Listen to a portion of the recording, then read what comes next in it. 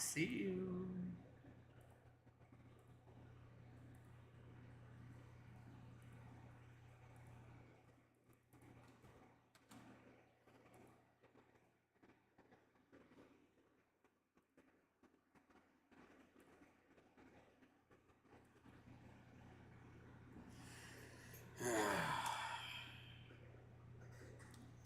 Fucking wild.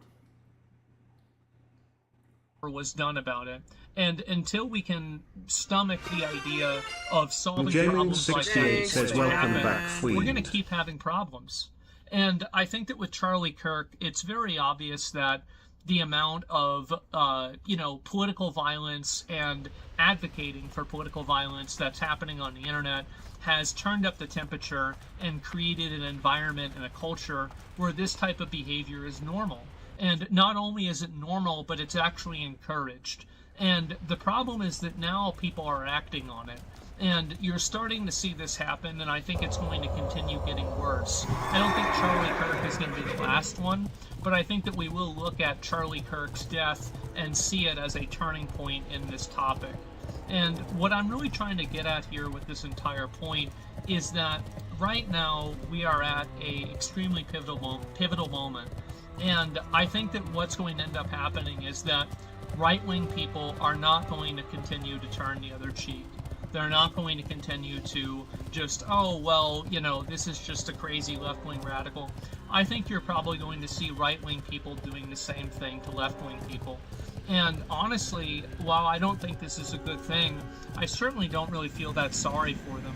Because a lot of left-wing people have no problem advocating for violence, or at least using coded language in order to advocate for violence. The fact is that there's a certain level of intellectual dishonesty that goes on in situations like this where it's considered, this isn't actually what they meant, and no, this is actually some others. No, it is. It's exactly what they mean. They're trying to advocate for killing people that they disagree with. That's what's happening, and there's no talking around it. And to the extent that you try to, you're insulting the intelligence of anyone that you're speaking to. And I think that now you're going to start seeing a lot of right-wing people end up doing this to left-wing people now even more, because it's very clear that these social media platforms are not going to moderate this behavior. The FBI, for whatever reason, just refuses to deal with or have any degree of accountability for dealing with these obvious terrorists that are in the country. And because of that, I think you're going to start seeing an uptick of violence from right-wing people as well. And this is going to be, in my opinion, I don't really think the word is justified, because it's not justified, but the word is expected. I think it's going to be expected. The fact is that, again, you bring a knife to a gunfight, you're going to lose. And don't be surprised when you keep bringing guns to gunfights and then somebody else decides to start shooting back. I think that's what's going to happen. And I think this is a degradation of society as a whole. And ultimately, the real burden of responsibility here doesn't really fall on influencers, and I don't think that it falls even on the commenters themselves. I think it falls primarily on the government. The fact is that the government, there are already laws that permit, explicit calls to violence. There's already laws that permit the types of stalking and doxing that people engage in online.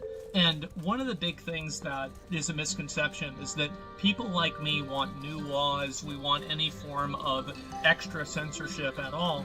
I certainly don't want that, and I don't know anybody else that does either. Time is money, but what we do want is we want the existing laws to be applied and to be enforced in an accurate and a fair way, which is clearly not what's happening. And really, the government not doing that and giving this asymmetrical, in my opinion, advantage to left-wing people to fully and with complete freedom practice genuine terrorism on a daily basis, and then, congratulate each other about how moral and how good they are for doing it because something bad that happened in Palestine, or something bad that Donald Trump did 3 years ago. This is just simply a response. This is what's going to happen. And so, and I think that that's probably what it's going to take for these left-wing people to realize what a bad idea what they've been doing is. Because until it starts happening to them, until they start having what do you people want? that are their friends, or their like icons that they look up to, the same way people looked up to Charlie Kirk. Until they start seeing those people get killed, I don't think it's really going to be real for them. And unfortunately, I think that's the path that we're headed down because of the government and social media companies and every other seemingly governmental apparatus that has just completely hand-waved this problem and ignored it entirely. So the death of Charlie Kirk and the assassination of him should not come as a surprise to anyone. This should be something that everybody could have expected. All you had to do was read Twitter for an hour and you could have told me this would have happened, of course. Same with Reddit. And until that core problem is addressed, you will continue to see a rapid decline in any type of social discourse. And I'm actually kind of afraid to see what's going to happen next, because I think it's just going to continue getting worse, and I don't see the reason for it to stop. And so anyway, I wanted to make this video because it's obviously a topic that, I've been talking about this a lot for the past few years now, and I was laughed at a lot, and people were telling me it wasn't that big of a deal, and they were joking. Well, I saw the video. That wasn't a joke. And the reality is that those jokes and everything create a culture and an environment where the actual actions are more permissible. And you also have people that are the ones telling the quote jokes that are talking around directly, saying that this is a bad thing and it shouldn't be tolerated for any reason. You have, I don't want to go through a bunch of different names, but anybody, this is the way I look at it, I'm just going to make a categorical judgment here, is that any content creator or anybody like this who has been advocating for violence against a person in an extrajudicial way. I'm not talking about trying people who they disagree with for treason. This is advocating for the judicial process to be used against people they disagree with. I think that's fine. But whenever you have people that are saying things like 8647, or anybody who's advocating for any form of extrajudicial justice, extrajudicial justice, and basically vigilante justice on people who they disagree with politically, you have to realize that all of those people, I think, have made themselves acceptable targets. And I think that there's a lot and millions of people out there nowadays that see that. And I think that that should be extremely worrying for them. It should be terrifying.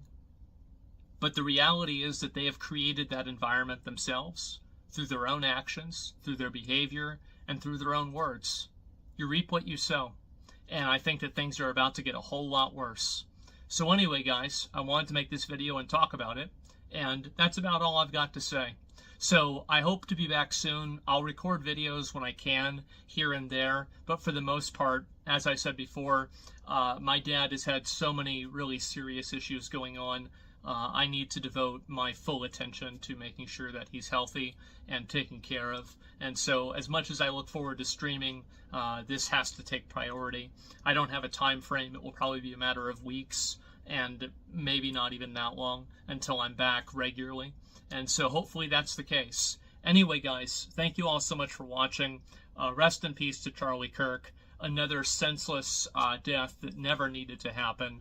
And I think that anybody who was, talking about this and turning up the heat on any of this type of political rhetoric and discussing, or at least, flirting with the idea of political violence, I think all of those people have made themselves acceptable targets in all of the worst ways possible. And I don't think that this is a good thing either, but I think it's happened. So anyway, guys, thank you all very much for watching, and I guess I'll see you soon. Anyway, peace.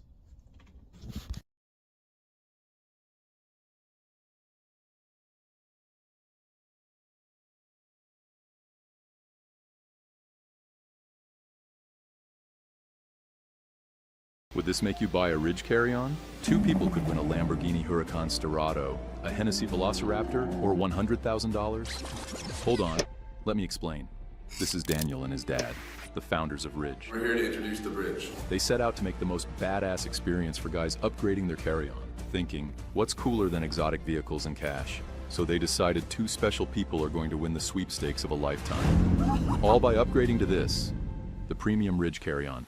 We've spent millions of dollars in research, refining, and testing, as well as thousands of hours making sure Ridge Carry-On is the last one you'll own. And you get 4 times entries for the chance to win our sweepstakes. It's made with a tough polycarbonate shell absorbing and spreading energy from the toughest impacts, while still being lightweight enough to be picked up with your pinky. And most of all, it fits everything you need while staying compact, still keeping you organized while traveling. We get it.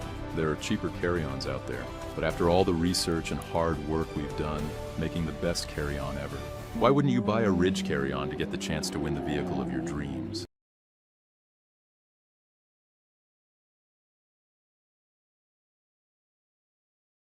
Hello guys and gals, me Mutahar, and ladies and gentlemen, do I love me some good old-fashioned aliens. Now yesterday was a pretty huge day for Ayla Mau stuff. In fact, I would say just before I started recording this video, ladies and gentlemen, it was also a weird Ayla Mau thing.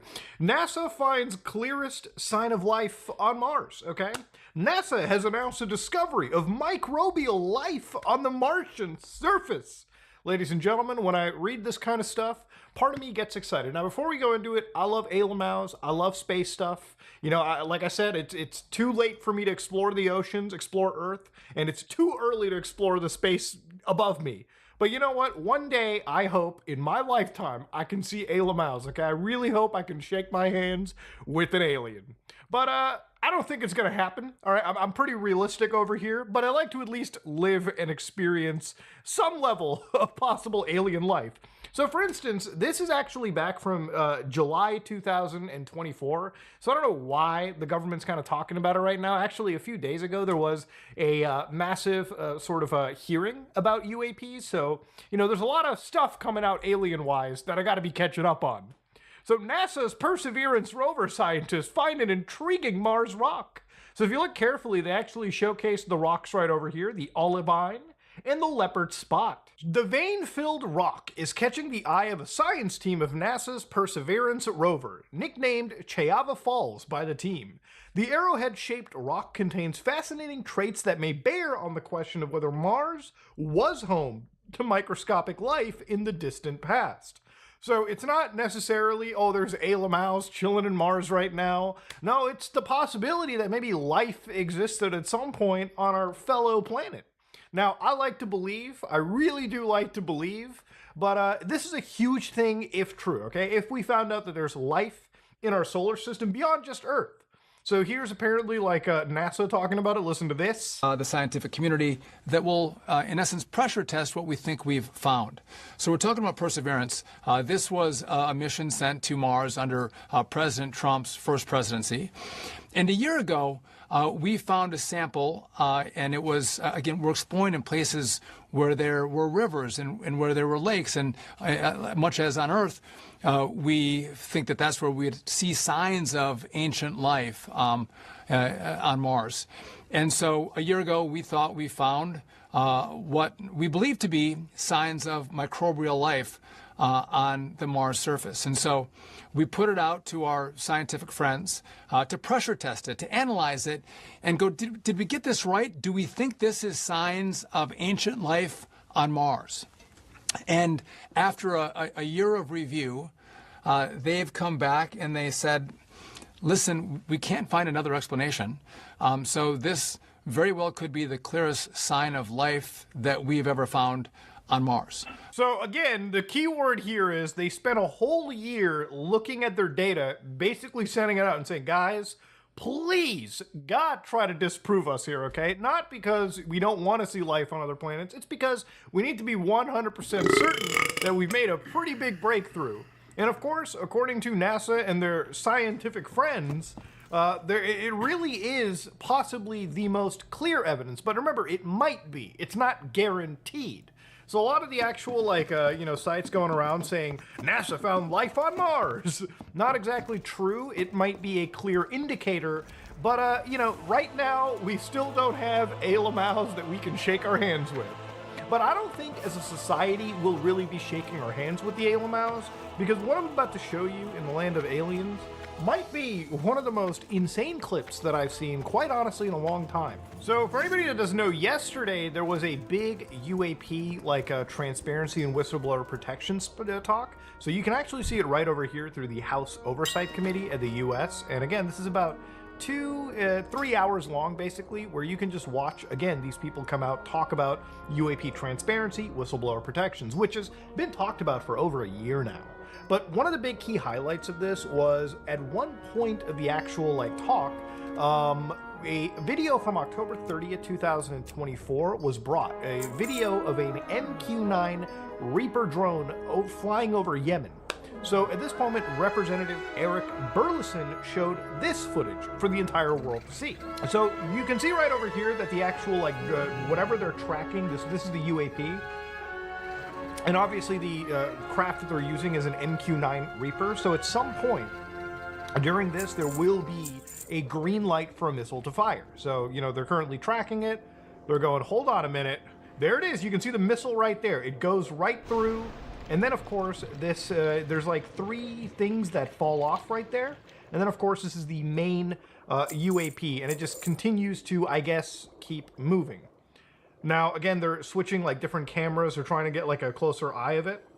So you can see that's where the actual UAP is. And it just keeps moving in that direction while being, at least from what I see, completely unaffected by an actual Reaper Hellfire missile. So at this point in time, the actual video kind of just stops over here. And I wish you could kind of see more, but that's about everything that was provided. Now, from fellow skeptic Mick West, he actually jumped in and showed a little bit of a zoom in regarding this. So if you look closely at the UAP, you can see that's the actual missile payload from the Reaper drone right here. And it goes through, and it almost feels like it definitely impacts it, right? So the actual missile goes through, and you can see the trajectory continue here.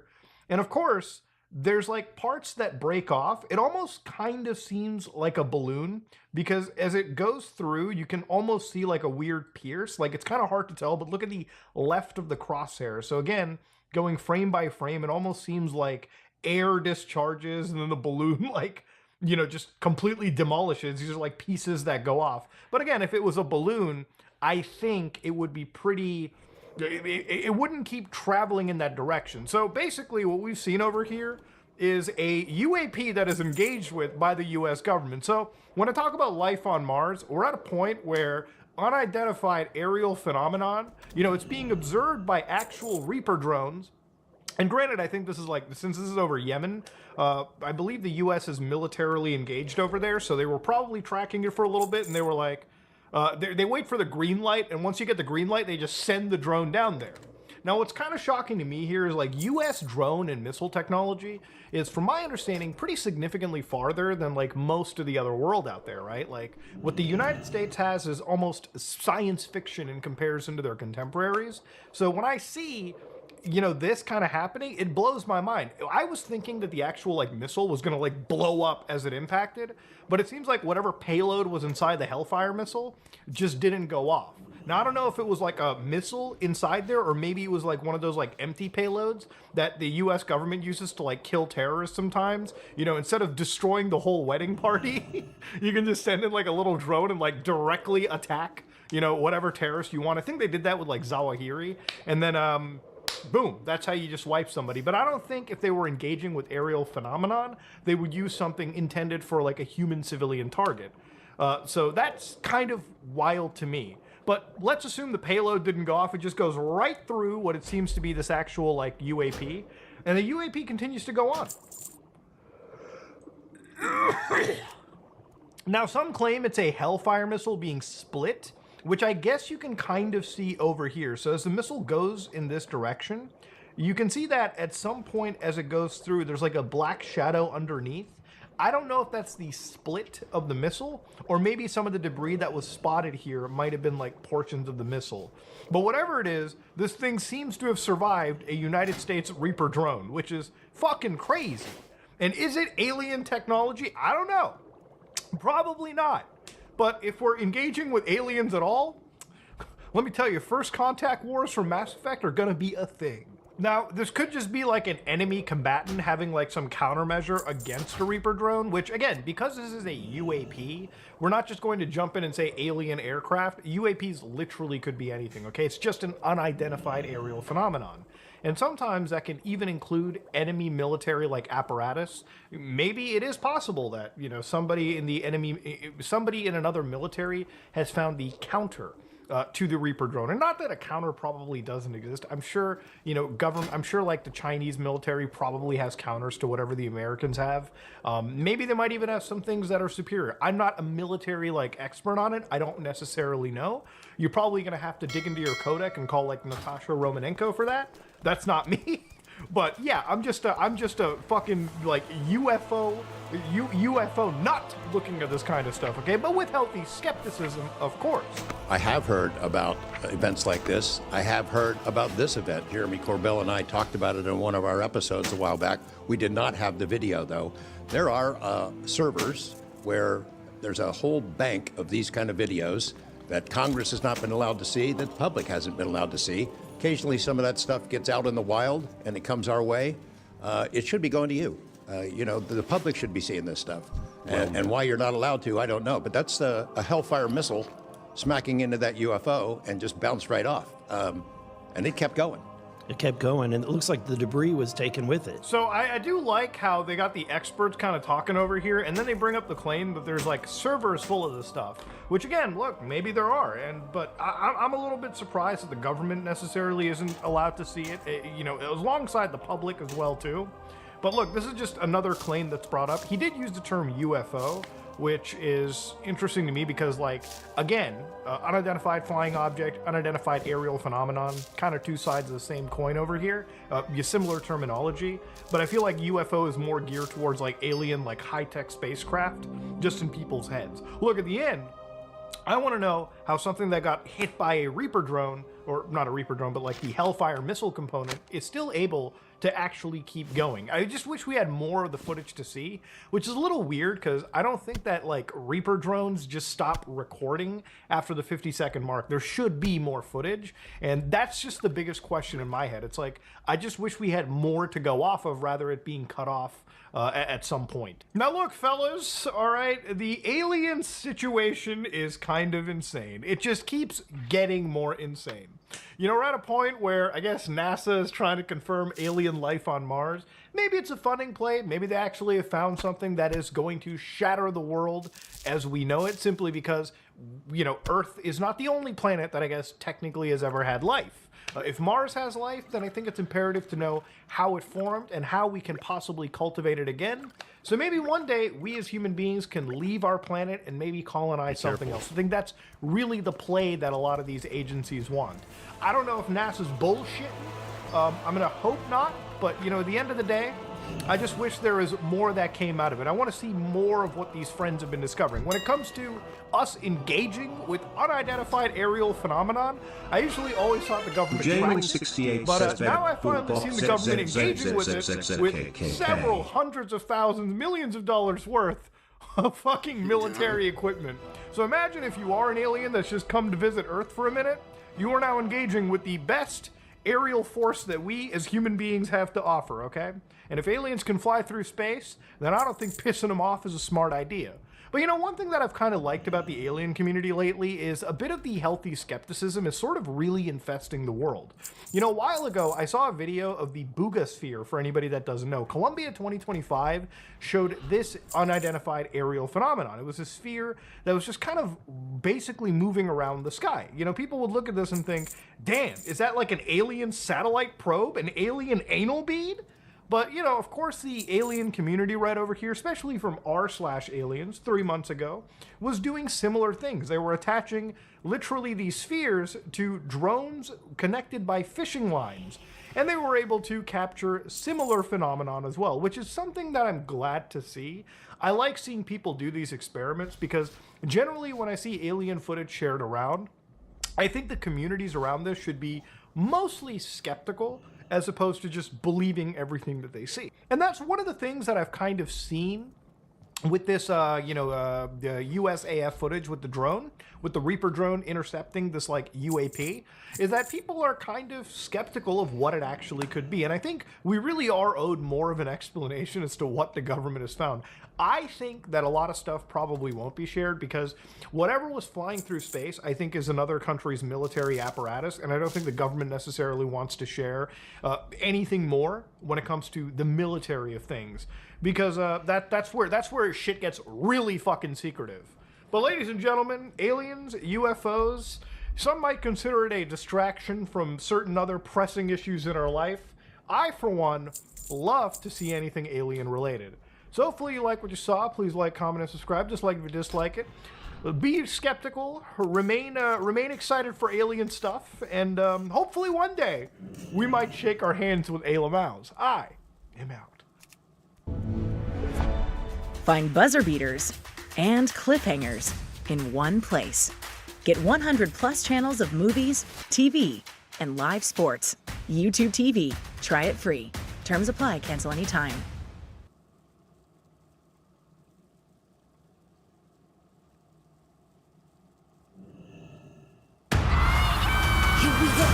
Podcasting at that time was a male-dominated field. All right, guys, welcome back into another One Piece video. Today we got the full spoilers for chapter 1160. So, real quick, but if you have not read the spoilers for yourself though yet, I will be linking it down in the pinned comment, as well as typing out piece by piece so you can check it out there if you don't want to watch the video. So, getting right into it, the Buccaneer Davy Clan talk. Yesterday, in my opinion, the brief spoilers felt off. I mentioned that, right? I said, hey, it's fine to theorize, but there's something about this that just doesn't make sense, right? Saying that all the Davy Clan are Buccaneers, but not all Buccaneers are Davy Clan, like, that makes sense, but at the same time, we haven't really seen any Buccaneers here at God Valley minus Kuma, and then plus the whole thing where they draw the line in the sand between the Buccaneer Kuma and the Davy Clan. I'm like, okay, something odd is going on here, right? I wanted to wait for the full spoilers, and here we have it. That entire rhetoric might not exist. And I say might, because I do think it is left to interpretation to some extent. So, the reason why the leakers said this initially is because of this line right here. The Tenryubito in the audience were enraged and throwing knives and axes at the Davy Clan slaves, saying Davy Clan were a despised lineage. One of the Celestial Dragons, unnamed, just a random guy in the mob, he says that you guys are Buccaneers too. But no important character confirms that information in this chapter. Not a Holy Knight, not anybody else, not the MC even. Just a random Celestial Dragon says that. And the reason they say you're Buccaneers too is because two of the men of the Davy Clan were very big. Alright.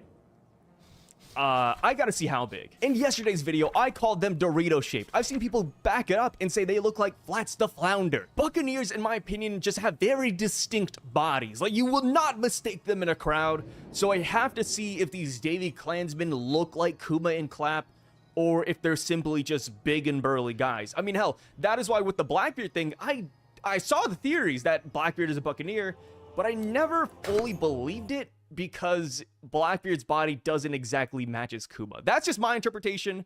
I think this might just be a guy in the crowd talking shit. You know, just a generalization, right? Like, imagine you see a bunch of fat Asian men on a train. You hear that there's a sumo wrestler on the train, just one of them, but there's like 10 fat Asian men. So you go up to the fat Asian guy number 2 and say, hey, you must be a sumo wrestler too, aren't you? Like, that is what I think is happening here. I don't actually think the Davy Clan is filled with Buccaneers, and I don't even think these guys are Buccaneers yet. And I say yet because I am leaving the door open. I have to see the images for myself, but based on the full spoilers right here, I don't believe it. I think we just have a really uneducated Celestial Dragon yelling out generalizations, right? Every big guy this guy sees is probably a Buccaneer. But that right there is just my opinion on that. Let me know how you guys feel about the Buccaneer Davy Clan situation down below. And also, I just got to say this, even though, you know, we got more clarification in this chapter, I do appreciate you guys for trying to explain it to me last video, because I was genuinely confused. I was like, okay, something's not adding up here. But a lot of you guys in the comments actually try to spell it out, saying, oh, sorry, like, you know, all the, you know, I don't want to repeat it here, but I appreciate it. On to the next part about the chapter. We see a montage of the Holy Knights killing God Valley citizens. Pretty cool. Unfortunately, though, even by the end of this chapter, we do not get family names from these dudes whatsoever. We get descriptions from the full spoilers on 2 of them. The first one, of course, is the Yeti creature we heard about from the brief spoilers. And not only do they have the horns that they mentioned, but they also have wings. Guys, I've watched a lot of movies about Yetis, Sasquatch, Bigfoot, the abominable snowman, and never once have I heard this creature, this cryptid, have wings. So yeah, what's going on here, right? What kind of Zoan transformation is this? Or I guess another question we could be asking, but what kind of demon is this, right? Because we do know that Emu can Domi Reversi people. So what if this is just one of those transformations? You know, kind of like the Gorosei and Shamrock's Blade where it doesn't have a Devil Fruit moniker. Maybe this is it. I don't know. Just the horns of the wings, you know, that sounds very Domi Reversi-esque. And then as far as the second new God Knight we hear about in this chapter, it is a big woman with horns, sharp fangs, black and white messy hair. Kind of sounds like rocks, right? Black and white messy hair. And she's wearing sunglasses and smoking a cigar. She looks a lot like Killingham, but we do not know if they are related. That's pretty cool. You know, the sharp fangs I attributed to Killingham's Devil Fruit transformation, but maybe it is a family thing. You know, this could be his mom, his sister. I am leaning towards mom because this is, what, 38 years in the past, and Killingham looks pretty young. Like I said, though, unfortunately, we do not get the names of these guys whatsoever. In fact, this is one of the redrawn panels from 1096, where I'm assuming Garling says, God Knights to me! But of course, we have 2 new characters here, you know, in the page. Another cool thing we got with this, though, is that we finally got the fully translated English name. You know how sometimes Oda draws in the background the English name? We got that right here, right? People are calling them God Knights, Holy Knights if you read Viz. But here we have it. We got the full English name written by Oda, and they're called the Knights of God, which I think goes pretty damn hard. I love it. You know, God Knights, Knights of God, Holy Knights. I think they're all like in the same vein. But Knights of God, it just has that aura to it. It just does. Will I call them Knights of God? We'll see. You know, I think I've grown really accustomed to God Knights, but I will try to start switching it up for canon's sake.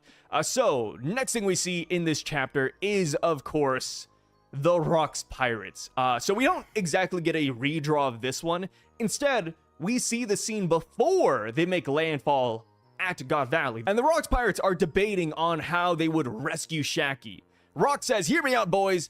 Here they have Shaggy, treasure, and devil fruits. What good will infighting do to us? Let's cooperate with each other for now. And once we get them back, we will split them up fair and square. Sound good?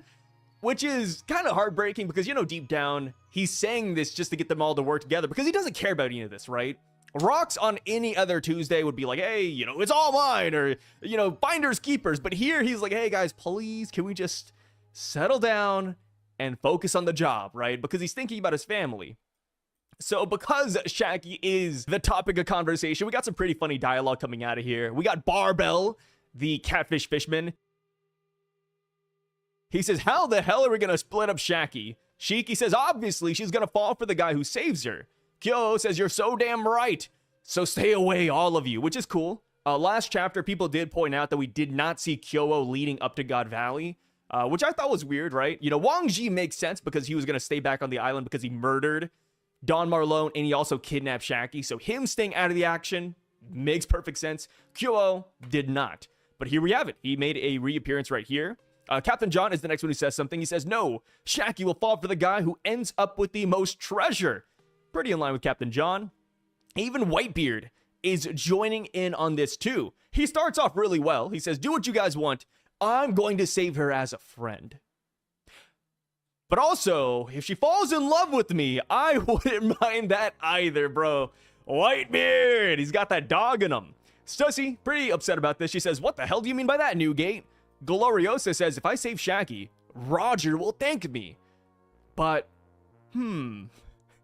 I've seen some people being kind of confused about the part. But it's like, guys, the reason why Gloriosa is distraught about this is because she wants to save Shaggy. But also, if she saves Shaggy, Roger is just going to fawn over her, not Gloriosa, right? And then we have Streusen here as well, saying, hey, yeah, you know, Wang Ji's staying home. You know, he's forbidding everybody from going to the bar, which, Lin Lin next up says, what a bunch of idiots. Even if the world ends tomorrow, Shaggy will not turn towards any of you, which is correct, right? Because at the end of the day, they do go towards Rayleigh. And then we have a young Kaido coming in saying, Lin Lin, are you actually going to give me a devil fruit? And I thought that was hilarious, right? Big Mom and Kaido, they have this brother-sister relationship going on. They've kind of always had that vibe to them, and it's getting re-emphasized here in my opinion. And I don't know, man, like Big Mom saying that she wanted to get devil fruits for her kids, but also including Kaido on that list. Pretty freaking awesome. Next thing we see, though, after the Rocks Pirates introduction, we see Dragon. And he actually did manage to rescue Shanks and Shamrock. I don't know how he does it. I'm assuming it's just because all the God Knights are busy slaughtering people, and it's because the pirates are arriving on the island. But yes, Dragon does manage to get baby Shanks and Shamrock. The full spoilers just say twin babies, but I think we know who that is. It's kind of curious, right? I do wonder if we see Shanks and Shamrock or if Dragon just rescue twin babies that he doesn't know. I'm leaning towards it just being the obvious Shanks and Shamrock, but yeah, Dragon saves the twins for now. But we do know that Shamrock at least does go back to his father at some point in time. So something's going to go awry here. I can totally see somebody witnessing Dragon saving the babies and then they go after Dragon. Like Garland, for example, maybe out of the corner of his eye, he's like, hey, that's my son over there. And then, you know, obviously they chase him down, and then Dragon only manages to save one of the babies. So the next thing we see, of course, are the Roger Pirates. And Roger said that he's going to rescue Shaggy alone, and his crewmates should go and just focus on getting treasure, which of course the treasure leads them to Shanks. But the Roger Pirates do not listen to Roger whatsoever. Instead, they trample Roger because they all want to take back Shaggy. Greetings. I love how everybody's like united on this front. And now for the last faction, we got the Marines at God Valley led by Garp. And this right here is where we end the chapter with a double page where Garp uses Meteor Fist to attack some pirates from his ship, while the Marine soldiers on the island are crying for joy because reinforcements have just arrived. Yeah, she's at work. This entire chapter, in my opinion, She might be in soon. was fine. I think it's a good chapter, but It's not the time she it's takes a just break. set up. You know, this is the appetizer, the amuse-bouche of God Valley. Next week, the next couple of weeks, right? Because we have a break next week, will be Hell on Earth. That is what I'm expecting. I'm expecting some really big things. I think Oda knew what he was doing by dropping this chapter, then saying, hey, peace out for a week, guys. He's working on God Valley. We're getting it, guys. I am so confident. I held a poll a while back asking people, like, hey, do you think we'll get God Valley in this flashback? Yes or no? Maybe later, blah, blah. And at that point in time, I think that poll was 50-50. If I were to hold that poll today, I think it'd be 80-20. I think a lot of people can see where Oda's going with this. I do not think we're going to get a cutaway. With how much build-up we have with these characters, with how this chapter ended, we're not leaving. Right? For the Kuma flashback, it makes sense why we left, right? Oda started at God Valley, and then he ended in Sorbet Kingdom, right? Oda right away told us that we are not getting God Valley. Start at God Valley, leave God Valley in the same chapter. This chapter, all build up. So I do think come 11, 61, 62, 63, we're just going to get non-stop you call me, you should be action. almost done, if not done. And I'm here for it. I will say, though, a little bit disappointed, personally, that we did not get all the Knights of God. I told you that you But I'm need to fine at with least that, have right? 2 done. Hopefully we before you get call their me. debut next chapter. Hopefully we get the family names, everything I want and hope and pray for. But we'll see. And I'm Until then, saying though, to- you I was guys saying to get at take least care. 2 Thank you done so much for before stopping by you to this call me. video. I That's to really show freaking a appreciate it. Let me better know what you thought about this chapter down below. How do you feel about the Davy Clan thing? Because that is something I think is just washed. And if you aren't getting it done that But like I fast, then said, you we need to see the should raw panels. We need to see the chapter for itself. You know, we cannot See, rely so fully this is on the why I'm spoilers saying, for call me everything. with this, and But you should be here. like I said, though, I So, think this next is time you just a call me, Celestial Dragon you should talking be done, BS. or literally I at do the not end, think almost. that the Davy Clan are Buccaneers. I don't think they have any Right. Buccaneers there. I think Kuma is the one and only Buccaneer Call me on at this 20. island. And yeah, we'll see if I'm right or wrong tomorrow. Because that's when the chapter should drop, right? Tomorrow? Yeah, tomorrow. Peace out, guys. And also, in the next few days, we're going to be doing a post-game video going over the comment section.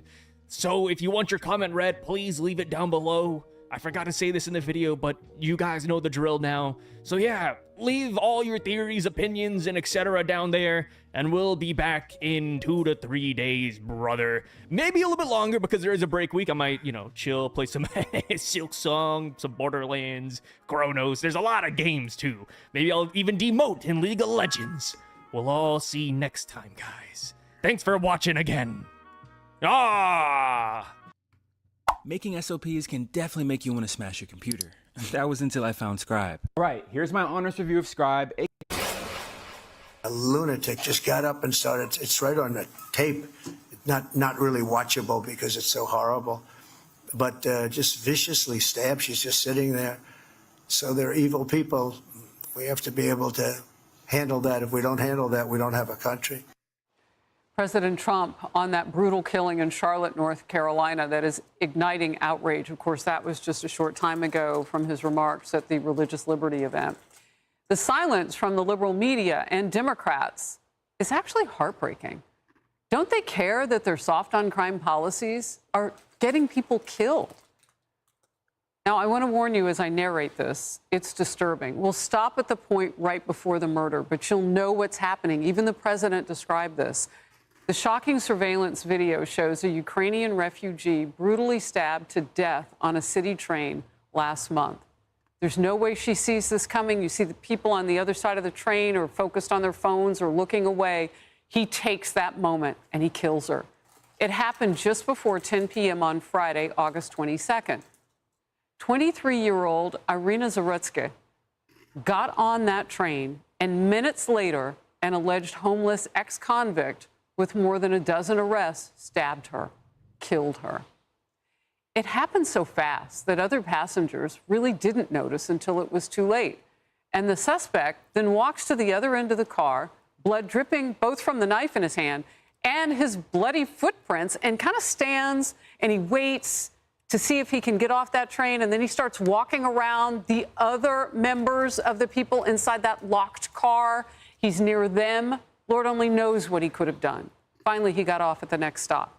Police identified 35-year-old DeCarlos Brown as that suspect. He has a lengthy criminal history, are we shocked, including 14 arrests on charges like armed robbery, assault, and making threats. The city's Democratic mayor is facing backlash for thanking media partners.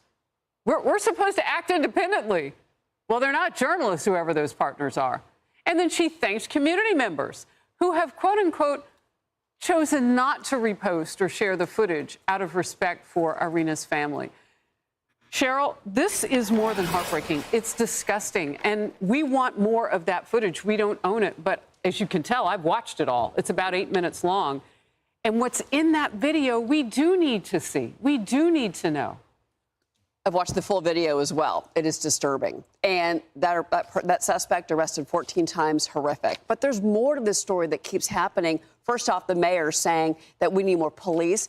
You don't need more police. You need to keep a person in jail that was arrested 14 times. Why was this person free? Number one, that's a failure, I think, on the mayor herself. The other thing, too, is I found GoFundMes were actually created for the suspect to raise money for him. And then get this on a couple of the pages. They've been pulled down, thank God. One of the fundraisers While what happened was a tragedy, we mustn't lose sight of the fact that DeCarlos Brown Jr. was failed categorically by the judicial system and the mental health services. He's not entirely to blame. Another said, let's fight against the racism and bias against our people in the fundraiser for this suspect. It just shows the worst of humanity, this whole story, and the disregard for her family. Jeremy, that is so patently offensive. Our people? Our people? You mean fellow killers? I mean, are they invoking race into this whole thing? Yeah. He got up. Wait, why did you get 2 separate checks? Huh? Why did you get 2 separate checks? They said if we wanted to split it, so I figured I would just, If you wanted to split. Are you kidding me? You asked me out. You didn't tell me you had 9 kids. So because I have 9 kids, you're not going to pay for my food? Yeah, no. So you bring me out on Mother's Day, and because you find out that I have 9 kids, you're not going to cover my bill? Yeah, no. You were supposed to let me know that beforehand. You said you had a kid, not 9 kids. No, you asked me that I had kids. I said yes. You know what? You know what? Hey. I'm going to leave. No, you're not going to leave. I'm going to leave. No, you're not. You're going to cover these because you invited me out to dinner. Okay, watch I call the police. And I'm going to say you're running and dipping and dashing right now. Wow. I'm going to say you dipped and dashed on oh my God. I got a bill right here. Wait, why did you get 2 separate checks? Huh? Why did you get 2 separate checks? They said if we wanted to split it, so I figured I would just, If you wanted to split. Are you kidding me? You asked me out. You didn't tell me you had 9 kids.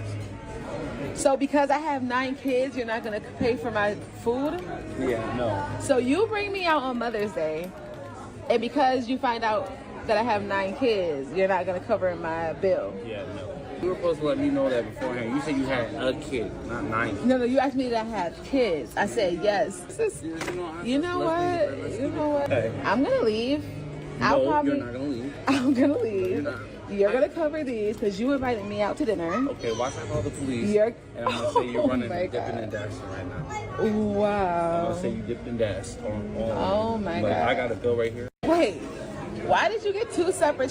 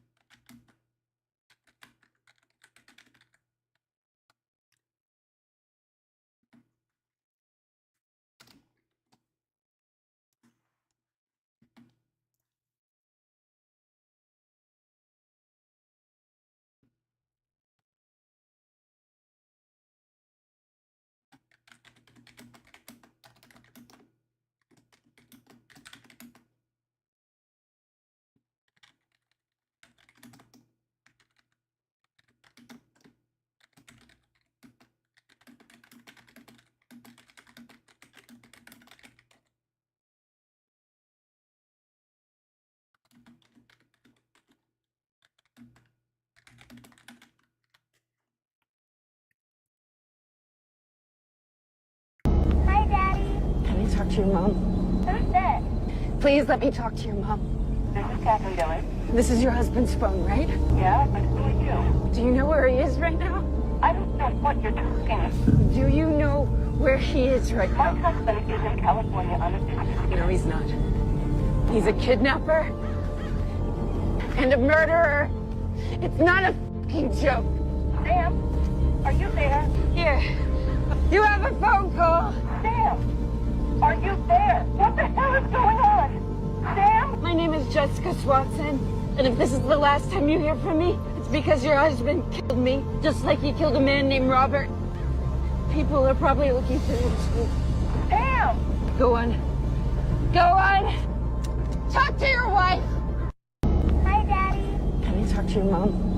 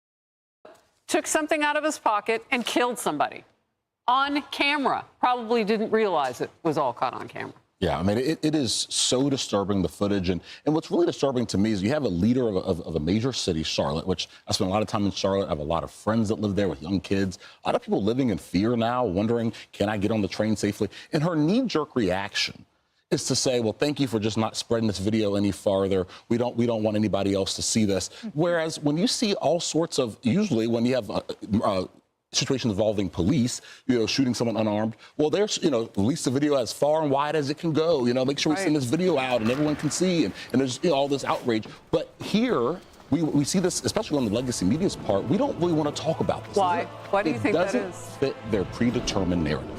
They have a predetermined narrative about what they want to say about the United States, and they don't want, watch this, Republicans to get a win out of this. So they think politics. They don't want, they know President Trump cracking down on crime.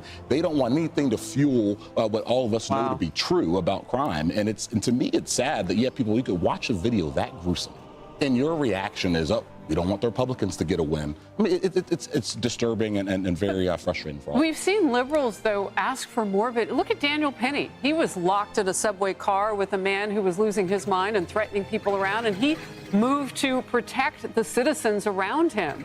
And everybody wanted more video of that. Well, did he do it for the right reasons, and so on and so forth? I want to get to this real quickly. Mainstream media almost no coverage of this stabbing. Stories on the deadly North Carolina stabbing, zero from the Associated Press, PBS, New York Times, National Public Radio, Wall Street Journal, BBC, Washington Post, Reuters, MSNBC, only one from CNN, and it's from today. And the suppression on this, not just the video, Kennedy, drove the suppression on the story itself, because it didn't go viral and not as many people knew that it had happened. And that's why we are this far beyond August 22nd and just now talking about this. Yeah, and it's one of those videos that is so shocking. It's galvanizing to people because they want to feel safe in their cities. It's also tragic for this young woman who fled Ukraine for a better life, got to the United States. How long before I see results with Tai Chi? Day 3, you'll feel your energy. Day 7, your eyes will change.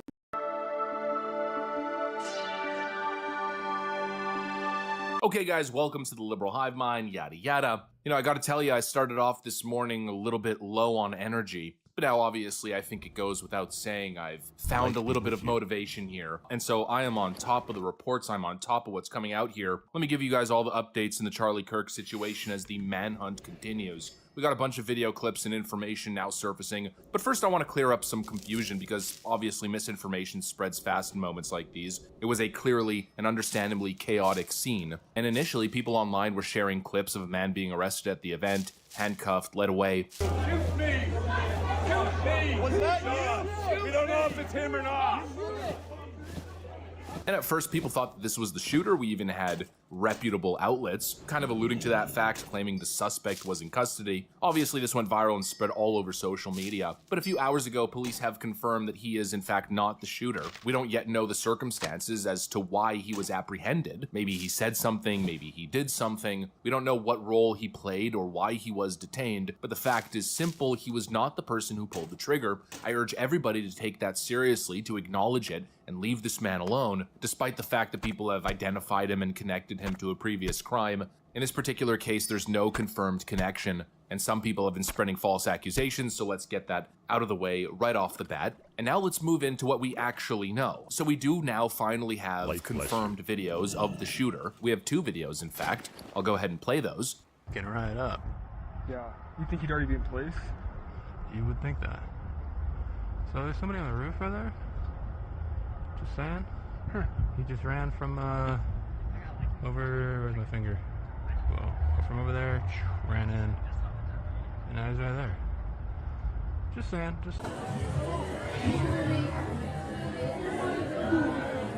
So in the first clip, you can see an individual perched up on top of the rooftop in the distance. The individual seems to be wearing black from head to toe, significantly far back on top of a roof, and this is eyewitness of the suspect, clearly in a position to shoot. I gotta tell you, I'm a little bit frustrated with the fact that once again, there's a suspicious individual on a roof during one of these events in a clear shooting position, and police weren't called. I'm very frustrated that all-out pandemonium didn't break out there. but rather people just filming and saying, oh, look, a suspicious individual, but I guess you can't blame people for not doing everything they should have. And then in that second video, you see a shot being fired, or you hear the shot being fired. Chaos erupts, the entire crowd drops to the ground, and then right there you can see a small little body. Maybe we'll zoom in and play it as I'm speaking here. You see a tiny little black speck pop up, spring up, and start bolting from that position. Well, that was very clearly the shooter, and these two clips that are now surfacing online are the only two confirmed videos of the shooter. So now we have some confirmed information. Let's talk about what we actually know. We can pull up satellite images, aerial photos of the Utah Valley University campus, and from what we can gather, it seems the individual is on this building right over here. This building is known as the Losee Center at Utah Valley University. And if we zoom in on the Google Maps, it's where the UVU Career Development Center, the UVU Women's Success Center, and the UVU Veteran Success Center is. Just to add as much detail as possible. Now, I think we can definitely confirm that this is the building if we take a side-by-side here and just look at the architectural structure of this building. You can tell that it pretty much lines up one-to-one. You'll see the shooter perched, and there's multiple levels that kind of step upwards. The side wall also seems to be roughly the same color, an orangish-red stone or brick. And Fox News is reporting that this was roughly 200 yards away from where Charlie Kirk was posted during the event. I want to bring in now, this is actually, let's start with this new statement from Utah Valley University. We had a speaker, Charlie Kirk, invited by a student group, Turning Point USA, speaking on campus today at noon. At about 12:20, shots were fired from a building about 200 yards from the speaker. Now, this is new.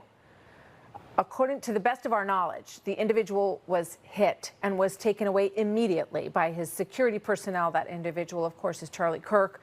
Campus is closed for the rest of the day, and our campus police have a suspect in custody. So that is new information.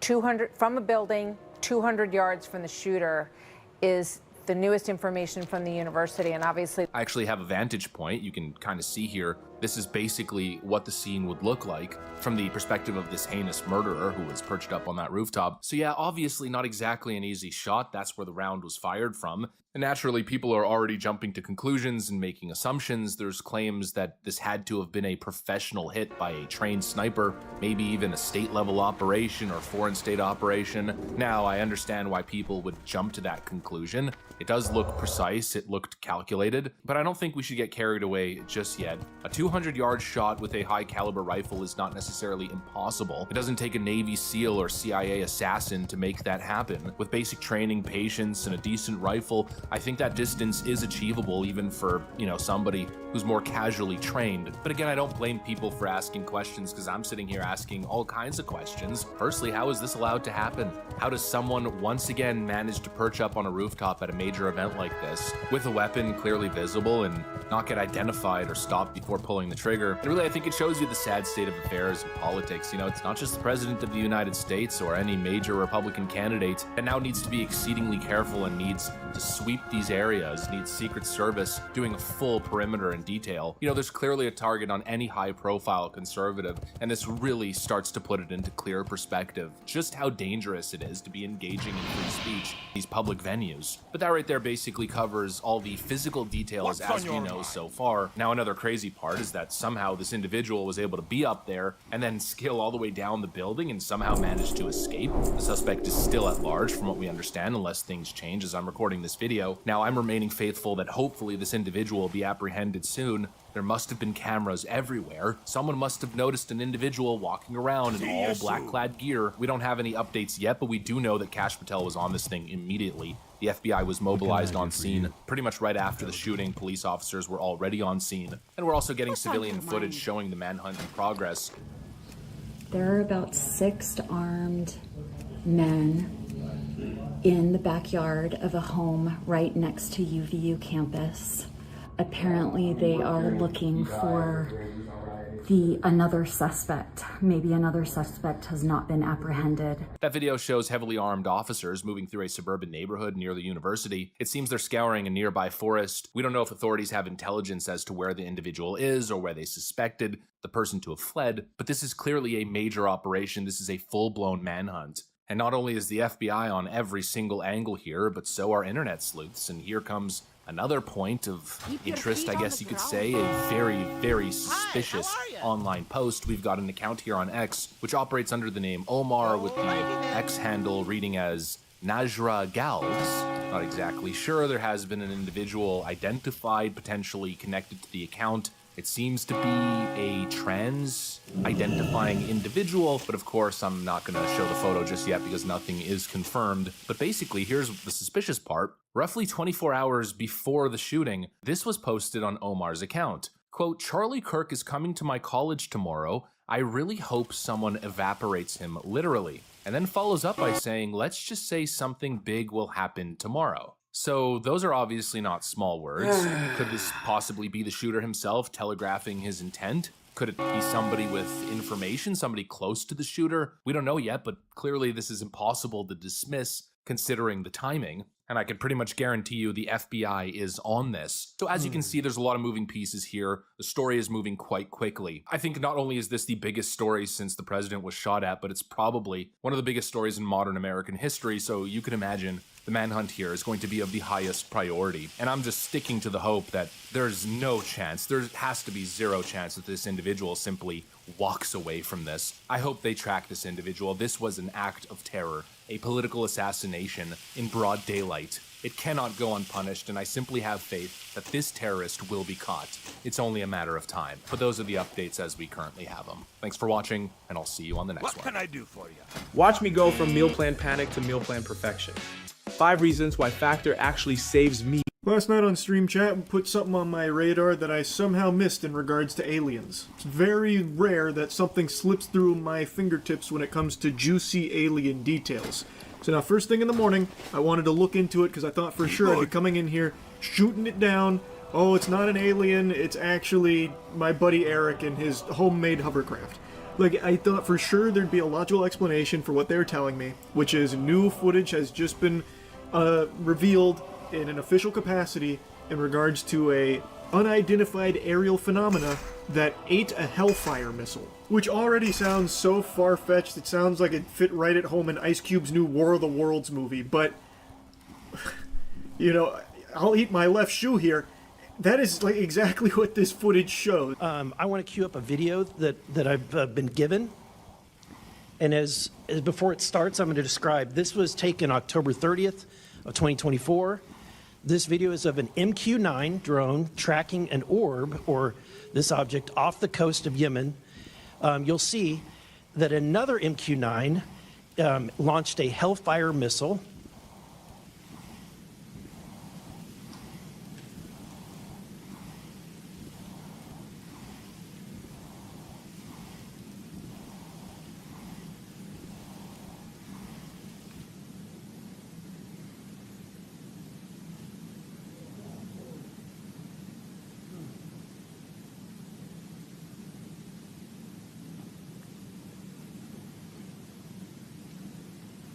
This is when it zoomed out, so you can still see it traveling.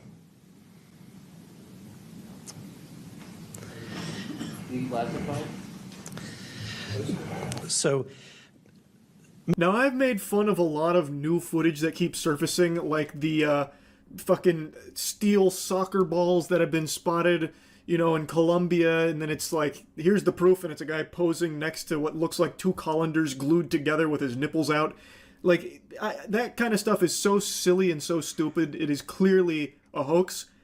This, though, I don't have the same criticism of. But don't worry, I have plenty of criticism for it. This video is still pretty fishy. Granted, this is one of the more, like, authentic-seeming videos that we have, and you all know how much I want to believe, how much I want there to be irrefutable proof of aliens visiting this planet. Me and my dad argue about this 2 times a week. I love this shit. He loves this shit. I, more than anyone, want to suckle from the tit of hopium that this is aliens. But there are just too many things to overlook here that are red flags. 1, why is data on this absent, such as location, travel speed, that kind of thing that would be present on other pieces of footage? For some reason, it seems to crop out so much information that would be present on the actual raw footage of it.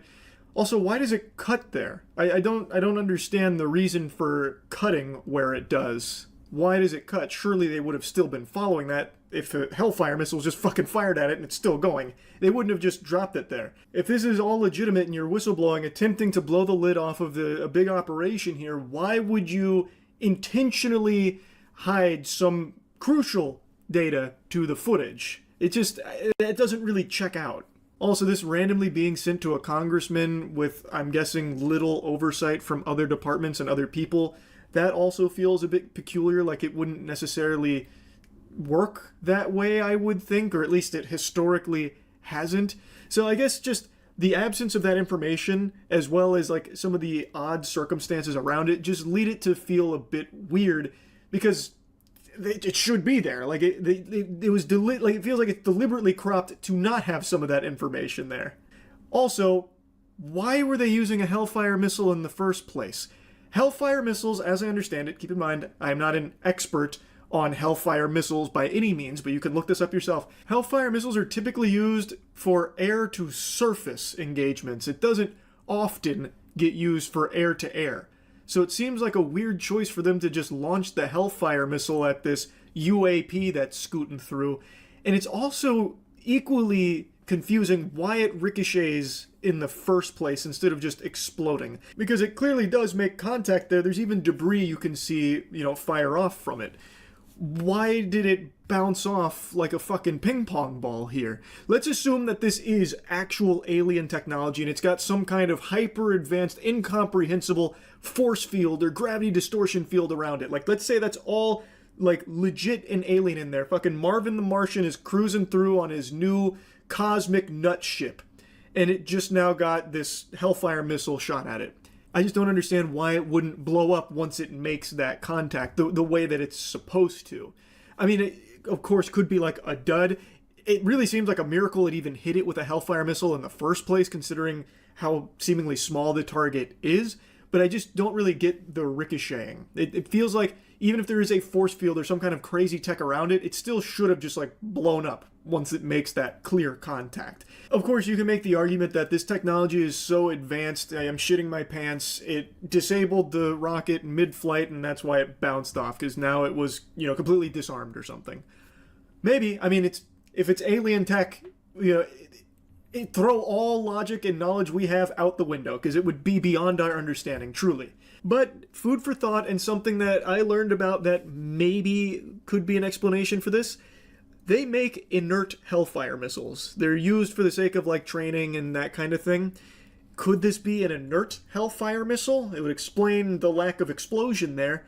But counterpoint to my own point of bringing this up, from what I understand, most inert Hellfire missiles don't actually have the ability to be launched. Is it possible this one did? Maybe. I don't know. There's a lot of maybes here because this is so hard to know what is actually going on here. I haven't seen anything like this. Of all of like the alien ship footage I've seen, this one is the most head scratching. I'll say it. So, Mr. Knapp, have you heard about events like this occurring, and what information might you have?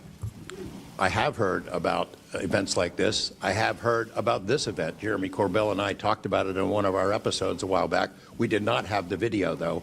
There are servers where there's a whole bank of these kind of videos that Congress has not been allowed to see, that the public hasn't been allowed to see. Occasionally, some of that stuff gets out in the wild, and it comes our way. It should be going to you. The public should be seeing this stuff. And why you're not allowed to, I don't know. But that's a Hellfire missile smacking into that UFO and just bounced right off. And it kept going. It kept going, and it looks like the debris was taken with it. Yeah. What the hell is that?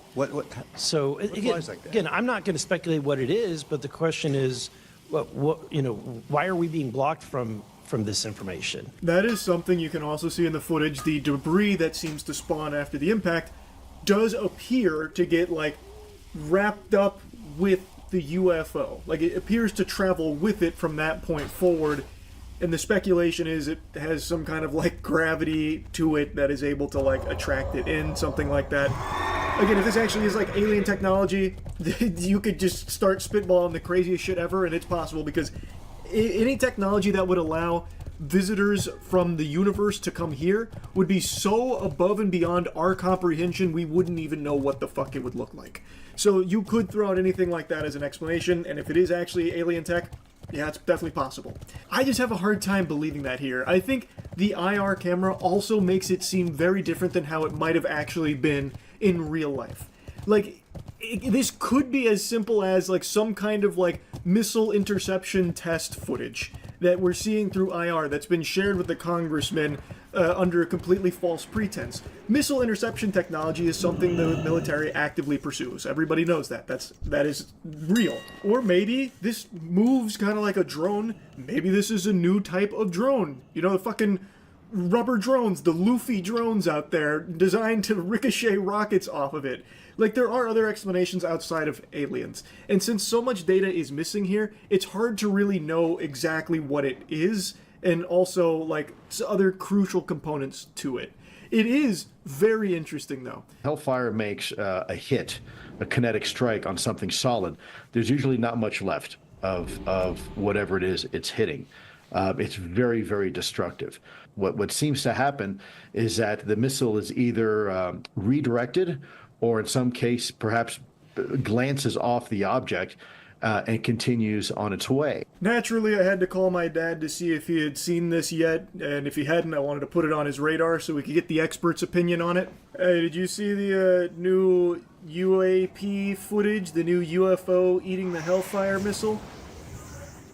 What?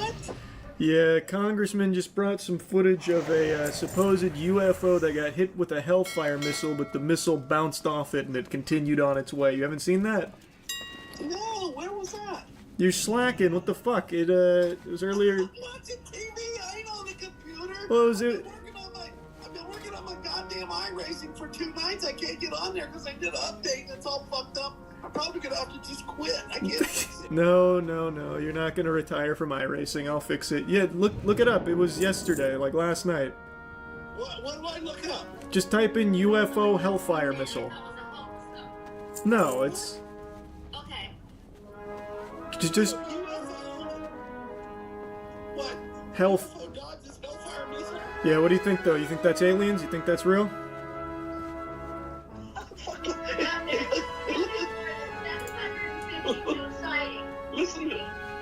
Listen to Mom. UAP sites when May of 23 and June of 24. No, it's. You know, it's bullshit. You can't tell what it is. It's a little white dot on a screen, you know, and you see something flying at it and something about. I mean, I don't know. You know, who knows? Yeah, it's just interesting though. It's nothing discernible. Well, it's really not even interesting. I think it's just, I don't know. It's just kind of freaking hokey, if you ask me. Whatever. Oh, okay. How do we even know it's a Hellfire missile? That's what they're saying. We don't know that. That's true. That is just what they're saying. Well, you heard it here first. This did not pass the smell test for my father. Guys, stop what you're doing and head over to Fabletics, because right now everything is 80% off. That's right, everything, including... So following up on the previous video we did, if you guys haven't seen the situation between Psycho Stu and Rajah Jackson where he almost beats him to death, thankfully Psycho Stu has come back and he potentially may be pressing charges. After that video, we did a follow-up video talking about Rampage Jackson, Rajah's father, and his parenting style. And that drew a lot of critiques from people. So we wanted to do a follow-up now that Rampage has spoken about his son much more in the public eye. We haven't heard or seen Rajah since the incident. How is he doing? I don't know. I don't talk to Rajah no more. So I don't know. Since then? I talked to him, I heard his story, and I heard some stuff, and then after that, you know, I learned a whole lot of stuff and about it and everything. Rajah's wrong. He went against what I told him to do. Are you at all worried about his well-being? Yes, my son. I am worried about his well-being. How many kids you got? I got 3. All right. So why you asking me some stupid ass shit? Well, can I be real with you? Yeah. I can't imagine what it would feel like to see my son do that. I also don't think I would cut my son off if he did that. So if you are worried about his well-being, why are you not talking to him? Because he dishonored my name. And but he's still your son. No, listen. I know he's my fucking son. I'm not cutting him off forever. I just haven't talked to him. But this is the worst moment of his life. He needs you now more than ever. No, listen, I talked to him after the shit happened, and he hid the fact that he did this shit, and you know, he put my other kids at danger based off what the other people saying, and I just can't talk to him right now. I just can't. I'm not saying I'm never going to talk to him again. I just can't talk to him right now. I need some time. I'm dealing with his attorneys and all this shit. Yeah, I'm not a perfect parent, so I don't know what's the protocol to how much time you stop from talking to your son when he fucking goes out there and hurt somebody. He put a guy in a fucking hospital. I get it. He's upset. You can't talk to him right now. Yeah. Dealing with your emotions as well is I can see that there's some hurt there. There's some. But I'm gonna tell you something. My son know better. He know better. And you know that. He know better. When it's done, it's done. He dishonored my name. Get up, thank you. He dishonored my name. He know better. Okay. So I'm upset. He know better. Other kids, and we had nothing to do with none of that shit. Roger's a fuck up. He fuck up everything. So. My son fucked up a lot of shit for me. Come on, guys. Roger and his oldest son, whole life, I knew them two wasn't going to college. And my two Japanese kids, I knew they was going to college. So I saved up college tuition for the two Japanese kids and bail money for Roger and his brother. So don't fuck with him.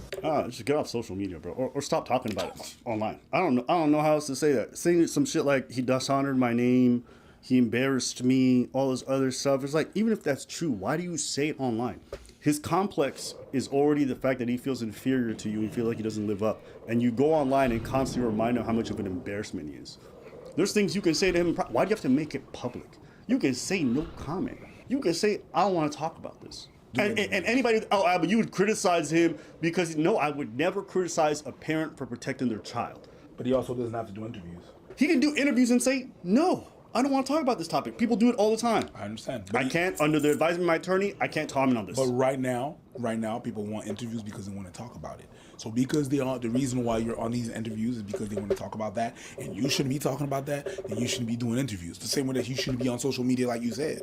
You don't have to do all of that. Just... There's a bunch of clips where Rampage on stream and in interviews is just calling Raja a fuck up constantly. Raja's a fuck up. He's always been a fuck up. And Raja's getting it from everybody, including his dad. Including his support. I'm not advocating that people be perfect parents. You know, we get the cards that were dealt and we try to go forward and do better. But I think the bare minimum is to say, when our kids are going through something, maybe we don't publicize it. That's all I'm advocating for right now. And motherfuckers like, but you're being unfair. Rampage like, I'm sorry. I don't care what age you are. I'm 35. If my mom was going online shitting on me, that would affect me. That would f me up. And I'm way older than Raj. I don't think y'all understand what it's like. On a small scale, people get upset. They'll literally stop talking to family members because a family member embarrassed them in public. To get online in front of millions of people, to hear folks you know in real life repeat the shit that they heard your mom or your parent or whoever it was said back to you and constantly relive that. We never stop wanting to make our parents feel good and proud. That's why we bawl over our parents, why we care so much. There's never a time that shit doesn't stop for you. I'm still happy when they're proud. So yeah, no. It still affects you. And I'm not here to throw a pity party for Raja, but I'm like, God damn, like, are our standards so low in the gutter that we don't see this as disgusting? I'm not mad at him for not talking to him. His live streaming becomes so ubiquitous. Yes.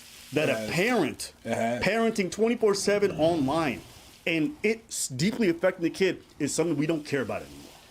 And also, if they go to court, what he's saying about his son might affect them. So shut the fuck up, my dude. You don't have to talk about the case, but you're talking about your son, and it might affect them if it does go to court. So shut up! Personally, I'm gonna say this, and this is how I earnestly feel. I feel like Rampage is a bully. I think he was like that when he was in the UFC. When he was raising his kids. kid? I think that's how he is with his kids. Ngannou Jackson is going to be the son that I always wanted. He's going to be a meat eater and a bitch lover.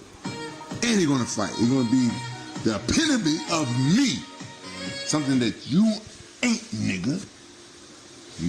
My adopted African, I'm going to adopt me a son from Africa that look just like you. Then you're going to be like, damn, I should have ate meat and fucked bitches with my dad. And you know, some people see a tough dad and someone who talks straight and just, and you know, almost looks like a friend. and they're like, yo, that's manly. That's not manly. That's a I'm sorry, there's nothing manly about calling your son a bitch in front of millions of people on a regular basis. I like, some of y'all are maybe you're socially retarded. Maybe you've never been around kids. Or maybe Trust me, call your kid a bitch in front of just your local friends enough times and watch how that's gonna fuck them up until they're grown. The shit we be saying is basic as fuck. And some of you are so socially retarded, you spend all your days watching stream like idiots that y'all think this is like somehow even within the bounds of okay. He doing it for bread, nigga. That's funny because you can. So that means somebody could throw your dad like 20 bits and he's like, yo, my son is a loser. You know how devaluing that gotta be? Father of the year, my nigga. Father of the year. 100%. And you know what? I'm gonna say the hot take that nobody else wants to say, cause with a dad like that, shit nigga, I'd be in jail too. And the irony is like, yo, we talk all the time about how the fact like, yo, single parent households, you know, they produce worse outcomes, right? Yeah. We talk about criminality, whatever. What about no parent households? What about, no, you got a parent at home, but the nigga sabotage you and talk shit about you. Responsible household. Hey, parent household. We know these things to be true, but then you extend it a couple of years, like, nah, he's too old. That's his problem. It's like, and we look at the models of people who do, it's like, well, if he could do it, you should have done it. It's like, well, maybe don't set up a kid for fucking failure by giving him a dad like Rampage. Me, it's the people around be like, yeah, it's normal. He's just being a good dad. Thank you for being a good father. But I'm good dad. Sorry. You tricked me again. Clutch your pearls. Clutch them pearls. Yeah. Good dad. I've seen some coming. Around these days, our pussy. He needs a dad like. Go ahead. That's what that's that comment I'm talking about. Go ahead. Read on. Abin preach. What is wrong with you guys? Yes. We need masculine men. Yes. And that means calling your sons out on anything not masculine behavior. The world is an awful place, and it's not the U.S. or other civilized Western country. Go to that shithole Juarez, Mexico, and you'll see the other side of the world. We can't let our sons fail to be in show match. And nigga, you failed English. It doesn't matter. You guys even said, be more manly, and he thinks this is manly. You guys are broken. Yo, listen, I had the pleasure of being in the military and serving under some amazing leaders, okay? Not a single one of them would have ever talked to their subordinates that way, let alone their child. Like, I get paid to take orders from this mother. I don't care where it is, whether it's military, whatever. You're gonna lose somebody. And that's grown-ass men. I've seen grown-ass men get yelled at enough and lose it. And that nigga wasn't his dad. Never returned. You can see in their head, they're not good no more. I'm never gonna be like them Japanese kids. Yeah. Roger and his oldest son, whole life, I knew them two wasn't going to college. And my two Japanese kids, I knew that it was going to college. You know, that's the thing about adulthood is that we've gotten to a point in life now, because we're so about this individualistic society, Yeah. that we're like, oh, it's your responsibility, you're an adult, you did this, you did this. It's like, yes, but we are social creatures. We have people we care about, that we have people we bend Mrs. the rules. We have people we even break the law says, for. hey, baby. Okay, we all have people we would do crazy things for. The reason Jamming is our 68 social says, aspect and our Rippertime, social cheers. engineering is more Cheers, important brother. than all these laws and rules that we've made up after the fact. Without people, nothing else matters. Mrs. Preaches this way, Stoner I underscore promise. says, I Some miss situation you. happened with his wife, Miss you too, be a baby. different person. I know. I take Sort of happened that I'm gonna be in the U.S. next week. You want to fucking do this shit? Let's go, both of you. Cheers, I take dude. one bitch, then I take the other one. Hope you're doing well. I just see that. I'm never gonna fucking get away from this shit. I see these bitches right here. and it's like Gaming 68 says, I miss Stoner to lol XD. And I say this because I've Shut seen your door, grown man. men be mentored. 28, 29. I've seen them break down crying. Oh yeah. Just from a lack of good mentorship. You know, mentorship is not just when you hit 18. Oh, good luck. You're bitch. good. You're set for life. Like the way people view adulthood is just like this, like 68 says, ha ha ha good luck. ha. Switch. And that's how we treat adults a lot of the times, but it's not even fair. Because most of us go into adulthood like total not knowing how to do anything. Motherfuckers get into their late 20s, early 30s, never having that camaraderie, never having that mentorship, This and is really trying to figure it out, and they just underscore building says, bad I'm habits. doing okay. I'll be honest with you, the world I had to be barely in the gave me much office of a for a shot. minute And doing you know running why shit, I so say I that too? still This haven't comes back to the finished military. When I recovering. went in, I was 18. I was lost. There was people from all the way to 42 in my basic training. Really? Okay? And some of them were even more lost than you. Hey, yo, being lost at 35 hits different because you have some self-loathing. Oh yeah. Being lost at 18 is cute. Everything new. Everything new. Who wants this dick? Ooh, I don't even know what I'm doing with it, bitch. But it stay hard all night. 35, your shit don't even stay hard. No That's it. That's extra embarrassing. You might have some struggles. You're like, oh! It don't hit different. It don't hit at all. So I just hope you guys rethink this whole way of viewing adulthood a little bit as well. Does he have responsibility ultimately for his behavior? Yes, legally we all understand that. Yeah. But we are shaped by the people around us. We are shaped by our experiences. to blow my nose. But we're also shaped by the people around us. That's it, man. I've been yapping. I'm a little This is nervous because I have no _stoner clue what's about to _says happen, but go backs this could either shouldn't be a take total super long disaster tow. or the My world's cashier greatest is magic doing trick. go Okay, backs so and this my little cart device isn't right here even is called full the and Pet I got Gentle. past the And people say halfway it's point like having a already. remote Do it, control should for be your dog. fine. Let's see what happens. They're all going wild right now, and it's total chaos. This is And if this actually works, it'll be _stoner a says that's miracle. what I'm hoping anyway. Yeah.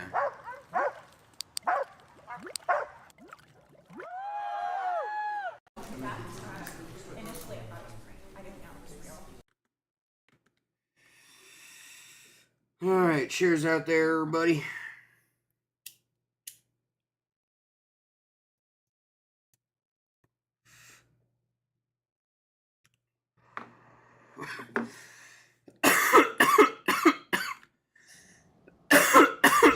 This is _stoner says I can't wait until I'm off. I wanna be at home with you.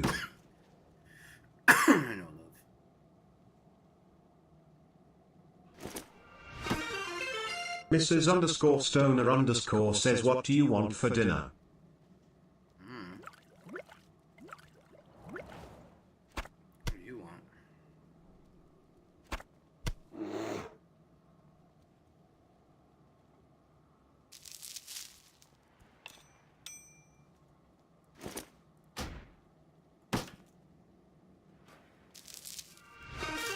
Mrs. _stoner says part of me kinda wants cereal.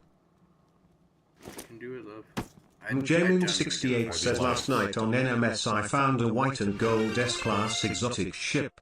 It's pretty cool. Fuck yeah, bro. I need to get on there with you again.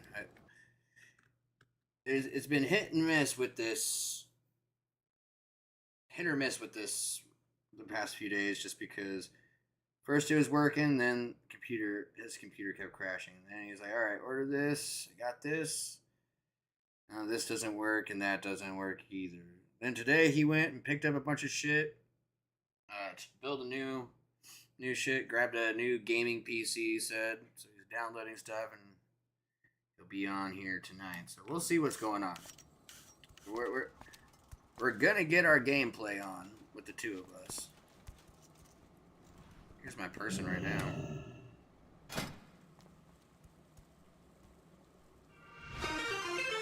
Mrs. _stoner says what the fuck? My arm is still bleeding a little bit from donating. If it was wrapped too tightly, or if it ended up cutting any of the circulation off right there for too long, the blood just kind of pools.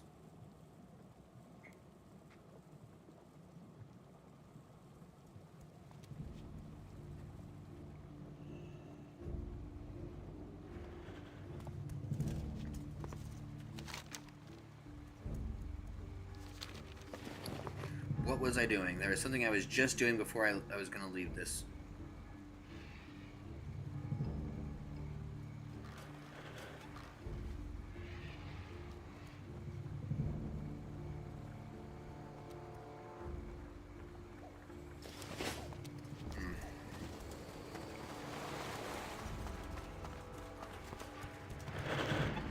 That's what I was doing. I remember now.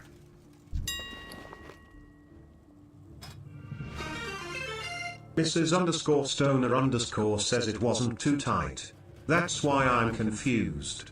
At least it didn't feel like it was.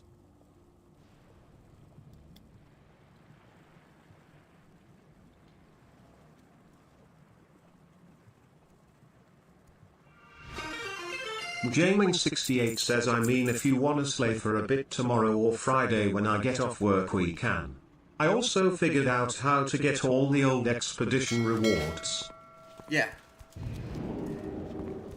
I know how to do the expedition stuff. I just Need wasn't help? trying to overload you with other shit when you're just kind of getting the reins of things, man. Farewell. Yeah, that's why my guy has the worm head for his bot, and why I was able to do the, well, I have a bunch of shit there that is aesthetic-wise that I earned through the expeditions that, and I wasn't actively on during those expeditions when they came out. Right. Oh, yep, I almost forgot the next thing I was doing.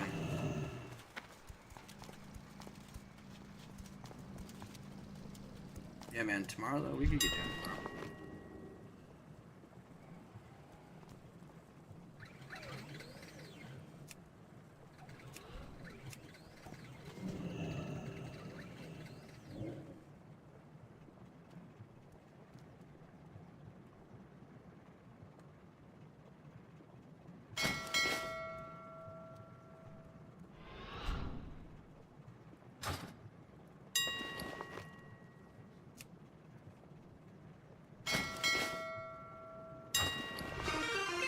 Jaming68 says I'm straight now, we can do whatever TBH. Only thing I really need now is upgrades.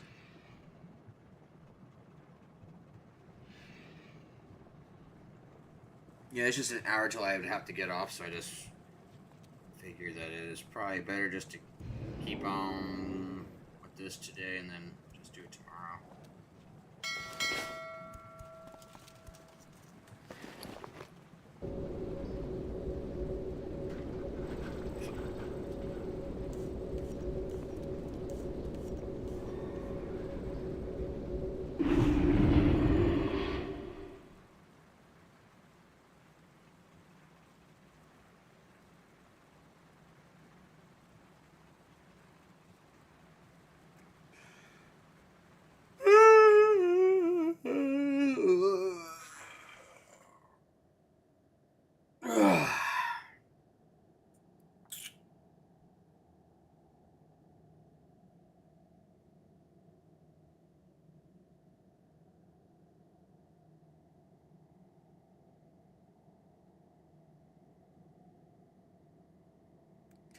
Years later.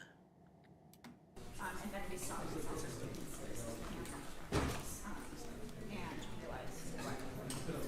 Just describe to me sort of what you saw. And I know there's certainly, this has an emotional impact for you too, having witnessed a homicide, but also sort of just, you have reporter mode and you have to sort of cover this. Right. Okay, if we can have you get ready for the press conference, we're going to be starting.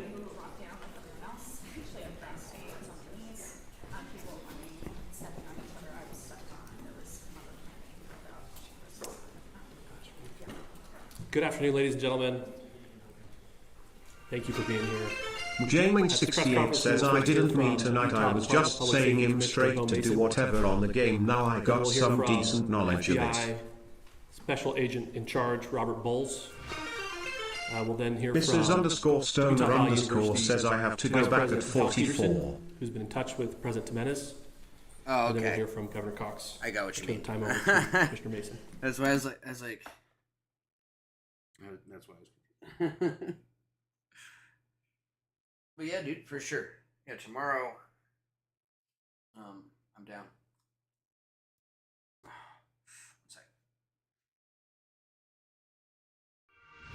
Jaming68 says I just need some upgrades for the stuffs, haha.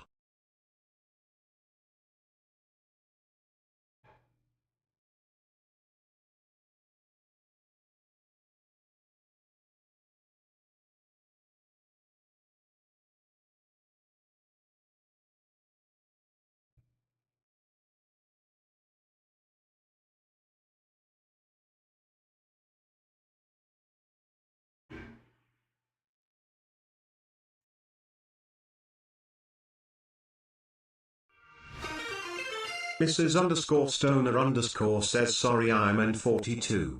My brain isn't working RN.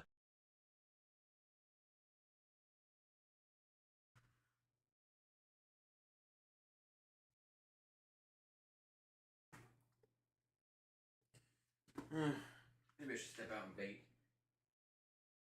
Get up here, Bubby. Keeping my jacket warm. Yeah. Give you a bunch. Appreciate you keeping it warm.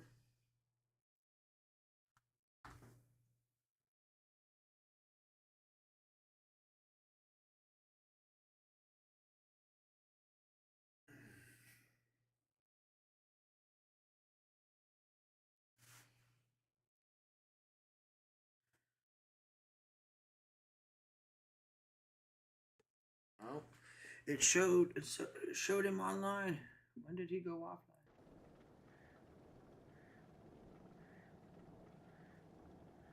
When the fuck did he come online?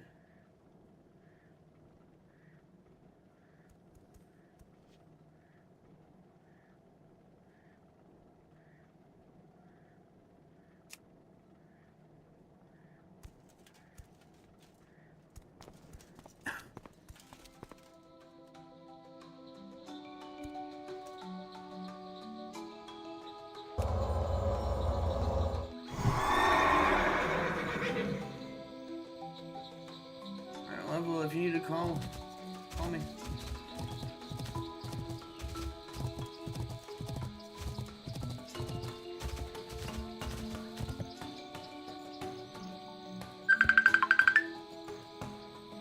Be right back.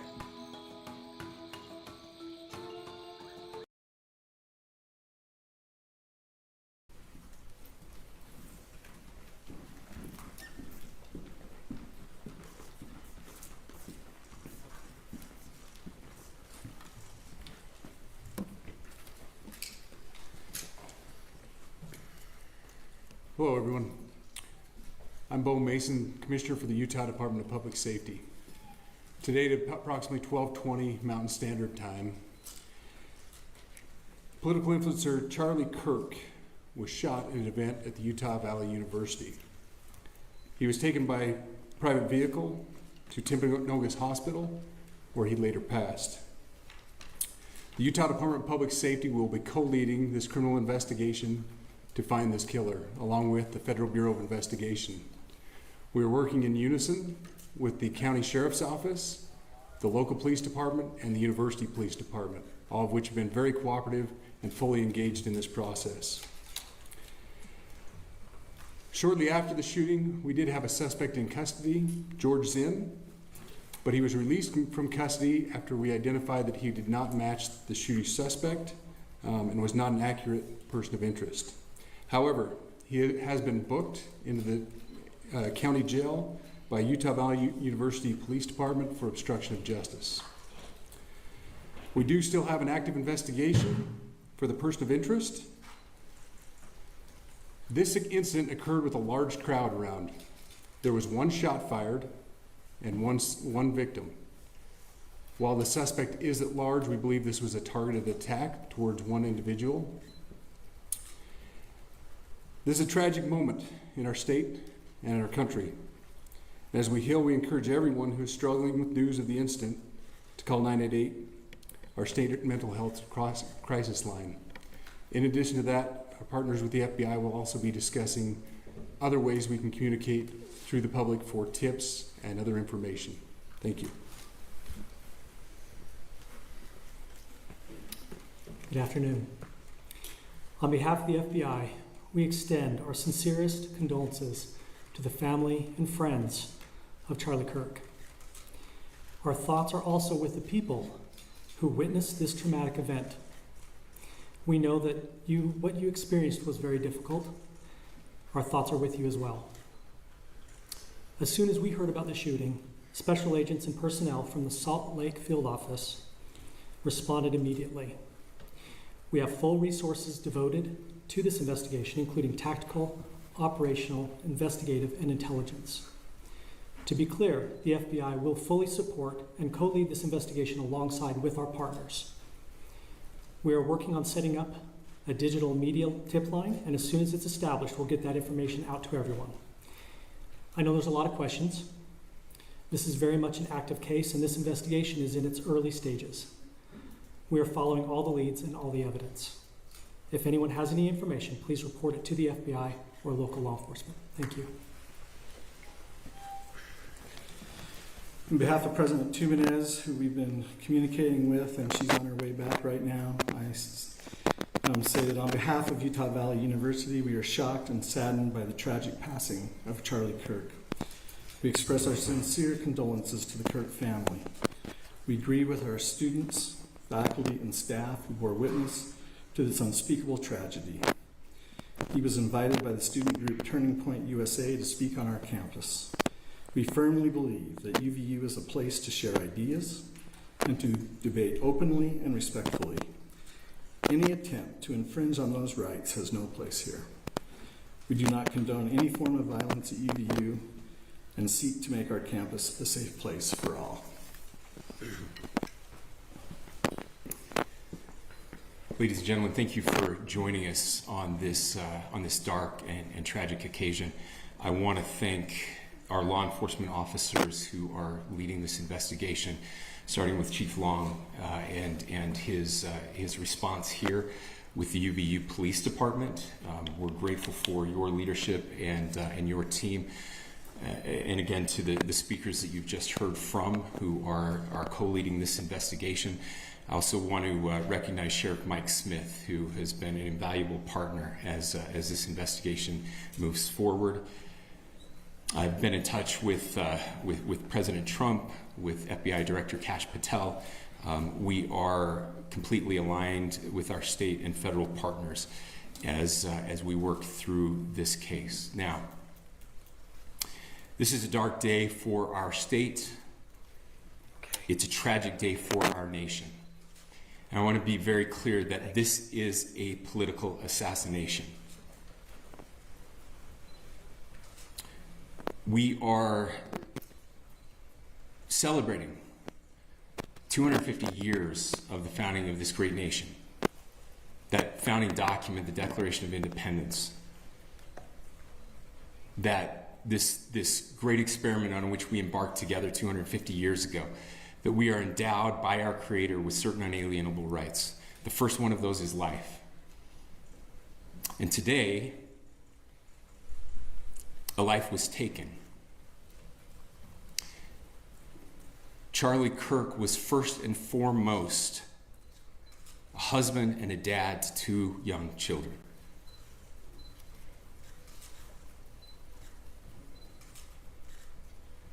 He was also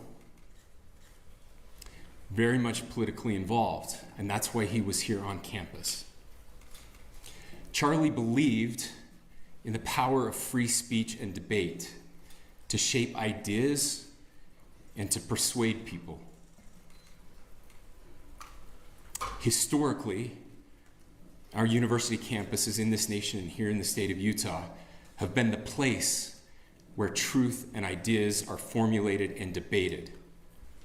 And that's what he does. He comes on college campuses and he debates. That is foundational to the formation of our country, to our most basic constitutional rights.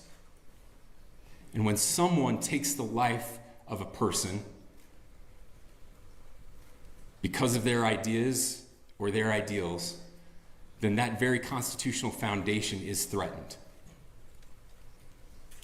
Now, we have a person of interest in custody. The investigation is ongoing. But I want to make it crystal clear right now, to whoever did this, we will find you. We will try you. And we will hold you accountable to the furthest extent of the law. And I just want to remind people that we still have the death penalty here in the state of Utah.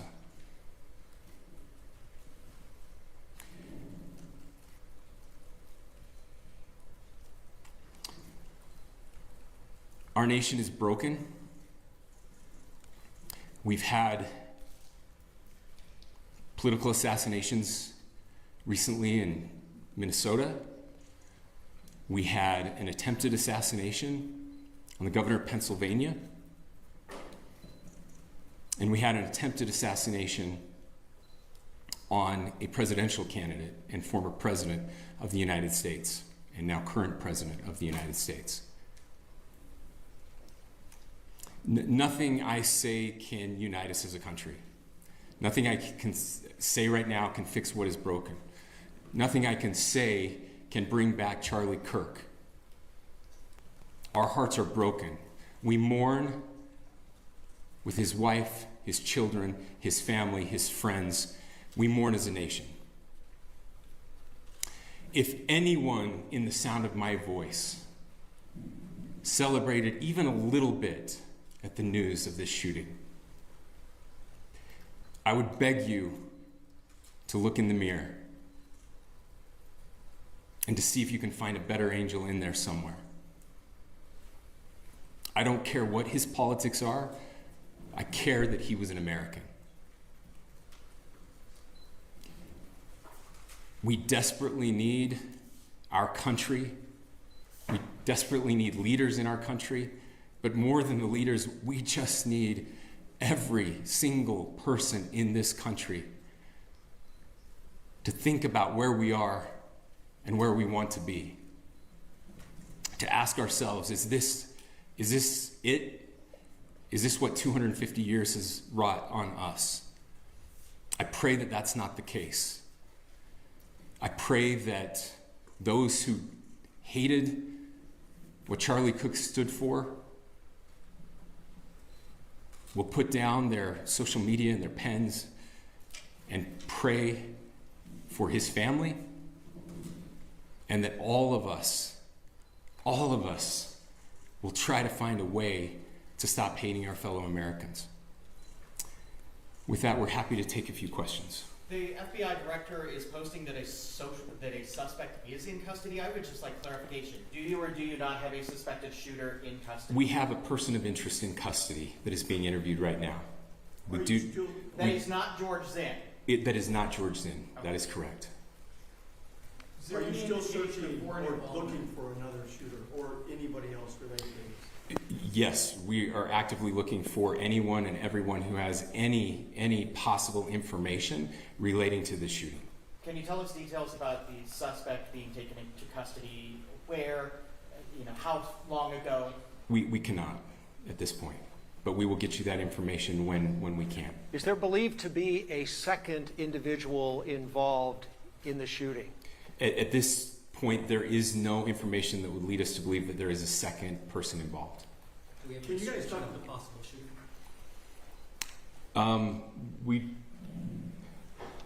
Do you want to talk about what we know there? Yeah. The only information we have on the suspect, the possible shooter, is taken from closed circuit TV here on campus. We do have that. We're analyzing it, but it is security camera footage, so you can kind of guess what the quality of that is. But we do know dressed in all dark clothing, but we don't have a much better description other than that. Where do you think the shot came from? The shot came from here on campus, from a location at a potentially from a roof, yes. A longer distance shot from a roof. So to clarify, with the security camera footage you have and the person of interest that's in custody, does that match up? That's what we're trying to decipher right now. So did FBI or DHS have anything on the threat board this morning? I can't speak. I'll just say that the investigation's ongoing, and as soon as we have further information, we will be sure to release it. Any indications of foreign intelligence involvement? As of now, I can't comment on any of that. Thank you. Can you talk a little bit about the security of the event itself? Who was there security-wise, and what happens on these kind of events? Chief Long. So my name is Jeff Long. I'm the police chief here at UVU, and I'll tell you right now, we are devastated. We're a small police department. We have a very large campus. We have over 40,000 students, and we love our students. We love our visitors, and we're devastated by what happened today. This is the police chief's nightmare. I'm very saddened for the Kirk family. I know his wife and parents found out about this. Obviously he's away from home. He's here in Utah. They find out by a police officer that visits their home. That's tragic. Nobody wants that. But I can tell you about our venue today. This was an open venue. This was outside. We did have 6 officers working that event. We had probably over 3,000 people that were in attendance. It's sat down in kind of a bowl area here on the central campus. We have a waterfall area, and so he was kind of in a lower area, surrounded by buildings. We had some plainclothes police officers that were in the crowd as well. We train for these things, and you think you have things covered, and these things, unfortunately, they happen. You try to get your bases covered, and unfortunately today we didn't. And because of that, we had this tragic incident. So we did have officers there. We had Charlie Kirk's team. He has a security team that travels with him, and they were here with him when he was shot. Was the gun recovered? I'm sorry, see? Was the weapon recovered? At this point, I can't disclose that. Who made the arrest? There's a question being asked about mass shootings. Was that person apprehended, and do you know who asked that question? Say the question again. I don't know if I understand what you're saying. When Charlie Kirk was shot, he was answering a question about mass shootings specifically. Was that person apprehended, and do you know who asked that question? I do not. We do not have that at this moment. Ladies and gentlemen, we have time for just one more question, so thank you. Yeah, a question for the chief as well. Was it your team or Kirk's team or a combination of both that kind of set the security protocol for the event? So we work together. He has his team, and they do this all over the country. We all know that. This is not uncommon for them. They're very comfortable on campuses, and I was coordinating with his lead security guy, and so yeah, we were working together. Was this a sharpshooter type shot? Ladies and gentlemen, those are all the questions that will be answered today. Again, thank you for covering this. We will be updating you as soon as we have additional information through normal channels, working with law enforcement. Again, our deepest condolences to the Kirk family and to the students who were there today. I would just ask everyone everywhere to please pray for their family and to pray for our country. We need it now more than ever. Thank you. This changed everything. Weight loss will never be the same after this. Weight Loss by Hers offers access to a range of weight loss treatment plans. Simple, all-in pricing. Ongoing care included at no extra cost. Free shipping right to your door if prescribed. Through Hers, your weight loss plan is personalized to your goals, based on your health history, lifestyle, and goals. It's simple. Plus, you get access to unlimited messaging with a licensed medical provider. No insurance required, no in-person visits, 100% online. I was eating healthy, working out every day, and nothing would budge. I've lost, I think, 22 or 23 pounds at this point. I noticed that my weight was really starting to creep up, and I just wasn't happy with the way that I looked. I have lost around 20 pounds. Diet, exercise, I felt like I had tried everything. Finally, I stumbled across Hers and thought, what do I have to lose? I have lost so far just over 35 pounds. Take the free assessment to get started today.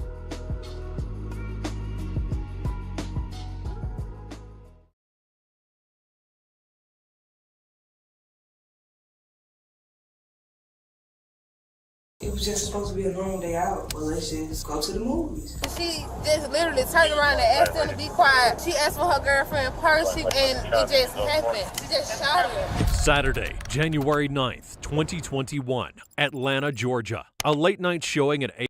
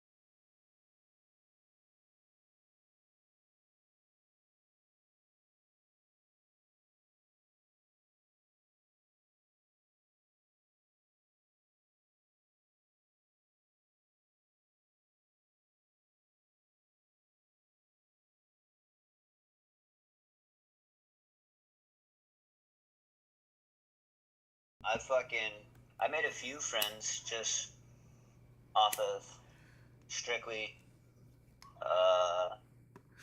Walking all the time. taking their fucking bikes and bringing them back the next day. Like, yo, my bad. You stole your fucking bike, dude. I won't even let you. But like, it was in your yard. You didn't need it, and I did.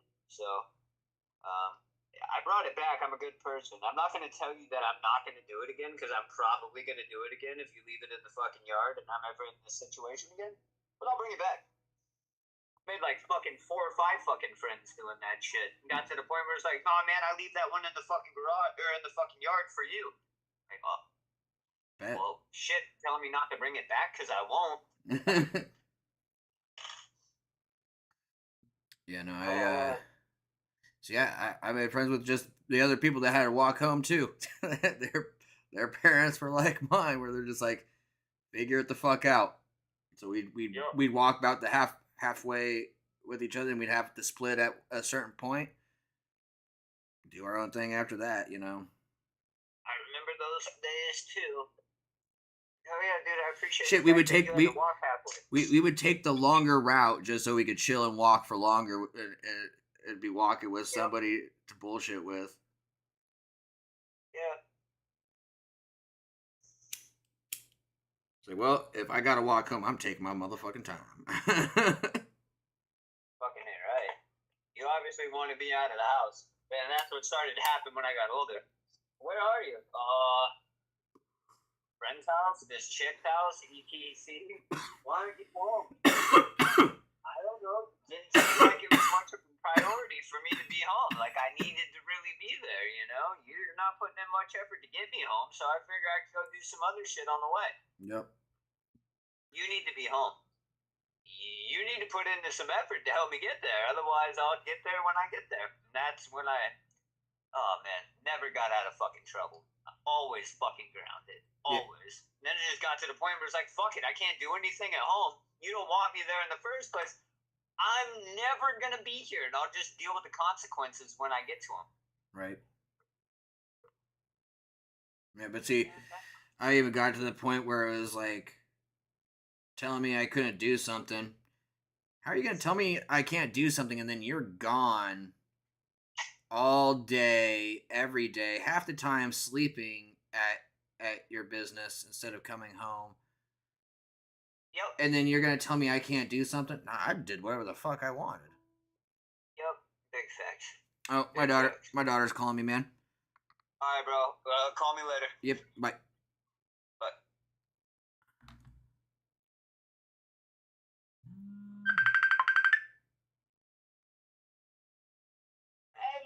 Sorry, I pushed. Lieutenant, I've had these forever.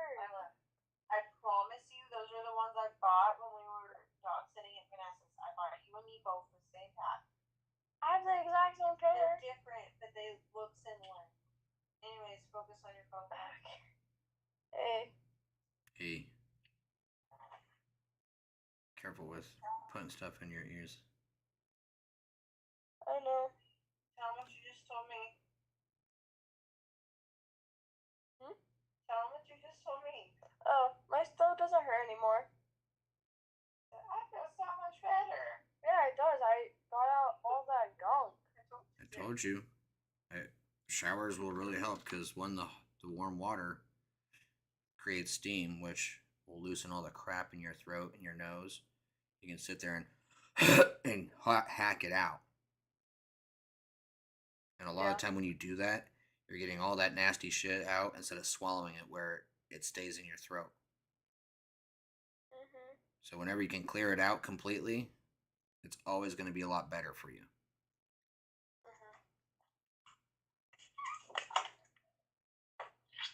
There's some still in my throat, but like my throat doesn't hurt.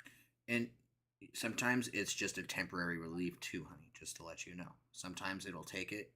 That's why I was like, just do it, because if anything, it'll at least help you sleep better because you'll be in less discomfort. But when you wake up, because you're still for so long and you haven't been doing things to clear your throat or help it, yeah, it can sometimes come back and hurt a bit more the next day. yeah. So If you are willing to take an allergy pill, that will help clear out your sinuses too. I know you don't like to, but that usually is what irritates your run off. I mean, my nose was so itchy today. Well, that's why I'm not drinking allergy pills. Just saying.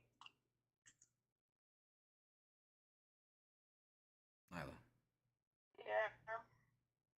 if something's an issue and there's something you can take to fix it, you should try to take it. If it doesn't help, the next time don't take it. Don't take it tomorrow. But it's at night though too, and it will, because it's Benadryl, right? I'm assuming Benadryl. Yeah, well, I could do either or. I have Benadryl or Zyrtec, which is what I usually take because I don't want to get any more tired. Right. Well, it's nighttime, so I was gonna say Benadryl. It'll just help you fall asleep that much better. But then it'll also help with all the extra phlegm.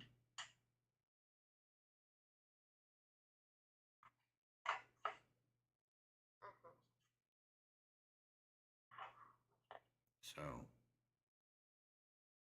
Ooh, I have the perfect combo for tomorrow. hey, excuse me, ma'am. Sorry. So if we can take something to try to feel a bit better, we should. Okay. All right. Love you. I love you. I hope that you feel better in the morning, so that way you can't go.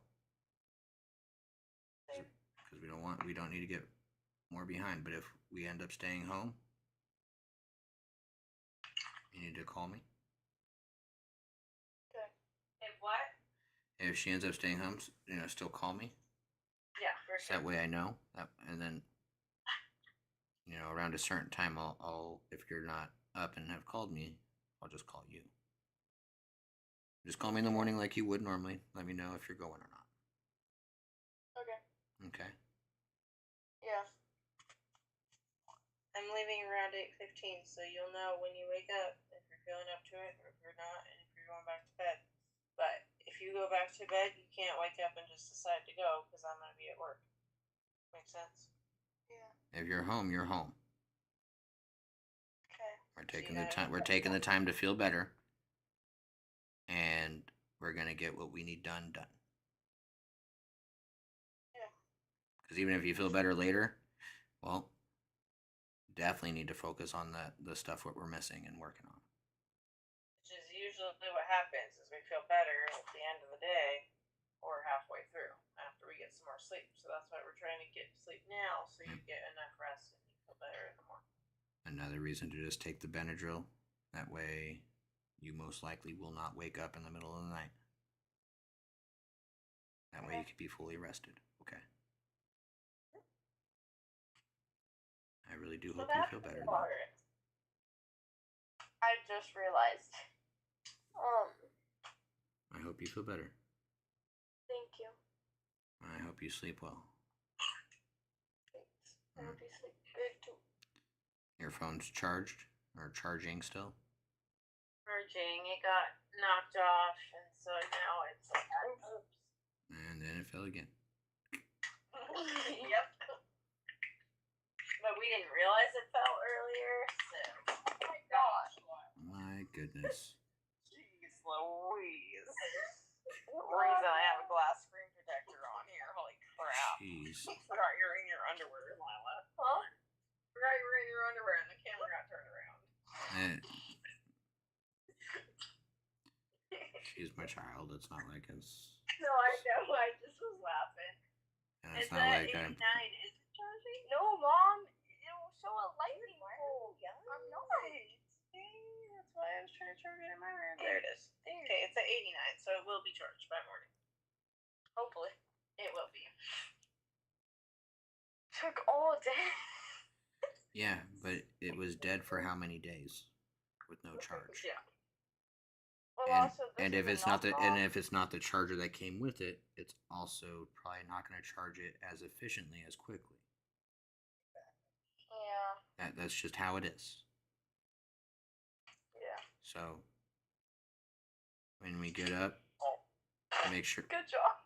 when we get up, Yeah. whether we are feeling sick still or we're feeling better, make sure you turn on and you call me. All right. Mom launched popped the Benadryl out of its little thing and it flew across the room. I don't know where. So we're getting another one. Well, that's, you're supposed to aim further higher up so it goes straight into her mouth. That's pretty crazy. Be one of those shots from Dude Perfect, you know. Oh, crying. Oh, that was funny.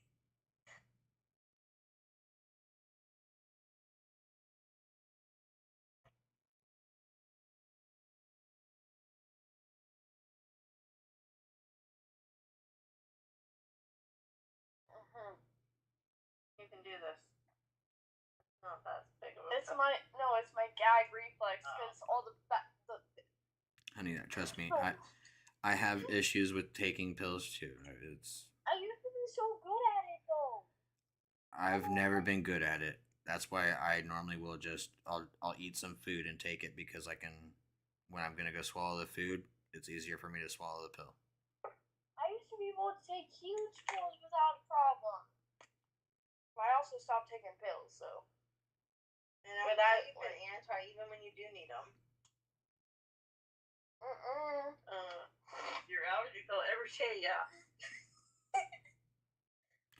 Oh, I need to send you something too. I just realized, Marie, I had watched this thing talking about specific kinds of medicine, and they're linked to early onset dementia.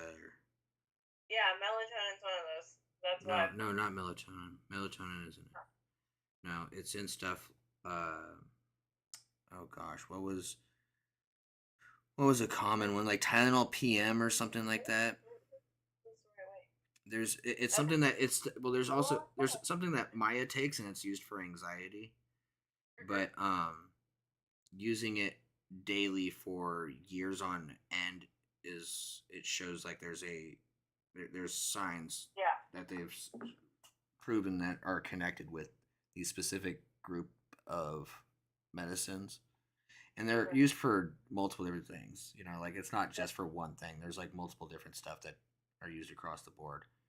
But yeah, send it to me for sure. yeah, and actually, it was one of the things that they suggest is, you know, using them sparingly.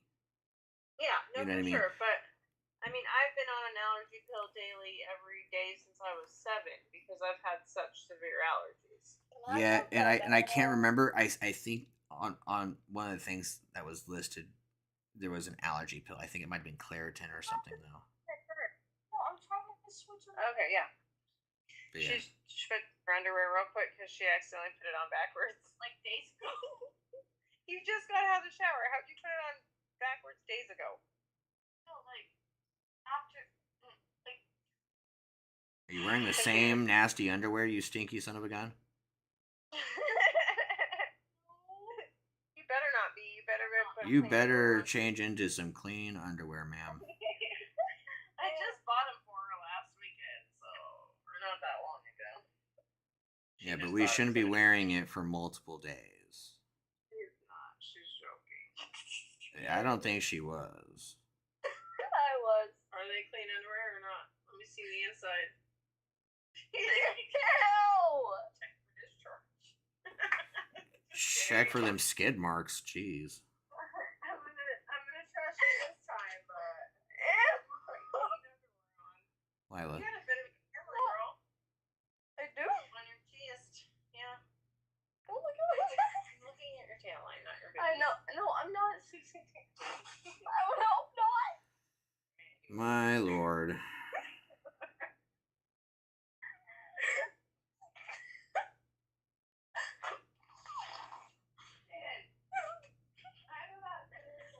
I'm laughing too much. Everything's funny right now. I don't understand it. love you though. Love you too. Hope you sleep good. You too. Where's Loki? Loki, Loki.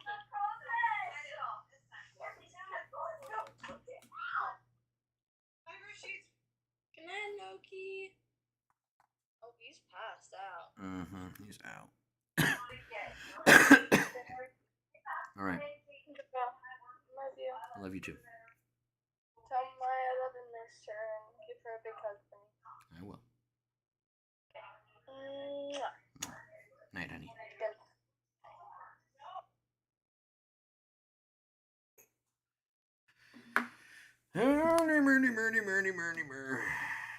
AMC Camp Creek 14 would turn into an aggravated assault investigation inside of a dark theater. The case exposed an extreme imbalance, a simple request for silence followed by a gunshot, and a flight that crossed state lines all the way to Indianapolis. I'm Tyler, and this is your daily dose of crime. Where was she shot at? Where was she shot at? Somewhere. I don't know. Yeah, they here now. Almost. Stay still. Where you guys were at? It happened here? It happened in the movies. I ran. At the movies? In the movies, I ran. You see where show me the push. It's right there by, it's in our shoulder. Are you with anybody? Yeah, all I told them to be quiet in the movie. Yeah, she shot. Yeah. A girl shot you? I think that's a girl. Think it was a girl? I don't know. Did anybody run out of there? I re-ran first. Can you get my ID? I'm my What's back that? pocket right there. Where were you at? You was in the parking lot? You was inside the movie? Yeah. Inside? Inside the movie. Where happened that in the movies? Yeah, the 14, so you guys were sitting inside the movie? Inside the movie, watching the movie. They was talking the whole movie. She just literally turned around and asked them to be quiet. The girl said if we don't, she asked for her girlfriend purse, and it just happened. She just shot her. You said this your wife? Yes, it's my wife. She just asked them to be quiet, and the girl said if I don't, and she asked her girlfriend for her purse, and she gets shot. The incident took place inside of Theater 14, where the movie had started shortly after 8 p.m. Around 9:10 p.m., a minor disagreement would shift the entire course of the night. According to the first witness statement, the conflict began over the noise from a group during the screening. And what should have been resolved with a simple gesture of courtesy would escalate immediately. With voices raised, tension built, and suddenly a firearm appeared in a closed space. For investigators, the inevitable question was how something as ordinary as asking for quiet could turn into an armed attack, and how such an event would go unnoticed by so many people in the same theater. Supposedly the person who got shot here. Who got shot here? Yeah, they're female shot at Walgreens. Have you heard any gunshots or They said they heard a shot. inside? Yeah.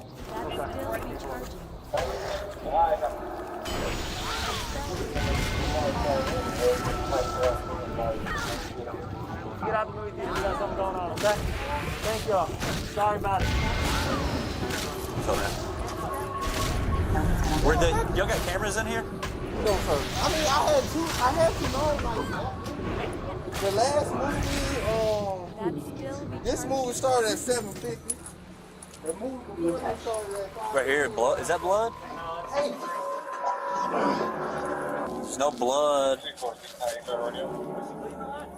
I didn't go. No, I pulled in here. Hey, I had a question. I did a non-crime report, and I was gonna let you guys know about it. It was like I did it as a non-crime report. Okay. This dude called me out there and said someone he thought was maybe trying to break into his house. Shows this dude he's got like the best video ever. This dude walks up to his house, and I don't know why I didn't notify you guys in, because I need to find it so I can see the area, see if there's any burglaries in the area. But like he comes up, he knocks on the door, he like out there for like 3 minutes, and then he starts trying to open it. And I mean, dude looked like he was, like he, belonged in the neighborhood. He looked clean cut, and yeah. I don't know. I notified them that that looked like a .22 caliber, but they haven't advised what caliber round that the victim was shot with yet. Somebody from the hospital come? Yeah, 3408 was on the way down there. So he was trying to get into what? All of a sudden he's there for 3 minutes, like knocking on the door straight, knocking, ringing the doorbell, like nobody ever come. The dude just went to work, and then he starts trying to open the door, and he's like, you see him shaking it, open it, and then when he sees it's not gonna budge, he just leaves, just on foot. I didn't know if y'all had any in that area. Where was this at? I'm trying to think. It was a nice residential on 12 speed. Oh, around Biscuit Lake? I think it could have been. Okay. But I have the thing written down on the card, so I was gonna let you guys know about it. Yeah, How you doing, sir? No blood, sir. Was she bleeding? I wasn't out there before she was finished. Anybody? No? If she was bleeding? Yeah. You want me to raise them and find out? No. I came here and the victim was over at Yeah, the Walgreens. No blood seen. No blood seen. Yeah. Not that we can find. And then she go to the Walgreens. Yeah, that's where she was. She said it happened here, but I guess they drove to the Walgreens. It's at the intersection at Prince of Lakes and Camp Creek. So they right drove. there. They were in a car. That's what I'm assuming, sir. I wasn't on that scene, so I don't know. I can't hear you, sir. Over there is 14. He's at Walgreens. Yeah, he's at the Walgreens.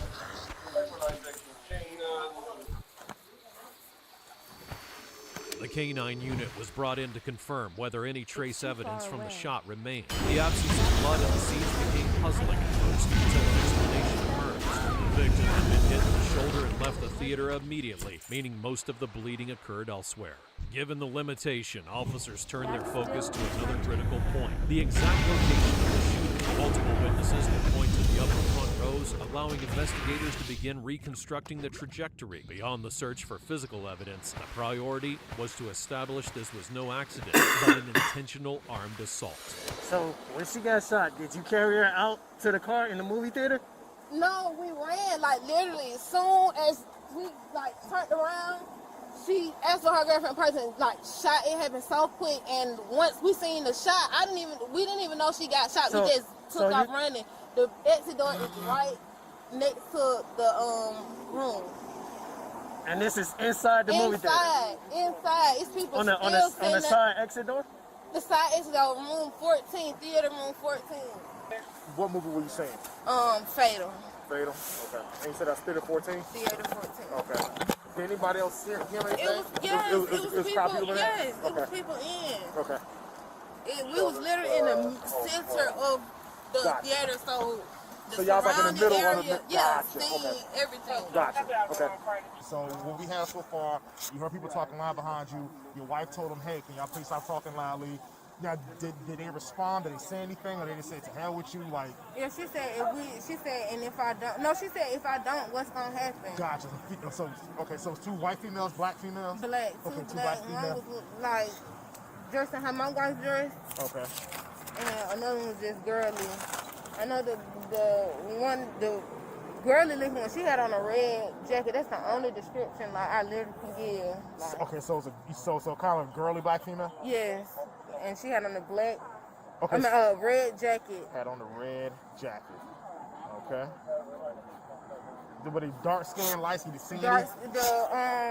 Her girlfriend was dark skinned. The girly one, she was like brown skin, more on the lighter side. Brown skin. Okay. Now, who's the one who actually pulled the trigger? The one who actually shot? The dark skin one. Okay, that's a dark skin one. Okay. I want to say she had on a black coat or a black jacket. So he said, so the dark skin one asked the girly one, "Can you give me my purse?" So like, so tell me how that went down. No, I just seen her ask for the purse. She asked for something, and the girl just started pulling her purse and handing it to her. I know the purse had a gold chain. So the girly one handed the purse to this one? Yeah. Gotcha, okay. So, And she was asking, and I know the girly one was asking like, really? Or something like why or really? okay. So the girly, okay, red jacket, so brown skin, other one dark skin, have a black coat. Anything else you remember? No, I was anything literally like, and turned around, and that was it. That's how it went. You just heard the shot. You just heard the phone. What the hell happened?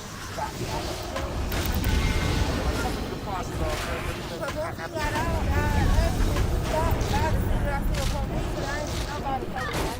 On our way driving down here, I asked her, like, I didn't know what to do until I had gone ahead to take her to Grayling. She told me to pull over by Walgreens, and that's what we told the dispatch. So you yeah, call 911. yes, and I was like, come to Walgreens. Gotcha. So okay, I guess when we let some of y'all, so she got hit. Did y'all run out? Did you walk out the movie theater? Yeah, we ran out. Okay, Like, literally ran. So the two of them ran out, and the both of y'all ran out. I don't know if they ran out. I know we ran out first. Yeah. And that's your adrenaline. She wasn't feeling it. Yeah. And then you, so I'm assuming, so you knew she was shot from the time y'all ran out of the movie theater. Did you know? No, I didn't know until we almost reached the car, and she was like, "Oh, it felt like my arm broke." Aha. Okay, so. And when she looked Now down, we saw the blood. It was the blood. Aha. So she had no idea she was even shot. She had no idea. Damn. Okay. And then next thing you know, so y'all hit the car. I'm shot. And then you starting to drive. So now you're trying to figure out, you want to go to Grady, what you want to do. Yes, and of course you freaking out. Around you on the camera work, you'll see me running around the movies twice trying to get out. Okay. And you made it right here. I even went down there. I was so. Gotcha. Okay, so the call for help did not happen inside the theater, but at a second location, the Walgreen Pharmacy in the same complex. The victim went there out of fear that attackers were still nearby, but that decision forced investigators to process two distinct crime scenes, the site of the shooting and the place where aid was sought. That division required absolute precision in the timeline. The 9:10 p.m. call had to align with witness accounts and with the moment the suspects fled the theater. The contrast between the hurried escape and the victim's calm efforts to seek medical help would reinforce a central idea. Even in shock, the victim left a clear enough chronology to sustain the case in court. The only thing that points in that direction is really this one. But as you see, it doesn't shoot all the way down.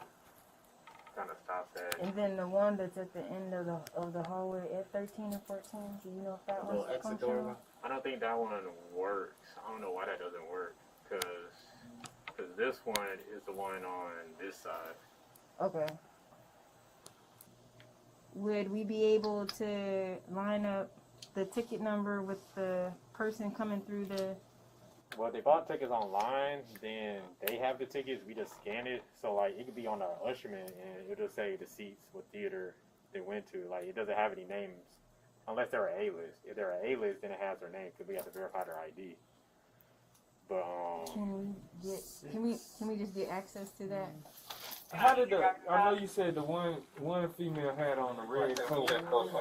Can you recall at all what the other person had on? No, I never remember seeing black. I know it was either a coat or a little thin, like windbreaker, black.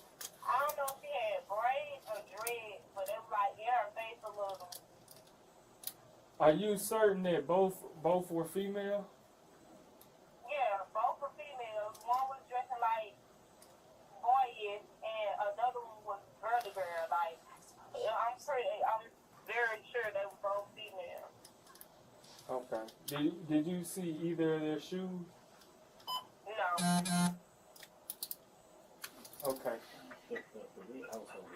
How was the red girl with the red jacket? How was her hair?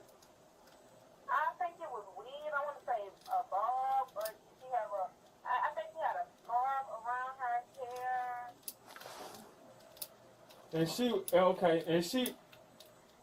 Scarf around her head, and she had let me see. So and the girl in the black, you said she had like dread, like with a short dreads, like twists. Yeah, like I don't know exactly what it was, but it was like. But she did say a windbreaker, right? I mean, that's kind of like a jean jacket. It was like she had on the hood, and it was dark inside. So I really just get a really good look. I don't know if I'm describing them braids, twists, or dreads. All right, hold on. I'm gonna send you a picture real quick, and I'll call you right back. Okay. All right. We thought it was a woman because we thought it was a woman. I did too. You know, like, for a minute I thought it was a woman, like, but when he showed me, I don't like, okay, that's a guy. Because I looked at his ID. But then she's saying dread, so I'm like, that kind of brings me back to the other couple. She thought he was. You know what I mean? Like, unless she just thought Because he does But look then- feminine, yeah. just a little bit. We thought, he was like, okay, that's a woman. But then the whole red jacket thing, though. Right, Yeah. right. That is not red. I mean, That's that's, red. that's a blue jacket with some red in it. Yeah, if you could pause it just for a second. She got like a purple pink mask on. Mm-hmm. Yeah. Yeah, she got a red poplar look on Yeah, her. but she got a red. Yeah, she got a red purse. Yeah, that's Yeah. a red purse. Yeah. I mean, and like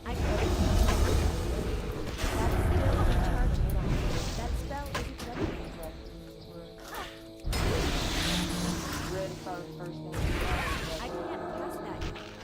Hey, At the zone 6 precinct. We're gonna move out of combat You sure area. that's them? I'm sure. I'm positive that's them. Okay. And you're saying that they came into the theater a little bit after it started? After the Yeah, movie? she did. I never did see them walk in together. I don't know if the girlfriend was already sent out, but the one with the lashes, the headband on top of her head, and the coat with the red in it, yeah, she came in after we had already sat down. So is she the one who asked, where's my purse? Where's my purse? Is that who asked for No, the one in the black jacket, she asked for the purse, and the girl was taking it off, like acting like really or why. I know it was either really or why. One of those, and that's when it happened. Like that's when it went down. Okay, so, all right. So the one in the black took the gun out of the girl in the red's purse? I don't know when she took it out. I'm not sure when she took it out, but she had to ask for the purse, and because of what the girl was saying, why or really. But I seen her taking the purse off her shoulder, handing it to the girlfriend. At that point, I didn't see nothing from that point other than hearing the gunshot. Okay. Without surveillance cameras capturing the events inside, officers relied on theater staff. Workers confirmed the group in question had been seated in Theater 14 and remembered one decisive detail. After the gunshot, one of them demanded his coat insistently before rushing out. That gesture would match the descriptions in the victim's account, becoming the strongest lead so far. With that confirmation, police had a solid base to circulate images while launching an interstate search that would end weeks later in Indianapolis. Again, thank you for coming on, especially at short notice. That's fine. I mean, Can't do nothing anyway. I guess that's a good thing. So, So again, I'm Detective Omai. Like I told you last week when I talked to you on Sunday, I said that I was going to work on this and I'm going to do my best. Have you seen anything on TV? I try to stay away from that. Okay. Just because it was just supposed to be a normal day out, and it's like, it's traumatizing. So why would put a little extra attention on it? Yeah, and it's like, it's hard, because it's like, I just got out of the military, like, literally just got out of the military. What branch? Air Force. No kidding. And it's just like, I do all of that, and I'm trying to break the cycle, and then this happens. Trying to get my daughter to enlist. You want? Well, you know, to each his own. She just don't want to do it. Yeah, I had to get out. Well, for the record, state your full name for me. So, it was just a casual day out, and with me and my wife, we usually work, come home, and today we decided to go out to Target, and then she asked something about the movies, and we was like, I don't think the movies open, it's COVID. And we Googled it, and it ended up being open. So we was like, okay, well, let's just go to the movies. It was just the two of you? Just the two of us. And we was like, it is COVID, so it really shouldn't be that many people there. And if so, it won't be a lot. So we went to the movies. We go, and we sit down. The movie starts probably like 10, 15 minutes into the movie. Was it in the movie, or was it still in previews? No, it was an actual movie. Okay. So, like, we seen a good enough stuff, a good amount of the movie, and we hear people yelling in the hallway, and then we just like, I said, who yelling in the hallway, like, while we watching? And then we hear them come in to our movie, and I looked to my wife and I said, they coming in here, and they, like, this is our seat right here, we're like on the first row, and the row right behind us, that's where they sat, like, right here. Like, so we heard everything, we heard, you know, all. So they were What, one row? It was directly behind us. Directly? Directly behind Okay. us. Like, not she right behind my head, but like off to our Like left. what, one, two, three? I'd say about one seat. One seat over? Yeah, one seat over, because To when the I left. look back, I can see one of the person directly. I can see one of the females directly. Okay. So that's how I knew they was that close. So the whole movie, like, talking, not like normal, like a whisper in the movie, like it's full blown yelling. Look at this! Oh my God! And then sometimes it'll be about the movie, but sometimes it was them towards each other, like going through each other's phone. I beat your up. The girl telling whoever. It's okay. You can tell Yeah. them how it is. Yeah. So no censorship. Yeah. So she telling him I beat up. They trying to go through each other's phone. It's literally just conversation everywhere. The conversation everywhere. It's not even like about one topic. They just talking the whole time.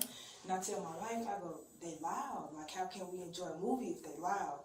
So I'm like, let's just move. And then my wife was like, let's just give it a minute. Maybe they'll calm down. But no, they talk literally the whole entire movie. And how the movie was going, you can tell it was about to end. You can tell we only probably had 20-25 minutes max in the movie. What time did you get what movie did you? We watched, it was, I know what movie it was. What Yeah. time was the movie start? it started at, I want to say 7:50, I believe. Okay. But by the time we left and we went to the hours after the whole incident, when we checked, it was like 9 o'clock. So that was enough for the movie. She was like, give it a minute. So I ended up giving them more than a minute, and I let them talk. And I turned around and I said, hey, can y'all please be quiet, because y'all talk the whole movie. Is that how you said it? My exact words. No, nothing. I wasn't aggressive. No, nothing. Mm-hmm. And then I turned back around, and all I hear is, what you gonna do if you don't? And I was like, all I said was, I asked nicely. That's all I said after that. What you gonna do if you wanna be quiet? You know, just talking, just cussing me out, this and that and the third. The girl right behind us, so the light skin one, she was like, oh no, just calm down, don't do that. And she was like, nah, because I'm trying to see what the bitch gonna do if we don't be quiet. I'm talking about just being aggressive. And this was the other one? Yeah, this was the other one, just being aggressive, cussing me, calling me out my names. I'm used to it. I'm not worried. I'm not trying to fight you over me trying to enjoy a movie with my wife that I came and paid to see. So we decided to get up and go. So as we get up, she's still talking. Now, is the other one, is that a female? I'm not for sure. Okay. It was dark. It sounded like a female, but Okay. when the news, they say it was a male, so I'm not even sure what he, she, or whatever it was. Okay. Like, so we get up, and we about to leave, and she said, I can't remember what she said, but whatever she said, it made me turn around, turn her way, and I go, what you said? And before I knew it, I just heard the gunshot. And I've never heard a gun that close. And so it didn't register in my dream, so it really didn't register. Until my wife said, babe, we need to run because they're shooting. And then that's when I ran, and as I'm running, I'm dangling my shoulder. I'm telling my wife, I'm like, I feel like I broke my shoulder or I dislocated it. So we ran out the nearest emergency exit, which was right there at our movie theater. Yeah. Yeah, so we ran there, we got to the car, and I'm trying to struggle to get the keys out of my pocket, and I give it to my wife. And I sit down in the car and I just breathe. And I look down at my shoulder and I seen a gunshot, like the hole through my jacket. And when I opened my jacket, I just seen all the puddle of blood, and I was like, I've been shot. And that's when she just like went into full panic mode, and we called the police and we parked in a Walgreens. Because we didn't know what to do. We didn't know what was going to happen next. So we just left and we went to the nearest Walgreens right there. And we called the police and we waited for them. You're about to view a group of photographs to see if you can make an identification of the person who was involved in the crime now being investigated. What did that person do? This one? Yes. Handed the purse with the gun in it to her girlfriend. Okay. And what did the person in the first lineup do? That's the person who actually shot. Okay. So the first lineup is the shooter. Yes. And then the second lineup is the one that handed her the... Yes. And did she hand her the purse, or did she just... Do you remember? I really don't remember. I remember looking back and I seen her, like, they was having a conversation and she was taking off, like, getting ready to take off the purse. Like, I'm not sure whether she demanded the purse, asked her for the purse, but I know the purse was being taken off and the girlfriend ended up getting it. Okay. Alright. We just check with Mr. Money, see if he has any other questions for you. The shooting at AMC Camp Creek 14 ultimately led to the identification and arrest of Cameron King, age 20, and Yvonne Crawford, age 22, who were located in Indianapolis after more than a month on the run. Both would be extradited to Georgia and charged with aggravated assault and possession of a firearm during the commission of a felony. Crimes that under state law can carry sentences of up to 20 years, with mandatory minimums that leave no room for reduction. King's profile was particularly troubling. At just age 20, he already had 6 prior arrests for theft and related offenses. His record reflected a clear pattern of escalating criminal behavior, poor impulse control, and a tendency to interpret even the slightest boundary as a personal threat. His violent reaction to a simple request for quiet would show an antisocial mindset where aggression became the first response to conflict. In contrast, Crawford had no criminal record. Her involvement is better understood as the result of relational influence. She had accompanied King, facilitated access to the firearm, and then fled along with him. Behavior that pointed to a strong emotional dependency, which led her to share responsibility for a violent crime. Hey, if you're a gun owner who wants to shoot better, then you're going to need to see this. It's the new Vanish Laser Strike training system. Civil unrest in the United Kingdom has reached a boiling point, and the situation is so dire that rumblings of civil war are being heard. So what some in the UK are calling civil unrest is starting to look a lot like civil war. And what began as predictable outrage over free hotels for illegal immigrants quickly escalated when those wishing for a secure island were told by their government to keep quiet or go to jail. But what the government didn't expect is there are many people in England who don't see that as a threat. Barriers are gone. Bit of argy-bargy, cat and mouse. Thousands of protesters have taken to the streets across the UK, angry over the number of asylum seekers being housed in hotels. A whopping 32,000 people. That's an increase of 8% since last year. Local people, by and large, do not want these hotels in their towns, in their place, and nor do I. He's an absolute total hypocrite. He has had this in his power to stop this. Look what happened when President Trump came into office. At the southern border, actually no illegal crossings. There are so many police on our backs right now. Technically, you have no legal rights to protest, but we don't care. You don't deport, this is what you get. If you want to be a sovereign nation, you must control your borders. I would have thought this issue was the #1 issue behind Britain leaving the EU, the whole Brexit debate going back many years now. Yet governments, especially left-wing governments, can't bring themselves to be strong enough to control their borders. These aren't coming through the legal channels, and the government and that know that. Send them straight back. And I don't care if they lock me up for saying that.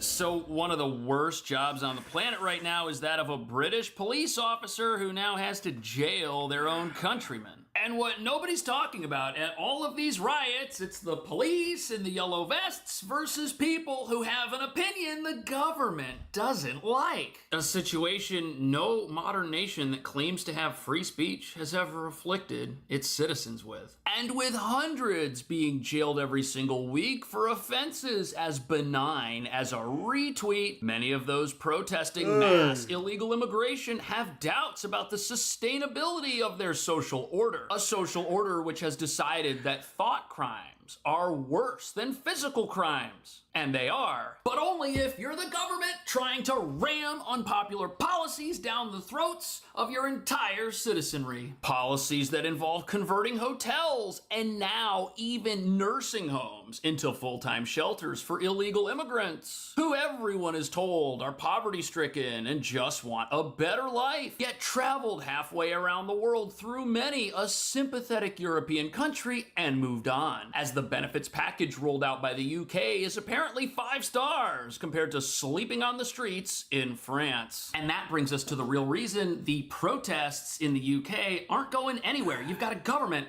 that has refused to listen to its own citizens. And now you've got people who are going to jail just for flying their country's flag, which sure makes it sound like the government is siding with illegal immigrants over its own legal residents. An absolutely preposterous situation that can only exist in a place where things like the US's Bill of Rights do not exist. And essentially the government here can pass any law they want tomorrow, even if it turns their country into a thought crime prison the very next day. If you happen to have an opinion and you express it like this. But it looks like the police are trying to cause a scene. Look at that! Look what they're doing! Look what the police are doing! What are they doing? What are the police doing here? So that's a person who just went to jail for flying their own country's flag in their own country. And it took 5 police officers to take that person down. But what on earth are they so upset about? Hello, miss. Excuse me, can Yeah, you leave don't the building? panic. No, the police are Please en don't route. panic. The police are en route. Please leave. Out of the building, please. Okay, you know you can't touch me, didn't you? I'm asking you to leave kindly. Yeah. Out of the Where's all building, this please. suitcase come from? That's irrelevant. No comment. Out of the building. That is a nursing home turned into a shelter for illegal immigrants where everyone who moves in gets all of life's necessities for free. And as it turns out, England is littered with places like this that just seem to be popping up every single day, which makes sense since nothing's being done to stop the flow of rubber rafts coming across the English Channel from France. And every single one of these folks is gonna need a place to stay, and God forbid they get turned around and sent back to France because they didn't come in legally. Oh no, that's not what's happening. But the government's solution to these protests, well, it might be even worse than what they're doing now. Check this out. The British taxpayers paying for this. And the only thing that is worse than these hotels, Gabriella, is that the government's new policy is called the scatter policy, which is to approach landlords and to spread the migrants out amongst different houses so that obviously that you deplete the center of concentration of them so that in other words, is less, attractive or less conducive. So what the government wants to do is they think to themselves, okay, we've got these massive shelters that are housing people, and these are former hotels, nursing homes. Jaming68 says one last trip These for are the highly night. Cheers, visible home. locations that people can find and protest. And since we have people living over here and we have Oh, the yeah, rest buddy, of the community over cheers. here, well, let's get rid of the hotel and have everyone live together. Let's mix all of the people in our country together. That'll get rid of the protests. That's their solution, which sounds like something a person with a college degree was paid millions of dollars to come up with. They really think that people are upset about illegal immigration because they're not direct neighbors. And now the government is offering private landlords 5 years of guaranteed rent. Guaranteed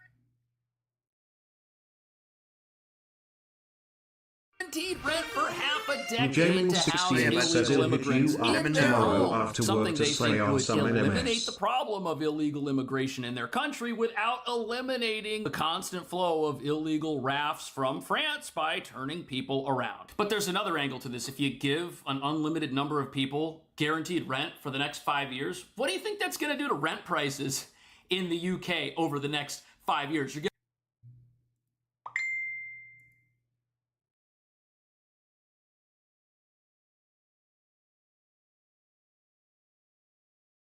Look up. Cap and Thor, the most powerful dive duo in Marvel Rivals. One is speed and finesse. The other, power and brute force. Add that in with Nat Turner's comedy, and you get a game like this. Scarlet going? Ultron going too. That's space. Nice, Namor. I like it. I like it. Look at Groot here. I'm gonna take you over here, Groot. Let me take you over here. Let me take you over I here, like boy. it.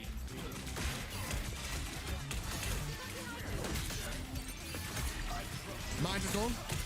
Don't like this cluster. It's hard to get KOs like this. Let me find Thor and team up. Nice plays, Thor. Got Ultron. Nice plays. Penny. Oh, Penny.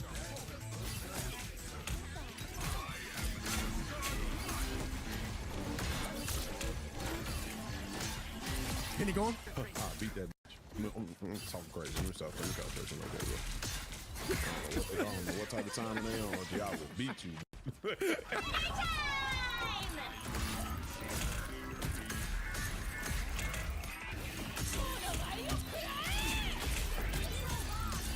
Spidey Mine's going? Come on up over here, Penny. Come on up over here. Let me talk to you real quick. Nice plays. Penny going. You know what's crazy? I can hear they comms right now. I can hear they comms. We're on the point, guys. We're on the point. Everybody pop everything. Pop everything. Get off Ultron, bro. We need another hero. Get off Ultron. Yo, Scarlet, what are you doing? Why are you popping by yourself? Like nobody's there, Scarlet. Every 2 seconds I used to talk on Marvel. N-word. That's crazy, bro. Use my ult, bro.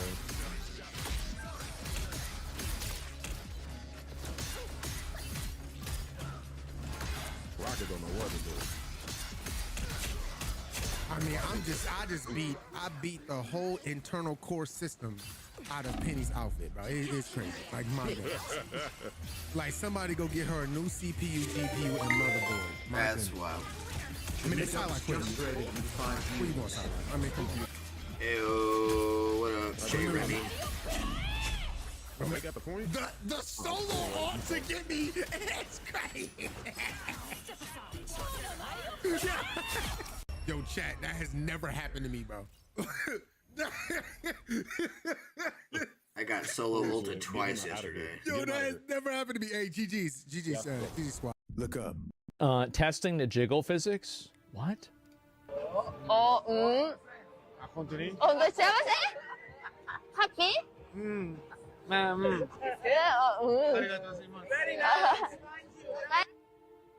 What the fuck? This has got to be like a meme, right? There's got to be a meme. Like, there's got to be a joke here. There's no way. There's no way. Testing the jiggle physics. What? That's gotta be fake. There's no way.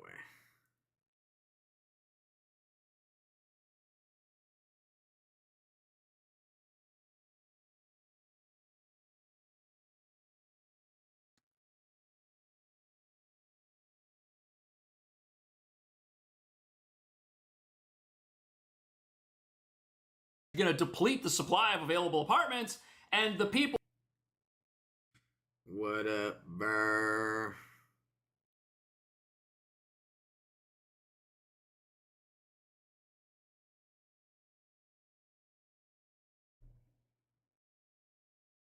You're awake. Everybody wake up. Dude, I'm still waiting for AI Jesus to do a rap for frickin' Jeremy here.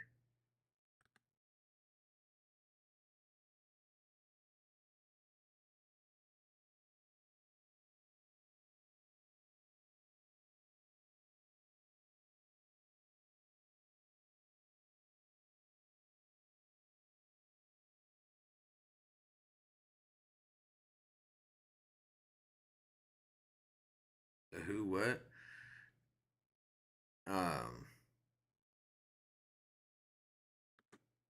Whenever I get rated, AI Jesus normally sings a song. Maybe something got messed up. I don't know. I mean, it's been doing it. Oh, it could be because I'm.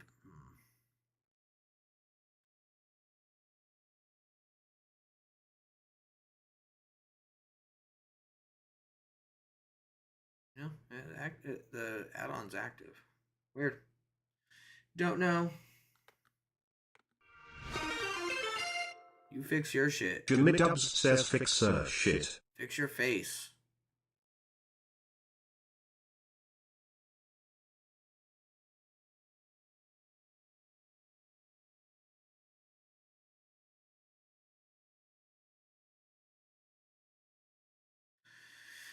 Man, everything is just so fucking crazy.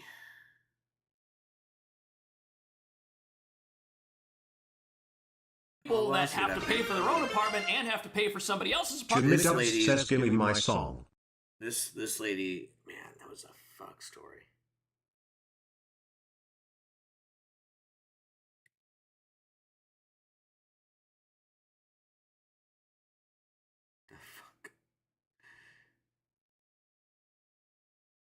apartment, well, they're not going to have enough rent to afford their own place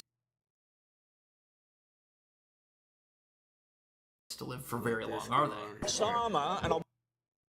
Okay. Let's go. Where is it at? I just seen it. There we go.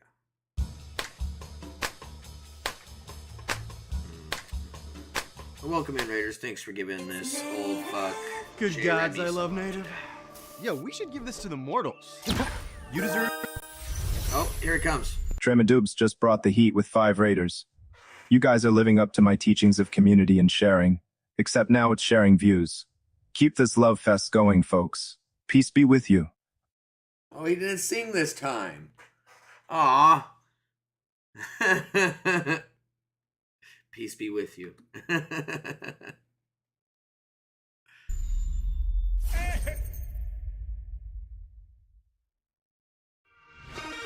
Jimmy Dubs says Bernard. Oh, hey, Link. What's up, buddy? Welcome back. How you been? Yeah, we've been through this, man. Can't understand you. Sexual favors? Kidding. I have no idea what you said. Jimmy Dubs says I want my raid back. Lol. Oh, yeah, it's Bomb Bussy. 1B in the middle. Don't ask. Hey, you understand this guy, right? Something like that. Yeah, no. Nothing. Still sounds like a cat with asthma to me, Link. Hey, you gonna buy something or what?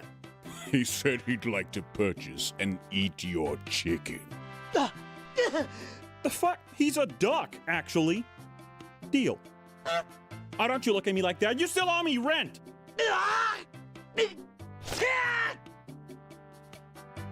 Okay, sir, we don't discriminate here. All are welcome, even psychotic male Gerudos.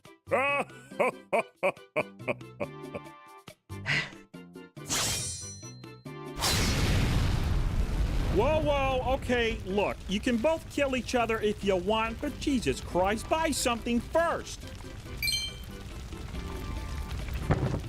A pleasure doing business, gentlemen. Carry on.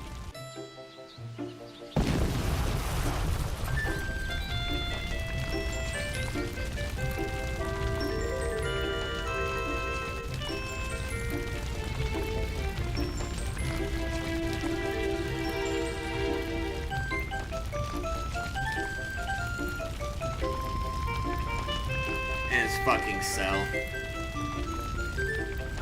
Scientists think that they have actually just solved the entire mystery of the Bermuda Triangle, and the truth might actually be scarier than aliens. BlackRock taking control of the WEF. This was about creating chaos to bring in order. It was their plan all along. Epstein survivors have just called out the entire U.S. government. And there's a lot more in it than Trump's birthday card. The goal was to break and depattern the mind. Yo, what's good? We're back with another one. It's showtime. Let's see if that fixes it. Scientists think that they have actually just solved the entire mystery of the Bermuda Triangle, and the truth might actually be scarier than aliens. More in it than the mind. See if that takes the ads away here. Right. I gotta go get my lady from work, so I will be back shortly. As you've probably heard, a specific type of radar scan using something called SAR tomography has been sparking headlines of hidden city spiral shafts plunging 2,000 feet, massive cube-shaped chambers, and a network stretching like 2 kilometers. And the claim is basically that the plateau sits above a vast engineered complex hidden for millennia. It's insane to even imagine. But something more serious is underway, so check this out. The SCI-DEP collaboration is currently deploying muon detectors at the Khafre Pyramid. Muon imaging has already revealed genuine anomalies like the 30-meter big void above Khufu's Grand Gallery and a hidden north face corridor. In 2025, SCI-DEP released preprints detailing their instruments and new density mapping techniques that they have. If there really are deep shafts and chambers under the pyramids, muons, not the radar, will be the ones to prove it. No official fieldwork start date, milestones, or first results release has been published yet, so right now, all we know is sometime in 2025. But once the first muon detectors collect enough exposure time, the initial data will start to emerge. This is going to be interesting.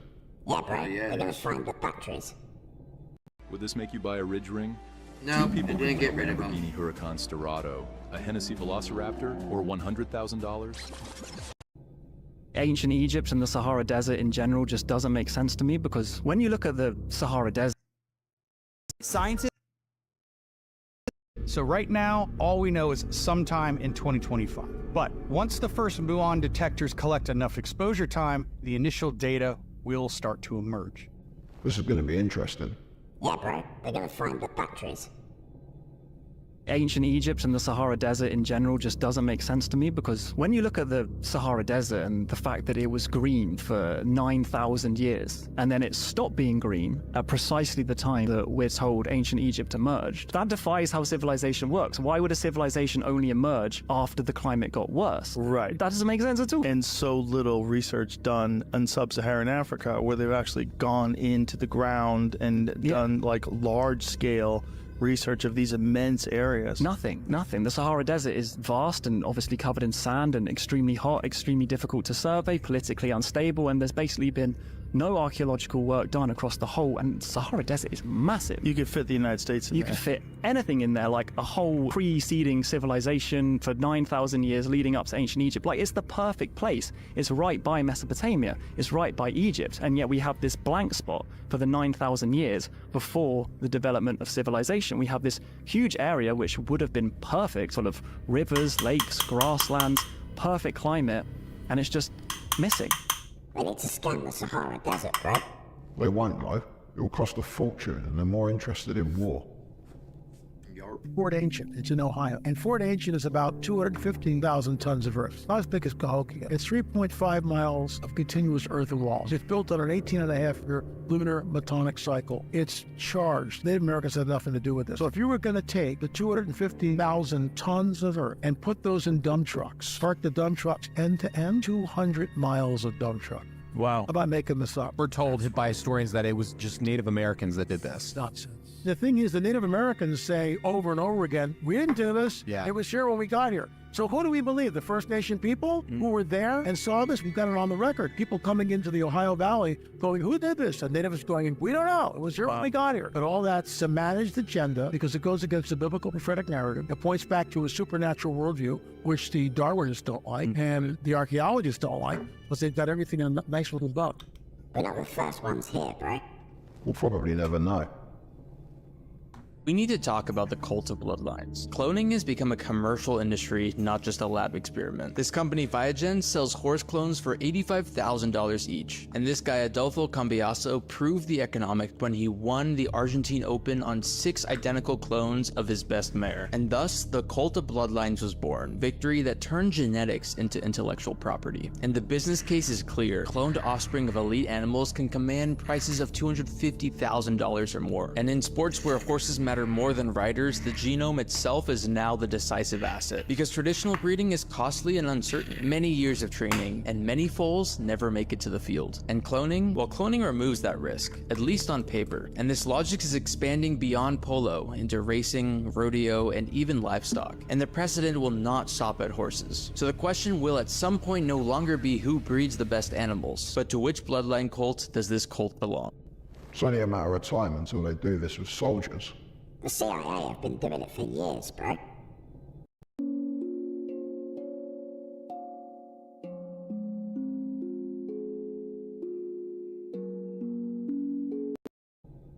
Google Vault 7. It will knock your socks off. There was a CIA computer engineer named Joshua Schulte. He was apparently a disgruntled engineer. He didn't like.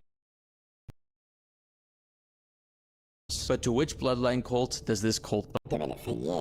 Will knock your socks off. There was a CIA computer engineer named Joshua Schulte. He was apparently a disgruntled engineer. He didn't like his boss. He didn't like his coworkers. They didn't like him. So he just downloaded the crown jewels of the Directorate of Science and Technology and sent it all to WikiLeaks in 2017. He revealed that The CIA has developed technologies to, for example, remotely take over your car by hacking into the chip. Why would the CIA want to take over your car? To make you drive off a bridge, maybe? They developed technology to reverse your smart TV to make the speaker into a microphone with the TV still appearing to be off, so you don't know that it's broadcasting everything that's being said in your house to CIA headquarters. They were able to hack into other countries' most sensitive technological systems and to leave little scraps of code, but the scraps of code are written in Russian. And so people say, oh, the fucking Russians hacked into us. Actually, it was us. I don't mean they're cloning people. Trust me, bro. They can do a lot worse. Let's start where this conspiracy actually begins. In this stone-cold building called the Allen Memorial Institute at the base of Mount Royal Mountain in Montreal, Canada. Ask anyone in the city and they'll tell you this building has bad vibes. And once you understand what happened here, you'll know why. Between 1957 and 1964, this building became ground zero for a Canadian offshoot of Project MK Ultra. We're under the supervision of Dr. Ewan Cameron, and with covert funding from both the CIA and the Canadian government, some of the darkest psychological experiments in North American history were conducted on unconsenting civilians. Patients were subjected to electroshock therapy at 30 to 40 times the standard intensity, sometimes multiple times a day. They were pumped full of thorazine, barbiturates, LSD, and sedated for weeks.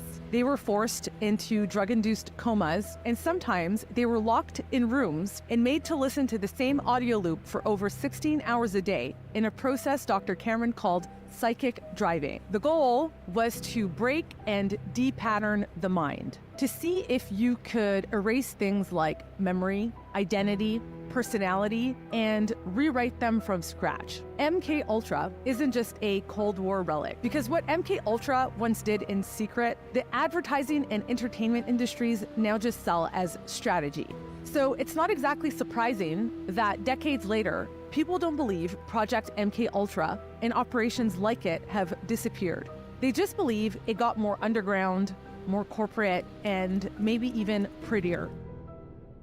We should do the Halloween special on MK Ultra, bro.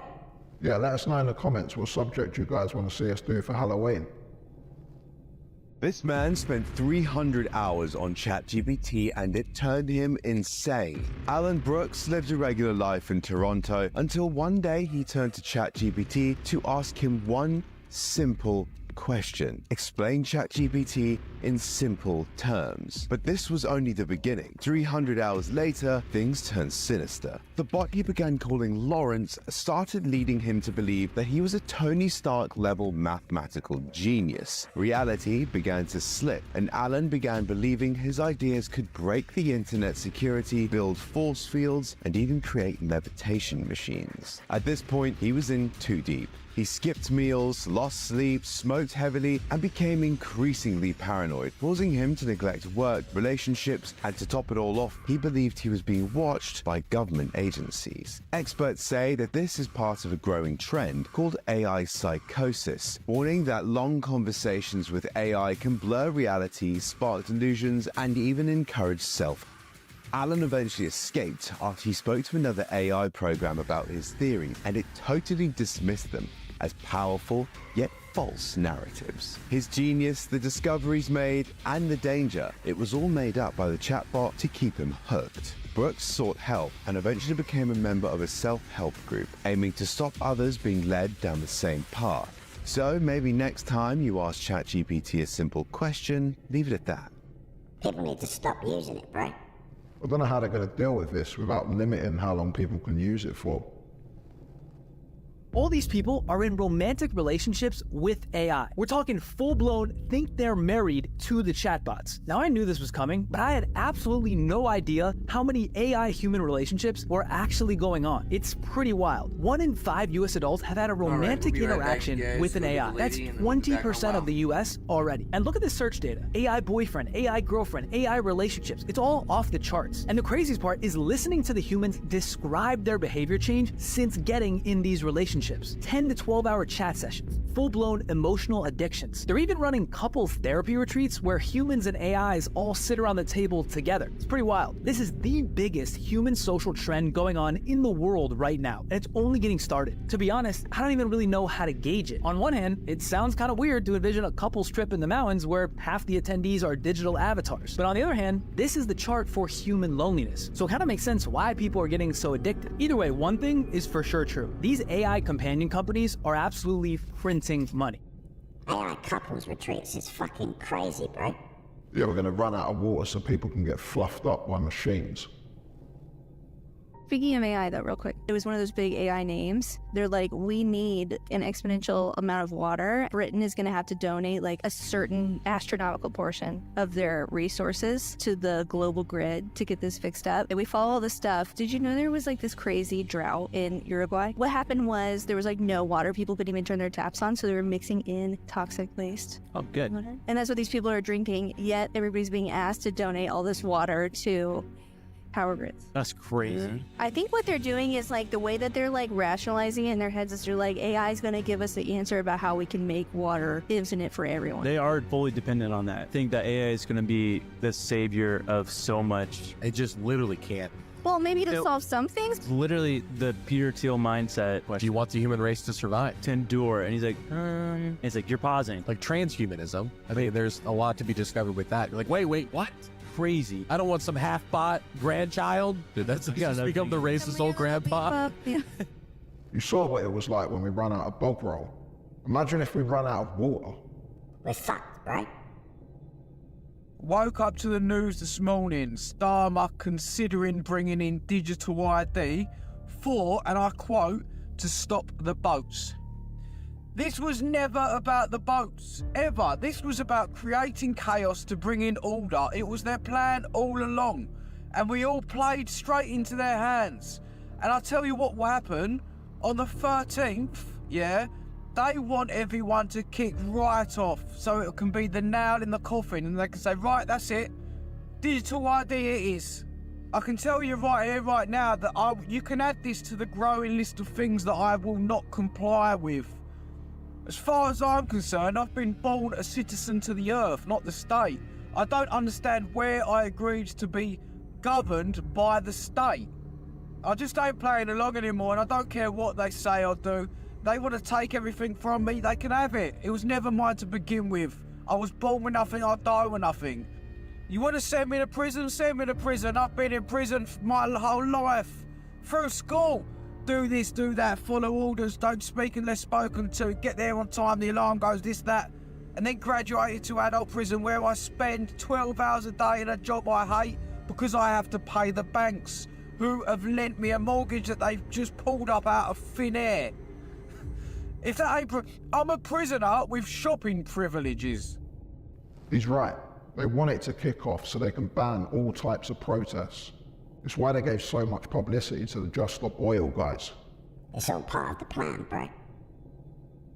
The UK might have been the first to unleash the Online Safety Act, but America, you're next, and it's got a shiny new acronym in your country, KOSA, the Kids Online Safety Act. Because if there's one thing that governments love more than actually protecting kids, it's sounding like they're protecting kids, whilst quietly ushering in sweeping surveillance laws that nobody voted for. Whilst officials like Vice President JD Vance and Judiciary Chair Jim Jordan were quick to dunk on the UK's Online Safety Act, calling it censorship and government overreach, at least 19 US states have already rolled out similar ID laws for accessing content on online platforms deemed explicit. States like Texas, Iowa, Arizona, Ohio, North and South Dakota. So if you want to access adult content there or browse a forum, you've got to prove your age, usually by handing over your personal ID to third-party tech companies with zero federal oversight and no transparency. And now, Congress is warming up for a nationwide rollout. The Kids Online Safety Act could be the first major online child safety law to change in the USA since 1998. And let's be real, on paper it sounds like a win. It did here.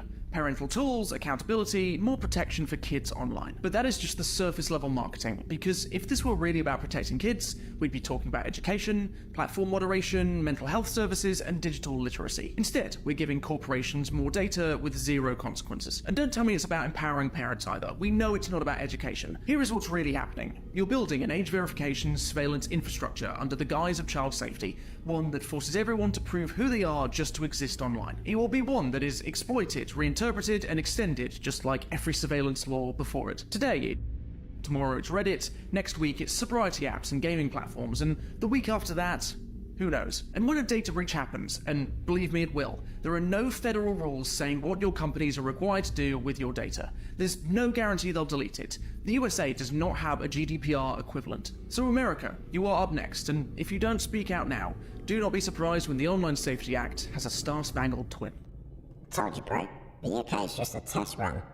We don't often agree with each other, but I think he's right about this one.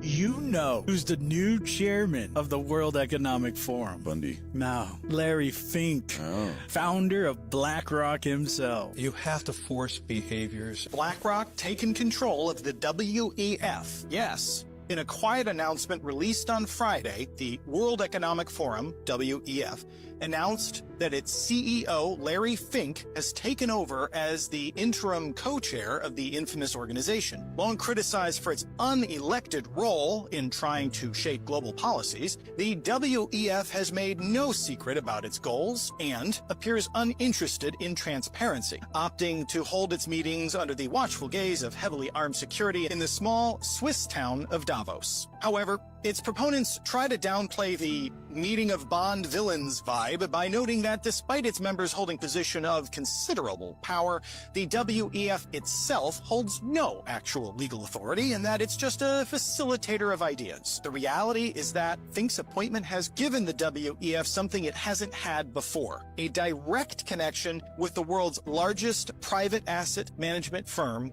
which in turn does work for the American Federal Reserve. This has many people wondering whether the WEF will attempt to do more than simply facilitate ideas, and what checks and balances exist to prevent the misuse of such a concentration of power. You have to force behaviors, and at BlackRock we are forcing behaviors. Fucking hell, that can't be good. Yeah, bro. They're getting ready for something big. Got the text. Every single person here in the United Kingdom with a mobile phone just got a text warning about a national security emergency alert. It was a test run that in the event of a real life emergency, this is what would happen. But it makes you think, what are they planning for? What do they know that we don't? I know there's war with Ukraine and Russia, the biggest war since the Second World War, and everything that's going on. But you do wonder, is this they're slowly preparing us for with something that's going to be coming? Something that's coming ahead? Because I also saw reports in France that the government there were warning a lot of hospitals to be ready. So what's going on, everyone? Is there something that's going to be happening soon? Or is this just good kind of disaster recovery, contingency planning? Is there an emergency coming that's gonna be apocalyptic? It shit me up when it went off. I weren't ready for it. I was born ready, bro. I don't think they're planning anything. We just know the economy is gonna collapse. McDonald's avoided tax whilst claiming £872 million in taxpayer support. And whilst local businesses were going bust, McDonald's used clever accounting in order to avoid tax and give a big fat £2.9 billion payout to shareholders in the same year. Taxpayers paid for McDonald's UK operations with £297 million from the furlough scheme, £143 million from Eat Out to Help Out, £60 million from business rates, and a whopping £372 million from the reduced VAT at the time in the hospitality sector. And it's been estimated that McDonald's has avoided around £295 million over the last decade. So it's quite happy to claim taxpayer support, it just doesn't want to pay for it. How it does this is because back in 2016, McDonald's created a new UK subsidiary called MCD Global Franchising Limited, which bought the rights to collect franchise fees across Asia from another McDonald's subsidiary in Singapore. This is where it gets interesting because instead of paying cash, McDonald's used loan notes, which is basically an IOU, where they pay later. And these loan notes were passed from London to Singapore, then to Delaware in the US, then back to London, where they were cancelled because it can't owe money to itself. However, because McDonald's owns the rights to the franchise fees, it can then shield hundreds of millions of pounds from the UK from taxation through a process called amortization. So think of that next time you have your sloppily put together Big Mac. They're taking the piss, bro. You haven't got to be a mathematician to work out that this can't keep going on. They want to keep us arguing about all this bullshit so they can keep getting away with shit like this. The House Oversight Committee got Jeffrey Epstein's 50th birthday book, and there's a lot more in it than Trump's birthday card, like this picture of what appears to be George W. Bush with his face blurred out. It's a creepy cartoon of Epstein giving balloons and lollipops to little girls in 1983, and then 20 years later, those little girls giving him massages titled, "What a Great Country," with a private jet in the background with the numbers 908JE. Letter from someone named Michael that talks about stories about chronic UTIs, prostate and letters from girls that he worked with. She mentions all of the amazing places that she's traveled: London, Paris, Milan, Copenhagen, Tokyo, and on, and that she's met Prince Andrew, President Clinton, the Sultan of Brunei, Donald Trump, Chris Tucker, Diana Ross, Michael Jackson, brilliant scientists, lawyers, and businessmen. Clinton wrote a letter with all of their wonderful memories and adventures. And Elliot Woke wrote that he remembers when Jeffrey discovered Ghislaine as a teenaged girl. Someone named Nick wrote a letter about royal schoolgirls' dorms, Mandarin drivers to find us some girls, massage classes at Raxel. Notes that Epstein is revealed as an alien in disguise. This picture, quote, "He is the boyfriend of Redacted," quote, "We think he works for the CIA." So now you have to ask yourself, what in this book is real, and what, if anything, in this book is fake? This is a never-ending saga. The victims are making their own list, bro.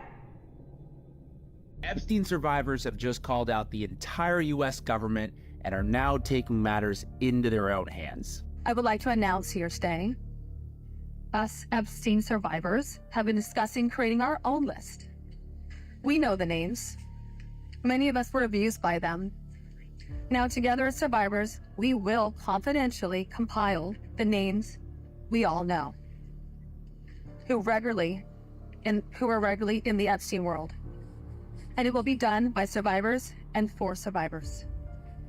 No one else is involved. Stay tuned for more details. That's right. Victims of Jeffrey Epstein said Tuesday they are now working together to compile a list of powerful figures connected to the disgraced financier after growing frustrated with the government's handling of the case. Quote, "A lot of us survivors know we've been compiling lists of our own, and we have so many other survivors," Epstein accuser Lisa Phillips told NBC News in an interview. "Please come forward and we'll compile our own list and seek justice on our own." This, to me, is one of the most important tests of our government, of our time, because it draws a clear line in the sand to show who they ultimately care about. The rich and powerful, the president, or do they care about protecting citizens of the United States? They always protect the nonsense, bro. It ain't no different in this country. While on a cruise ship sailing the Mediterranean Sea, a 53-year-old man named Silvano was embarrassed to find that his shirt had suddenly become drenched in sweat. Looking in the mirror, his pupils had shrunk to tiny pinpricks, the same glassy-eyed stare he'd seen in his father and his sister before him, both of whom had died in middle age. Returning home, Silvano couldn't sleep. Not just poor sleep, but literally no sleep at all. He would begin to drift off only to jolt awake in panic. His body had started to break down. Silvano took himself to the University of Bologna's sleep clinic seeking answers. The external symptoms were terrifying, but what was happening inside was a nightmare. Passed down through his family, located on chromosome 20, was a single-point mutation, D178N, in the PRNP gene, which encoded for prion protein PRP. But this single mutation causes the protein to misfold into a toxic shape.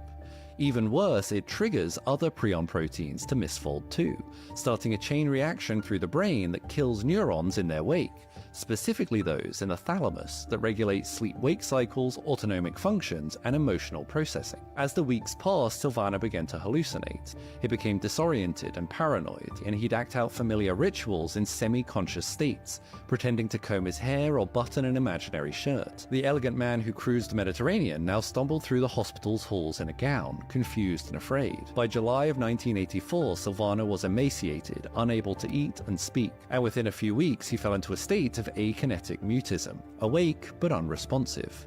Not long after, he died from exhaustion. Silvano donated his brain to science, and when doctors examined it, the damage was unmistakable. The thalamus was riddled with holes as if eaten from the inside out. When neurons had been destroyed, it left behind a sponge-like landscape where misfolded prions had silently done their work. But the most terrifying part, prions have been shown to survive traditional sterilization approaches, from autoclaving to bleach, and they're capable of passing from one patient to another on contaminated surgical instruments. Neither alive nor dead, the prions that killed Silvano are still active in his preserved brain tissue even decades later. Thanks to his case, researchers at the University of Bologna were able to identify and name this new and deadly condition, fatal familial insomnia. Only about 70 families in the world carry this fateful mutation, and today there still is no cure. So if you find yourself tossing and turning at 3 a.m. worrying about your nighttime routine, just remember, a good night's sleep starts with no caffeine, low blue light, and a functioning thalamus. Yeah, fuck that. In the first couple of weeks of doing my back in, I couldn't sleep at all. I genuinely felt like I was losing my mind. You lost it years ago, bro.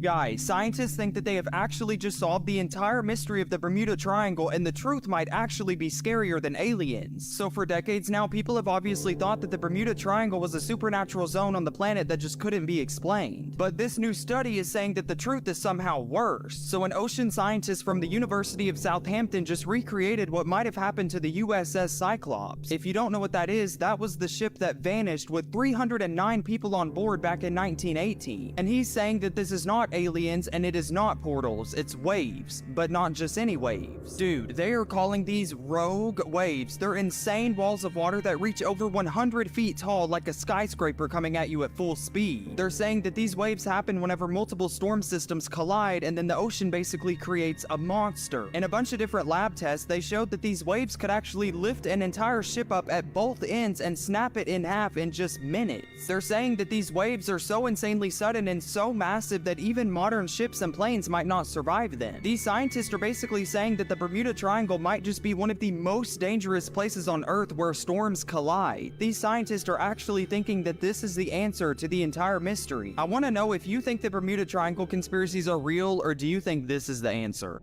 That seems like a logical explanation. There's a lot we don't know about the Bermuda Triangle, bro. We'll have to save that for next time. Hold up, Tim, we've got to do the giveaway. Leave a comment for a chance to win in our next episode. Let's do this, bro. Bang bang! You get that? Pick something from our website and we'll send it straight out. That's TerraToadTales.com. Shout out everyone buying the merch, bro. We don't do sponsor sections in our content, and that's thanks to all our channel members. We're turning them down every day, bro. Yeah, fuck all that. And as always, thanks for watching. Remember to like, comment and subscribe. And we'll see you in the next one.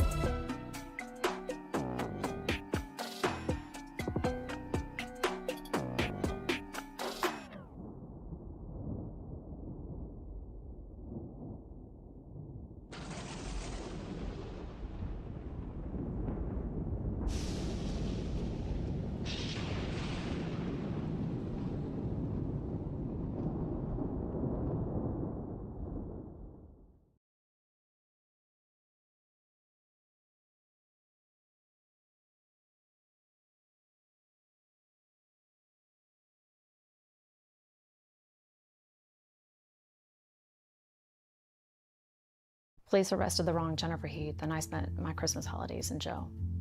How could police think I'm 26 if I have a 30-year-old child? I guess just go home and I'll fly There's home no whenever. way I'm not going to go home without you.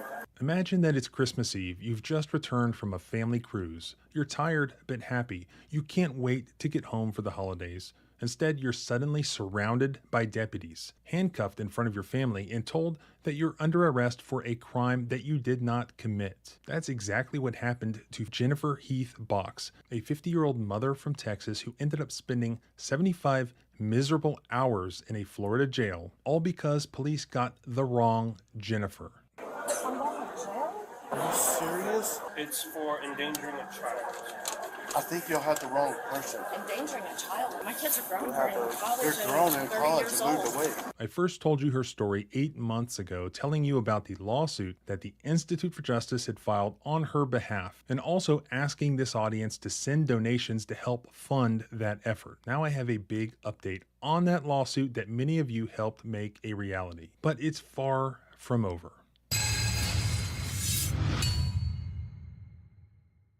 Everything requires a subscription now, and if you're like me, you have completely forgotten all of the things that you have subscribed to and you pay money on every month that you don't even use. How great would it be if there was an app that could keep track of that for you and that could cancel your unwanted and unused subscriptions and also help you track and lower your bills? That's one of the reasons I love this video's sponsor, Rocket Money. Rocket Money is an all-in-one finance app that helps you save more and spend less. But my favorite thing is that it securely identifies these recurring charges and allows you to cancel these unwanted subscriptions with just a few taps. You don't have to get on the phone. They do it for you, and they've helped customers save over $500 million in canceled subscriptions. Rocket Money can help negotiate your bills for you. No customer service calls. You just let the app's negotiators do it for you. Here's what you do. Go to rocketmoney.com/civil or click the link in the description. Get started for free. You can also unlock even more features with premium. That's rocketmoney.com/civil to get started for free. Thanks again to Rocket Money for sponsoring this video.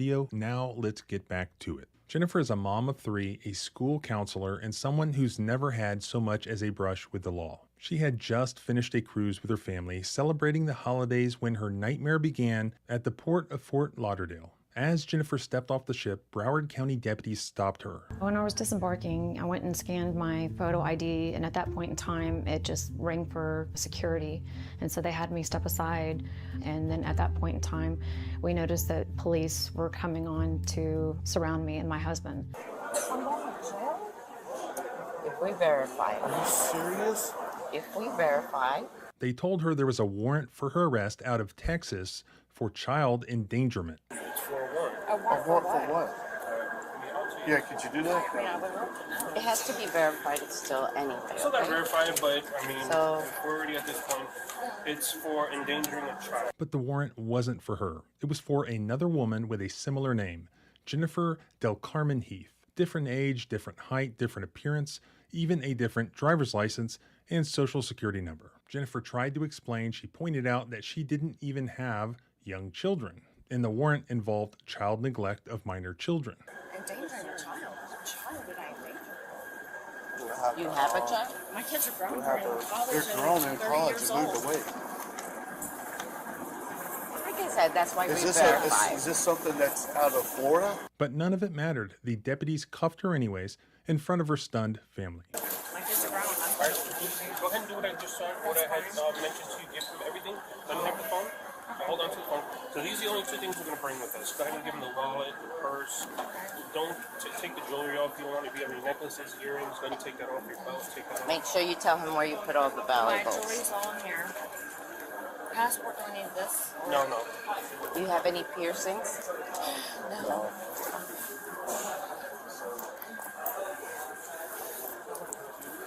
I guess just go home and I'll fly There's home no whenever. way I'm not going to go home without you. Where's home? Texas, Houston. To go see our kids. That's where the warrant is out of, so you're going there. I don't know what kid I endangered. I have She has a necklace?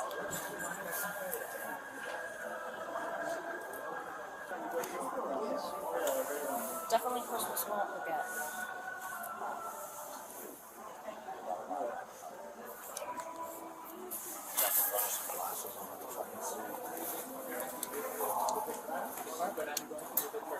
We're trying to make it as little as possible, honey, okay? And I don't understand why this was Houston. Why couldn't I get arrested when I was in Houston? Just do me a favor, check all over your pockets right now to show that weight. Okay. Go ahead, get rid of that. Get rid of it.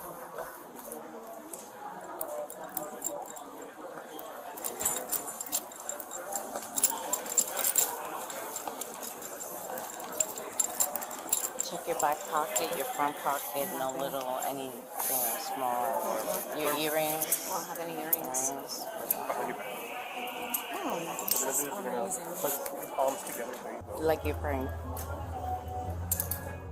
Was from July 20th, 2022. Okay. I was just curious, like, sex. I know I've gotten pulled over before since then in Houston, and I haven't heard anything. So I'm just confused with all this. And I don't have a 16-year-old. There's nothing about a 16-year-old in there. All my kids are all grown. I guess that's what I'm getting at. You've had no incidences at all whatsoever in the Never. past couple of I years? promise you, I'm sure you hear this a lot. Never have. How could police think I'm 26 if I have a 30-year-old child? Once in custody, things only got worse. Jennifer was strip searched, fingerprinted, and shoved into a freezing jail cell. Guards cranked death metal music so loud that it echoed off the walls. Detainees huddled for warmth together while officers walked around in coats. Jennifer feared for her safety, stuck in a cell with strangers, wondering if she'd ever make it home for Christmas. Meanwhile, outside, her husband and her brother, who was actually a police officer, began frantically making calls on her behalf. They contacted Texas authorities, who confirmed that this was a case of mistaken identity. The woman Broward had locked up was not the same Jennifer named in the warrant. But even with that confirmation, Broward County refused to release her quickly. As a result, Jennifer spent Christmas Eve, Christmas Day, and the day after behind bars. She missed Christmas morning with her children. Even more painful, she missed saying goodbye to her son before he shipped out with the U.S. Marines. And those are moments that she will never get back. After 75 long hours, more than 3 full days, Jennifer was finally let go. Not because Broward realized the mistake on their own, but only after her family hired a lawyer and Harris County, Texas directly confirmed that she wasn't their suspect. And even then, there was no apology. As I discussed in the first video, Jennifer is fighting back with the help of the Institute for Justice, which through your help has been suing Broward County and the deputies involved for violating her civil rights. And her case raises important questions for us all. Why did law enforcement ignore so many obvious differences? Why didn't they double check before throwing an innocent mom in jail? Why did they think that they should be immune from being sued? And if they are immune from being held accountable, what's to stop it from happening again to anyone else? Fortunately, the federal court has now denied qualified immunity to the deputies in response to their motion to dismiss. Whereas here, the police have a valid warrant to arrest somebody but mistakenly arrest the wrong person, the 11th Circuit, where Florida is, employs a reasonable mistake standard to determine whether or not there was probable cause to make the arrest. Here's the problem. There were numerous discrepancies between the suspect's information and Jennifer's information, and there was no reason to rush it. There were no exigent circumstances when the arrest was made, but instead the officers had plenty of time to figure out their mistake, including the fact that there were observable differences between the individual on the warrant and Jennifer. Despite having plenty of time to verify, the court held, the officers ignored the red flags and arrested the wrong person anyways. If they want qualified immunity, they have the burden of establishing that they made a reasonable mistake. And so far, they have failed to do that, the court held. So the court denied qualified immunity to these officers because there was already binding case law in the 11th Circuit finding similar constitutional violations under similar facts. This is great news, but it's far from over. Jennifer's story is more than just this holiday nightmare. Wrong person arrest can destroy people's lives, and without accountability, there's nothing stopping it from happening again, just like it has happened already 3 times in Broward County. The court noted that in addition to Jennifer's arrest, there have been at least 2 other similar wrong persons arrests made by this same department. That's why she's seeking justice, not just for herself, but also to make sure that no other family has to live through what she did. So let's continue to fund this fight by making donations to the Institute for Justice. I have the donation link below. All you have to do is click on it. The IJ will keep track of all of the donations that come from this audience. In the end, we can find out how much this audience helped to enforce constitutional rights and hold everyone involved in this case accountable. As soon as I hear another update in this case, I'll let you know. And you can follow along by subscribing both here and at the blog at thecivilrightslawyer.com. You can follow me on X at JohnBryanESQ. Remember, our rights don't end where your fear begins. Freedom is scary. Deal with it.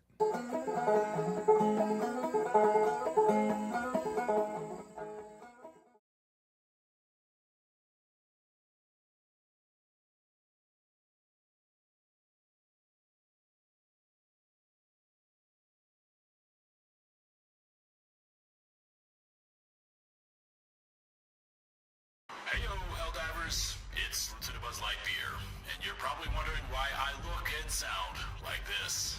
Well, here's a quick recap.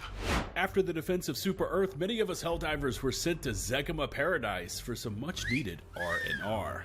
After my mandatory 0.8 seconds of meditation, new orders arrived from Super Earth High Command. My mission was to watch this battlefield footage and report to the front lines. So, I headed over to my local Death Star for some much-needed supplies, renamed my ship for this super top-secret undercover mission, put on my new high-tech armor, and I called up the squad to deliver the good news.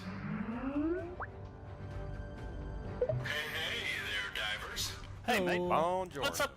What are you wearing? Forget why he looks like that. Why do you sound like that? You guys didn't check your dispatches again, did you? Just get over here and hit up the armory before you do. Battlefield!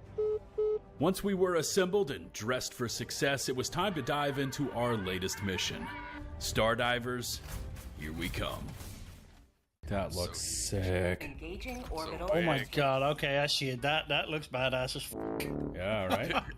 Brother, come give me a hug, brother. This is the way, Whiskey. This is the way. You're looking good there, Mr. Boba Fett. And Sec is not wearing the correct Look at this gear. loser. Look at this loser. All right. Don't even have the right helmet on. He's about to get kicked. I don't know which helmet Kick him, belongs Whiskey. to which thing. Kick him. I don't think he has the kick emote. Oh, he's got it. I don't give me bonuses. Check your war bond. It might. Yeah, see the one you have There we on right go. now. That's what's Yeah, showing. I just bought it from the superstore. Oh, okay. There we go. Veterans. Look at this guy. Look at this guy. Look, Are we gonna take on? We need to find a bot city, right? Did we lose all the bot cities? I can't even think. I'm trying to find us a city. I can't even think. Oh, we do have one over here on Buku's Rest on Lasath. Look at this lineup right here. I mean, Hold on, come are we- on. Well, Blaze has got a queso and a hell bomb too. So what could possibly go wrong there, right? It's almost shocking that he doesn't have like a backpack with ammo. You don't live long enough to need to run it out of ammo. Oh my god, time to use a real weapon. You hear him? I just realized that. This is too funny, man. Go, Delta Squad. Oh, that's a Seif. Don't shoot at him. Oh, it is Seif. Forgot. Stormtroopers are friendlies. Oh, we gotta salute them. Come on, Seif, hit them. The autocannon, that sounds insane. Oh, somebody just died over here. That would be me. Okay. Actually, tag one of the bots. He says, droids. Come on, follow me, boys. Charge set. Charge set. Evacuate the premises, boys. Let's head on the pod, Whiskey. Oh, it's a War Strider. Dude, I just roasted the thing. Oh, watch out! Grenade! Oh, That's That an auto- old napalm on top of the Seif troopers. Oh, watch out! no. Run, Seif! Run! Come this way. Oh, Who did it? Blaze? Blaze. Blaze? Well, I've got 1 out of like 6 left, man. oh! Don't step in front of me, Seif. Yep, it works. Cool. Whiskey died again. yeah, I he landed on the a Hulk where he had a bunch of those I had a sparkler pyro grenade on the grenades. Hulk. Oh, yeah. Yeah. Which. And Buzz just killed me. Oh, that was a hell pod. That was an explosion. Back up, back up. Oh! Oh! Oh, I see you right in that thing. Just in case. Uh-huh. Absolutely. Oh god, I hear a hell bomb going off. Yep. Oh my god. Oh, they're bringing in an at Walker. Watch out, boys. It's time to prove our worth. Hurt coming down behind you here, Buzz. There it is. Oh. I got violated by it because I turned around and there it was. Gotta stay prone, Buzz. I know. This is Crossfire Central here. Oh my god. Yeah. Check this out. You weirdos. About 50 meters now. Oh! Direct impact. I saw that. Oh my god, your head is rolling right here. Oh, a big bot drop. Orbital napalm's coming down on top of the bot drop. We have a doggy. That is an at Walker, sir. At. No, fight of Super Earth! You hear the Seef over here screaming? Oh! Oh, I was killed by that. That 500 kg got. I don't know how that 500 killed me. I was pretty far from it. Got some traitorous behavior over here. That's a cannon. He's got me zeroed, boys. He's got me zeroed. I'm diving. Oh! It might be over for me, boys. I'm stuck inside a fence. I'll get you out. I can help you out. Oh, that worked. Yeah, it did. I was behind him with the grenade pistol. A Star Wars proctology exam coming. Damn. Flare off in the southeast. Oh, that's a watch out, dive! I'm okay. Okay. The hell? Me too. Oh god, what the hell is that? Is that the extraction music? It is. Wait, it starts dropping. Is it from like a show that I've not seen? Like, Oh, this is the best mod ever. Get ready for trouble, Delta. Take cover! Oh, it's a 120. Run. Oh. I'm staying. Ah! Here we go. Diving for democracy. Oh. Here we go. Diving for democracy. Oh.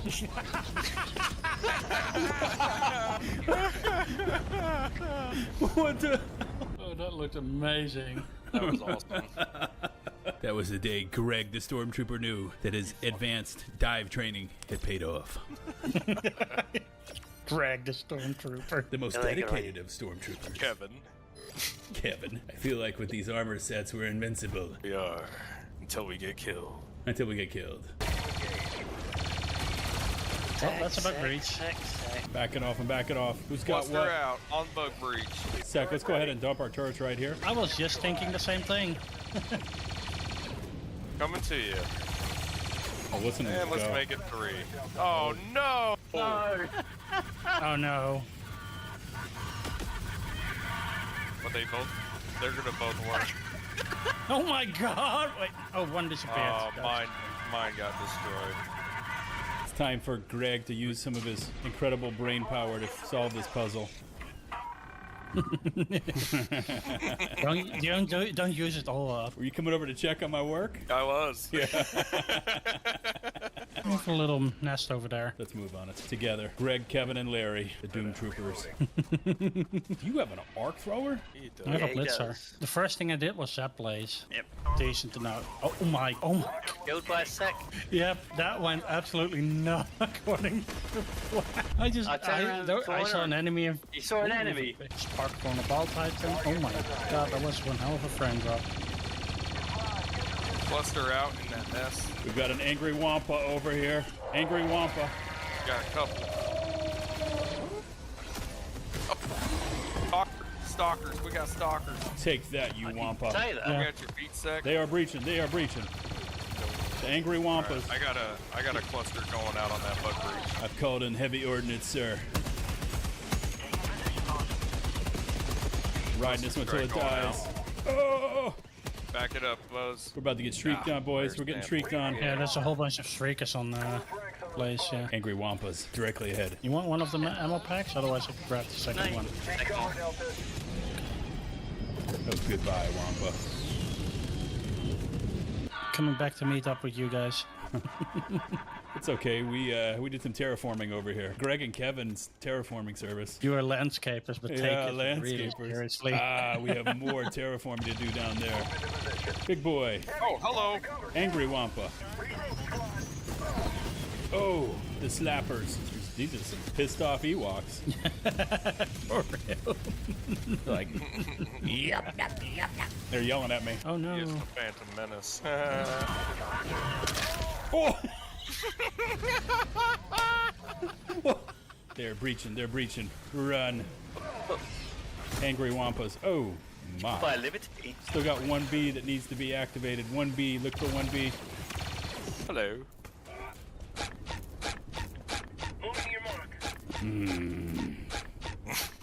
Let's move on to the next objective. Come along, Kevin. Way ahead of you, sir. Hold on, I'll get that, Oh, never mind.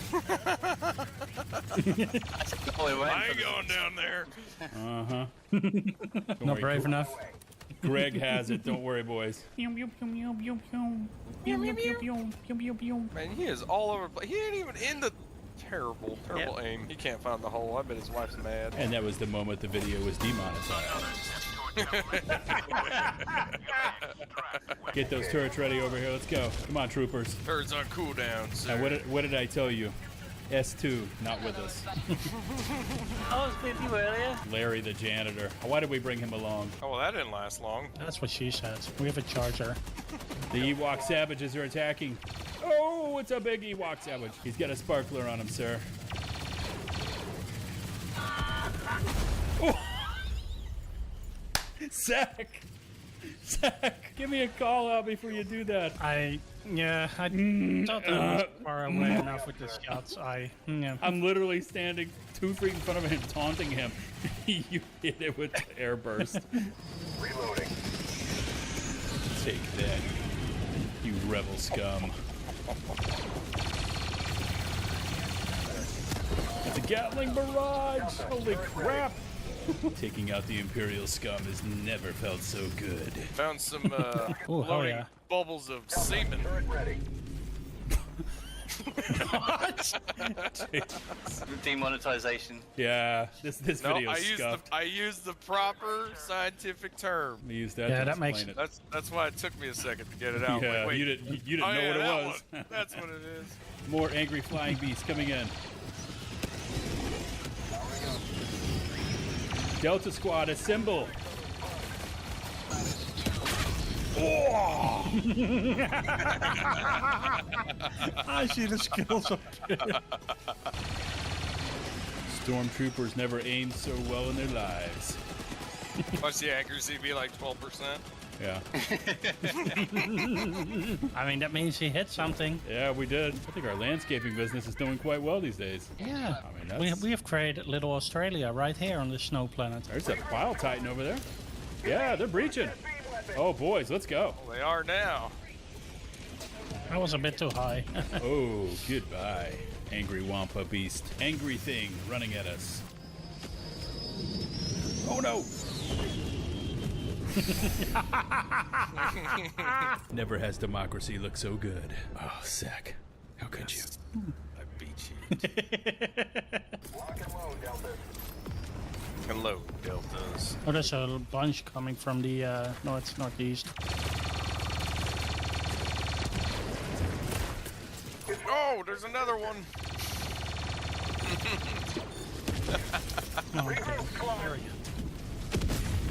Oh! Oh, you ran. Oh, you better get down and stay down. Oh, gaggle of them. Sometimes Oh you- my god, that was 16 at once. I got.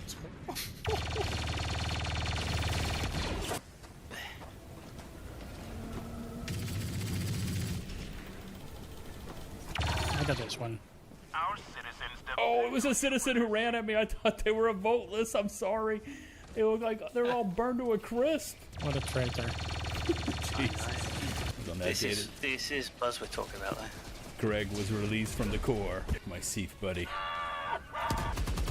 It's targeting me. Ow!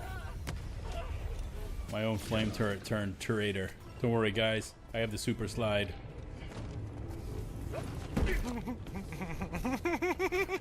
Super Watching slide? you go down it right now. Yeah, you see that?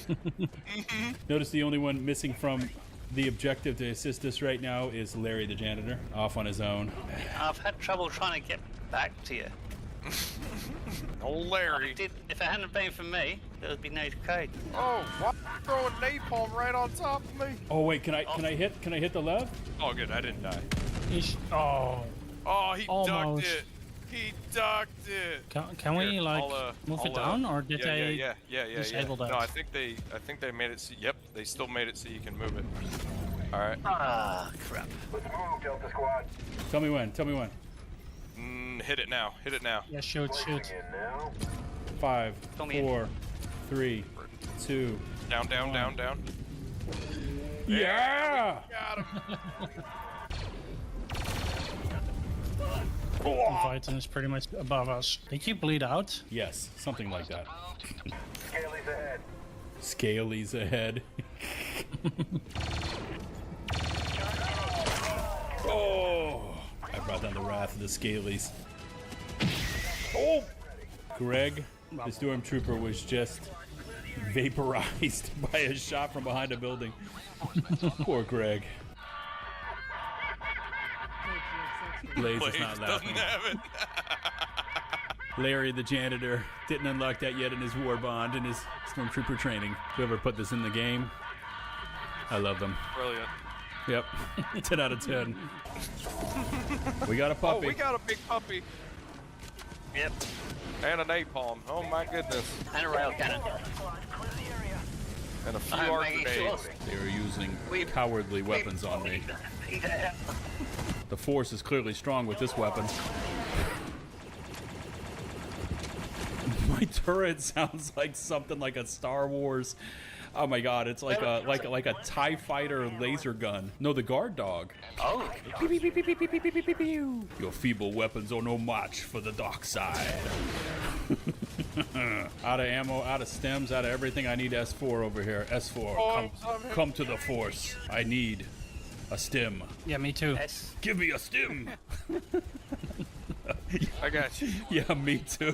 Whiskey There is brother. ammo here. Brother. Thank you, brother. I went to throw a grenade. Didn't have any. Imagine that. Visual lock. Droids. Visual lock on the droids. This is funny, man. Cannon tower somewhere Oh, there. wow. Running past. Oh, Jesus. There you go. Oh, I can't Cannon- believe you. Don't cannon shoot tower me. is down. Whiskey, Yeah, what's up? Go a little further away from me. Oh my God. Go over by those stairs. I don't like this. Call Seif to you. No. Come a little closer so they can actually see you. Call Seif to you. All right. Follow me.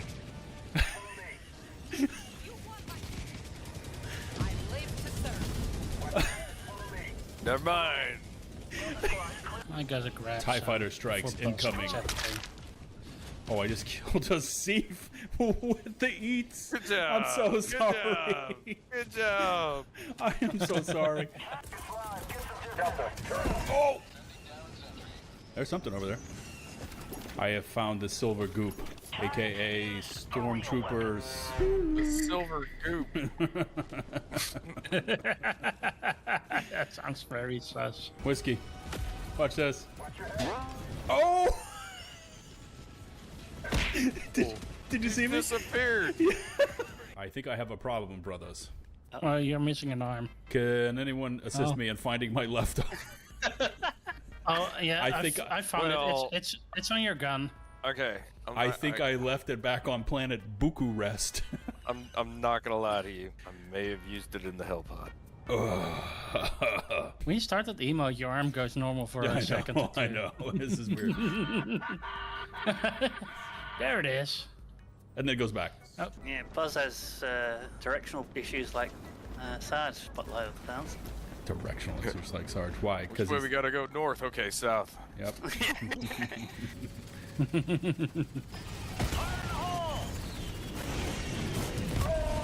coal in the fire. Oh, God. What was that, Whiskey? That was a 500 kilo. Yeah, it was. Follow me. Affirmative, sir. Delta, turret. We should not be playing this game. We should dive deeper into the roleplay. Get really deep into it. Start our own backstories.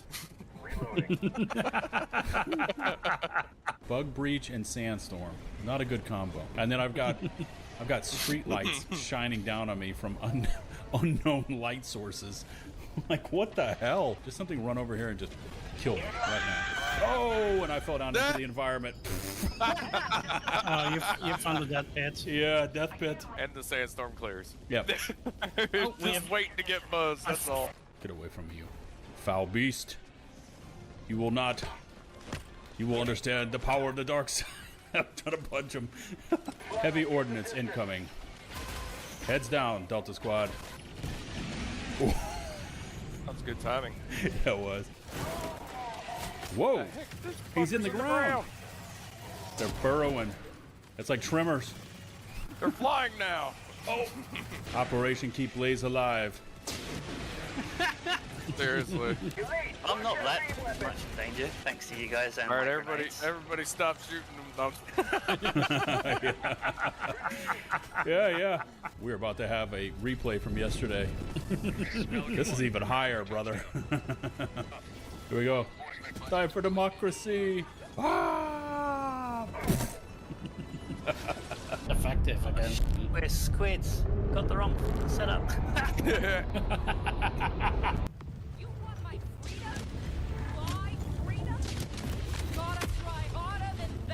The Seif is obviously from like Long Island. Because I am walking here.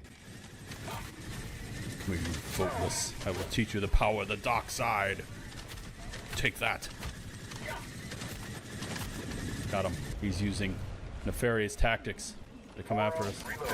Oh my god, it's a Lev. Oh my god. Thanks for checking out the video, and if you haven't already, please hit subscribe and ring the notifications bell to stay up to date on all things Helldivers. Thanks to all of our channel members, for without your support, content like this would not be possible. And until the next one, this is Lieutenant Buzz Lightyear, signing off.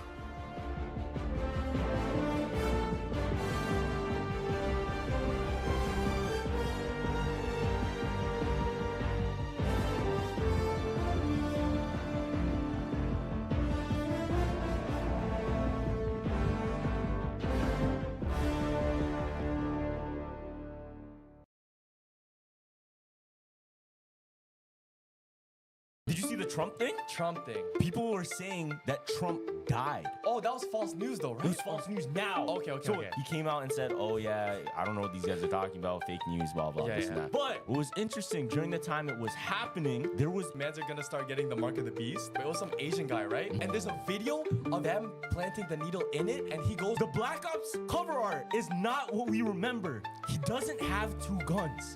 What? No, it's Look like at this, it. right? He has a guy in Italy, in Florence, he's just trapping and cursing people through like his street performance. What? Oh, it's crazy. What happens to him?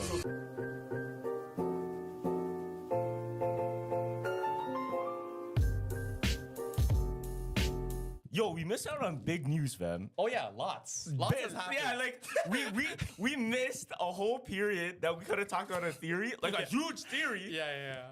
And it went right over our heads just because we didn't line up with the episode recording. But yeah, I swear we talk about like one thing, and then after the day we record, all this shit happens. I know. Okay, so recently, did you see the Trump thing? Trump thing. People were saying that Trump died. Oh, that was false news though, right? It was false news now. Okay. So it just came out 2 days ago from when we're recording the podcast. He came out and said, oh yeah, I don't know what these guys are talking about, fake news, blah, blah, this and that. But what was interesting, during the time it was happening, there was images of him with a huge bruise on his hand. Really? Yeah, you didn't hear about this? No, I didn't. So he had a huge, like, almost a blood-stained hand because there was a bruise. Yeah. Now, a week before Queen Elizabeth died, she had the same bruise. Oh. Yeah. So people were speculating when they saw that, and then there was a whole hiatus from him. where he didn't have any bookings for appearances, or he didn't have any like published footage of him being outside. Damn. People were speculating, oh, this guy passed away. And the same thing happened to the queen. Now, he came out and he's talking. It's all good, right? Yeah. Also, during that time of the hiatus, they posted a picture of him at a golf course. But the picture, because this was to show that, oh, he's still alive, he's still healthy. AI? It wasn't AI. What was it? It was actually an old photo. Oh, so they tried posting it, and there's an old photo from way before. People reverse image searched it, and it was like, it's not it. Now, the thing is though, is it possible for there to be clones or duplicates of important people? Yeah, that's what I was gonna go to. I'm like, okay, you're gonna fake that thing, make a whole big deal. But I didn't know about the whole Trump thing. That's why it was kind of like under the radar. Yeah, it was very under the radar. Internet, I know, that's what I'm saying. Yeah. It was like kind of hush, but at the same time, it was But that's still the way to huge. do it. Like, maybe they introduced something on the news while this whole shit was happening. Boom, get him out of there. Maybe he just doesn't want to be in the limelight no more. Clone that guy. And Boom. who knows? Like maybe the fucking the Prime delivery took like a week. Yeah, exactly. to get the clone. You know what I'm saying?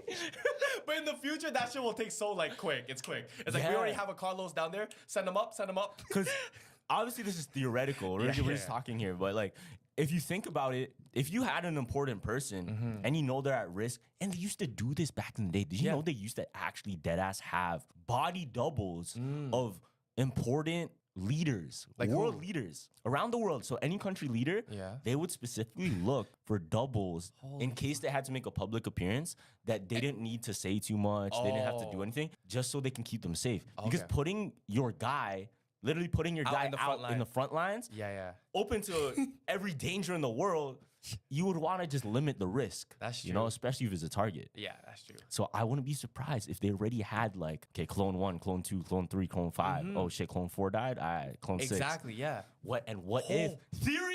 What if the pictures of the bruised hand, that wasn't him? What was that? Was his clone that was already malfunctioning. Yo, that would suck, bro. If you're a clone and you're just thrown out in the thing, because I'm saying like, maybe theory. Remember when Trump almost got shot? It wouldn't be a big deal because that was already a clone. Like, you know what I mean? They knew that he was probably gonna get. It's a big stage. They want to make news, so just throw the sacrifice out.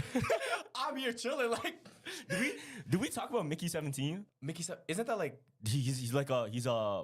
What is that? I heard that before. So pretty much, Mickey 17 is a movie. Pretty much what happens is like he is he's like a fall guy. Pretty much anytime they needed something to be saved or a project to be worked on that's very, very dangerous, they would throw him in there. And if he died, he could just be revived. His memories and everything he learned can still be, I guess, reprinted, deadass in a 3D printer. Yeah. See, now I don't know, but I'm pretty sure with like those influential people, they for sure have clones of them because it's like, they're important and people are after them. So, and even if it's not like a clone, I'm sure they would have people that just look like them just in case. Yeah. Just in case. You think because it's smart. Yeah. You think when who's the other guy, the really old guy when he was in office?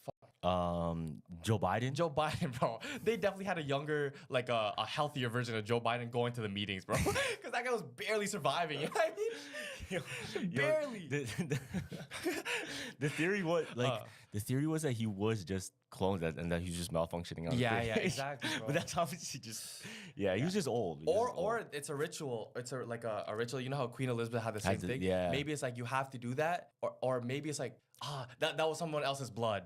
And it's like, you know, like the adrenochrome. Come on, bro. We can go to the rabbit hole. The craziest shit I heard lately, though, there's actually a case of somebody that disguised themselves to get back with an ex. Disguised themselves to get back with an ex. Yo, so there's this girl. Yeah. And she was in an abusive relationship. I mean, he was just not good for her. Okay. She ended up getting a restraining order for this guy. Oh, shit.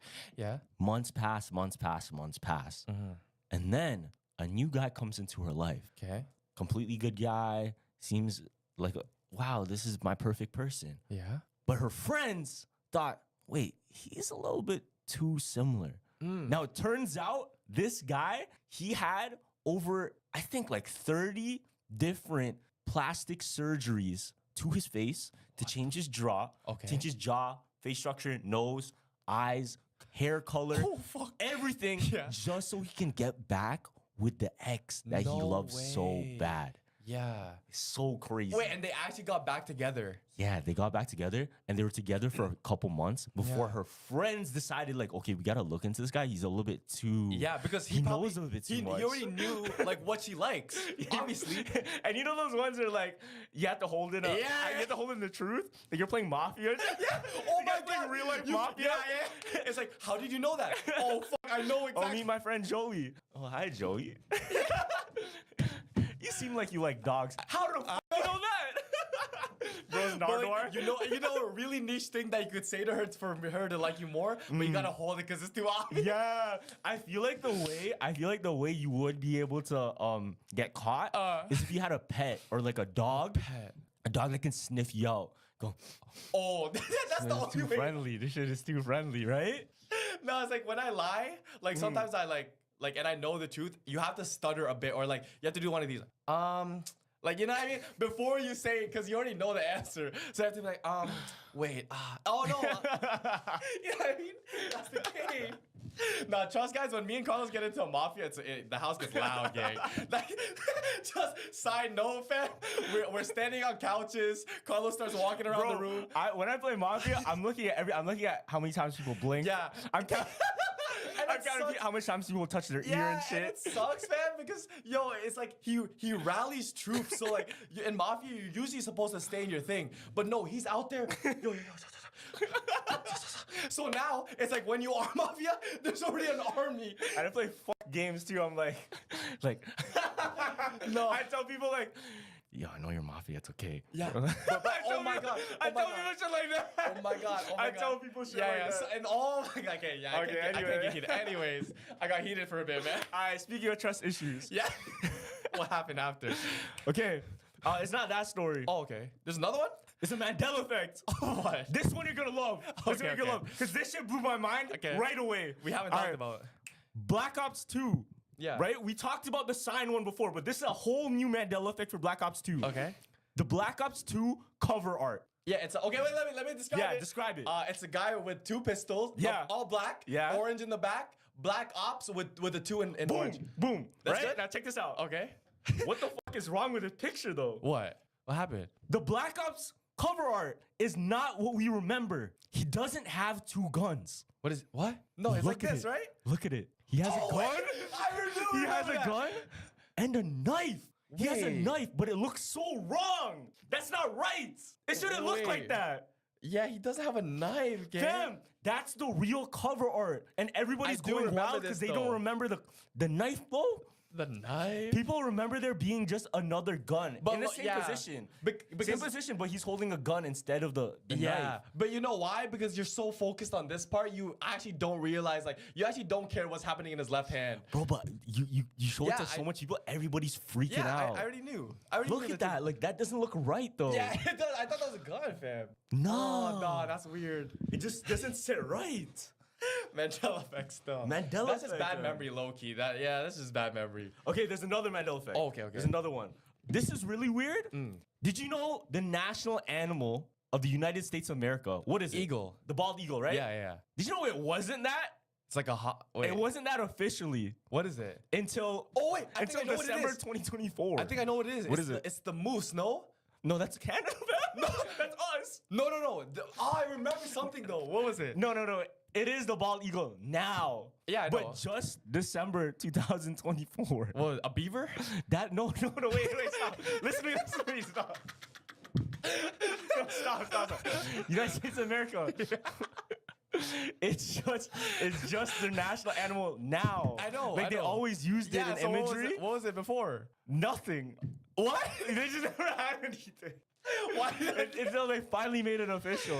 They finally made that shit official in December 2024, but they never had it before. That's whack. No, it had to be something, bro. Like a bulldog. Because all I'm thinking was a beaver. You know, with in my head it was a beaver with like the flag like this, the American flag. A beaver is Canadian too, bro. Oh fuck, I keep forgetting. You're mixing it up with us, bro. That's us. My fault. All right, there's one more Mandela. Okay, one more. This one's really cool. Yeah. So Domino's used a Mandela effect to sell their pizza. They used a Mandela effect in their marketing, bro. What? So, do you remember Domino's stuffed crust? Yeah, that's Little Caesars, no? No, it's like every single pizza place. Yeah, I know. except Domino's. I low-key don't remember Domino's stuffed crust though.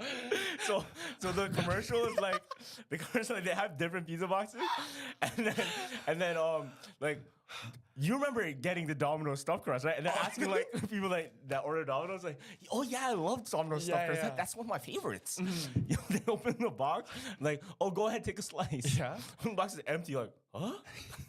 And it's not. Like, we never had that They shit. never sell And he goes, but we do now. Word. Domino's stuffed crust out right now. That's Type actually shit. fire. We're not a sponsor. I'm not gonna lie, that's actually W marketing though. Yeah, so they used the Mandela effect to their advantage. And then that was like their whole play on it, which is really cool. Holy fuck. You know what W marketing too?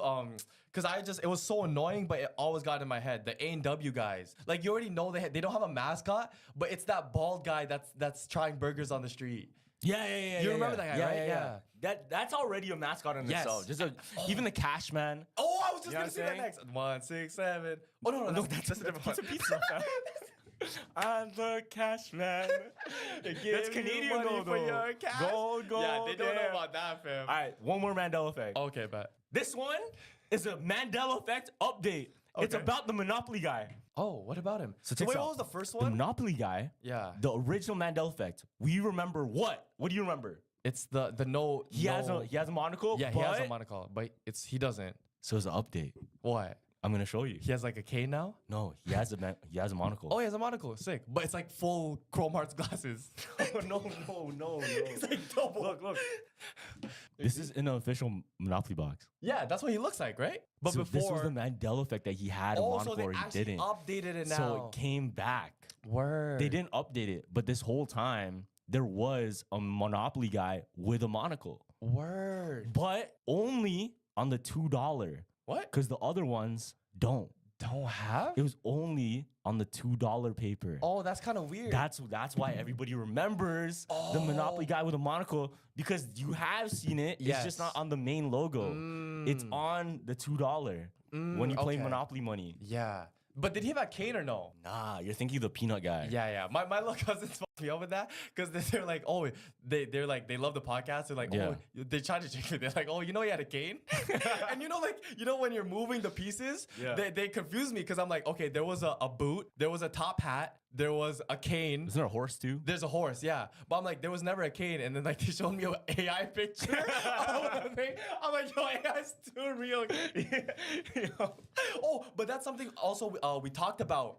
A supporter told me, they said, remember when Carlos said AI will finally start a purge? Wait, what? Fam, a guy a supporter in the Philippines, shout out for you telling me, they said it's already happening in the Philippines. What'd they do? Because he sent me an article right here. I'll show you the article. I had to translate it on ChatGPT. But look, it says that there was a fire somewhere, right? So I put this whole thing on GMA News. And you know, GMA News is pretty big still. So GMA News, and look, it says, just a false alarm. Firefighters responded to a part of a Barangay 20 Manila and thing. This was prompted by an online post showing a truck allegedly on fire. However, firefighters arrived. It was discovered that the truck was not actually burning. Authorities are calling those responsible for spreading false info. So imagine, if you want the cops and all the firefighters out of the area, what do you do? They did it. Yes, fam. They're like, oh, AI, a firefighter burning. All of the people were there. Oh shit! What there was probably something happening on the other side. On the other side, yeah, they're robbing a bank or some shit. Yes. Yo, that's crazy. It's happening. I'm telling you, bro. It's just a matter of time. Yeah. There's gonna be a huge heist. I'm not part of it. Yeah, I'm just saying, like, theoretically. So I have to say that because I just have to say it. Facts. Words are important. Yeah. Words are very important. No, but it makes a lot of sense. Like, it's a misdirection. Yeah. I'm a make everybody think something's going on here. Yeah. And I'm gonna misdirect you and rob the bank over there. Yeah. Or do whatever over there. In the Philippines, when it's like, it's a third world country too. It's like, oh, how did they already figure out AI over there? Yeah, So bro. imagine, oh my God, there's a bunch of hackers just now like ready to push that button, fam. There's something happening over here. Psych, like we're going over there. I know. Okay, Oh, so it's bad. technology is getting too good. Yeah. Now, there's actually a service just recently that dropped. Like what? And I think they're still working. I don't know how accessible it is to the public, but you can order sunlight like Uber Eats. Wait, what do you mean sunlight? Fam. So let's say it's 4 a.m. and you're in the middle of a road. Yeah. And you want your area to be lit up by the sun. Okay. You can order on your app, and the satellites in the sky will angle mirrors and shine light directly where you're at. They're working right now on this. Is that in China or US? No, it's a US company, I'm pretty sure. But it's gonna be worldwide. Holy yeah, this is a serious company. Like, they're a serious app, and they're gonna make this real. Wait. Now, think about it though. There's a lot of ways you can use it for good. Okay. You can imagine, like, oh, let's say there's a emergency, right? Let's say there's a natural disaster, and we need light to find the people. Yeah. They'll be able to use sunlight to directly spot and give daylight to one place on Earth. I guess, but I feel like there's more malicious ways To than use the the sunlight? benefits. What, just keep man awake? Like, fuck. Gonna fuck No, with his because that means- circadian rhythm? Yo, you could real really shit, troll though. a guy like that, Yeah, though. no, because it's like, You could why really is it troll always- a guy. why is it always sunny? Yo, you know, like in the cartoons, Yeah. I think it was in a regular show, like, we're gonna set all the clocks back 1 hour. Yes, Type fam. shit, right? Well, you could really prank a bro and then put the clocks back. That's bad. And then Uber Eats the sunlight to his crib. Oh my god, that's bad because he will actually never get sleep, bro. Like, Yo, you could No. gaslight homie Yeah. into just waking up okay. like in 2 hours. Yeah, but you're saying that for a singular person. So, yo, okay, the government gets a hold of that. You can probably think like, oh, you can gas like the whole world into thinking that this shit's like thing. So that means they've already been fucking with the sun already? The sun already. No, I don't think so. Just because you can see the sun. But You know what do you I mean there's a service that can? No, there's no way. Yeah. So they're gonna be able to satellite the reflection and make a constellation. What the fuck? They literally make a constellation and direct the sunlight. Yeah. Okay, but other than saving people, like how would that doesn't even like give any purpose? Like, oh, maybe you're No. you're sad one day and you need some sun. That too. That Yeah? too. Because like, let's say you're in Iceland or you're in Nunavut and you don't have a lot of sun. Yeah. I'm pretty sure sometimes in the north you only get like 2 hours of daylight. Yeah, Some shit yeah. like that, right? Now, if you wanted sunlight, you can order it. Boom. Sunlight. Order is crazy. Yo, how much you think that goes for? Like, It's yo, probably an a hour- lot, an man. hour of That's sun?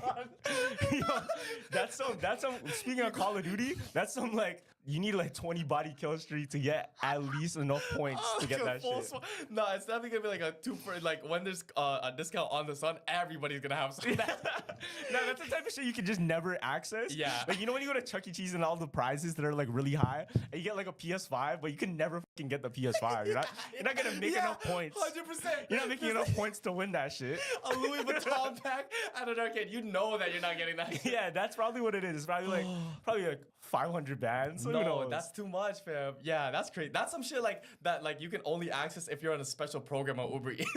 Not Uber Eats, but Uber in general. But what if it's actually cheap though? Huh? What if it's like but too much people would be abusing that. Yeah, exactly. You would never be sad again, fam, if you always had sun. Like, You come on. could really troll though. You could like wake up people's chickens and shit. And fuck up the circadian No, rhythm. but if you order it, it's only for yourself. It's not for some other person. Yeah. Like it has to be on you. Like there's It has no to way. be- yeah, Or there's no what if way. you're smart enough when that shit's coming down to you, you have another mirror. What the fuck? Directing the sun somewhere else. No, there's two malicious ways, fam. That's fucked. That's fucked. I can see it being used. Let's say you have a fight with a really big boxing like a boxing match. And he's what? And you just want to fuck up his sleep. Yo, he'll have a bad night and I can probably beat him. I thought you would just be like, oh, there's glare, so you In would his just point the eye? mirror. Like a laser? No, bro. Oh my god. I wonder if that's ever been tried. What? Like get a laser and then just try to like No, focus on they your would eyes from definitely far away. No, they would you better definitely be able to notice it. Yeah, 100%. I think No, they wouldn't. Yes, people have been caught like by the authorities. Like they've sent helicopters because there's been a laser pointed. Like Oh, the really? government doesn't play about lasers, fam. Interesting. Yeah. Because I know there's some crazy ones that go. You can see it on the moon. Yes. Some shit like that, Yes. right? Bro, it's so fucked too where some guys play pranks on people walking and they have a drone with the voice activated. Oh, So really? they're like, oh, I see you. And then they would fly away a bit, but the guy would be like, yo, what the fuck? What? Yeah, it's bad. Like, yo, feeling targeted is bad. I'm not gonna lie. I remember one time Yeah. I played with a laser. It was in a Walmart. Yeah. And somebody like way across the alley, or sorry, the aisle, she got so afraid. Hopefully she wasn't. I Like, could imagine, fam. but I'm like, why would you be afraid if it's Yeah. just a laser? And I'm like, damn, what if she was some next spy I'm or some telling you, next like bro. hitman? Yeah. And she just actually had Yes. enemies. Yes. Oh my God. What? Like you never know. Yeah, you actually never don't know. Yeah. Because for us, it's just regular. Like, oh, if it's a laser, oh, someone's just playing a prank on us. I don't know. I don't know. That's if true. I ever That's seen, true. if See I a ever laser seen on a you? red dot, oh, it might be cooked. I'm not gonna lie. Yeah. No, that's true. Lucky. If I see it right now, I'm still suspicious. Yeah. Okay. Hold on. Yeah, yeah. It could be a bullet. It could Come just be a on, prank, bro. I'd rather treat it like actual danger. This is true. That's true. Also, I seen too. You know how we predicted like mans are gonna start getting the mark of the beast? Oh. Yeah.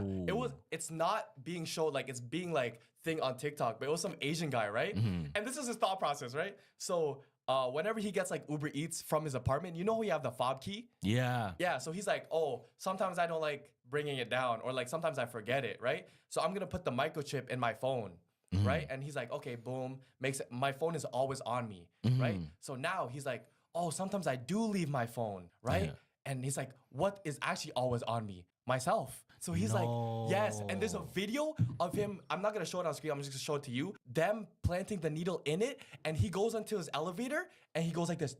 Oh, and it's that's crazy. Yeah. And whenever he's at like a marketing like event, it can open his Instagram, but it's in his hand. Bro, that's so extra, fam. You can just carry a card, bro. Look, the mark of the beast. Look in my hand. Look. That's so extra, bro. Hold on. This guy thinks he's Iron Man. I know. Hold on. Let me see if he shows it. Oh, right here. Injected into your hand, Injected, though? yeah. Like, come on, man. Why? Like an NFC, and then look. It's not that serious. It's not that serious. It's not that serious, bro. You could wear a necklace. Yeah. You can do so much shit. You can wear a ring, bro. Like, No, but you that's can the do thing. so You much can lose shit. a ring. But you see how like the evolution. He was like, oh, fob key to my phone. Since my phone's always on me, I have to go to myself. Yo, that's how the evolution will work in the future. 100%. I know it will. Yeah. Eventually it will, but it's just not worth it, bro. Not worth it. Especially if there's already talks of that's how you're gonna pay. Because in the book of Revelation, that's what they say. They say the only way you're gonna be able to pay for things is gonna be through your mark of the beast. Really? Yeah, like you would have to take it in order to survive with the worldly pleasures. Something like Yeah, that. okay. Like you could pay for your food or anything like that will be through whatever Your mark you hand. have.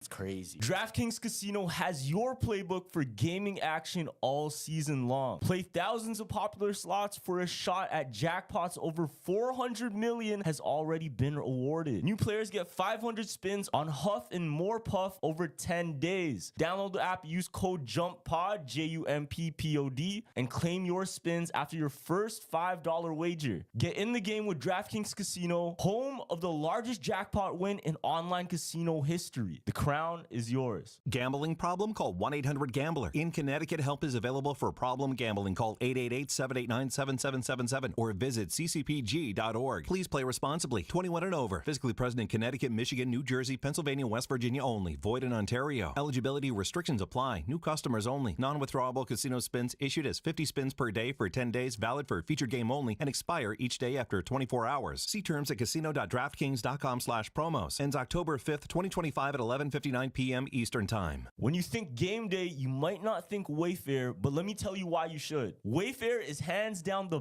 best kept secret for incredible game day finds. Wayfair is the ideal place to get your game day essentials. When it comes to decorating your home and you want to have the best items to represent your team, Wayfair has options for every budget and price point and unique finds that can reflect your style. Plus, easy and free shipping. I'm telling you guys, right now is the best time to be looking for these items as the season is upon us. Whether you're looking for coolers, grills, folding chairs, patio heaters, recliners, TV stands, coffee tables, from barware to entertainment cookware like slow cookers, or just novelty sports themed decor and merch from your favorite teams, Wayfair will have exactly what you're looking for. There's something for every style and every home, no matter what space or budget you're on. I personally found a whole bunch of cool things on Wayfair Wayfair, and they all match the look I'm going for in my home. Wayfair is your trusted destination for all things game day, from coolers and grills to recliners and slow cookers. So shop, save, and score today at wayfair.com. That's WAYFAIR.com. Wayfair. Every style, every home. This episode is brought to you by Google Gemini. College students, did you know you can turn the most complex topics into simplified ideas? Or hours of research into just minutes? Or how about turning class notes into practice quizzes to help you get the big idea? With Google Gemini, you can do all that and more. You can even turn long reads into quick listens, because what would be better than a podcast? The great news is students get Google Gemini's Pro plan free for 1 year. Sign up by October 6th to get free access to Gemini 2.5 Pro, unlimited image uploads, deep research, notebook LM, 2 terabytes of storage, and more. So go ahead, visit gemini.google/students to learn more and sign up. Terms apply. Do you think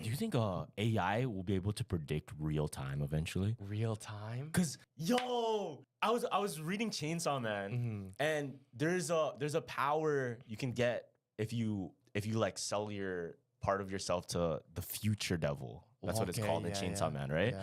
Now, the power you get is you get to see the future just by a couple seconds, but you can have unlimited reaction. Okay. Now, if AI is smart enough and it sees how everything's playing, would it be able to guess the future, even just like a millisecond or a second? Yeah, if probably. with enough information, right? Depending how fast it works. But it would only be a little. I don't think it would be like the whole thing. It wouldn't be able to, there's an impossible to calculate the whole thing. Yeah. But if it can work faster than our brain and comprehend information way faster than our brain, no. I think it could predict the future even just by a millisecond or a second. Mm-hmm. But that's all you need.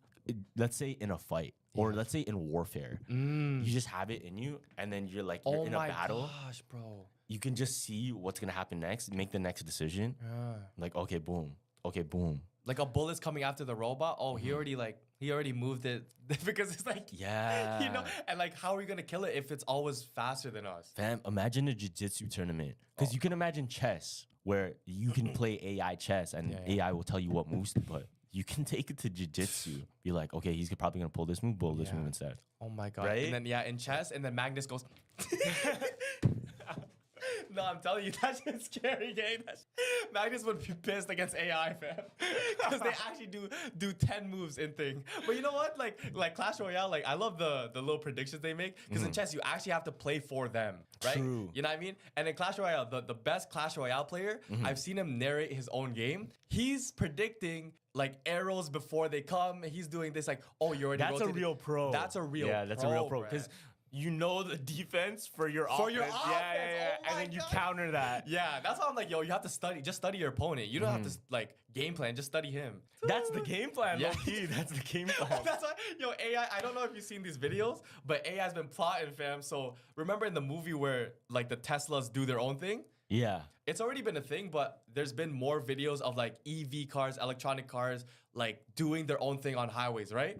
It was so sad, fam. There was a guy who was in his electronic car, and his car was scraping. It was scraping the side of the highway, just going on that right side. Oh, and what he the couldn't hell? do anything, right? Yeah. And then you see him in the driver's seat, and all he's doing is this because he can't he can't control it. Yes, he has nothing to do but pray. And the guy's just like, jump out. But the electric car is just grinding. Oh, it's moving like this. Fam, what do you do at that? That's why I would never drive a Tesla, fam. See, that's so scary is because like you don't have control at that point. When you make something else too smart and it's, I don't know, you give the decisions to that, you're putting yourself as a disadvantage. And Exactly. Fam, you know what happened in Toronto with the electric car? What? There was a Tesla. They crashed, Cherry Street near Rebel? Yeah. Fam, there's a... Oh, that's a lot. That's a lot of traffic. There was an Uber there. They crashed and they couldn't open the doors because the Tesla didn't have regular doors. It's button. Oh, okay. And they burned to death in the car. What? Yeah. The car was like burnt. They couldn't exit. They were trying to open the doors. They're trying to like break the windows. They couldn't. Really? They were trying to open the doors. They couldn't open the doors. Wait, but Tesla does have a door opener in the inside, right? Yeah. Or they couldn't But find. it was malfunctioning. Oh, it was malfunctioning. It's malfunctioning. Oh, that sucks. I'm telling you, we just go back to these windows. If you want to flick someone off in the highway, you gotta roll it down. Life was so simple before, gang. I bet you that's gonna be a trend eventually. What? It's gonna be a trend to just get old shit, even including like the stuff that's a bit harder to do. You know what? People are going back to the this is like a The fashion wired? trend now. Yeah. Yeah. And like the really old like The costs. the cause. Yeah. But it's like a really oh my god. The metal one. Yeah. I'm surprised people aren't using Walkmans again. I think that's pretty cool. Like But I CD feel like- Walkmans. But I feel like it still needs to be like we still like the sense of like, oh, we want it right away. And Walkmans, you kind of have to, unless you're really about the history, you're gonna go there and sit through every like thing. Yeah. But like iPods, the greatest probably invention was the iPod because it was quick. 100 songs, shuffle real quick. Yeah, I think what I really want to see, and I hope there's an emergence of it where you can get all of the benefits of retro style, but the new benefits of modern. And you start to see it a little bit here and there. Like for example, Smeg fridges. I really want a Smeg. What's Smeg? It's a retro, like a 50s. Oh, like the red with the silver door type thing? Yeah, Oh, it's that type of shit, but it's a new fridge. So they have stuff like that where you can get retro looking stuff, but it's actually new on the inside. Okay. I'm pretty sure you can get like toasters like that. You can get like appliances. But imagine the new iPhone. I wouldn't say iPhone. Let's say like a music player. Yeah. Like, keep it simple. In the form of a Walkman, but it's actually like It an still iPad. has the iPad features. Yeah. That'll be fire. Yeah, that's performative. Holy fuck. Is it performative though? Yeah, because it's like, yo, you just get the real thing, bro. You don't have to walk around and think you're mad cool that you have a Walkman, bro. I don't know. I think it's kind of cool. I guess, yeah. I feel like the word performative is just people that are jealous, fam. Like they're just not doing cool shit. A lie. They're just mad. Yeah, but What do you have to be mad for? No, but brain rot's gotten so bad where it's like, oh, I've seen like 22-year-olds and like my little cousins crack the same joke and still laugh at it. Like that's how you know it's been bad. Word. Yeah. Do you think I'm so curious. You know how like the jokes we would have when we were like really, really young? I wonder which ones still stick. What? Back then, people were calling Asians like slurs, fam. Like, Yeah, I know, was I know, calling I know. that, like, but that was the joke though. I'm not talking about that. I'm talking about more what's like a playground joke? What's like a playground joke that you'd bring back? Playground joke? Fuck, I'm really trying to think of Oh, one. like cooties? Like she yeah, has shit like cooties? that. Boom. Yeah. Do you think that exists? Or you know what? Cheese Touch exists. Oh, Cheese Touch does that exist. probably still exists. Yeah. And I wonder if they know the origins of it. Because some kids probably say that and then they didn't even read the freaking book. Yeah. Wait, was the Cheese Touch actually based on something else? That Rumpy Kid. Yeah, no, but was this based on something else, like a real life story? Like there was actually like cooties going around. I mean, ask Greg Heffley, fam. I don't know. But that shit was real though. Like if someone had that touch, you would actually stay away. Yeah, No one would yeah. want this. I don't know. I'm so curious what traditions, like, do they still play red? Do they still play handball? Yeah, take it. I didn't know what red was because I called it Red Rover. Oh yeah, we call Like, it that was- red. Yeah, but people it was this one, right? And you would run through. What is that? Isn't that Red Rover? What is that? Like, okay, so you all link up with your boys, you make a wall, and then on the other team, you run as fast as you can, and you try to try to break the thing? to break the thing, and then like No. really. That's what you call Red Rover? Yeah, No, red. no. Red is like we whip a ball at the wall. Oh, it might be something else If that you catch it, and if you drop it, you have to run and touch the wall. Yeah. If we like throw the ball to the wall before you touch it, then you're out. Or if we hit you with the ball, you're out. Oh, okay. You would try to like whip it at them or the wall. Okay, I think that is Red Rover. I'm thinking about some other game. But yeah, I just remember this game was banned on our playground because there was a really deezed guy, right? Yeah. On the other team. And then like he would take 5 people with him when he ran through. And I think some guy actually got like the next day, he would like this in a cast. Oh my gosh, bro. Yeah.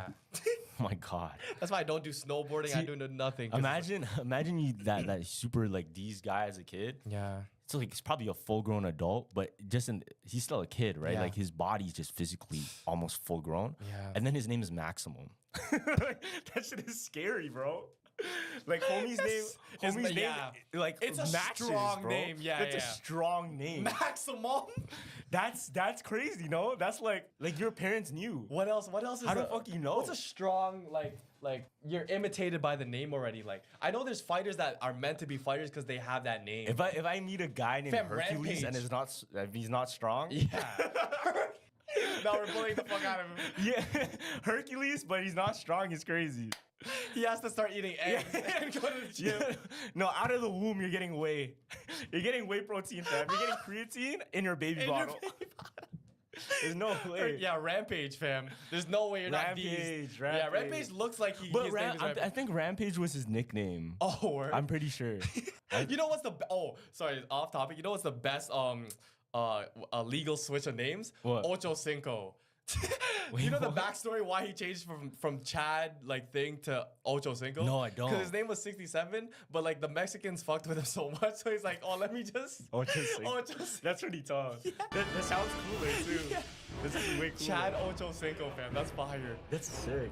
That's so I feel like if you have a name that's meant to something, you end up becoming it. You know? Yes. There's some people I don't even call, like their last name turned into their first name. Like I used to have a guy named Durlis, and I only called him like I didn't know he had a first his name. last name, yeah. I mean, RJ's not even RJ. RJ's yeah. And whenever someone calls him Ryan, I'm like, It's so weird. that's actually weird. I'm not calling you Ryan. Because I think about different friends that are Ryan, right? Yeah. It's just He doesn't look like a Ryan though. He looks He like doesn't a look like a Ryan. He doesn't, bro. Yeah. That's what I'm saying. Oh my god. You know what? I think you named your kid right if people can call your kid by that name. Not to say like they shouldn't, but it just makes sense and it feels right. And especially if they grow up like that. But if they start calling your kid like a nickname, you should have named him something. Dead ass, bro. I always wondered, like, you know those hypnotists who do like, oh, if you wake up, your name is not your name no more. Oh, that's like fucked. imagine you're always stuck in that though. If that shit is real, because I actually don't believe that shit's real. But like, imagine like, remember when Jalen did it and they said, oh, you don't remember your name. What if he actually kept forgetting? Did you see those it's like a meme going around? Yeah. They go your name's fucking, they would go like, there's an example. Like I only know the one that's for me. What? Like, your name's Carlos, but you don't have a car. Like shit. Like, you know those memes? Yeah. I think so. I think I've heard about Fuck, that. let me search it up real That's quick. funny. You never heard those? No.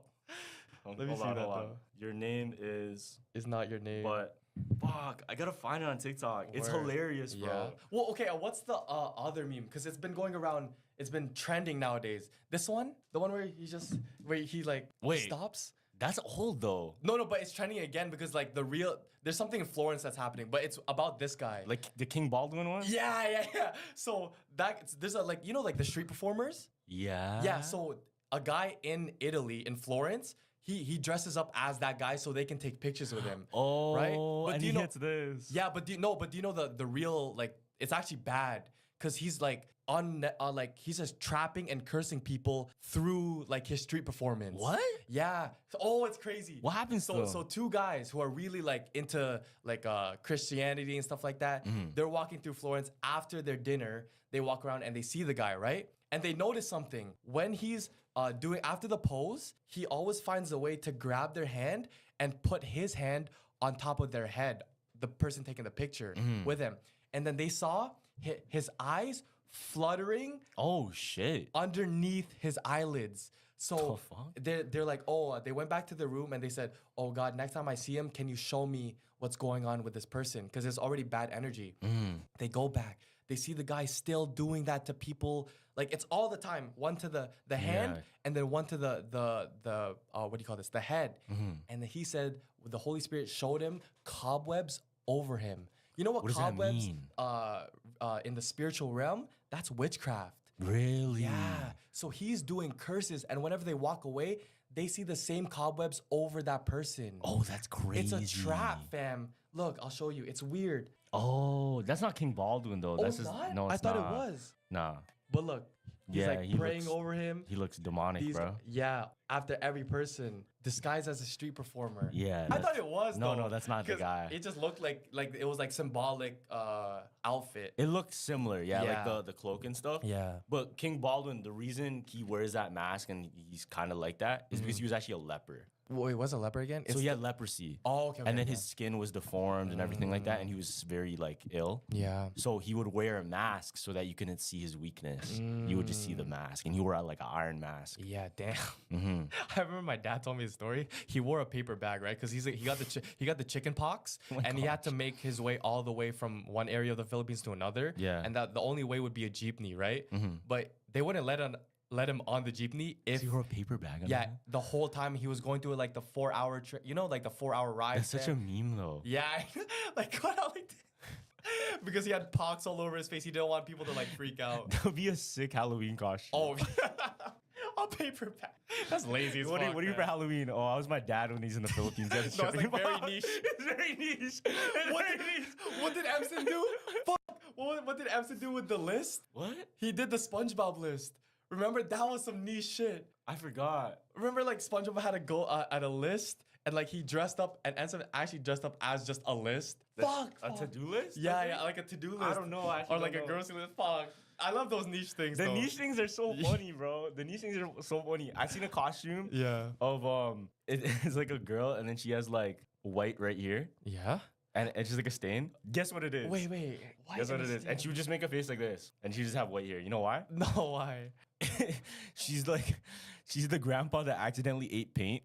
You know the meme? No, I don't know that Papa one. accidentally ate paint, and he thought it was yogurt. You know what I'm talking about? No, I don't know that one, but like that's fucking niche, bro. Because I don't know. That's a niche. Yeah, it's a niche meme, but a lot of people know that one. I'm surprised you don't know that one. No, I don't, fam. Damn, maybe I'm not chronically online as I thought, fam. Those are like that's Reddit. I'm pretty sure that's a Reddit ass meme. Yeah. You know, I used to be a Redditor. Like how? I used to go on Reddit a lot. Damn, back when like Trollface and like all that. That was the origins of those type of memes. Was Reddit the first ChatGPT? ChatGPT. Because it's like when you Reddit was like the first. Oh, to ask for stuff. Because I only went to Reddit when it was like super specific questions on my homework, and then they're like, oh, there already be answers. Bro, I'm telling you, I low-key trust Reddit so much, just because you can see people's replies to it. And it's real-time discussion, right? Like, if you ask ChatGPT, you're going to take it word for word and be like, okay, fuck, I guess that's the truth. You go to Reddit, you see the whole discussion, and you see but I believe this, and you might think differently because of that. So I'm like, okay, that's even better. Yeah. Because anytime I look for, let's say, food, movies, anything that takes an opinion, I'll go straight to Reddit just so I can see what's recommended and how people react to that recommendation. Yeah, because it's real. It can be upvoted or downvoted, and people can reply to it, and you can see the real. Yeah, you know? I was just gonna say, like how you all say, the real, no real. Of course, you would be a Redditor. Yeah, real, no real. But me and my boy had this conversation. He's like, rank the Instagram apps based on like actual like realness and like who's being the fake on the most apps. Oh, you mean like social media? Yeah, and like the lowest people were the fake us. No, he didn't say Twitter. He said Instagram. Really? Instagram was probably the fakest, and we had a debate. I'm like, yeah, that's facts, because like people don't show the real on Instagram. That's Twitter's true. actually You're right. Yeah, Twitter's actually low-key up there because it's their opinions. Like people will just tweet about bullshit, but that's like the real. Okay, that's fair. Yeah, you're right. Instagram is number one. But is Twitter below Reddit? Is it Reddit, Twitter, Instagram? There was I would say more. Instagram close friends though. Instagram close friends. Still low-key fake. Really? Yeah, still low-key fake. So. No one's actually like, no, I don't know. Really? Yeah. I post some like. I feel like close friends is like kind of the same shit. Like, really? Yeah, you don't really need a close friends. You like all the stuff that you not all the stuff, but like most of the stuff that you post, you could post on your main. No. Yes. All my close friends? Yes. Like, but it's close. Others aside from like Okay. like To be fair, my close friends is just the people I know personally. Okay. But that doesn't really make it. Sometimes I'm like, okay, you post a comic book with like a thing. It's like, yo, you can post that on your main. It's not aesthetically enough for your main. No, it's just real. Like that's exactly what I'm doing at that time. I guess. Like I just want everyone to see what I'm doing. But Reddit and Twitter are for sure up there. Though. I'm not gonna lie. Okay, what do you think Vine was? Vine was probably real. Vine was probably super real. No, what is that fake though? How? Because it's curated. But in terms of YouTube goes both ways too. Oh yeah, YouTube goes both ways. YouTube is a good in between. You could be a FaZe Rug. Or you could be like straight up. The guys that Emma Chamberlain. And the guys that sit in the thing with like the lowercase. Like Glyceride. Yeah, you could be that too. Yeah, it's a good even. Down the gizzard. What? There's another one too. Oh, one second again. Sorry, I'm talking to my homie, trying to help him with this. PC. You're good, bro. It's like in there, bro. Yeah. Like in underneath this big ass. It's like you had to in think there. of, oh, am I gonna wear this or am I gonna wear that? But also, the way I've been moving lately is like I'll just make sure everything I have now Yeah. speaks Nice to and who neat. I am. if that Four makes pronger sense. though. Like when I Son of decide a to buy bitch. something new, I feel or like take this part in jackass object, didn't look at the not take part in compatibility of my object, like I fucking goddamn worship, but I mean fucking- like to take likeness my to something. cooler, basically. He I was make like, sure oh it's yeah, me. that's It's not just I'm doing it because it's fucking trendy, or it's like cool or whatever. If I actually like it, and I actually take part, and I think it matches my character, I'm gonna take part. I don't, but especially when I'm shopping, it's like, you know, when I was shopping for perfumes, yo, that's what definitely got me, bro. Like, cause I'm like, okay, I'm looking at everything Chanel, blah blah blah, but what's in my head? Baccarat, because Oh yeah, what do that I looks listen to? winner right Oh, there. you smell Winner, like winner, Baccarat. I fucking see a chicken celebrity dinner. Hey, bro. smell Baccarat, right? And But do you I'm think that is still you though? I guess it's in a sense it is. in a sense, because because that's I what do you like the take part in. smell. That's Yeah, what you take part in. I do like the smell, but like I always catch myself like, oh, when I'm shopping for clothes, have I The seen cable, it on at someone least, I know? the adapter before? cable. I mean, I is I what don't I'm like trying that. Like to I have to say. stop getting I'm gonna out of that send you because this like link, but before when I and had I'm gonna like explain zero why I bread, I think was doing this it is based on like what I like and what I can purchase. So it's like I was Because it restyling looks like it to has, me. like, You know what I mean, damn. a pin. I hate that shit when it's like, yo, pin when thing Gavin goes that hungry. can I plug hate that into shit. the weird cable What do that you I mean? Did you have, say that? A man and said then that to me. I was into like, the holy fuck! adapter Like someone to DM'd turn me, he's it like, into yo, a I missed four, the so I hungry feel Gavin like when he was really like If fly. it I'm will, I'm gonna fucking buy it.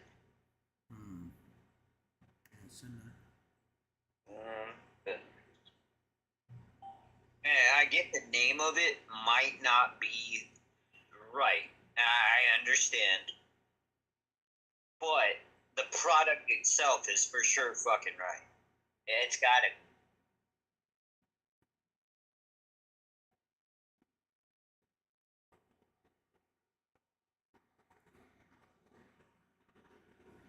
Just scroll through the pictures, you'll see what I'm talking about.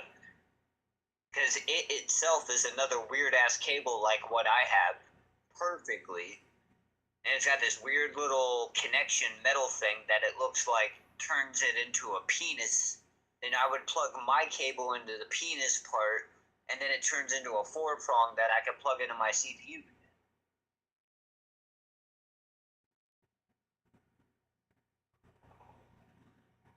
Yeah, it's a male to female essentially. Well, male to female to A male. So grown-ass like child, I'm always gonna say so, penis. So like, dick goes in the sleeve. That sleeve Right, comes right. out and it's a 4-prong. Right, so like I'll plug that into my cable and then plug the end of the adapter into my CPU fan header because it's 4-prong. Well, let's see. Is that the right one though?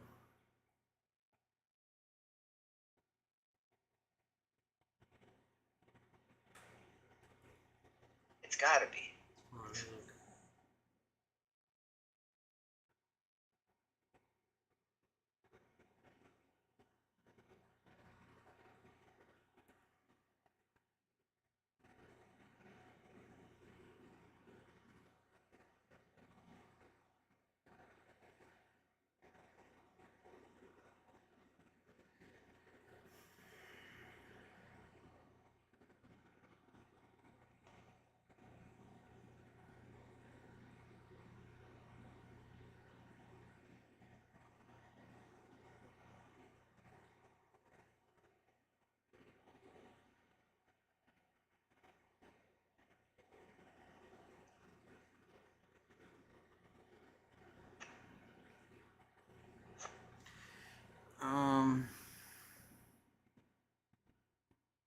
That's a crosshair. So what do you? I don't know if it'd work just because of the compatibility. I was reading it too. You might have to find a different brand.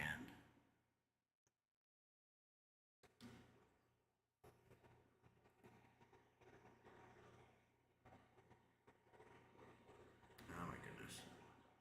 What the fuck?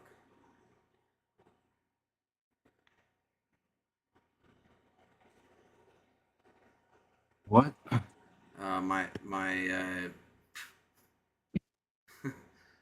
fucking shit. My browser's all like closed at once. I was like, okay, I don't know what the fuck happened there. Let's go back here. I was looking at something else too.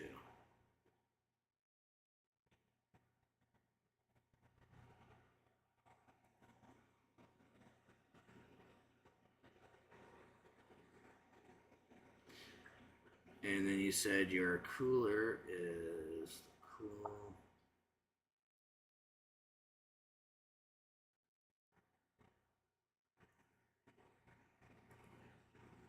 Okay.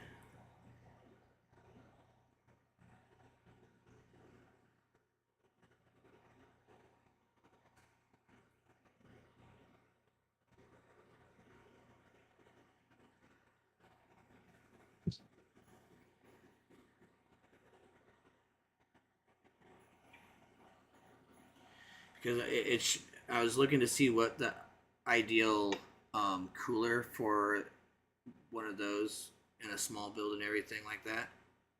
Yeah. Just to see what people are suggesting. And then I was going to see what those connectors look like.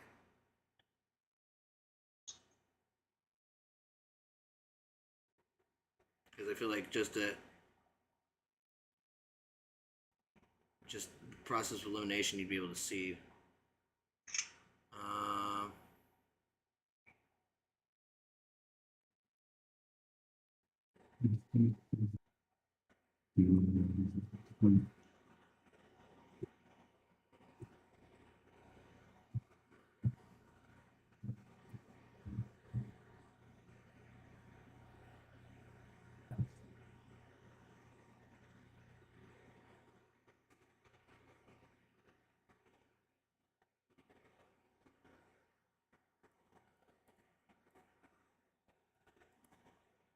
Go here, search that.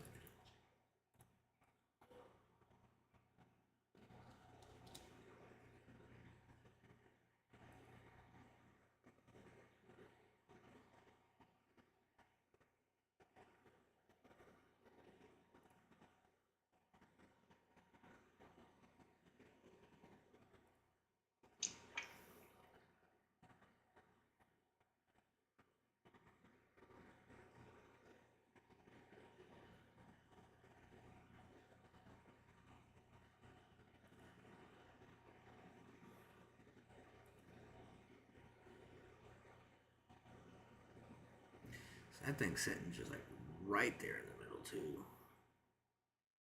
So what's it connected to? Hold on.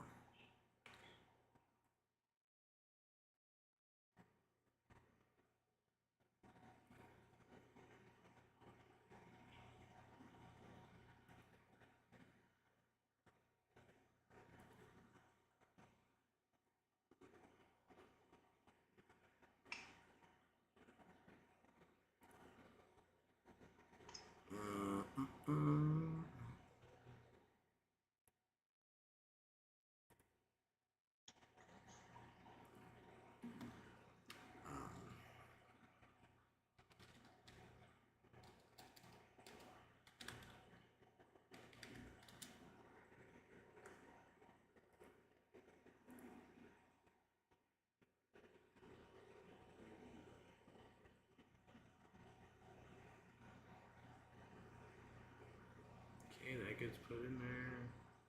Show me my connectors.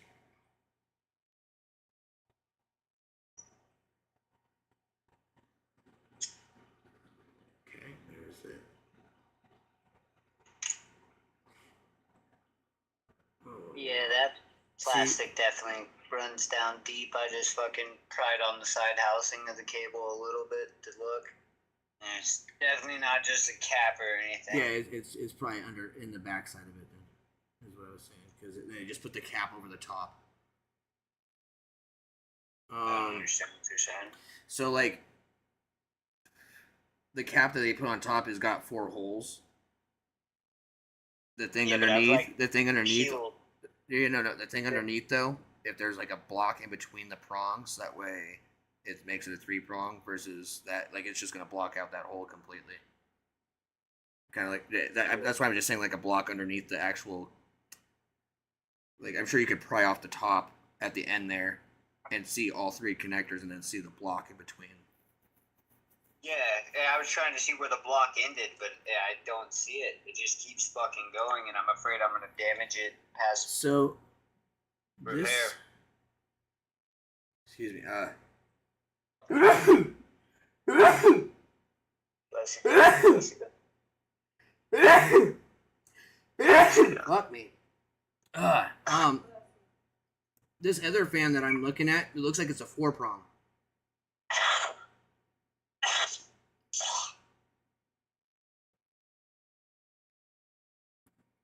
Can I?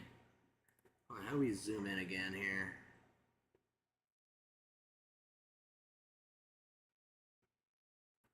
How do I do that?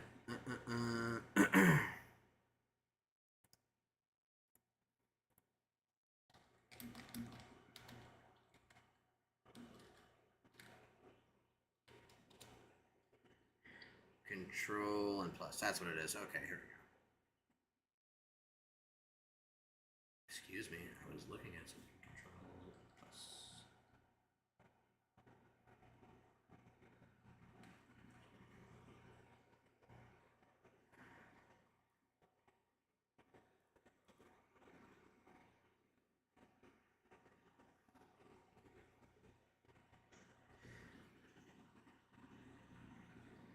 CPU fan. Do you have one named? You should have one named that. Yeah, it's a 4-prong. I know where it is. Yeah. So then that's that cooler should not have been in there.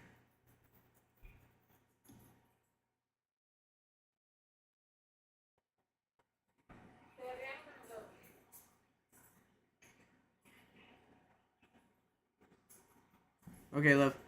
Sorry, because I mean, yeah, I'm looking at, and as a the top corner, like, it has like a little thing that says the brand name, and it's like that plate, and then it has 2 sets of 4 prongs right there,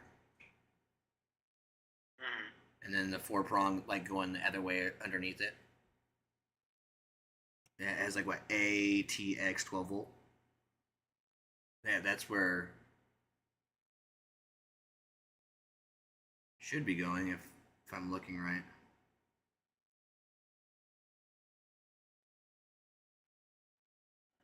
And it was plugged underneath where you have your DDR, huh?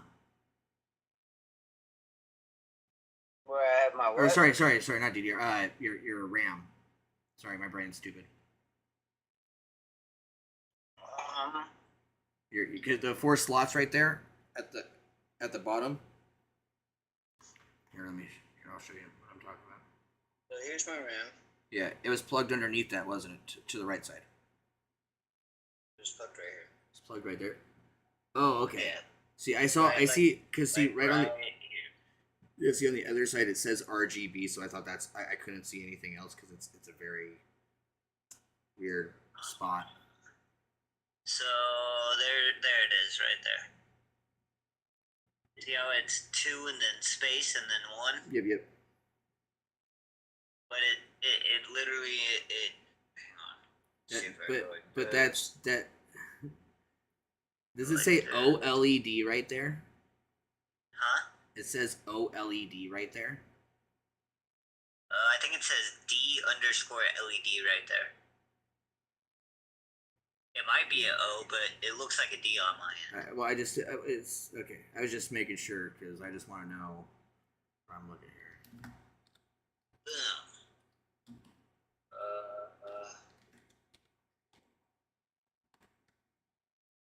Yeah, here.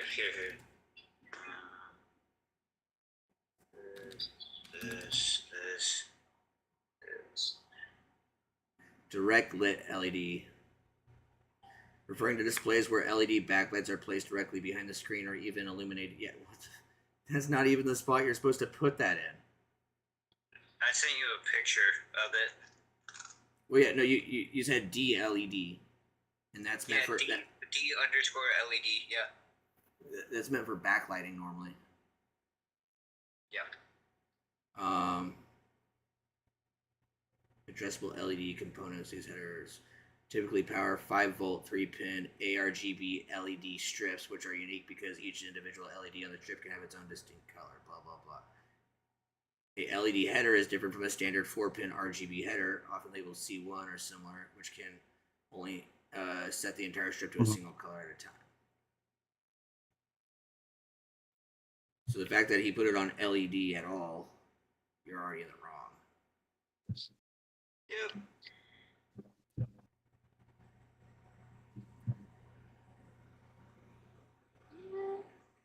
Yeah, especially if that's the part. Now, if it was a separate cable that you're plugging in there that is for the LED specifically, then I would say that was correct. But if that's the power cord being plugged in there, no, that's completely wrong. They had to run away. Shorty over here is trying to tell me that I'm not okay. And every time you look around, Shorty don't, I'm really pain. Like, it's kind of, some of the liquor side to it. Some minerals to my fucking brain. Shorty know you come. This weird 3-pronger, which was plugged into the D_LED. We have this VDG 3-pronger, which was not plugged in at all. God knows what the fuck it is. Then we have this guy, which is a standard 4-pinner. Okay? Just a, look, normal 4-pinner. And it's the thick cable, too. This was plugged into the CPU fan socket. This was plugged into the D-LED. This wasn't plugged in at all. So it was like half-ass working, I guess. I don't know. So that 4-pin. Yes, this guy, right? Yeah, goes right into the CPU fan, no problem. But that could all hold on, let me see it again, sorry. It's not okay. Standard 4-pinner. Yeah. Let me see what this says here really quick.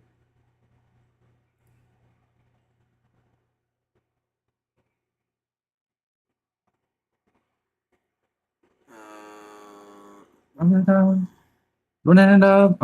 Yeah, caught up in a trap. I feel I'm falling in love. Look, falling in love. Look, one love. Look. Standard ARGB. I think out. So these over here trying to dance out of running mouth. What I'm talking about.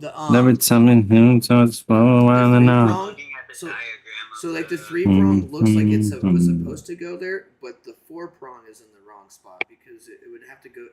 Something has to go to power, and when I'm looking at that up in the top right corner, I guess it'd be caught up in a trap. how you had it set up in your top left. There's that 4-prong that goes across. Control plus here. Let me see if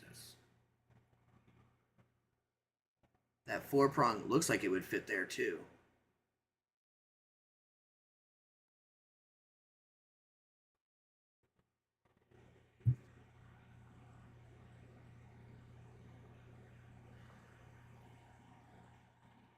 But it just something just seems like there's something. Son of a bitch. That 3-prong, that weird ass, that is the fucking LED cable. Yeah, that's what I was just looking at. But that 4-prong is what I'm looking for now, because you said it was connected where? In the CPU fan location. CPU. I'm looking for it right now. It doesn't have like the best view. Where okay, so show me on yours where it's at so I can look at it. Show me what? Where it was plugged in. Okay. So got this so I can see my shit better. Alright, I'm gonna grab 4-prong. Yeah. Set up. 4-prong plugged CPU header. Okay. Uh-huh. Yes. Okay, so that's what I was thinking. I was like, that's where I was looking. I was like, that should be up there. Okay. Now this guy right here. The 3-pronger. And the LED shit. Yeah. And this BDG cable or whatever the fuck it is. Yeah. Yeah, BDG wasn't plugged into anything. The VDG doesn't need to be plugged in if it doesn't have a designated slot. So the other one is the other part for the LED. So that might have been plugged in correctly. Fuck. Yeah, because the only other power thing I could think of would be like up in the top, that top corner where it was plugged in right next to it. Those 4 prongs, like how that is. Well, it's technically 8.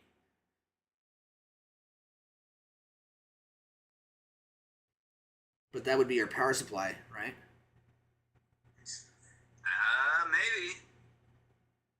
Maybe. Where- right where- now I'm looking at the Where do you plug your power supply in? power supply gets plugged in. This is power supply. Big Okay, boy, so they're the big boys down at the bottom. 24 underneath, yeah, right there. Yeah, yeah, yeah. Underneath the gram. Okay.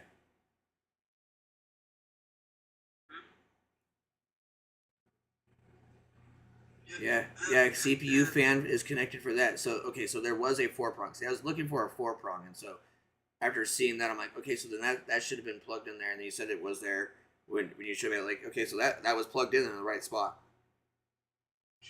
But being the right cooler for it, I don't know. Because people are saying this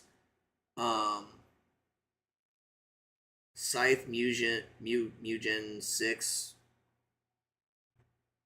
is one of the ideal ones for it, but that's an air cooler fan, not a liquid one.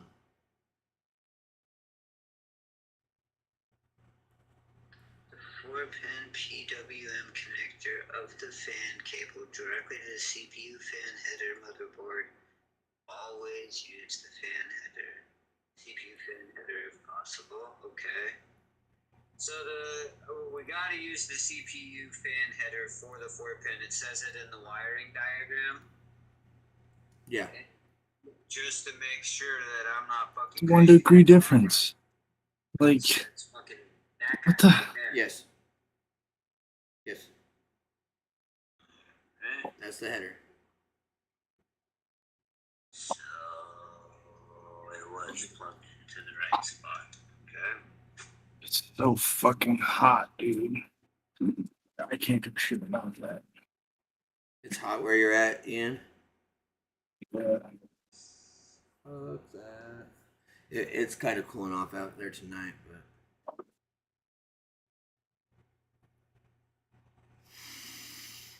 Like, it's not hot where I'm at. It's just my room, bro. Anything on the diagram for the motherboard for a DRGB, not D_LED, but DRGB or anything like that?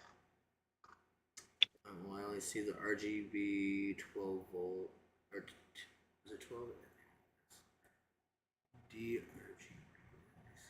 Or do you see any other 3-pin connections on the motherboard other than the D_LED? Not that I can see. Let me just double check up here too, just because I got it zoomed in, but it's not like a high quality picture resolution wise, so it's not the best. But from what I can see, there's no other 3 prongs that are like that. There's like 4 prongs and stuff. They're about the same size, but not 3. The only 3 one is that DLED. So that would be color. Like, so if you have LEDs on the thing, it'd be color. You know, if it was multiple colors, that's what it's used for. Oh yeah, the color shit works on the pump, no problem. Yeah, so that's that part. So the 4-prong would be your power, because it's up there at the CPU area. Alright, well, give me about 10 minutes of not holding my phone, and I will get this thing reassembled and start doing the good old BIOS settings to bring down my temps. Because I was at fucking 86 Celsius idle. That's wild. Yeah. Yeah. So. Okay. Well, yeah. Ian and I are in Discord, so just pop over whenever, brother. Alright, bro. Alright. Peace.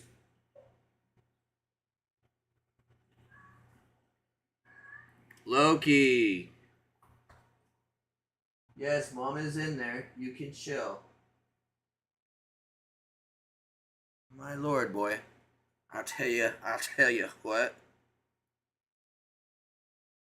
What is downloading right now?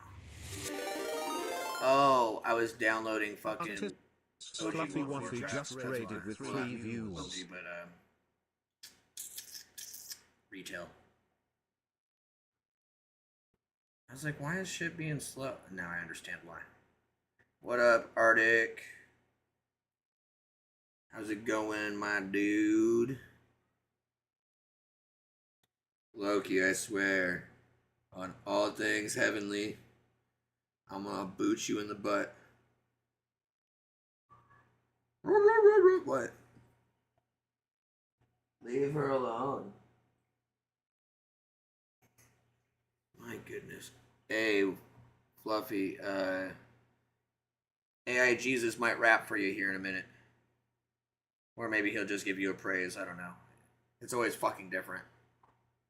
Just got off, fun times with my friends, and 7 days to die. Fuck yeah, dude. Hell yeah.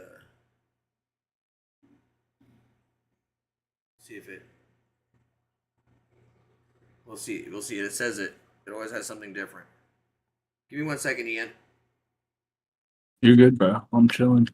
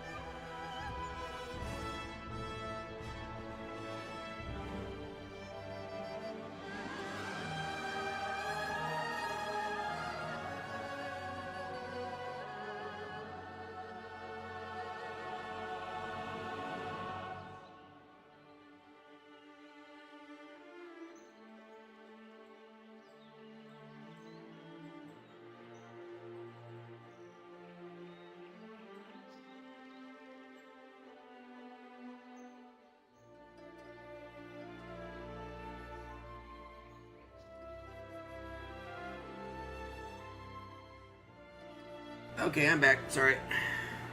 You good, bro? I'm chilling. Did you make a new character?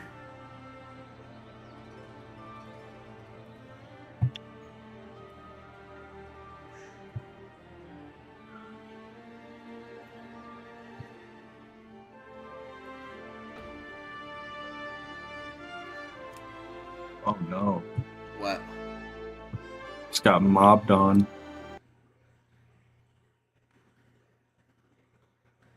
What are you doing right now? Playing WoW. Did you make a new character? Yeah. Did you make a panda? Nah. What'd you go with?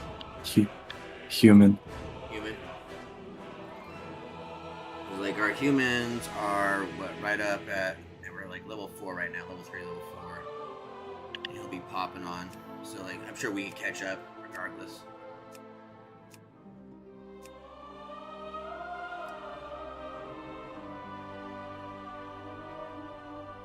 So funny. Let me change my realm. I just want to see here.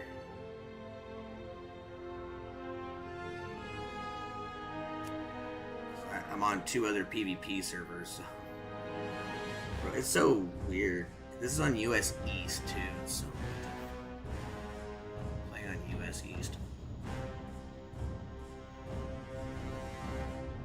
Oh yeah, I got a paladin named Mike Hunt.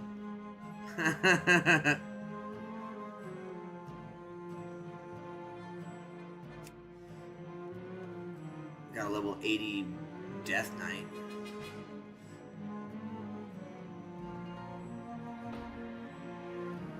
So now I'm curious, do I have any? No, I don't have any on West? What? I should have had some on West.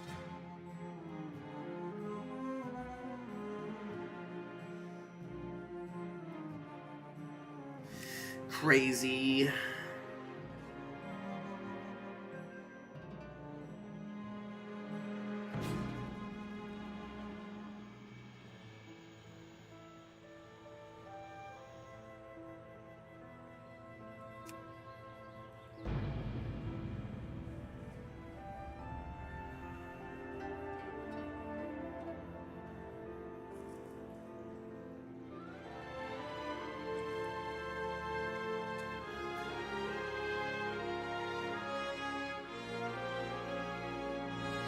What level are you now?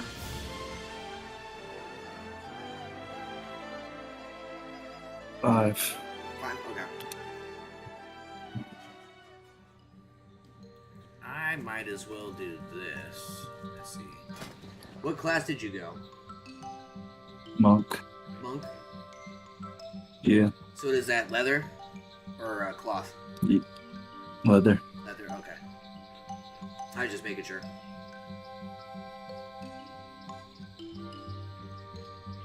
Yeah, got leather working and all that. Okay, nice. Yeah, I was looking to see.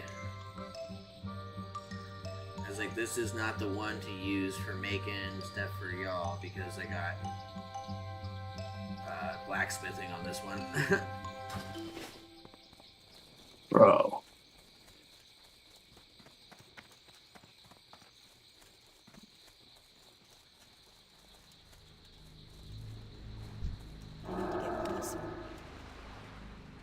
That still be charging. I can't.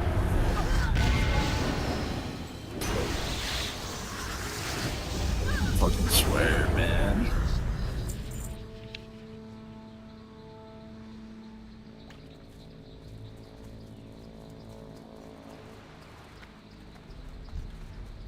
See, I've never played a monk, so I don't know how easy it is to level up. That still be charging.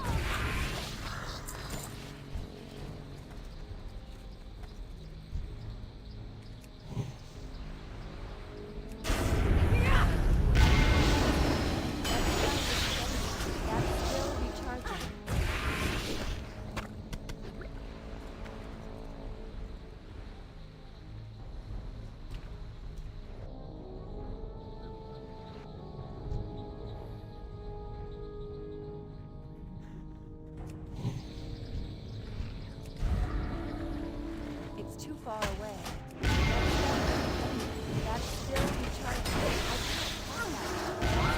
Yeah, I'm gonna have to get my own like air conditioning unit for my room because I can't deal with this anymore.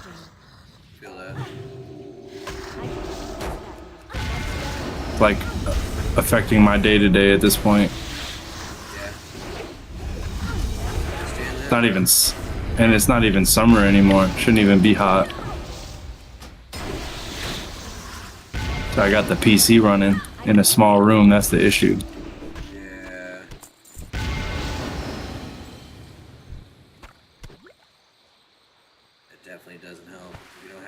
Some sort of circulation going on.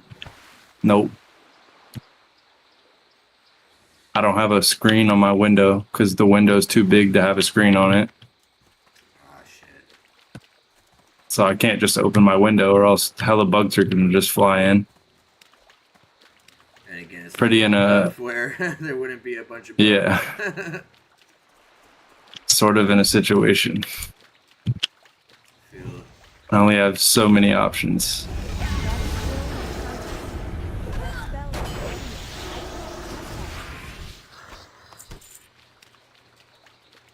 Only a couple more. Let's go. What level is your main character? Well, on this server, 53. And what about your other characters? Other server, I've got a level 80 Death Knight. Oh, nice. On this server though, that 53 is the highest, and I got like 19, 12. I don't normally play the other classes, it was just that. I'm gonna just, fuck it. Trying them out. Yeah. One of those moments. Was it a druid and a shaman? Yeah, that's the other two I made was a druid and a mage. Mages are great. Yeah. I got no hate for mages, man.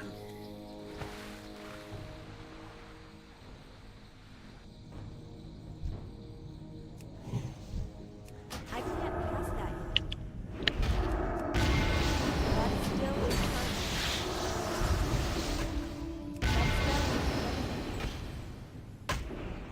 I can't pass that. That's still recharging.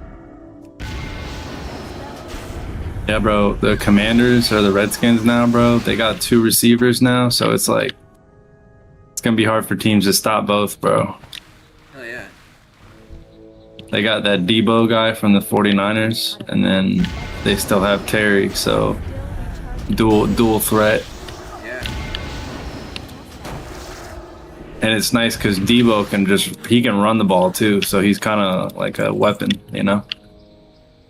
But yeah, no, definitely do that. It's gonna be exciting this year, bro.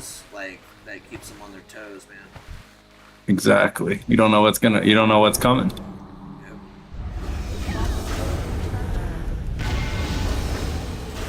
That's literally what the Giants looked like last week. They didn't know what the fuck was about to happen. Somebody had posted some stupid short, it's had something about a play where this dude was juking somebody on the skins and had him guessing or whatever. I'm like, wait, guessing that they weren't gonna win or what? Right. It's just you sit here hyping up these guys that just got their ass slaughtered. Yeah. Didn't even score a touchdown. I thought they got they got 2 field goals. That's what they bro. It was insane. I'm just mad it happened in the opposite end zone because I'm on one side, so I only see half the action really. Right. So it was in the other end zone, but bro, when I tell you the defense is crazy, they had a 4th down they stopped them first through 4th. And then they got a penalty on 4th down, so they got another set of downs, bro, to go. And they were inside the 5 already, so they were about to score.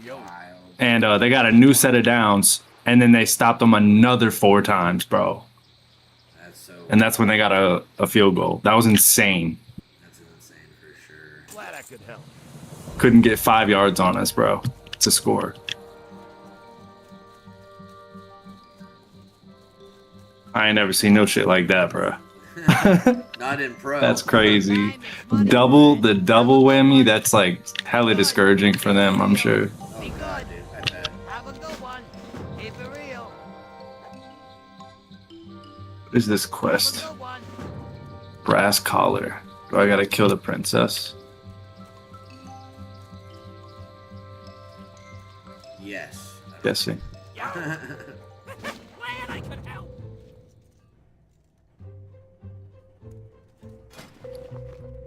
Yeah, I'm excited about tomorrow, bro. And I just got my, I gotta send you the video of my new jersey I just got. Because I just got a new Redskins or Commanders jersey. I didn't buy an official one though. You know those bitches like 140 for no reason. Other than the fact that it's official. Yeah. I got one from China, but it's the same shit, you know? Literally the same shit.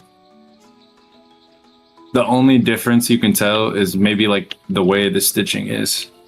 Yeah. He's gonna be like, I'm gonna come up and super inspect your shirt for stitching. Yeah. Like as long as the colors are like close enough, like I'm good. Oh, this is like, For paying $40, you know what I mean? Like I'm just out there enjoying the fucking time. Exactly. 40 instead of 140 though. Like Yeah, dude, like come on. I can buy, you know, multiple jerseys for 140. Right? What? I'm not gonna wear them because it's like shit somebody else made. From China. From China. Yeah. Everything comes from over there anyway. Facts. They own us technically, dollar wise. Oh yeah, we're in debt like a motherfucker. Forever.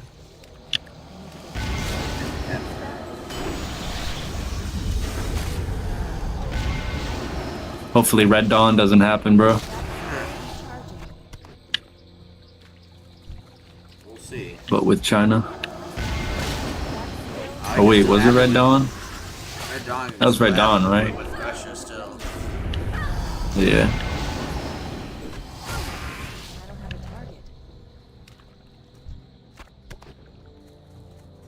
I've been taking my laptop to work to like maybe play a little while at work, but I just never get the chance to. Infantry Ben says, dude, I'm so upset about the Charlie Kirk. Because I want to be able to settle in and... Wild, dude, yeah. What?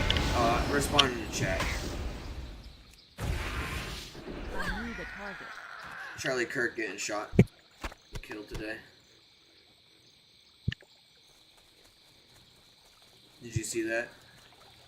Yeah, it just makes it feel like more of a simulation. I feel.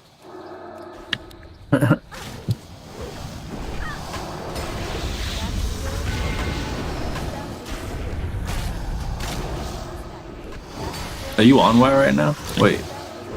You are. Fat bottom girl. Yeah. That's still recharging. How the fuck do I kill this guy? Yeah, I was waiting for him to jump on the human. Start the grind. I was like, well, I want to play, so I'll just wait. Play the main until,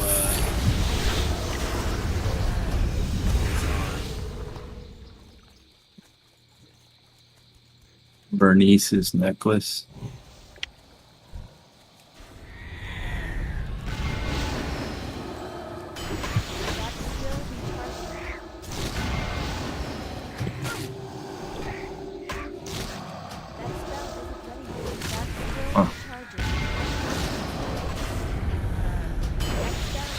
Well, I don't know how I'm gonna do this by myself. what do you need to do? I gotta kill this guy, but he's just too overpowering me right now. Well, give me a second. Nah. I'm gonna just level up. It's all good. It's probably just the quest level, honestly. I just gotta turn in these other quests and come back. Don't even worry about it. Too late. You're coming. Nah. It's too low of a quest level. I got it. I just died. That's crazy. Can I help you? Safe travels. Be careful. I jumped off some See you shit. around. Farewell. Trying to get away from him. That's so fucking funny. Well, I'm taking the quick way back. Peace. I'm basically already back. I need to turn in these quests. I literally have like 4 or 5 to turn in. Because they did the necessary precautions like packing the wound and shit to save his life. Yeah, no, I mean, you can try all you want, but dude, that you hit a jugular. There's no way, especially with the like. Hello. That's like a 99% type death rate shit, man. Like that's something that you're most likely not living through, unfortunately. I mean, they definitely did everything they can. They rushed him out right away. Have a good one. Yeah, I seen the video of them fucking carrying his fucking lifeless body to the truck. Because I mean, obviously they can't wait on an ambulance to come. No, so they If said it that don't so make- initially use it, they said don't they make- caught somebody, but it was just an old man, and he was just fucking crazy. And, The fuck? And they found that he wasn't the one. The shooter was on top of the roof. Typical. Yeah, so they're. I mean, figures, bro. It was a fucking sniper bullet. I mean, that shit ripped his neck apart. That's what I'm saying. Not just that. It was just like. I mean, that If had to have you're been a shooting- high caliber to do that damage, bro. From that far, I didn't watch the video. I'm not one to watch. it did damage, bro. Like that. It has to be a huge bullet, a high caliber to do damage like that from that far. I mean, they're saying 200 yards. Where Yeah, they're that's showing wild. That's position-wise from where he was to there, I would say max maybe 120 or something. It doesn't look like it's 200 yards. Unless it was just something pretty powerful, and it was like up close. You know, somebody like right in the front row did it. No, it was they got video of the person on the roof from multiple angles. Infantry Ben says, but several Don't people make notified music, don't the make authorities sense. the People were man on talking the about roof the too, fact and that nothing was done. They were talking about the fact that there was a dude on there. There's even somebody who's like, "Well, looks like there's somebody on the roof over there." Loki, out! He found some food, didn't he? No, he just wants to go in where she's at, and she's coming out, and he runs in, and she's in there vaping. So it's like, dude, get the fuck out. Go where you don't need to be. Someone said, hey, yo, come over here, please. But yeah, Oh, shit. They even tried saying something about it. Because dude ran, and then he, like, laid down. Like, they were like, dude, Yeah. he just ran from over here, now he's laying right there. And he's like, I'm just so like- I'm just saying something just because it's kind of weird, and then this happens. So that person It's all like, good, bro. saw it ahead of time, too. We're not gonna hear about it in 2 days, so Yeah.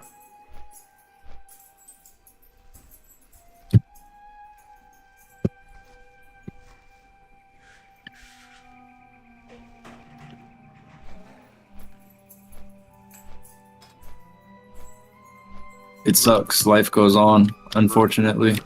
Murray Jane, that's funny. Yeah.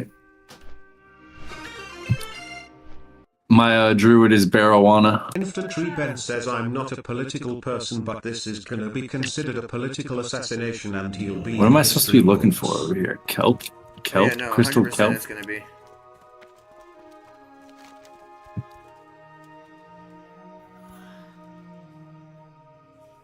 Oh, ads. I'm fucked.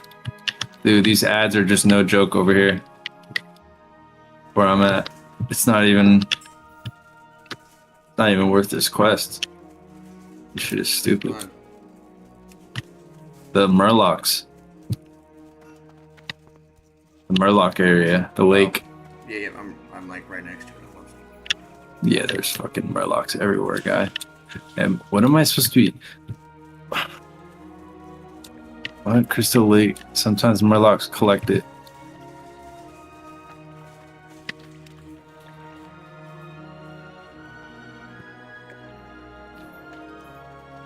I wish that kick damaged everybody that was standing in front of me, not just the target that I'm fucking... I see some dead bodies here.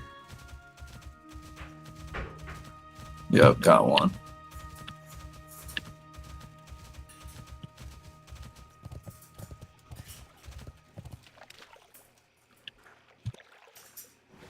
I'm kind of like staying on the outside because there's just so many on the inside, bro. I can't. The ads are too much. Infantry Ben says he's from Utah. I'm like all the way at the so top that makes it worse. of the lake. Of Crystal? Yeah. Oh, I think I see you. No, that's not you. Never mind. I see dead Murlocs. I see. There's still ads coming, bro, and I'm not even in an area where there's ads. What the f is happening? Oh my god, I'm gonna die. Oh, see, I was going the right way. God dang it. Oh, I'm so effed. I'm coming. I can resurrect you. I think I got away. I got away. I'm good. There's just too many ads, or I wouldn't even be dying. They're coming this way. Give you a bet.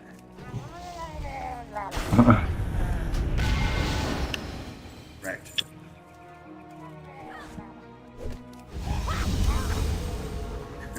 Alright, that quest is done. Power levels. The dude I needed is near that like vineyards on the map area. Like down the bottom. Oh, okay, yeah. I'm just gonna go straight there.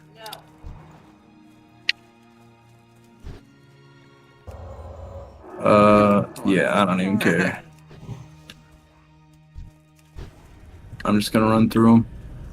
Yeah, I'll mark them.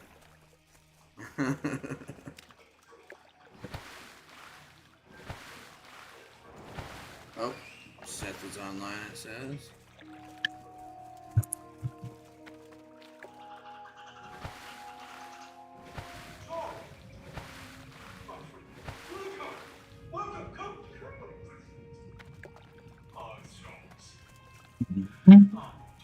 Oh wait, I'm going the wrong way. Fuck, my bad. Straight down.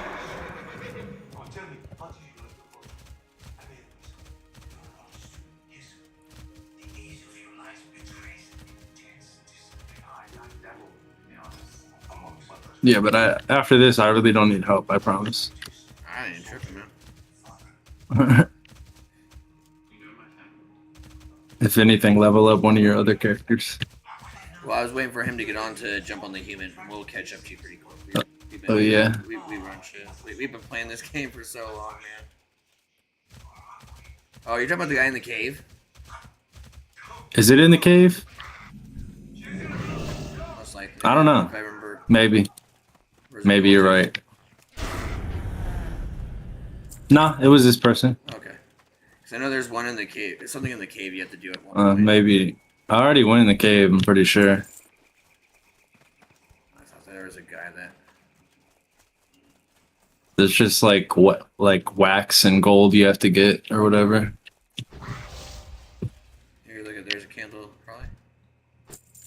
Yeah. I'm good now though. I appreciate you.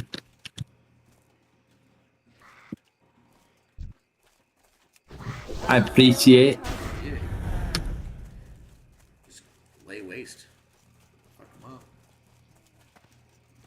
Why Boy does out it keep here. doing that? Ah, princess is here. What up, bitch?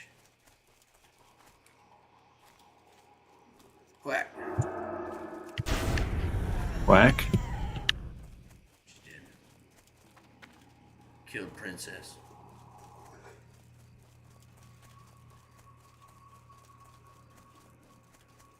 Okay. He's from Utah too, so that makes it worse, right? Yeah, no, the whole thing is ridiculous. Like,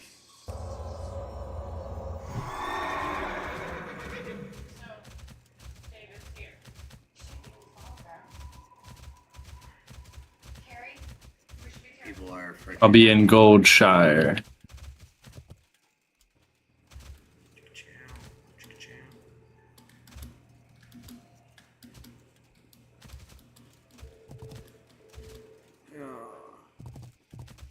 You have the heirlooms on this or not? No. Dark Moon Carnival, though. That's one way to get some.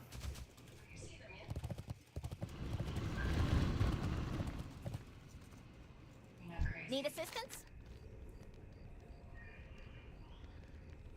Very well, then. The Dark Moon Fair.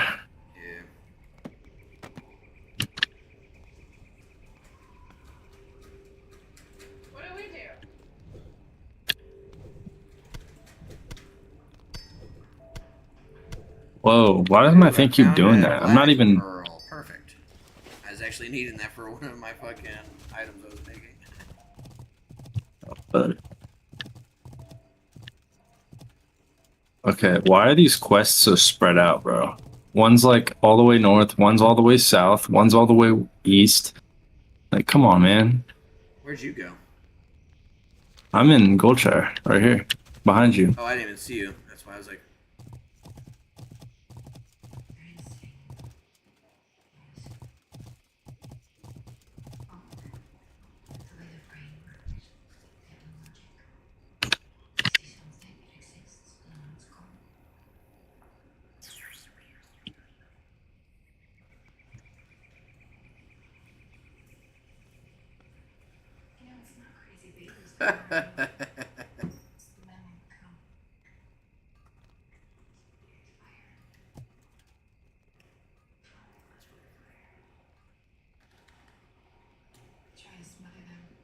Awful.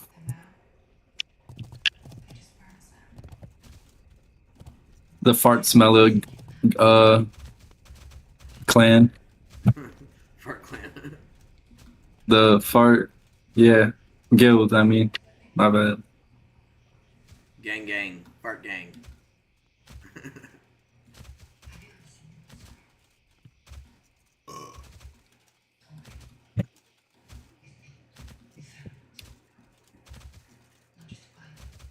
I'm surprised you didn't go with like a stoner name. I thought this was appropriate. It is, but I'm just saying. I figured you'd base all your stuff to be stoner stuff. With games, like MMOs, I tend to just do fucking funny names or whatever. Random shit. Yeah, just stupid names. Sometimes I'll do like Mile High Stoner for like my main account, but all my alts and shit are normally just goofy fucking names. I like my puns. I think they're pretty punny.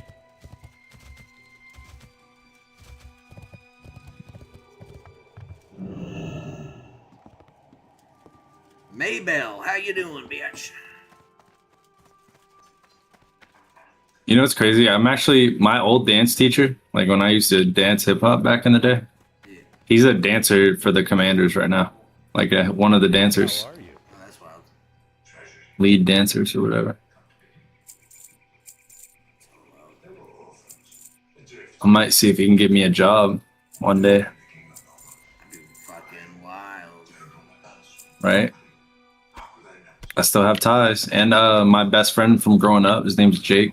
Like we grew up from like age 4 together. But his dad is a scout for Redskins right now. That's dope. So I know 2 people technically that work there. Got 2 references. That's what's up, though. So now that I think about it, I really should pursue that. My bad if I lost you. Oh no, dude! I was just fucking around, and I totally. I'm going over towards like that burning steps, like in that direction. Towards like the Tower of Azura or whatever. I'm going to like that little like circular like river thing on the map to the right. You're talking about like the south of Stone Carn Lake or whatever. Like right above Duskwood. Oh, okay, by the pumpkin patch.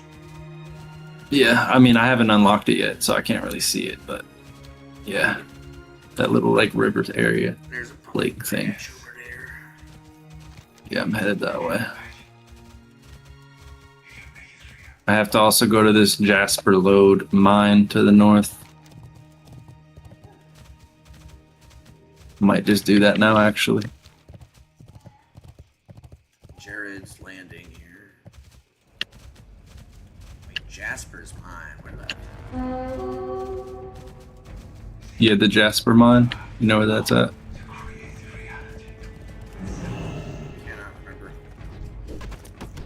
Like it's basically where that pumpkin patch thing is, just to the left of it, like where the mountains are.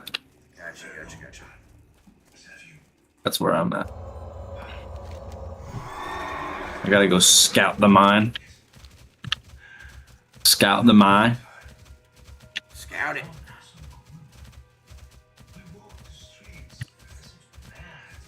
Do you usually level traditionally, like just questing, or? Yeah. For sure. I'll depending on if I'm with someone, I'll like run dungeons and shit. Yeah. Like easy way to. Once I get to a certain level, I just literally dungeon it until like later levels, because then you just have to quest once you get higher. It's just not enough XP in dungeons once you hit like 60, 50, 60, like once you get up there in the levels.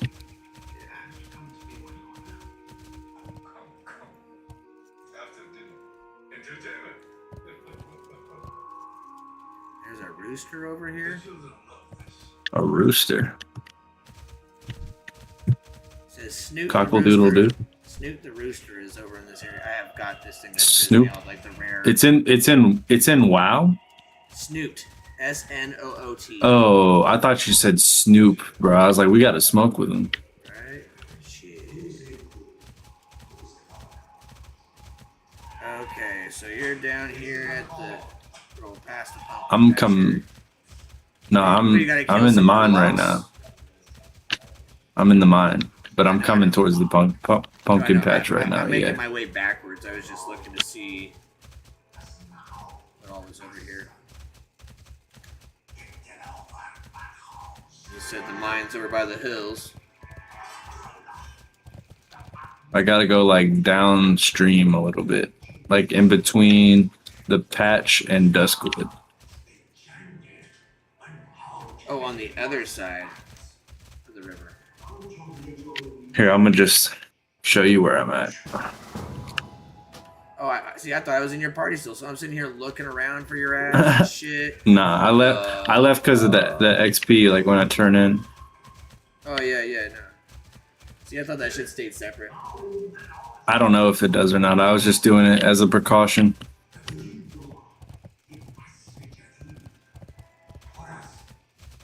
Oh yeah, there's that spider up in that end of that cave. Yeah. I have to turn in a quest down here. And then it basically just has me running around to different areas right now. And there's no really objectives, just turning in quests. Bunch of running bullshit right now.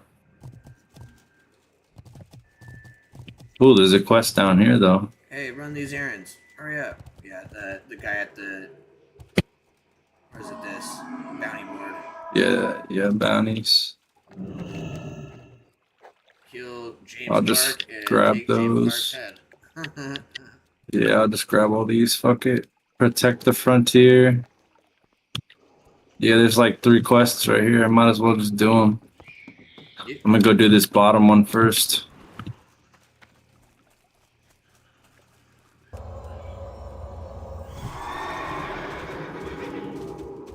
What is this? Murlocs. Yeah, down here at the bottom.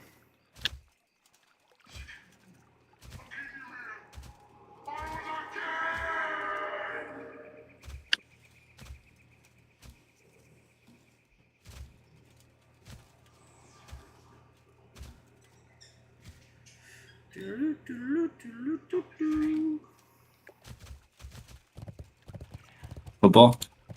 Yeah.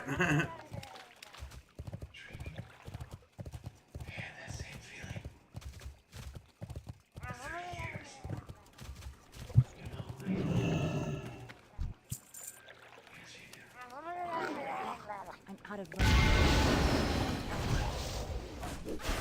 I can't.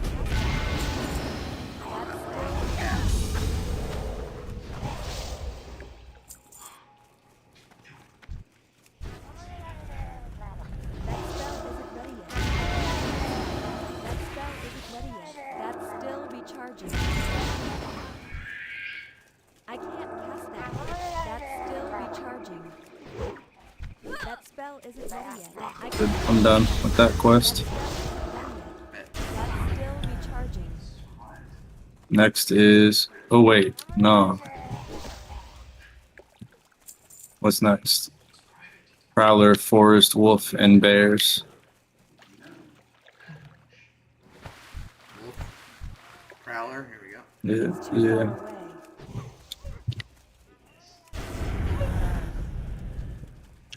And those bears, too. Yep. Oh, here's a bunch of wolves. What's up, bitches? It's too far away. I can't cast that yet. That's still recharging. That spell isn't ready yet. That's still recharging. The Wolvingtons. This direction, I think, is more bears. I'm out of range. They're just scattered between all of them. That spell isn't ready yet. Yeah. Just like one hit and shit. I only need bears. I don't even need wolves. Okay, bears now. Okay. Oh, they're in the way. There's too many damn wolves.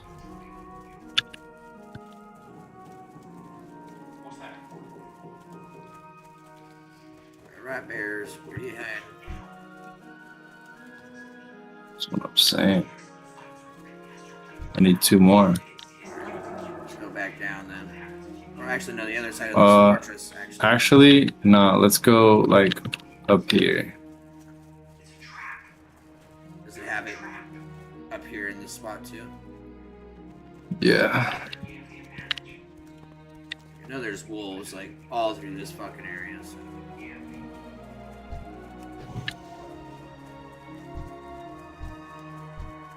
There's one right here. If it's just one, I'm gonna be blown. No, there should be more. There's another.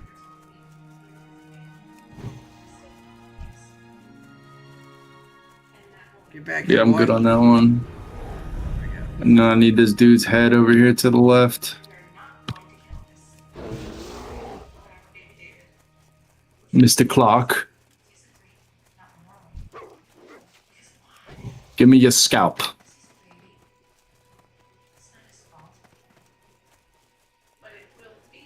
And there's another quest right here. What the fuck? Did you get your flight path already? Okay. I got it now.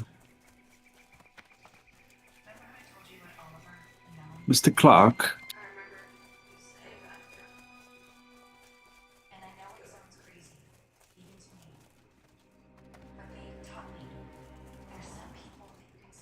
Right here, Mr. Clark. James Clark.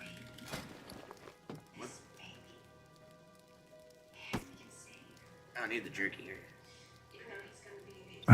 I just don't have space. Well, here's a bag. Here's a bag. Here, I'll take it. I'll take it. Here's a bag. All right, cool. Now you have more space. All right, let's go. What is this quest? Bundles of wood? What do y'all have me doing out here, bro? I'm a lumberjack now? Yeah, you are.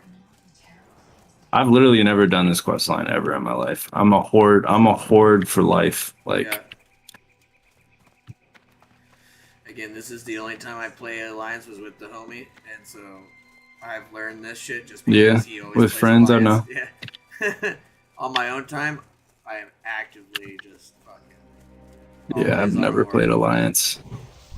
And I have so many, like, yeah, I'm like you, bro. I've played this game so much, like,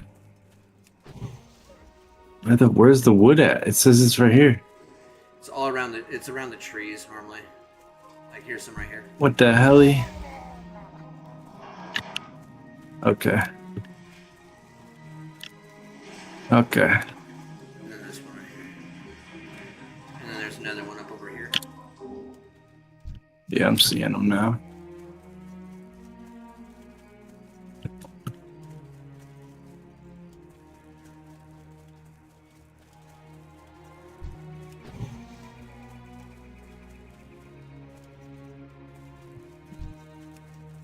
That's still recharging. They're mobbing over here, bro. I know, I saw you went the other way just now. I was like, oh, I thought you were following. There's just wood over here, so I was collecting. I can't pass that yet. Correct. Pass.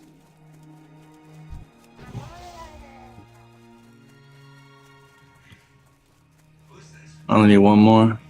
Right there. Not after this one, though. Oh, okay, well then there's one just on the other side of this village.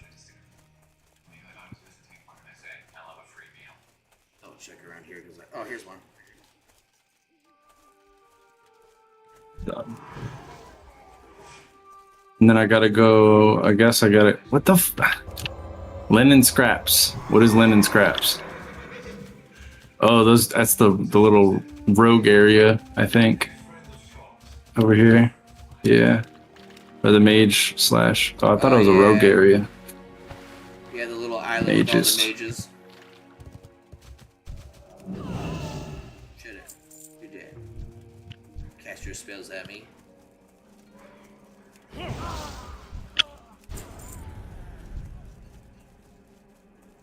So toes.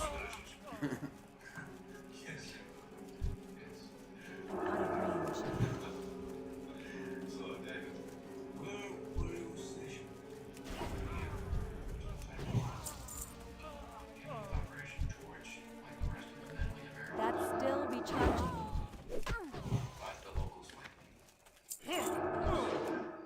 One's on me. 6 to 6. I'm good on that now. Heading south.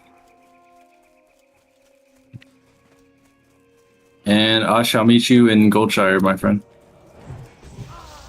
Because now I just got to turn a bunch of shit in.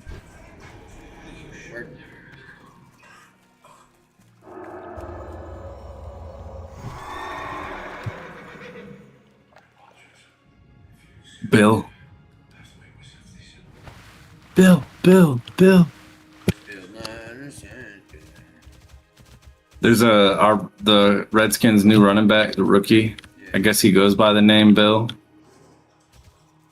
But I was trying to get that chant started at the stadium, but nobody was gonna do it. The Bill. That would be such an awesome chant, bro, if everybody's doing it. Right.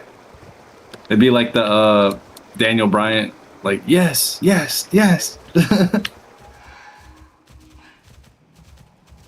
Same shit. 100. What are you doing? What do you gotta do now? I gotta turn in quests. A ton of them, like 7. One of which is right here next to these Murlocs.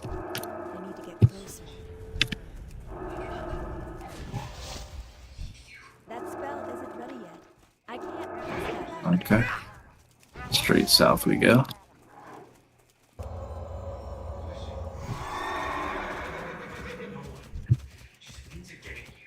Bill, Bill, Bill, Bill, Bill. The whole fucking stadium's chanting that shit. That would be so lit.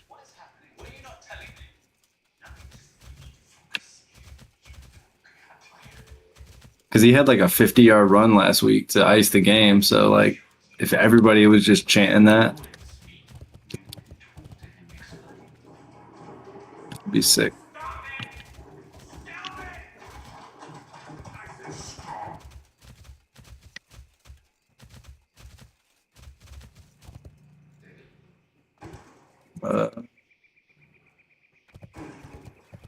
You got a character with enchanting on this server? I think one of them I started doing. It's the most important thing, to be honest. I think I have one that does it. I honestly don't remember. Yeah. Go, go, go.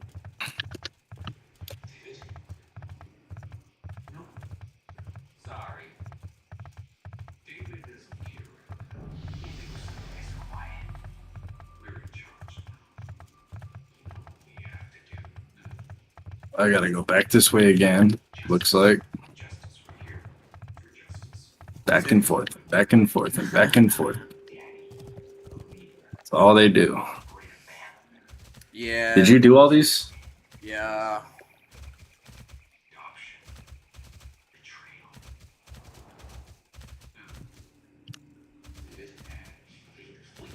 But I got to level 10 in like an hour, so I mean, Yeah. not bad. That's about what what it takes me. Maybe 45 if I'm running it efficiently and not stopping or something. Yeah. Not picking up other shit that is gonna make me run all the way across a different way. All right, I'm her thing to go try.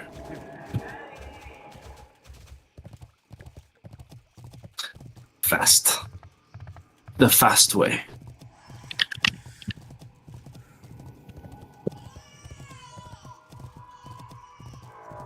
Should we get run battlegrounds now? Not in the same group. Yeah. What else is here? Once I gotta put on a bunch. Once I get my new character up there, damn right. I'll fucking BG's easy. Yeah.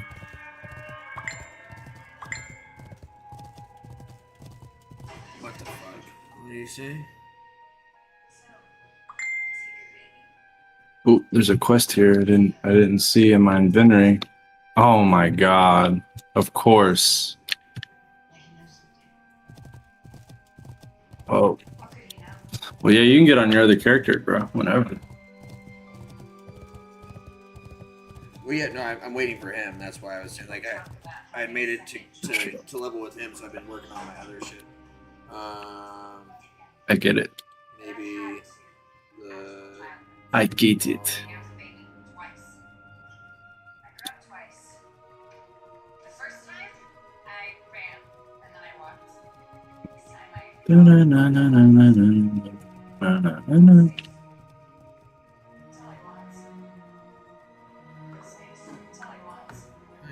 Gotta love some King of the Hill. CPU is doing alright. GPU is doing alright.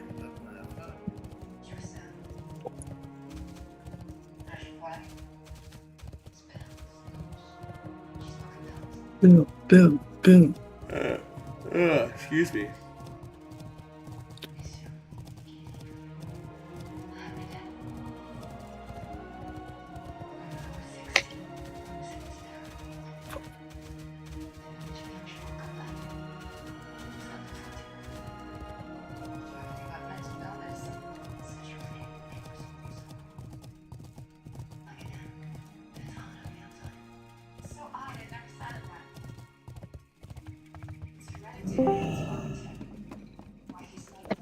Hello? What up? What is up?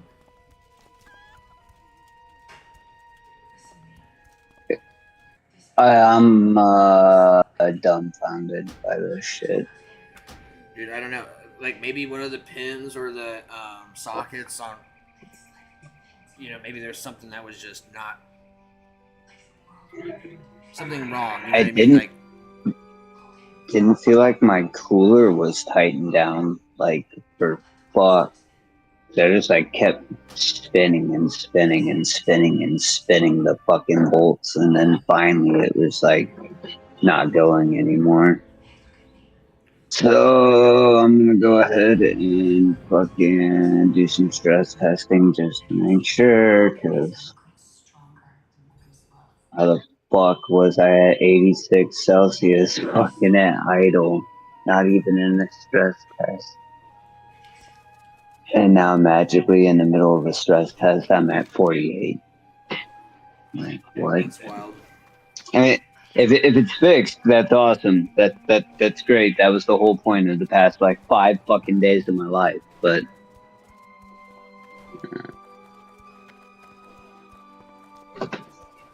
yeah, first stress test done, and it didn't even fucking get over 50 degrees Celsius. What the fuck? Alright. Doing the last stress test now, bro. I'll do the 5-minute stress test like normal. We'll see where that spikes up to, and just basically start playing. I don't even know if I'm going to bed. I should not be this awake. you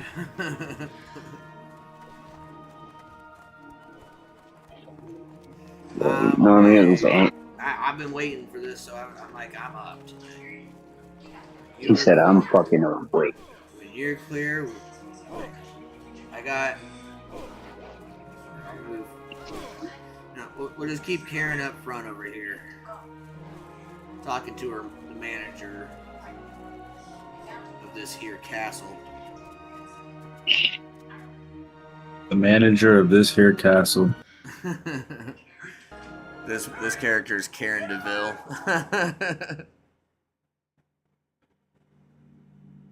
No, did you hop on your character? I thought you were jumping on because I'd seen it like pop on the thing, and then you came in here, so I was like, oh, he's coming in. Let me switch over. Oh, yeah, no, I feel you. I'm doing my stress test, and then I'm not gonna lie, bro. I'm trying to get higher than a fucking kite on a windy day. Damn right, let's I haven't had all fucking day in my computer. I just looked at the time and I was like, you gotta be fucking me. Like, we're talking like 12 hours of this shit.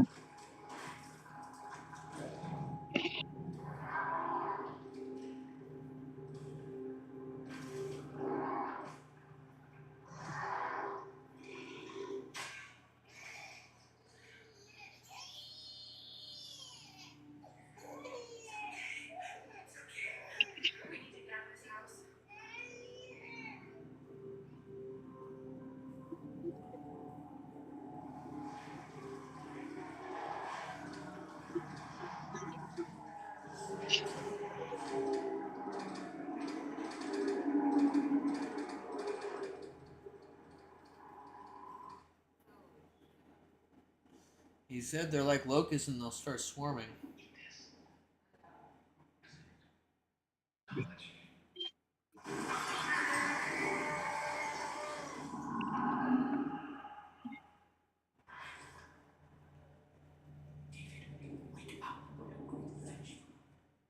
This is fucking insane.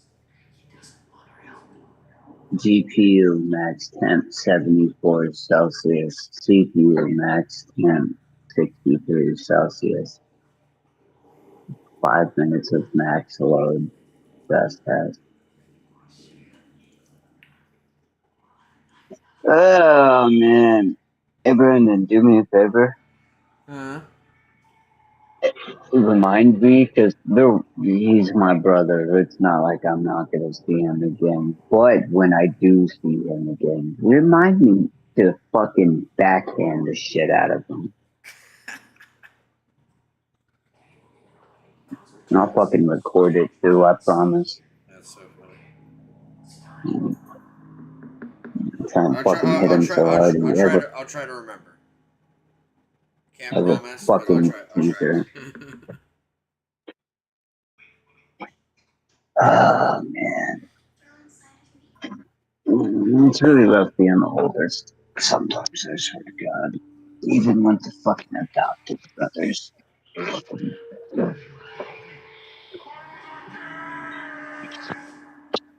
I think this kid finally has ruined me, Peter Griffin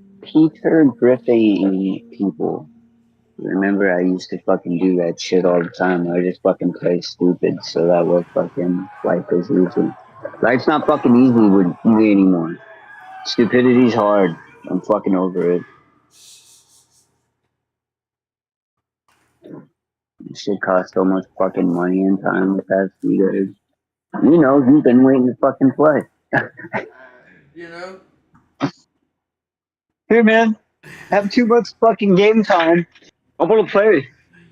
Well, magically my computer is just fucked. So, I don't know. I guess enjoy the game time and I'll be on when I'm on.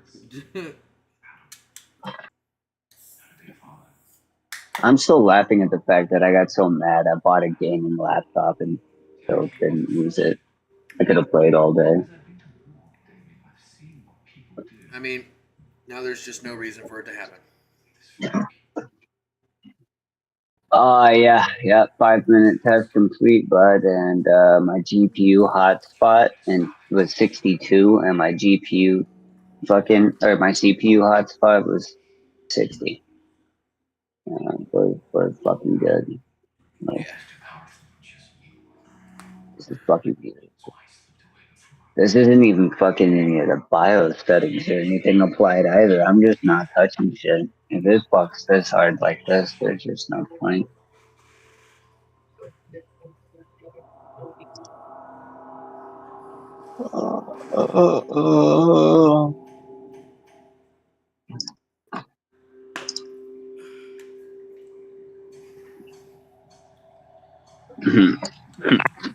You said you're like, I swear to fuck if this thing fucking crashes, man. Oh, glad I'm in a fucking metal box. I can tell you that much. I tell you.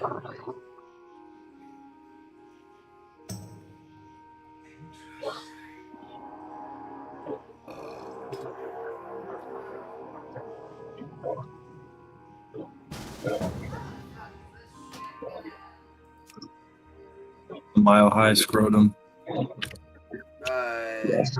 Here, pass lead and I'll invite Ian. Fucking.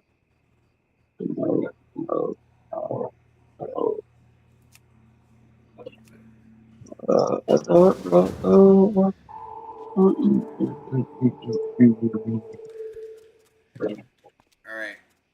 I just gotta wait for you to grab your next set of quests because I'm on Blackrock Invasion, Extinguishing Hope, and Rest and Relaxation.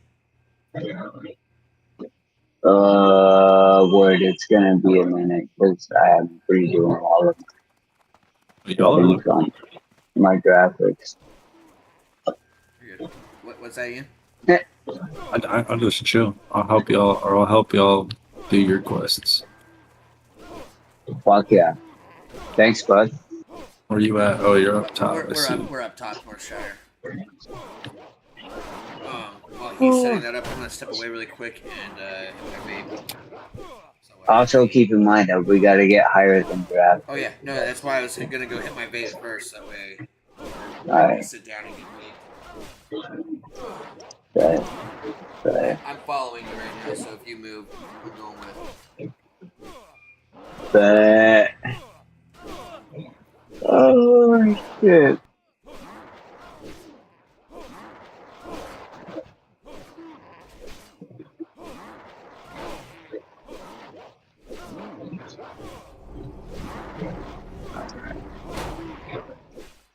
Everything turns the fuck out. Graphics scores. That's beautiful. That's good.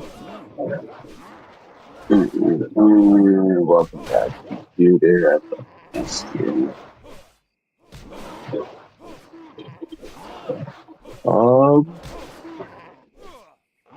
Yeah. That's the next quest. That's where you start.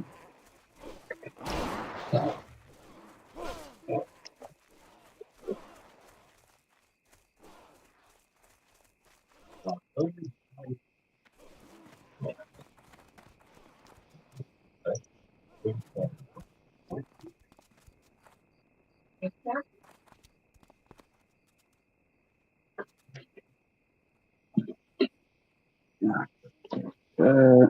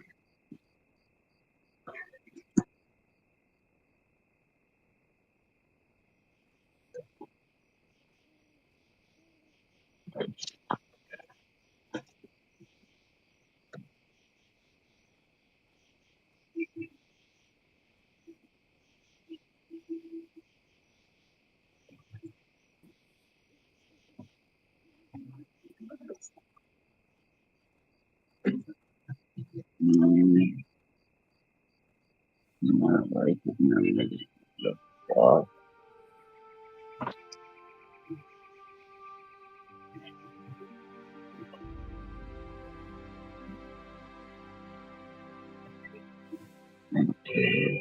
Fucking started to get beyond man.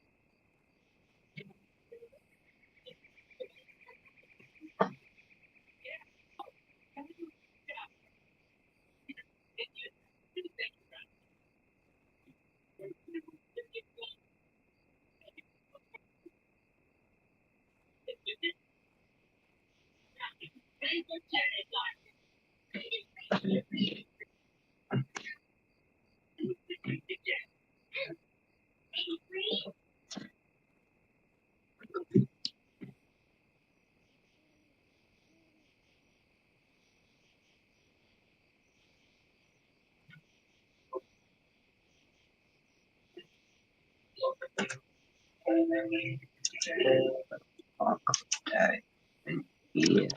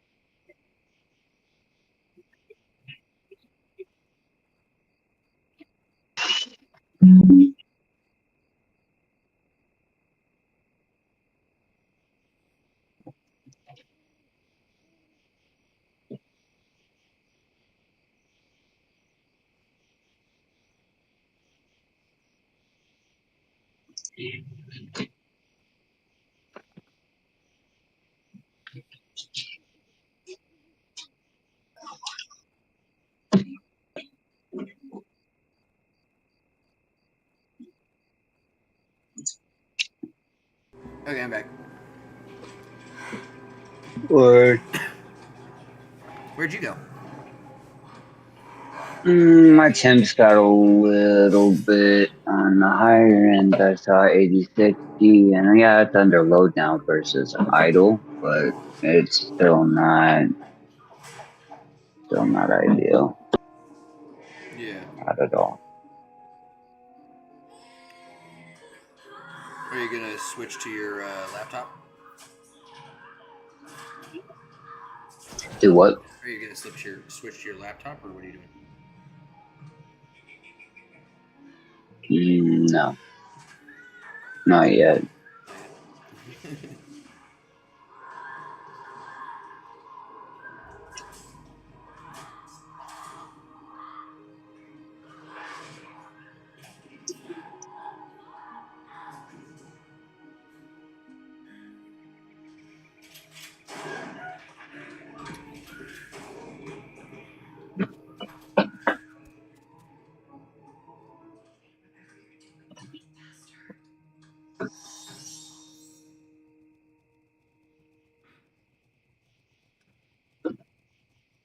Your problem is this fight is one-on-one. You against me. But I'm not alone. I am Legion. We all share one thing. Monster.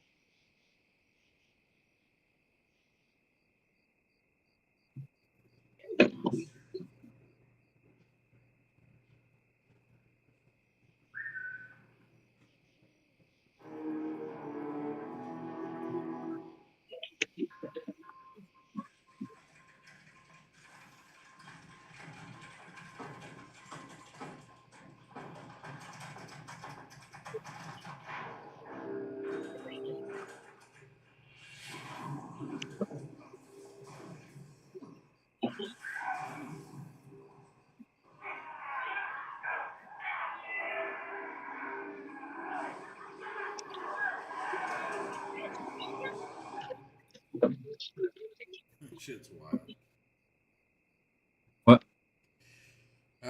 Just rewatching Legion. I didn't see the ending. Last time I watched it, I didn't watch all the way through to the end. What's going on? What's going on?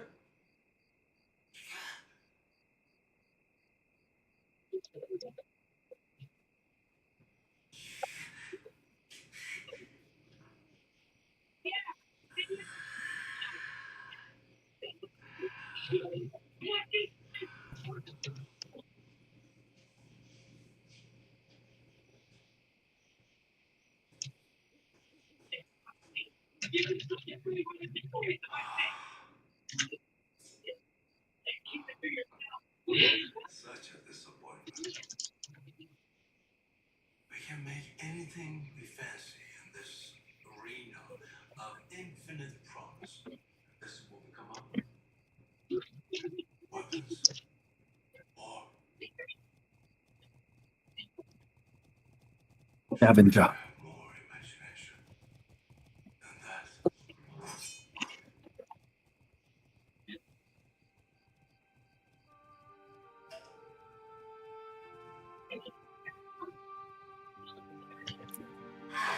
I remember when I used to buy WoW Gold back in the day.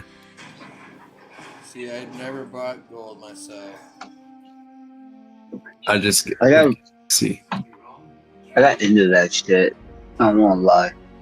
I fucking Bro, if you started, play like, WoW selling the enough, tokens. yeah, if you play WoW enough, you definitely get into that, bro. Myself, fucking tokens. I mean, like, I'd buy like the WoW tokens, but Yeah. I never was Nah, really a gold farmer like that. they had these websites that you could go to and get like a lot more gold than WoW tokens would give you. Yeah. Oh damn. Yeah, I never did that. I didn't like using third party, having the chance to get banned. Yeah.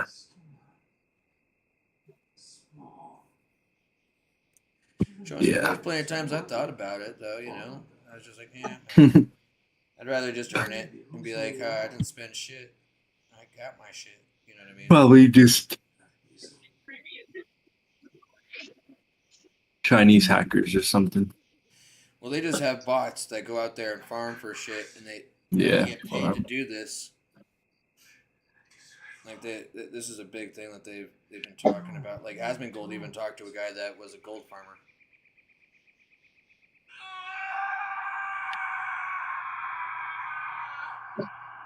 Yeah, that's wild.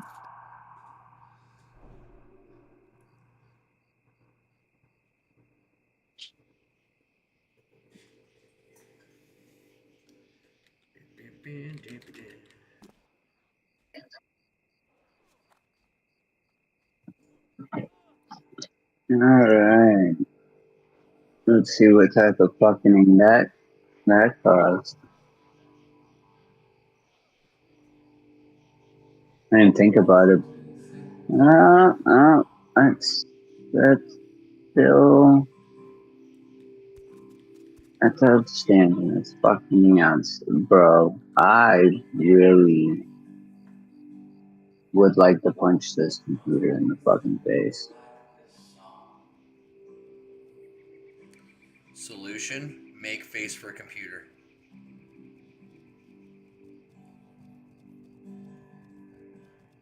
Just give it a pow right in the kisser.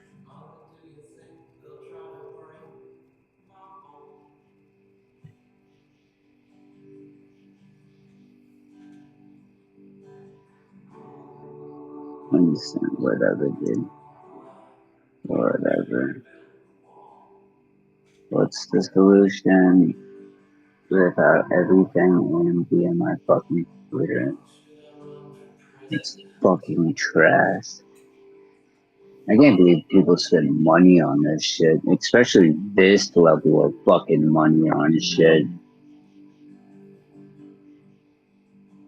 Fucking thousands into this fucking PC.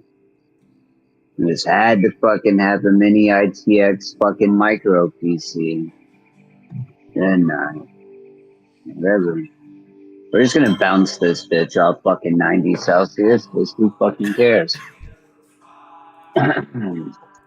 I got to question everything, bro. Really, the only thing we need to do now at this point in time is get stoned. Cool. I was just waiting for the word. Baby, want to smoke? It's go time. Sorry about the fucking wait. Hey, I wanted to care. I was helping him out a little bit too because he was having a little bit of issues. So I went out there and I was just like one-shotting everything for him for a little bit. Somebody else or me? Ian. Yeah. Yeah. I was running and helping him around for a minute while I was waiting for you. Oh, okay. Yeah, he just created a new character since he didn't have one on pack. So he's only Welcome like to the what are good you, server. level 12 maybe? I didn't even look.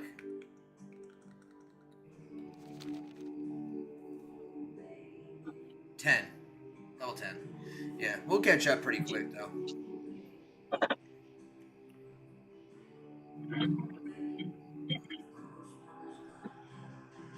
Oh man, come here, Hash.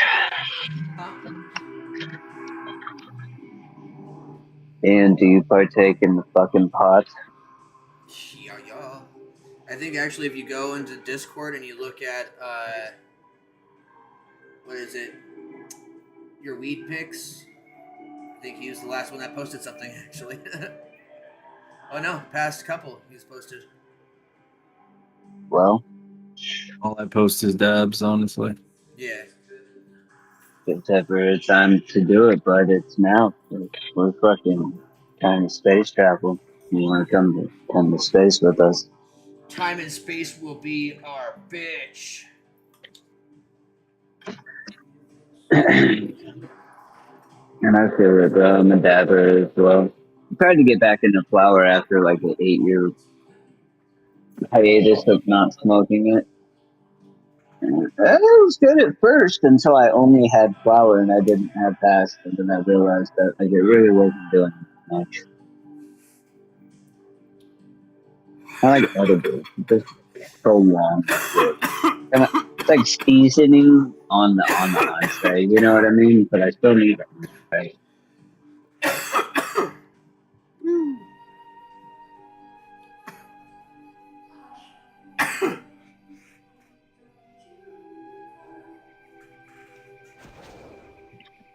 Ooh.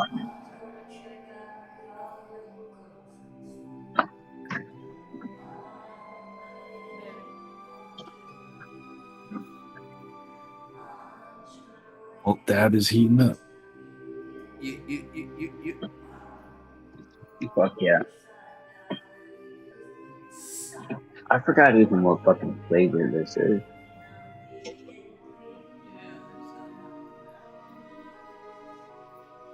is the final episode? Yeah. That's why. And this show is so involved, man. You gotta end it on a big note. You know what I mean? Did it end how it was supposed to end, Honey, or did it end because I have not literally just I have not seen all the answer but watching. I got partway through this season before I didn't finish it.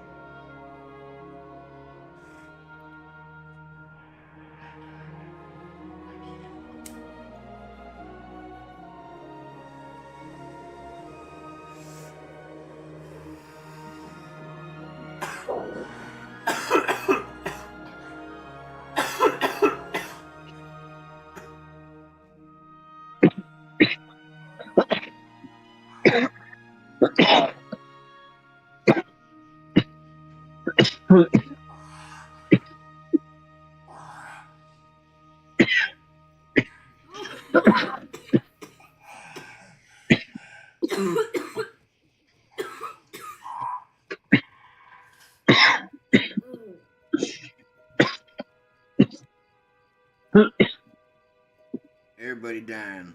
my head hurts? It's funny because like my first dabs are always like a pretty light dye level. Like this next dab that I'm gonna take, it's gonna be the same size, but I'm gonna cough way harder than what I just did. Makes no sense. I just don't get it. Can you die on the first one and then after that it get easier? But no, that was me.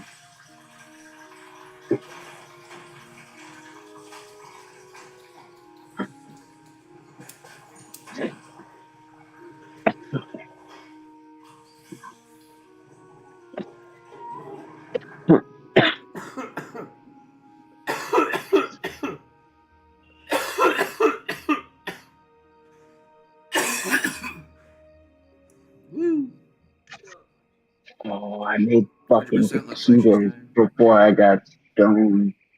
I'm genius. You did what? Like, what the fuck was that? Literally, I made taquitos before I got stoned, but like I put them in the fucking air fryer, like so, like the fries, like they're done because the ding happened, but I'm stoned. And the party basically is what's going on. Right after I got stoned, the air fryer timer went off. I forgot that I did that, and the timing was just damn near perfect. Gotta love that shit. I'm not gonna eat them right now. I'm taking another dab. I'm getting more stoned, and then we're gonna fucking grind out some levels. Damn right. But long story short, taquitos and queso, phenomenal. Fucking phenomenal.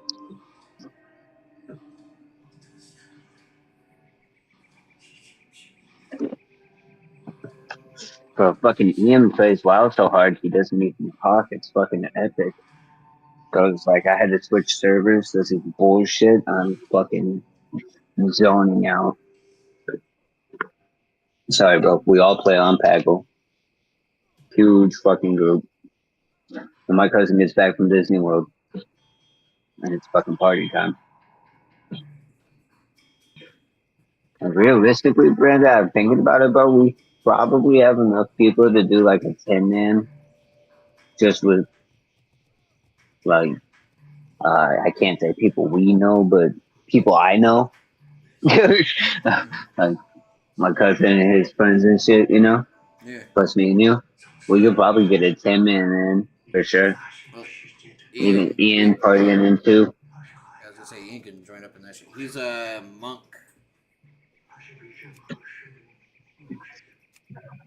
So What the fuck is going on with the audio? It's like your audio be cutting out. Ian, do you hear that shit? It's like you be talking and then like 5 fucking words go missing. is it doing that? I don't know. It could be because the background noise being trying to cancel out shit. Yeah, you cancel that noise cancellation bullshit. They ain't ever figured that shit out. It's like self-driving cars. I just do studio. It's pure open mic, no processing. Is that better? That sounds good. That's a lot better. I don't know why the fuck you were using auto-tunes in the first place. So it would isolate my voice and not pick up, like, let's say the AC that's right next to me or the TV that's on the other side of me. No matter what, it picks up the TV. Yeah. So you're good there. Yeah, so, I mean, it was just trying to reduce it was the main thing, I guess. Nah, you still getting copyrighted, bro. We might as well be in there, dude. I mean, don't get me wrong. It's a lot louder now that that shit's off, but at least I can hear every word you're saying. Yeah, and then also, I guess my gain, too, would be the difference. Like, is that still good? Yeah. I mean, it's funny that it really only turned you down and not the TV down. That's kind of funny, but... it's just the gain on the mic. Yeah, no, you're still good, bro.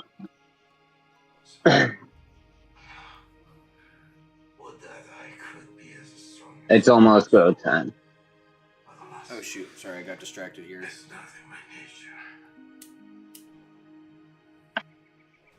That just means that you're stoned. Mission accomplished, bro. No, I have this idle game in front of me. And I'm just like clicking buttons, and I got the bowl just sitting in my hand. It was just straight distraction, and then I'm like watching the TV at the same time. Because he was strong. Because he was weak. I was weak. Now I'm older and weary of this chore. We call it sweet rot.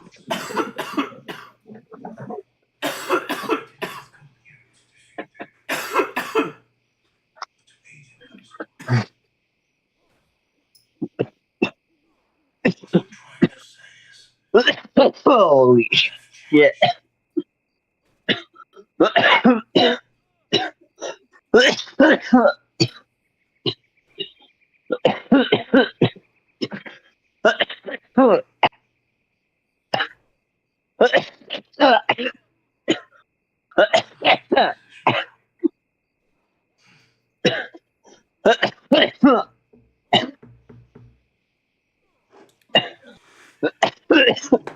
This version of Charles Xavier is interesting.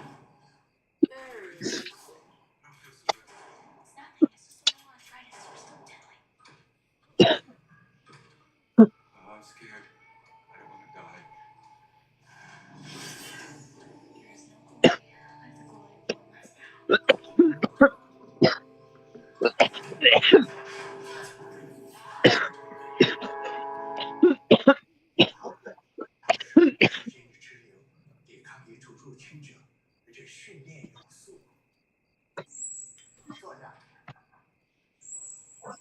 Makes no sense. Why the fuck I gotta die that hard on the second death?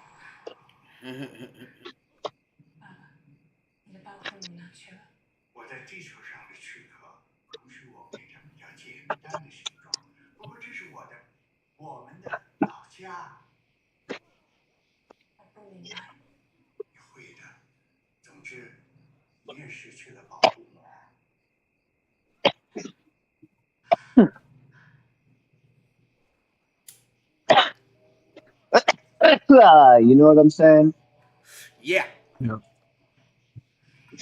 I mean, I figure you didn't, man. I figure that's why you were being quiet. That's alright, dude. Just because you can dab like a champ doesn't mean everybody can, you know? I'm still getting high. I can still take big dabs. It's just, you know, I gotta breathe differently afterwards.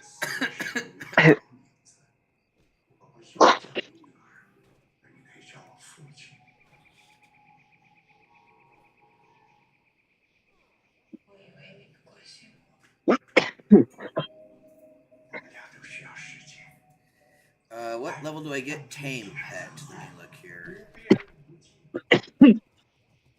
10? 10. Yeah, I just couldn't remember.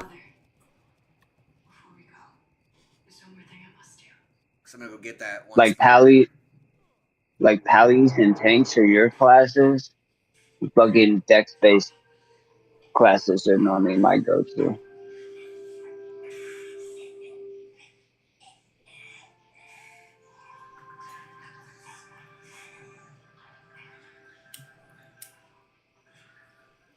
Alright, bro, you ready to fuck shit up?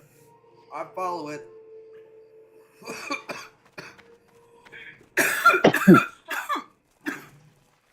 You're still getting stoned. I'm fucking impressed. Oh, you're smoking flower, aren't you? Yeah, no dabs. Okay. See, I was about to take another fucking dab, but I would have been fucking blasting McNasty after that. Well, I gotta grind up more so I can load the bomb too. I can wait a minute. Hey, Let me go turn in next.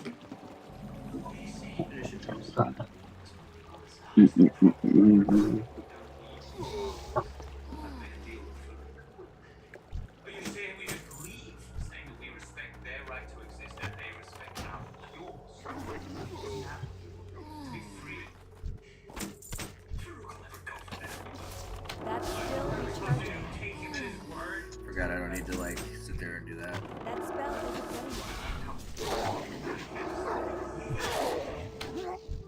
Did you get credit for the fire? Yes. That's fucking awesome.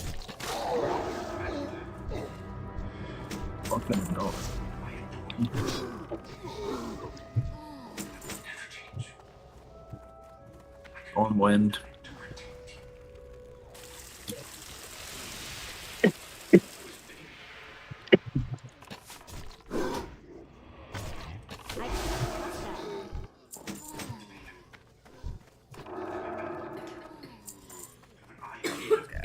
Ow. That's still recharging. I really don't enjoy when that happens. No? Pissing on these fires. One more. There we go.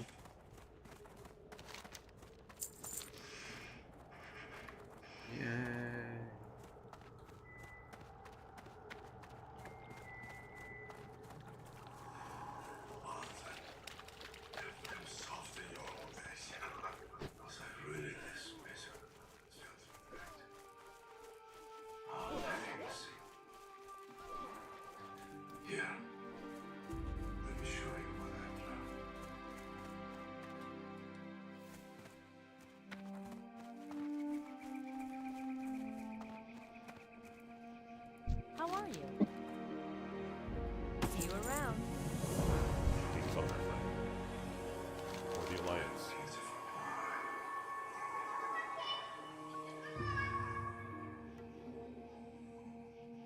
Doesn't even give me anything that I can use. Alright, well, we're just taking the Warhammer, I guess. Be careful. Light bless you.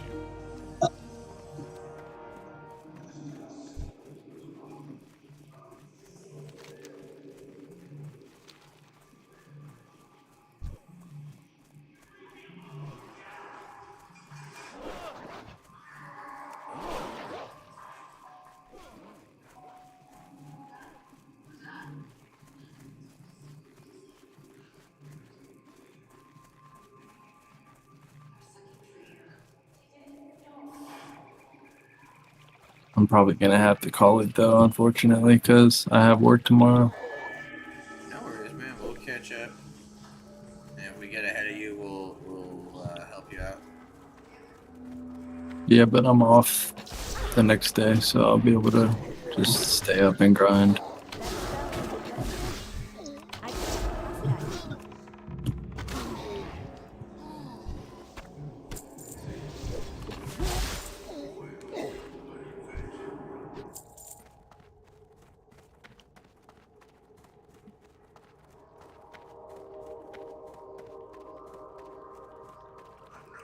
Yeah, next time we'll be able to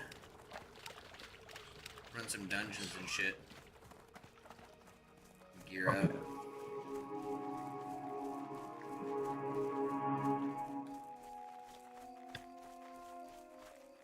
Why'd you stop?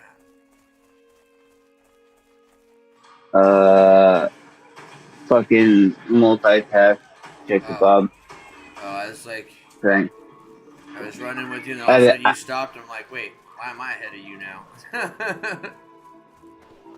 I fucking looked at my laptop. I'm multitasking. I'm trying to get my security cam fucking shit going. I got it on my phone and shit. It's just now I have a laptop. I might as well have it there. Go with honor, the Alliance. Reached level 5.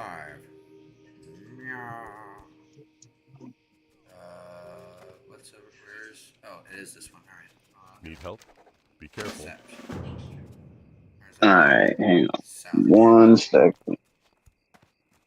Yeah, we're going to Goldshire, but Well, here, follow me.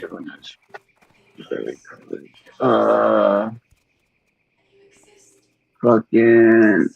Alright. Keep it efficient if you're multitasking. I feel that.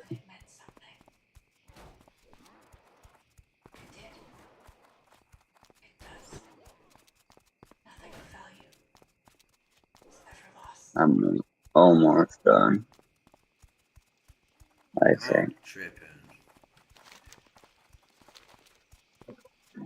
Oh, hang on. I got that quest. Oh, totally forgot I had picked that up too. You are good, bro. I am multitasking. I'm a fucking priest, you know what I'm saying? I'm not really worried about it. I already told you what's gonna happen. Because I started playing the class, I am now officially the best priest to ever exist. Fuck every other priest. Y'all suck. Exactly. I will be DPSing as a healer thing. Fuck Wolf. You don't know attack.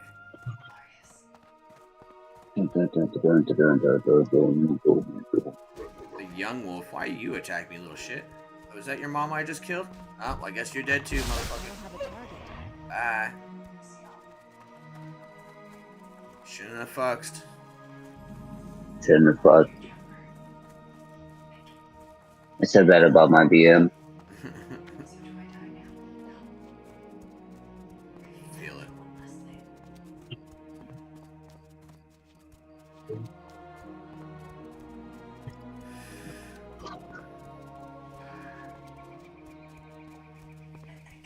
What can I do for you? Light bless you. Go with honor, friend.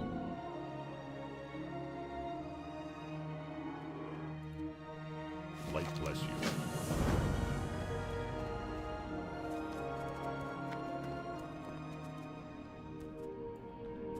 What can I do for you? Have a good one. See you later.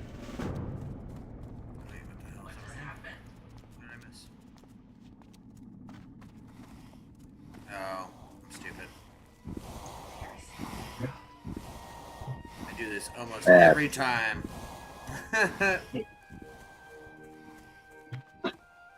Hey there. See you later. Have a good one. Let's go over here, grab these.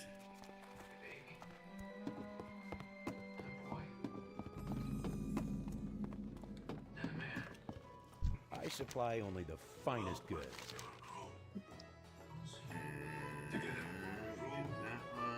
See you around. Hey there. Are you fucking kidding me? What happened? See you later. No. I would not hit you in that, and then that happened. It's real. Oh, it was Good day to you. Have a good one. TV decided to be stupid. Extra stupid. I thought that was the last episode.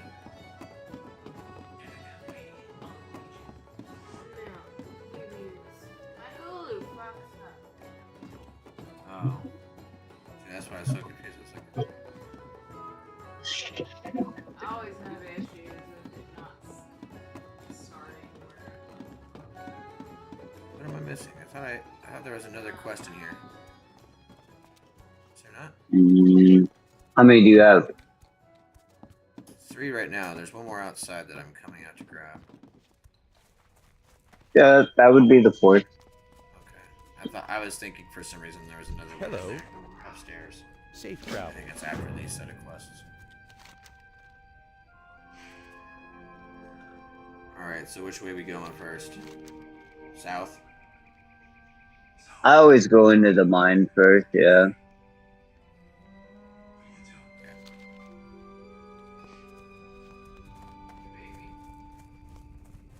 I'm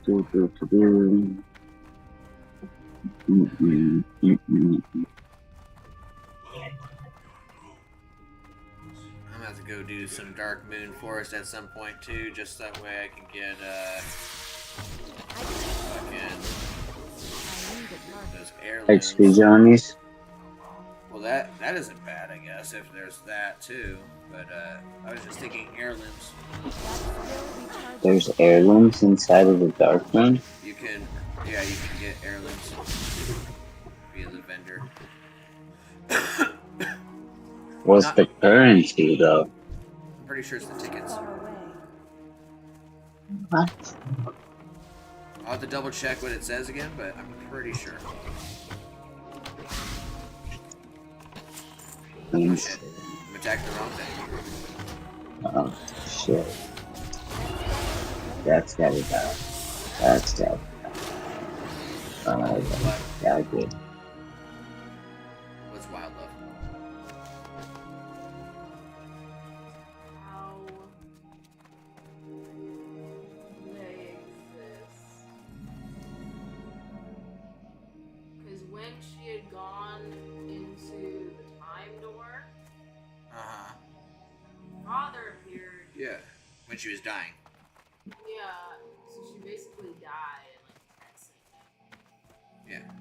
Well, because she's a space, like a time being, like time isn't the same. Makes sense. That's still recharging. Like you're kind of omnipotent.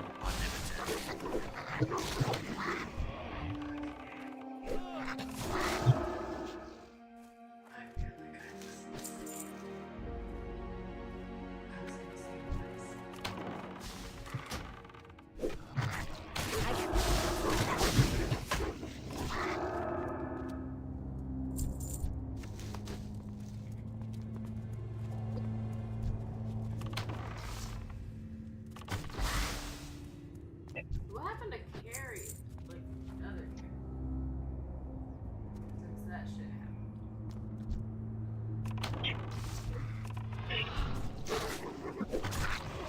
That spell isn't ready yet.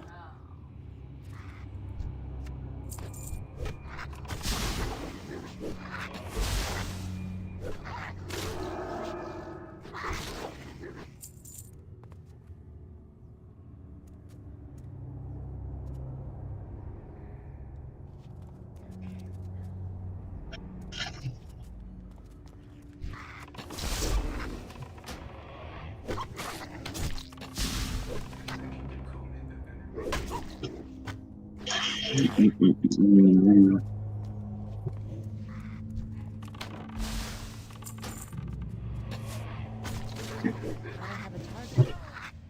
I need a target.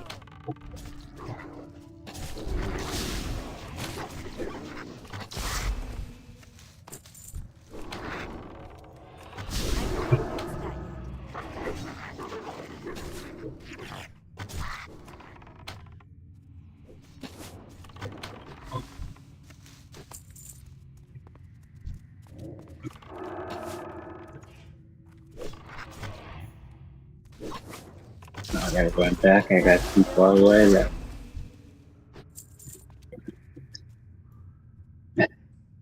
There's two more right there.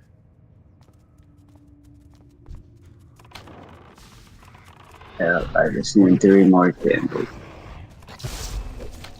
I need 2 more candles and 4 more dust. I don't have a target.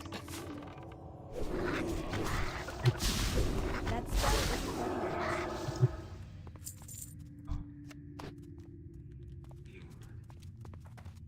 One more dust. I need a I target. need 4 more dust.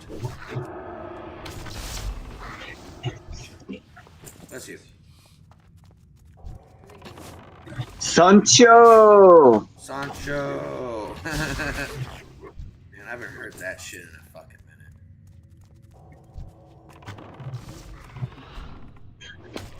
I'm just hot.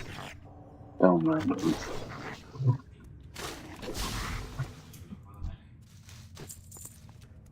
Two more I don't have a dust. target.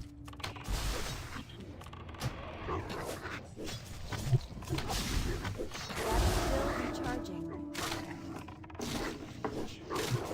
That spell isn't ready yet. Oh shit. What? In this Oh, say the nuclear plot. version of events, he said,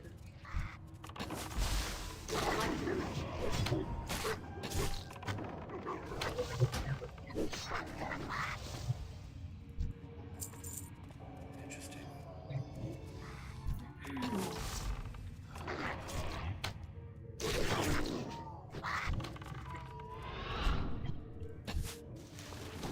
I need Okay, a there we go. target. Now I got all. Let me just get this I guy. can't pass that yet.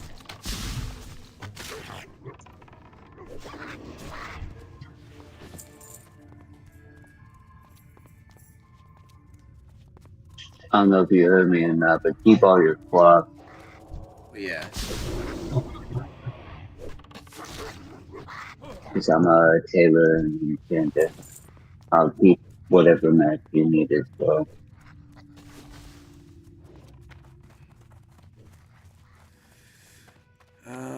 There's quests to the left and to the right. You want to go grab those first?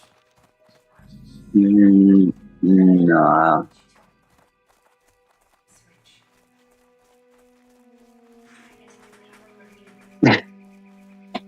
I'm just being honest. I don't like those quests to the left and to the right. No, I get you. It's more so optimization. You do these and then you go over to the next mine and then you cut down over by the bridge that's kind of over by Eastvale. Yeah. Crank those out, come back, and then you head on over to Westwall. Just boom, bada boom, you skip that shit.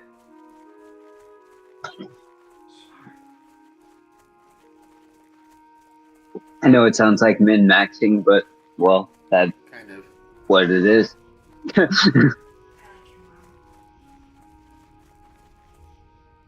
Hey, I got leather pants that are 33 and fucking a belt that's 21. Do you need it? Let me see here. Have a good one. You said pants that are what? 33. Yeah, that would be good. And then you said what? The belt's 21. Yeah, both would work. Fuck yeah. Let me see what I got here. I got leather shit, unfortunately. No worries, bro. Oh, hold on here. I didn't have any room, so I was like, how am I supposed to grab that? But I forgot I had a bag right here. Just toss it. Alright, let's equip some shit here.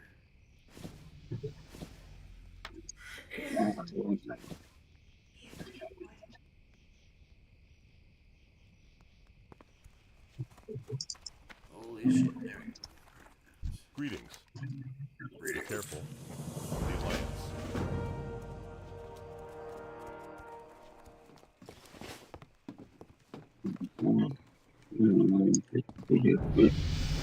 Need something? See you later.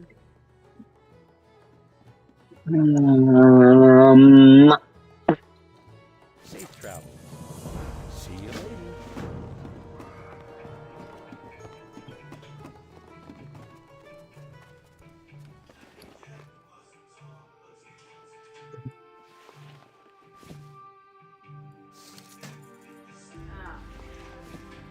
What?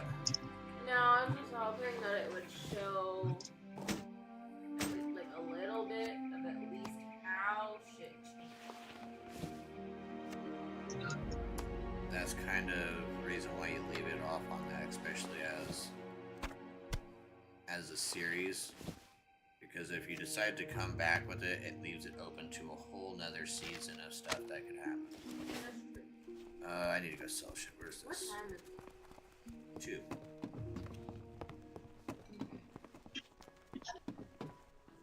Looking for something specific? Selling this shit.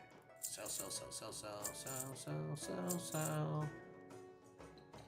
Alright. Have a good one. Back out of here. Well, I guess I could learn my skills here. Yeah. No, I can't. I don't think the... They auto-learn in this expansion. Huh? They auto-learn in this expansion. Auto-learn? And then Yeah. You notice that you've got more skills to use? So I started off with Smite. Now I have Smite, Shadow Word, Pain, and a shield. Yeah, no, I'm not talking about... I was talking about my profession. Like my profession, like leather working and shit. I thought I could do it out here, but it's not. There's like only this guy I think that can train as blacksmithing. Yeah. See you around. Well, there's a dude that teaches them all, but you can't like upgrade them. No, I was just looking for the leather trainer. Huh?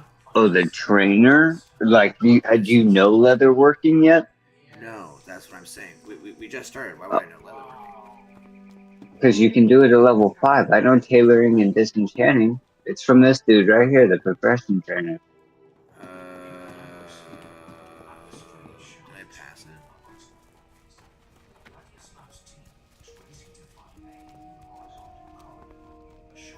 That's why I was telling you to keep your cloth. No, my brain was, I was looking for shit. Okay, so. Like, he doesn't have, like, first aid and that shit. No. I was looking for skinning and, Leatherworking? Yes. And then we go back to See you around. Yeah. How are you?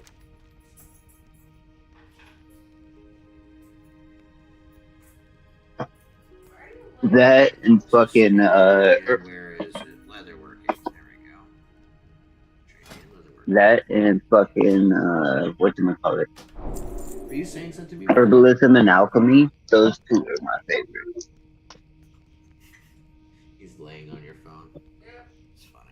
Sorry, say that again, Seth.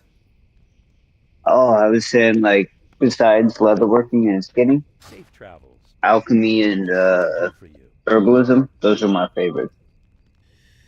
See, I've always been fine with mining and blacksmithing, or you're a fucking jewel beast. crafting. You're a fucking beast. Just a fucking animal. See you later. Can't handle that shit. See, I it's just what I'm used to doing. You know what I mean? Like, even in RuneScape, bro, that was my always one of my first ones that I leveled up super fucking far, at least 50, before I would switch to another skill that, unless I needed another skill for a certain thing I was doing, I was always mining and always smithing. I'd ask if anybody needed shit made while I was doing shit. Need anything mined while I was mining shit. Beast. I could only handle mining in, like, Skyrim. And then I forgot the name of the game, but New World. Yeah. I got into it pretty good in there. I said if I was gonna play New World again, I wouldn't focus on PvE or PvP. I'd try to just level to the cap by professions, basically.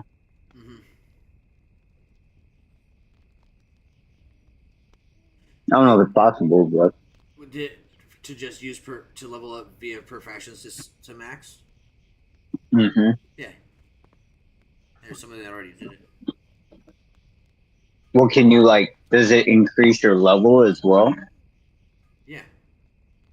Yeah, when you increase that, plus doing town boards, which are you would be doing to fulfill those orders and shit and give you more XP.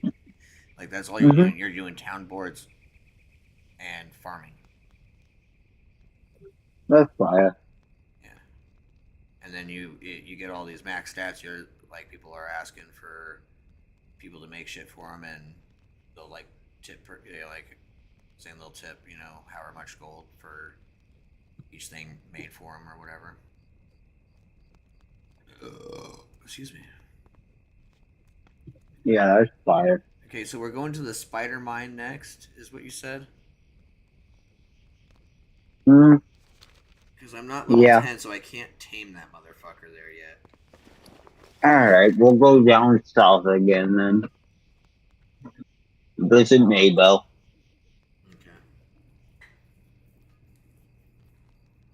Yeah.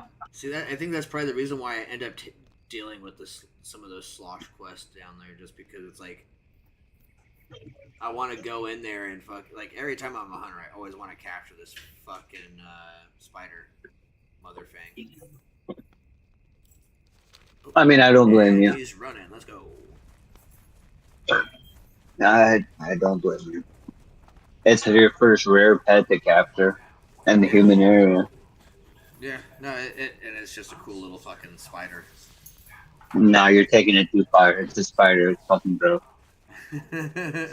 It's not like these spiders, though. See, these spiders are fucking weird. They're just tarantula thingies. Bro, it's fucking green. Unless if No, there's that's in the- this that- expansion, if it. Wait, I thought it was the Black Widow that was that one. Mother Fang. Mother Fang is either green or red, I could have sworn it was. depending on the Widow expansion.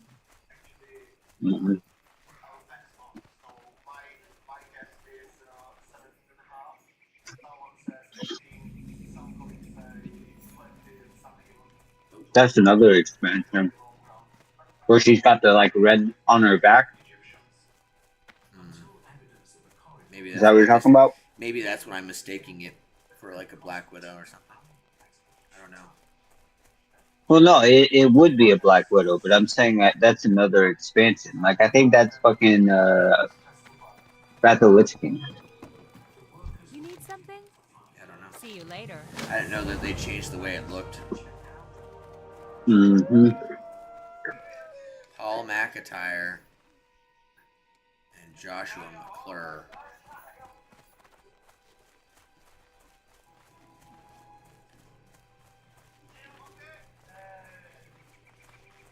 What's over here? Narg, the Taskmaster. Is he down there? I'll totally go fuck him up.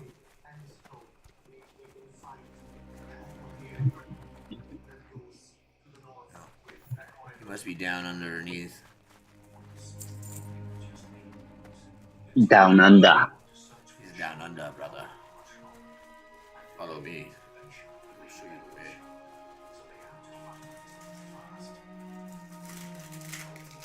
way. Damn it. Hold on, which one of these is for the pig? What can I Here's do? one kill the pig. Yep, kill Princess this one. Have a good one. We're doing both. Good day. But I gotta get a soda. That's why I say, God damn it. It's like, I gotta get up. That's lame. Did you say you wanted to smoke one? What the fuck are you barking at? Oh, maybe I just said it in my brain. No, you just said smoke the rest of it. I know. I said to smoke the rest of that, but I thought when you came back out, I asked if you wanted to smoke. That's why I was like, I didn't ask you. Maybe I was thinking of asking you, but then you said, you like got my excuse to look at what he was doing for me. I went off.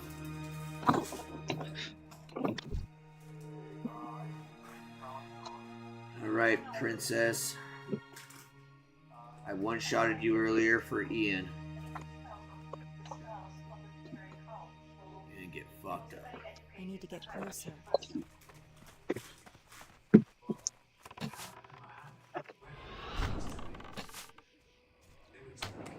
That's still recharging.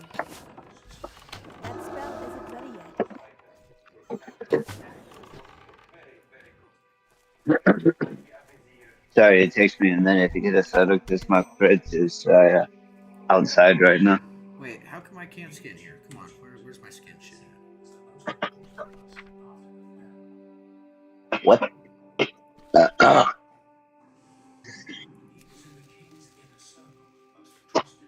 Oh, you haven't looted it, that's why. Oh, my bad. I was. Good. You're good. I was just, I was like, oh, I'll go kill this. We'll both be fine. And then I was like, oh, wait, that's right. You had to loot her fucking hall or whatever it was. Yeah, and now I need to go over here and talk to this dude first and then turn that in on the way back. Fucking pee on it.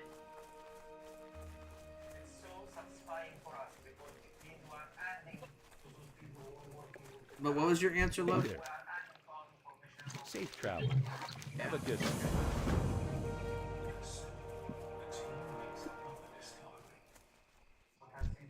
Oh, look at that bitch's back. I can't trust that. That's still recharging. I can't trust that.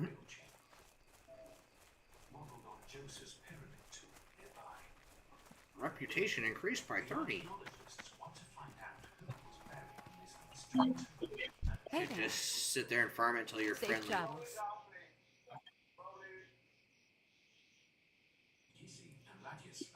Have a good one.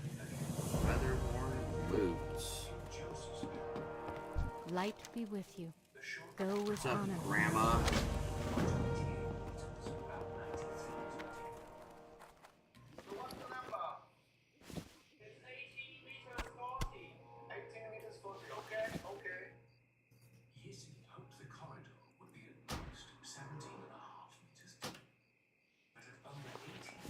Ooh, right.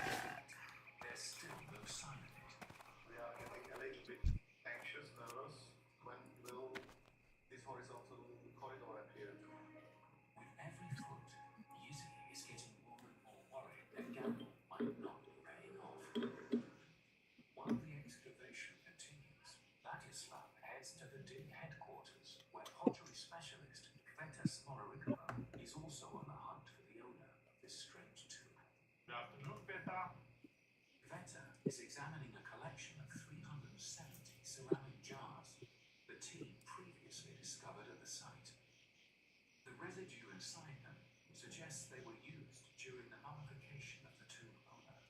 It's one of the largest collections of mummification equipment ever discovered. That's a lot of jars. So far that he should have been very powerful man. On some of the jars, Kveta has now also discovered a name. We know his name, which is Wahid Ramarinate. She is convinced Wahid Ramarinate is the tomb owner. The ancient Egyptians believed the name of the deceased had to be written in their tomb, so their soul could recognize their body and reunite in the afterlife. Well, his name is Jay. Excellent, fine. And the shape of an intact jar gives Kveta a clue to when he was buried here. Very nice jar, which was typical for the Thursday. What time do you work tomorrow, love? Oh, okay, so it's your late day. Okay. They reigned between 664 to 525 BCE, long after Joseph's pyramid launch. Alright, sorry about that. I'm basically ready again. I was not happy about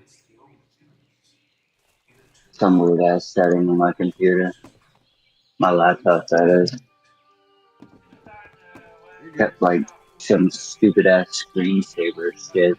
It's like I made it where it wouldn't bleed, but after a little bit it would start to do some weird ass screensaver animation, and I'm like, bro, I'm trying to watch my security cam here. Do I need to? No. Do I like to? Yes. Inspired by Joseph's burial chamber, the wealthy elites built their burial tombs deep into the ground nearby. But their homage to Joseph did not save. I should have. We were rocking all day. That's right. Now you're gonna have us kill boars, and then the bitch is gonna make some food and do some shit with some stuff and some things. You need something? Be careful. For the Alliance.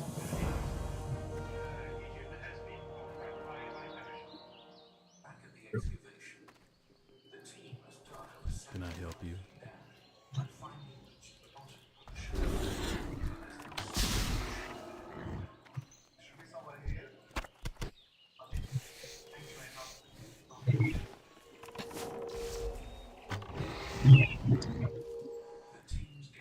Oh.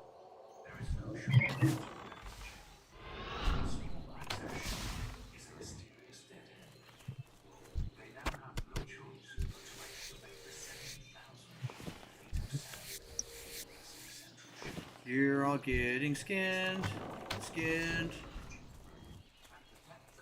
Taking all your fucking skin. And back over here, rocking again. Skibidi doo bop bop.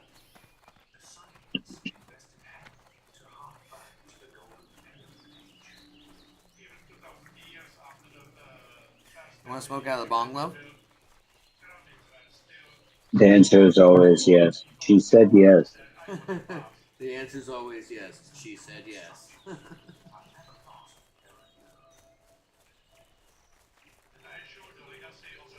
you want to smoke out of the bong or what? Yeah. That wasn't an answer.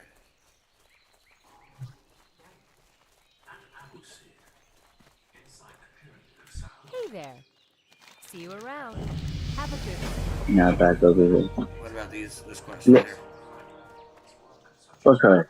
Here. You ain't got no quest? What fucking quest? What level are you? Oh, wait. Six. Are you about to level? Yeah. Oh, here. Let's kill something then because there's a quest right there.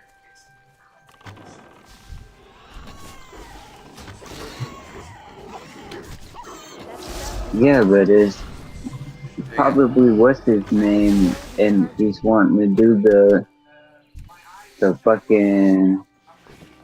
No, you have like Questy or something. Is he like kind of almost by Westfall? He's right here. Like on the other side of this tree.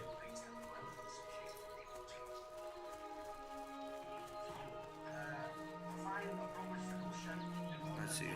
Is it a book that you gotta find?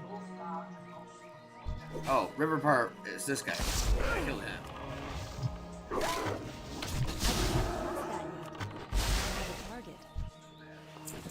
Why is it telling me to kill him? Go to Marshall McCree and give him the collector's schedule. Did I get a collector's schedule? What are you talking about? See, that don't make no sense. It said to come here. Is it on the ground somewhere and I'm not seeing it? I have no notifications for over there at all. No map icons, no nothing. I think whatever add-on you're using is fucking your shit. Weird. It's called the Collector. Go to Marshall McCree at Eastville Logging Camp in Elwyn Forest and give him the collector's schedule. Eastville Logging Camp is way east. But you're supposed to take what is there all the way to him because it's like one of those items that appear, normally when you loop. Yeah, you'll get it when we're in Eastville Logging Camp and we get those quests over there. They'll have us collect 6 linen cloth or 6 type of cloth, and when you do that, you'll get it because he's in the house of one of the farms. There's a spellcaster in there with him. Yeah, no, I know that. I know about that. This is a different thing though, because it's you're collecting the schedule. It's the start. It's the start of the quest. No, I know exactly what you're talking about. It's just you've already got the first start. You got the drop for the quest already because you were killing humanoids. You'll see. Don't worry. Give it just a moment. I gotta go get gold tooth necklace. I was going the wrong direction. I saw you running this way, and so I started running this way. And then I look up just now, and you're like already going way in the other direction. I'm like, oh fuck! Alright, wait for me, because I gotta go there and kill that too. So. You need the drop. Yeah. For gold tooth. Yeah, he's level 8. I don't have. It's like, yeah, I'm not gonna kill him though. I'm a priest. I'm gonna do some dots and pop a bubble and maybe smiter 7.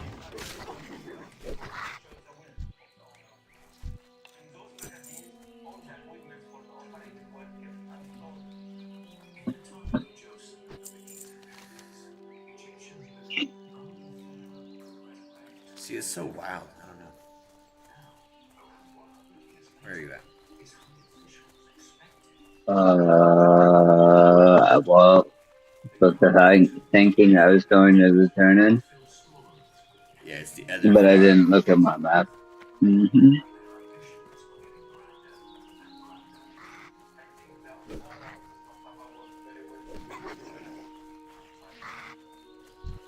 suck my fucking toes, Cobalt. You take no candle. You suck my toes. How about that?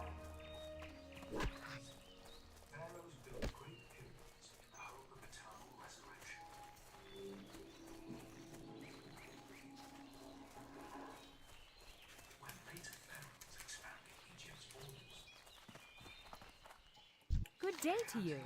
See you later. Safe travels.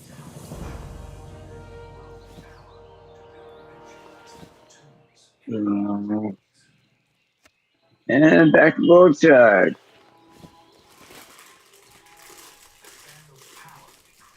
Yeah.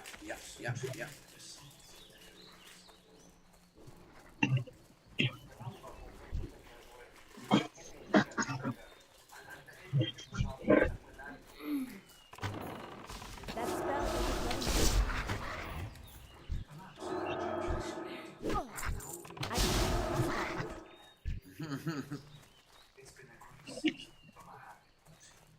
This is an amazing discovery. This tool can tell us so much about the reign of Yetera, about the king and the pyramid.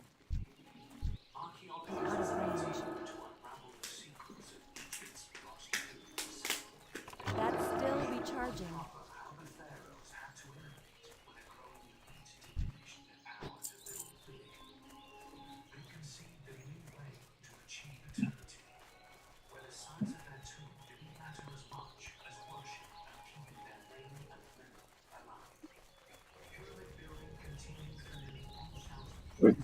Fucking question babs.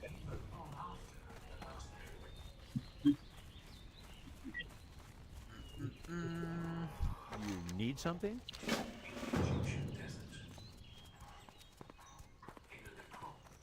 Well met. Go with honor, friend. Light bless you.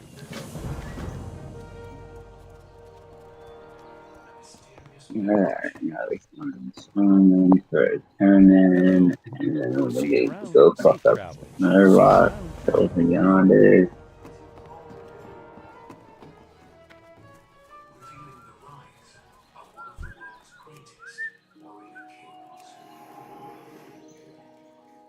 Alright.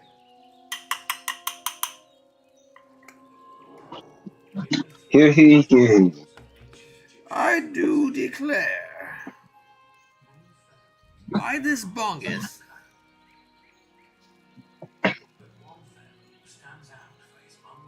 My dog is looking at me like, what the fuck is wrong with you? My brother's birthday is, what, 2 days? Kick him in the dick.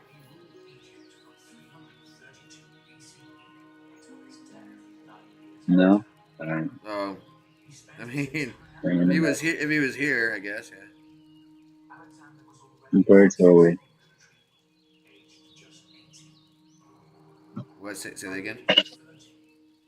You need to do it virtually. Oh, virtually. Nail him a tarantula or something, you know?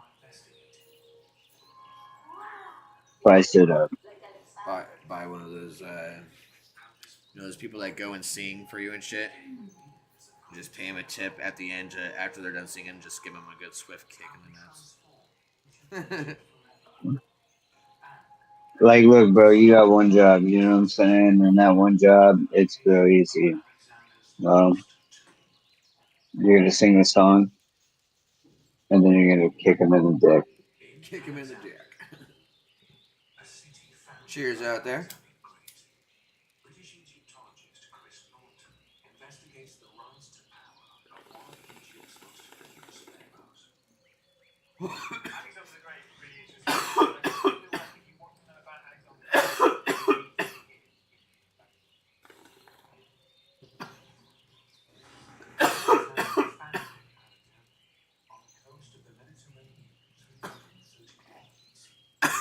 Woo!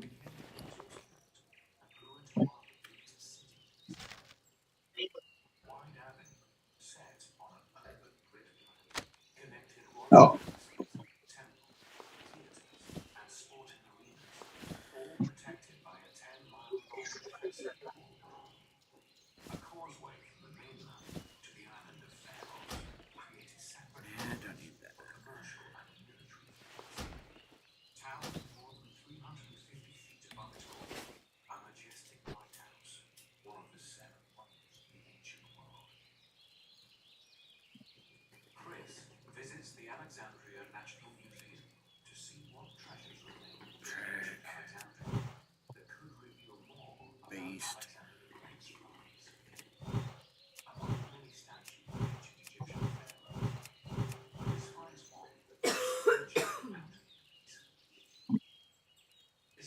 Do you even need ammunition anymore? No. Why is that even an option to like look for?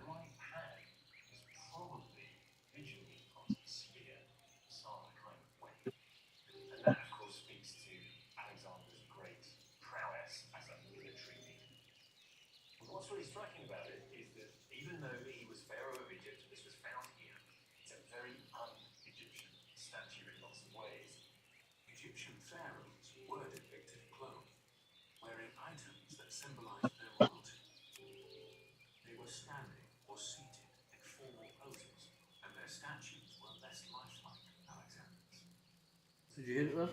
Yeah. A real contrast to the very rigid statues we're used to seeing of Egyptian kings. And that's because this is a Greek-style statue. That is Alexander himself. That was Greek. Born in 356 BCE, Alexander grew up in the northern Greek kingdom of Macedonia and was tutored by the great philosopher. Do you have the quest to kill the fucking Murloc shit kebabs, crystal kelp shits? Yep.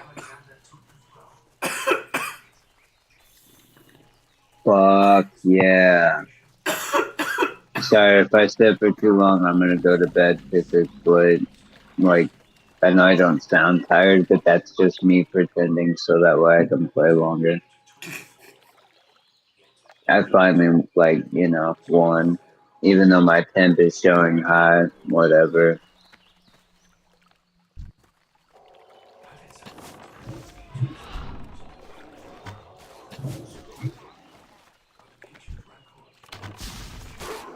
I can't trust that yet. I need a copy.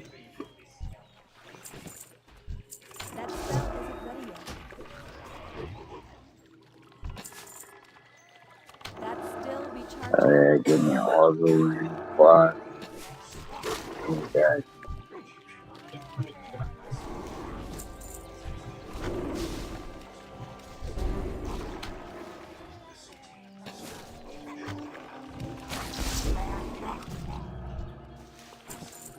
Got one more Fron to get. I need to.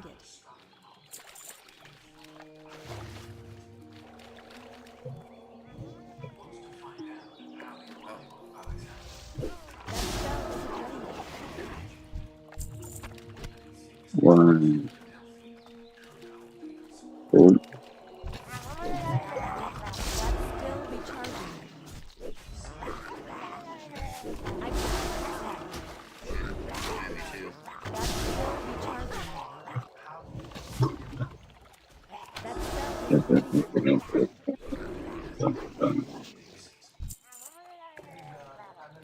Oh, there's another one. Oh, there's another one. Yeah, they spawn fast over here too, so.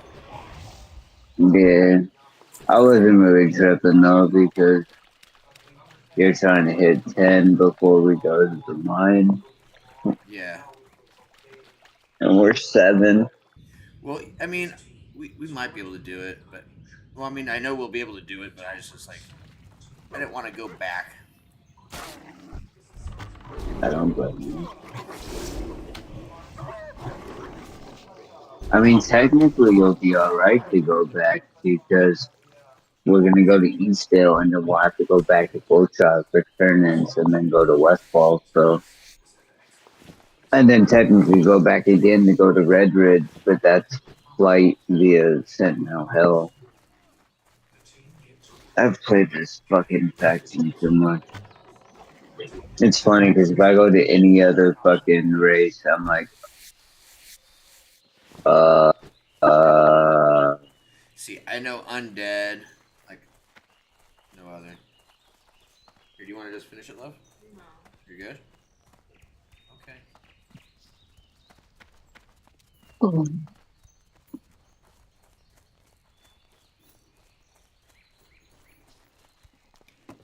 Are you going to sleep or something? How are you?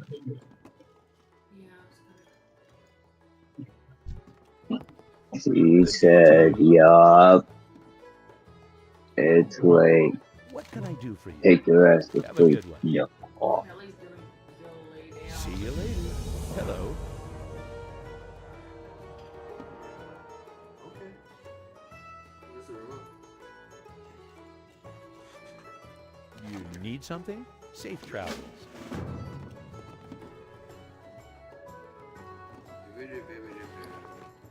Let me sell some of this shit. What can I do for you? Rush a good sell.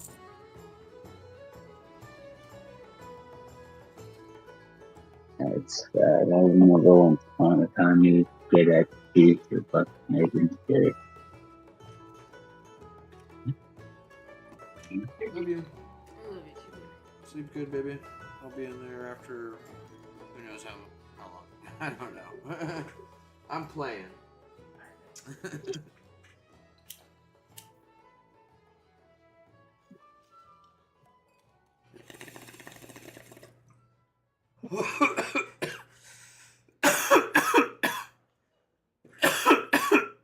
Ripus debungus. Yes. I choose you.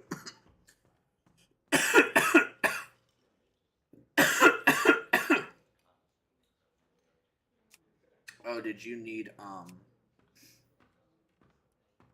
linen?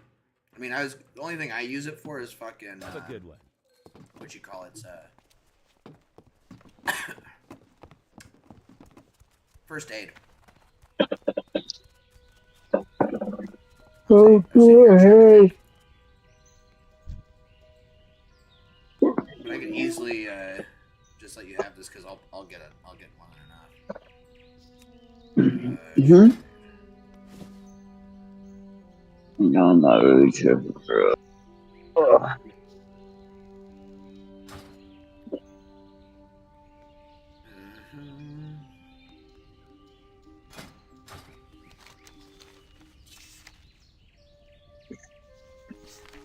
Only reason why I'll need it is for fucking enchanting, disenchanting, all that shit, you know? That's about it. Gotta make more shit to disenchant it. Get shit, the shit. This profession sucks cock. See how many course thread? 1, 2, 5, 6. Hey there. See you around. Greetings.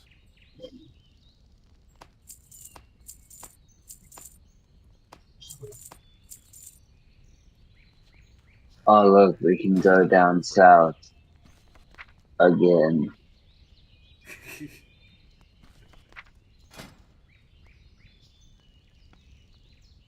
Hold on, let's see.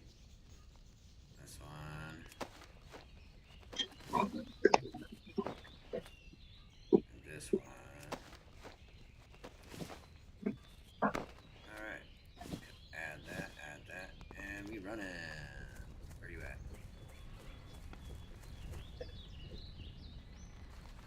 Just the fact that you'd be doing that shit while you sleep and you'd be sleeping so close to me is kind of terrifying.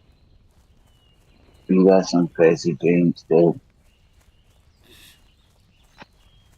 You're not even waking up to me talking to you. That's crazy. Whatever you're going after, bro, I hope you get it. And I hope it's not me at the I hope it's not me at the same time. He getting to the point, bro, where it's like he fucking big, bro. Yeah, I've never really like thought or looked at a dog like that, and I know Zeus would never ever do anything to me, but like you big, bro.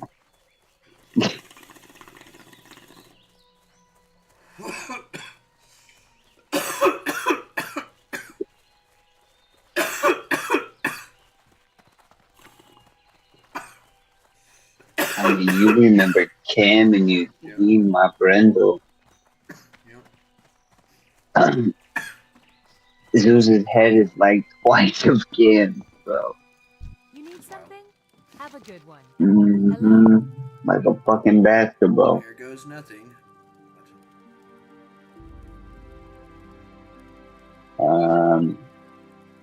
So I guess we'll go back to Goldshire, get a flight path to go to Stormland, return that in.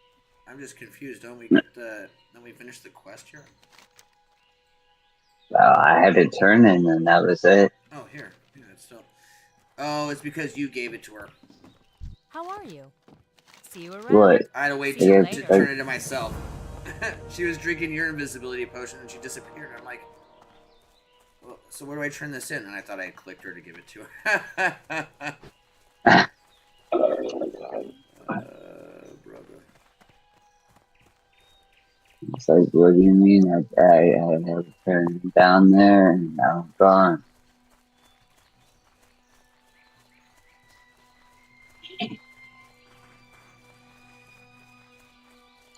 Oh, With that's a tree. on my other server, I got a level 80 Death Knight. So technically, I can go through Kata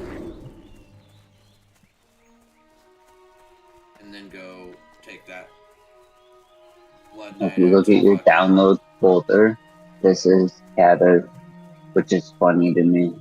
What's that? Because if you look at your download, it will say Classic WoW. Yeah.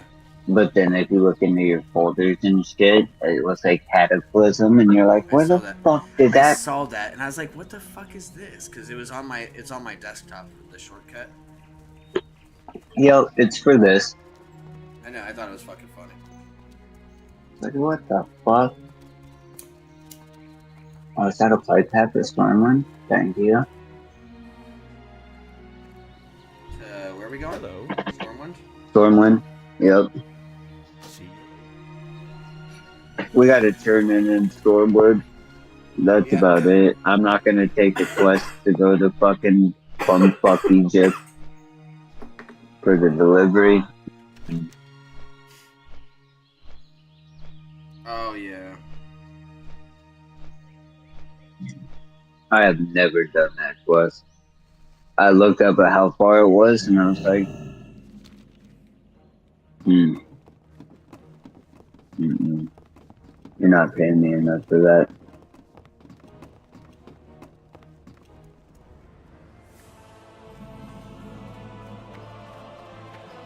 This man is out.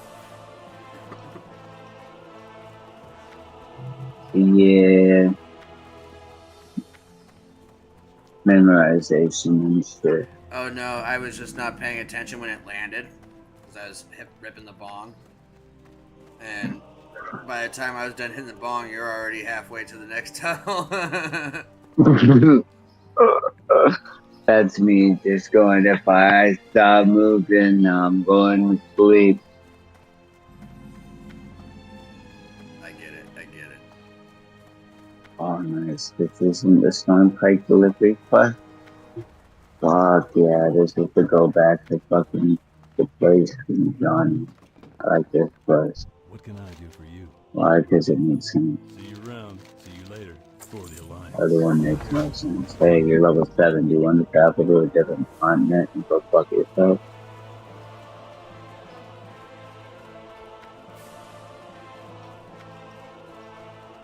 This is the one in that one. Yeah, it's that building. Okay. That's what I was thinking.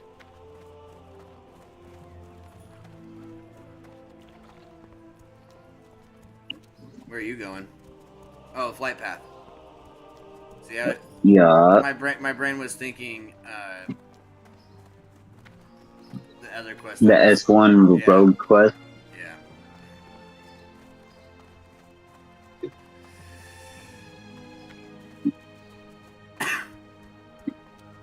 Yep. I know these quests pretty good. Yeah, as like you go over to, Horde, I'm more in tune with the Horde. I mean, I would be down to make a horde, but like, it's gotta be the right server. The server really makes the Where do I experience. gotta go now? Back to gold? The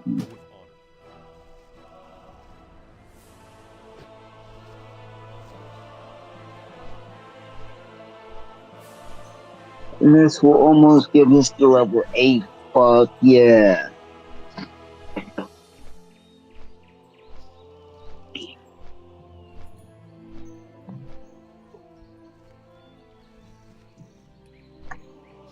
Dude, giving out 400 gold for just people to come sign his fucking charter thing so he can get his guild started.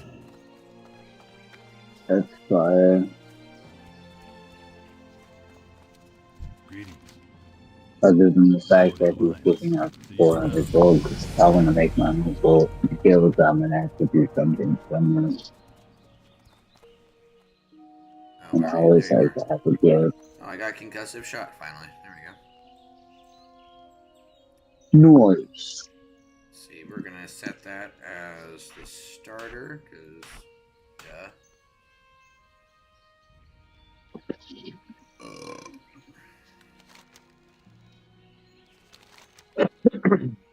Alright, where next? You want to just go to the mine? I'll just go back. Back to progression. Da da da. So close to 10, but I don't want to wait.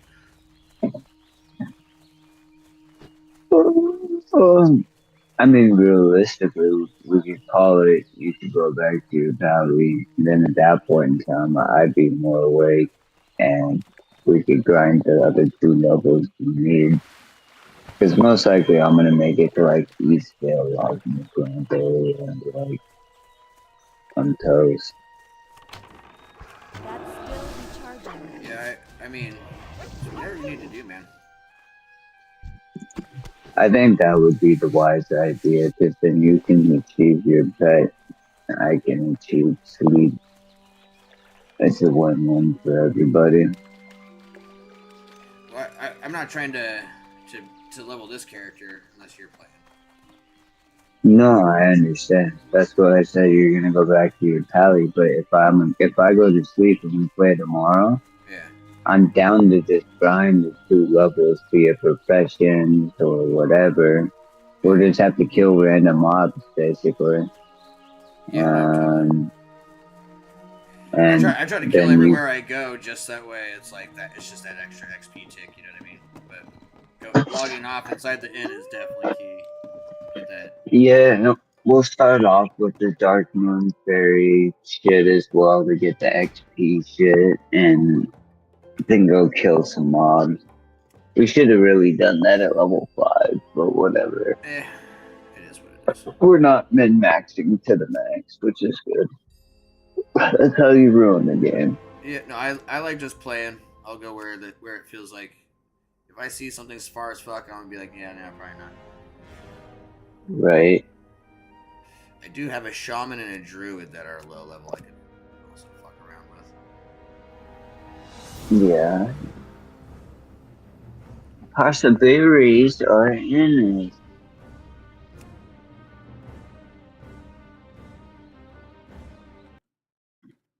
The fuck yeah. Yeah, man. I don't have any plans for tomorrow.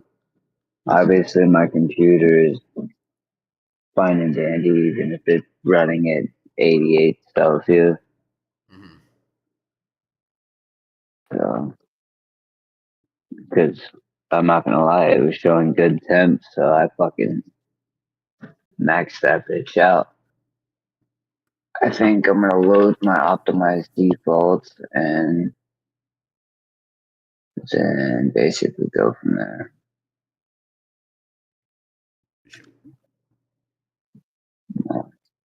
Or well, hit me up once you're free. And get after it.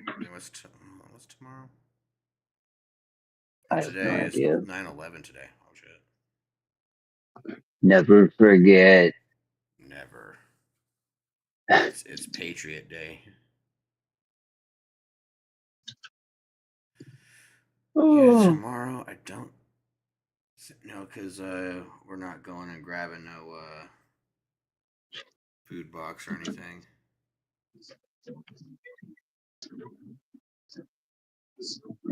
I feel that. Cause they got like bread and fucking veggies there.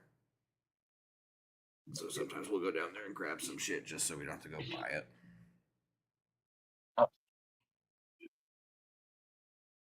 Works out. Works out.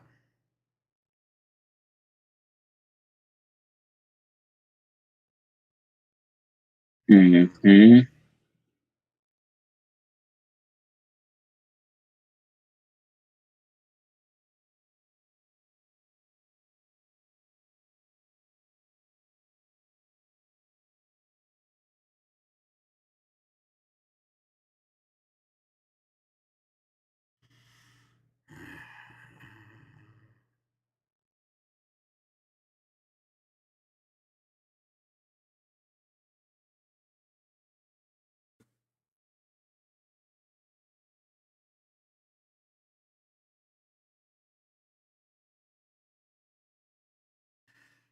I forgot about these cards.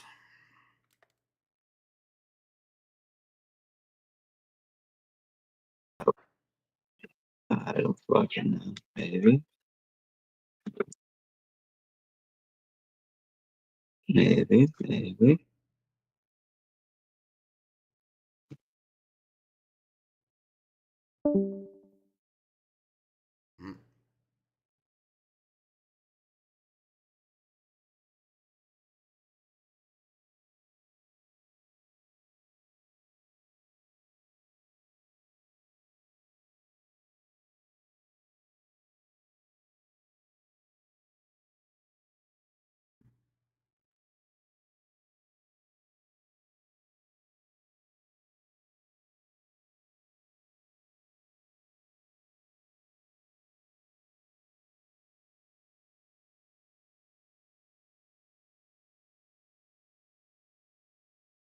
Hmm.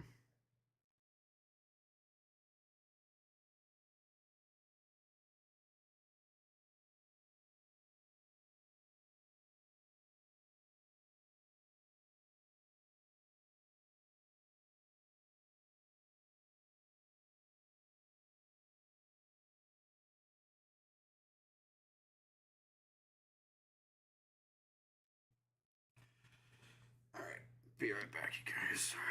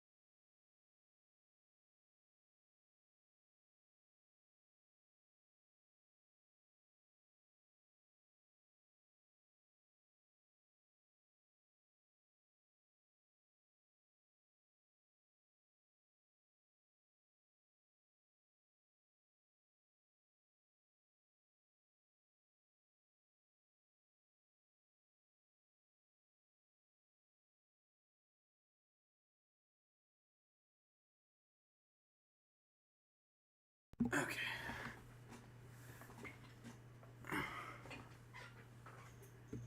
Okay. Oops. Shit.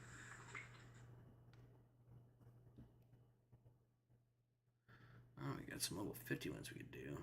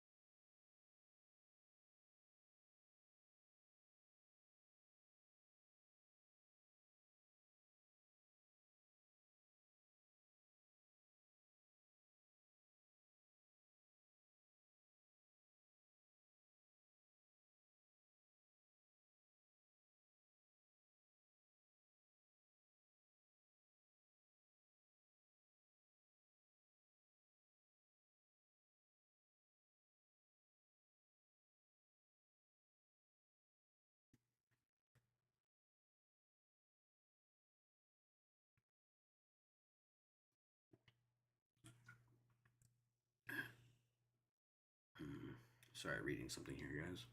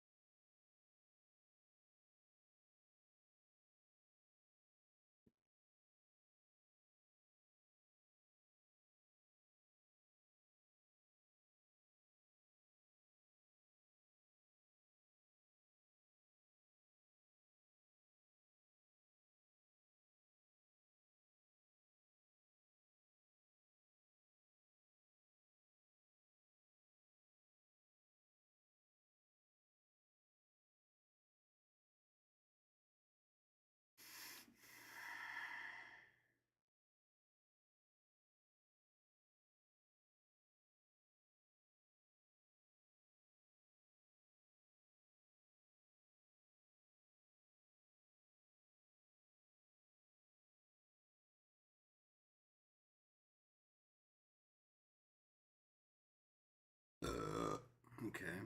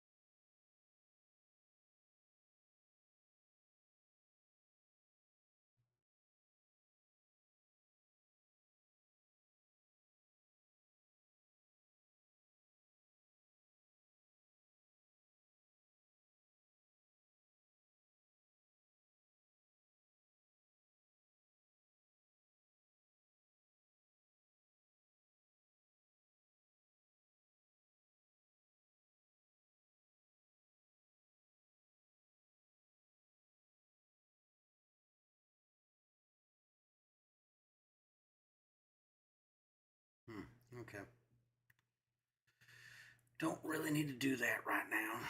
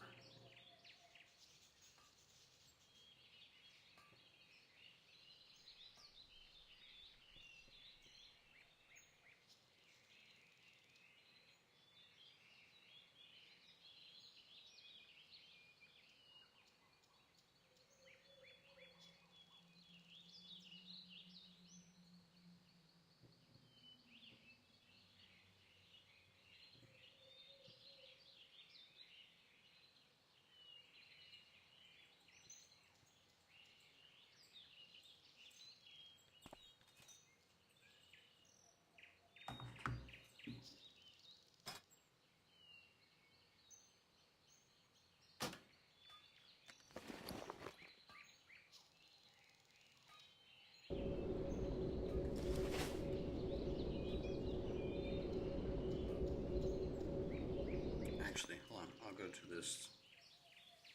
Get this buff. I didn't even think about it.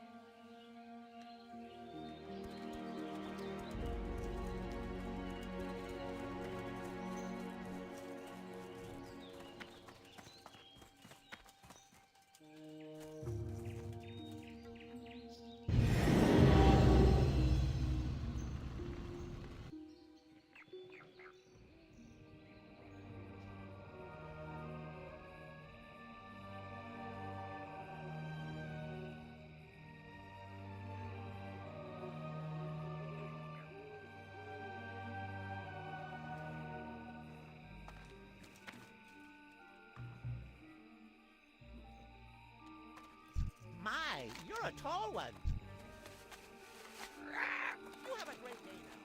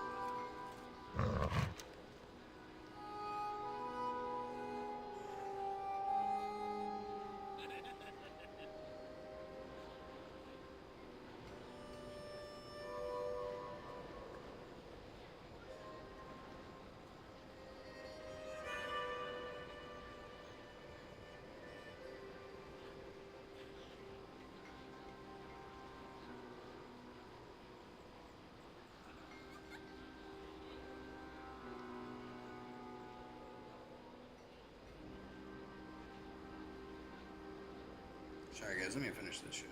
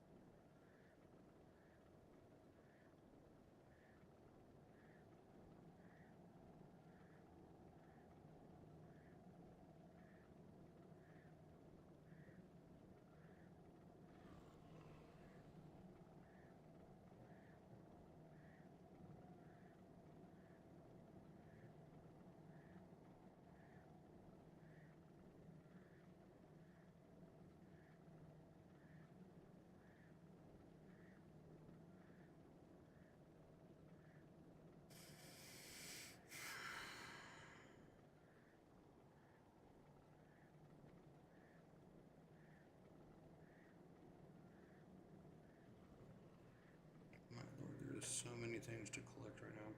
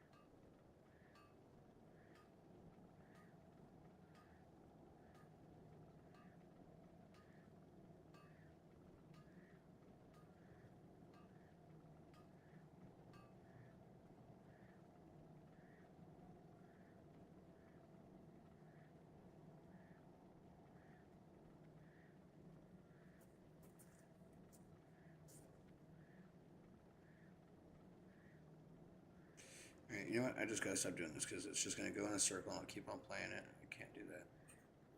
Getting distracted.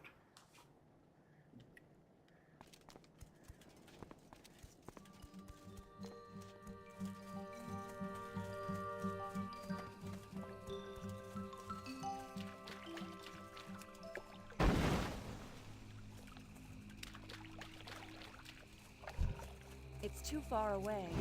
I can't.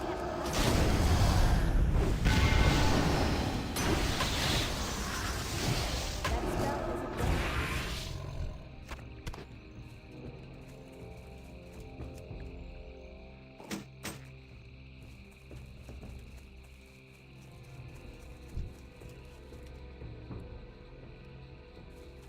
I need to get closer.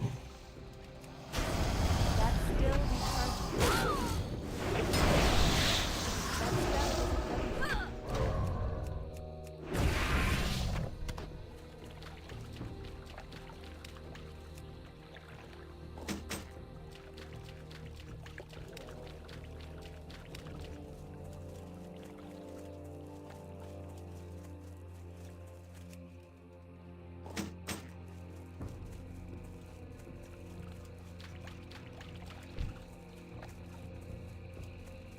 I'm out of range. I can't. I'm still recharging.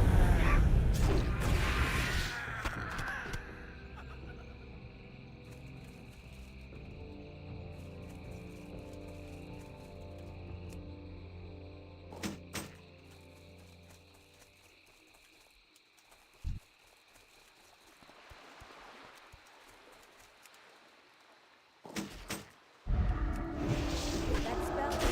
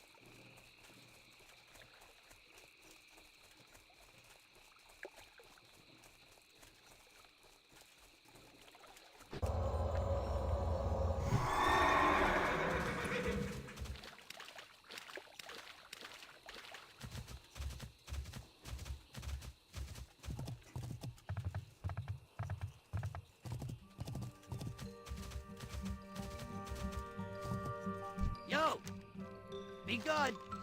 Keep it real. Have a good one. Be good.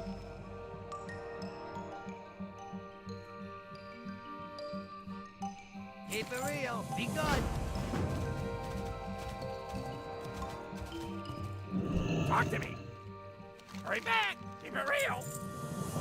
What's up?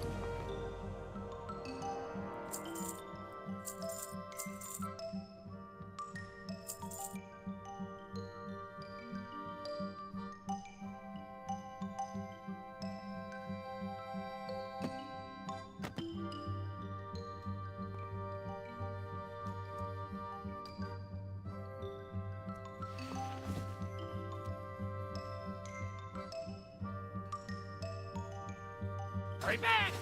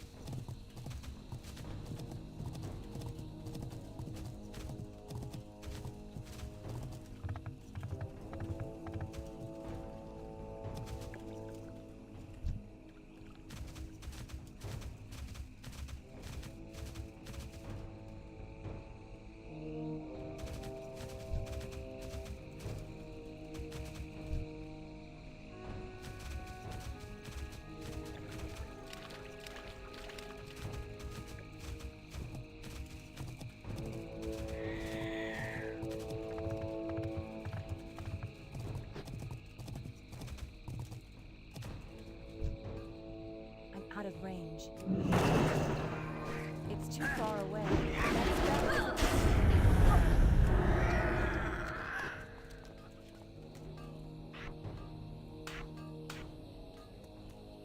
Time is money, friend. Glad I could help. Keep it real. Glad I could help. Hurry back.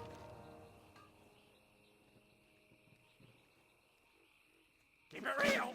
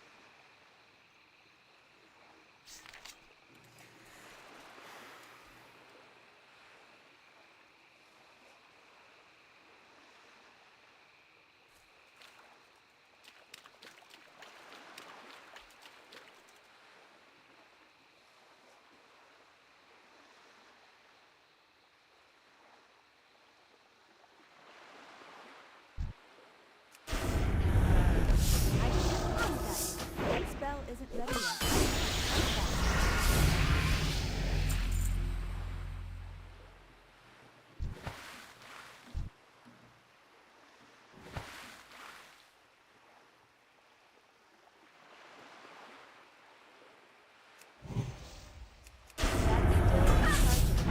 I can't pass that.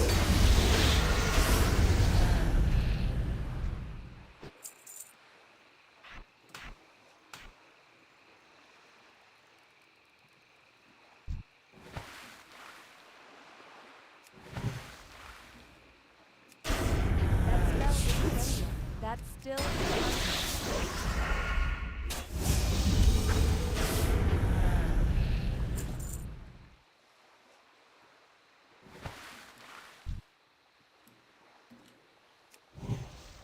I can't pass that.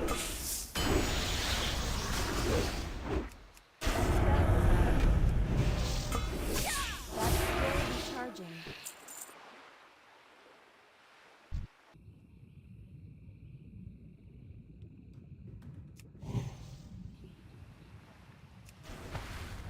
Out of range. That spell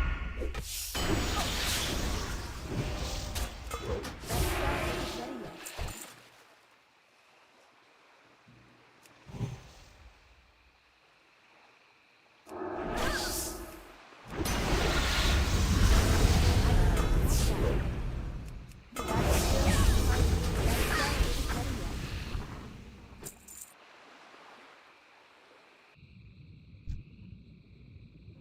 It's too far away. That's still recharging. I can't.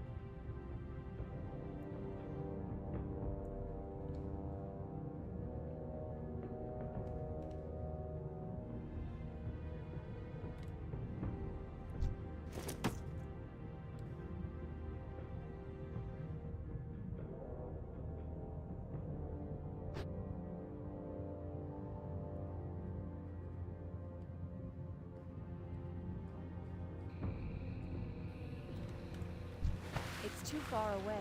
I can't pass that. That spell isn't ready yet. That's still charging.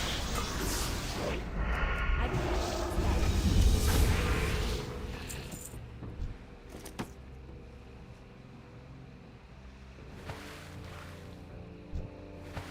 I'm out of range. I need to get closer. That spell isn't ready yet. That's still charging. That spell isn't ready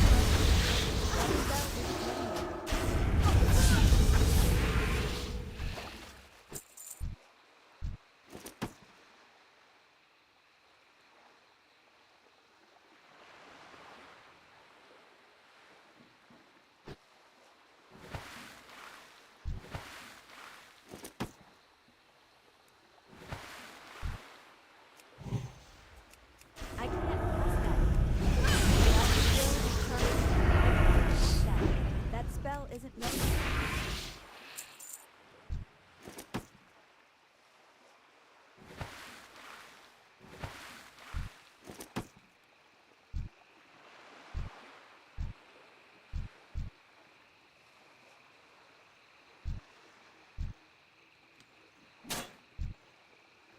That's still charging.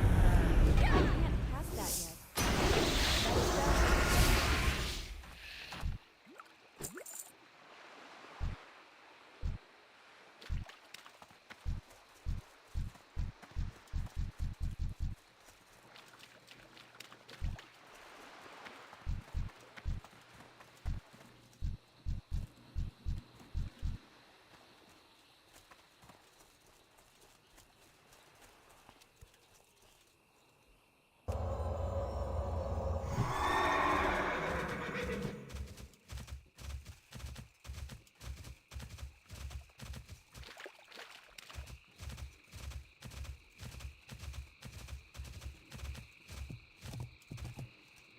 Talk to me!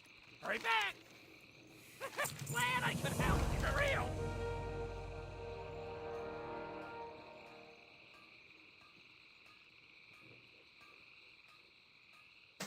Glad I could help!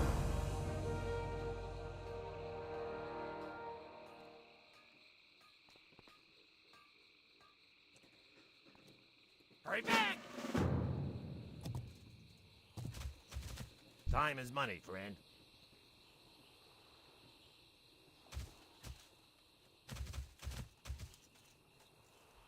Got the best deals anywhere. Keep it real. Time is money, friend.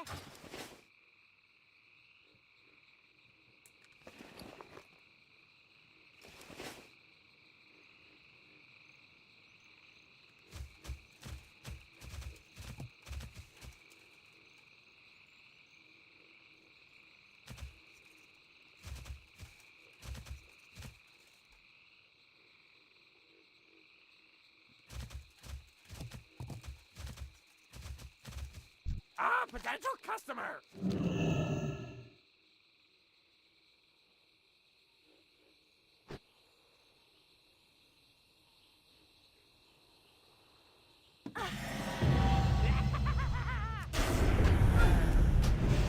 That's still charging. That spell isn't ready yet. I can't pass that yet.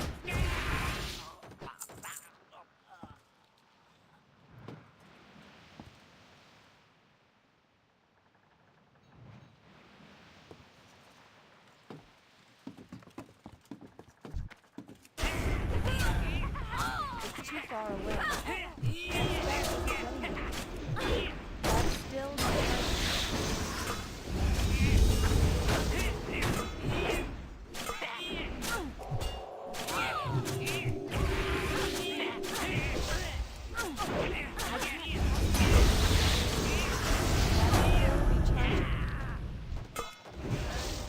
I can't pass that. That spell isn't ready yet.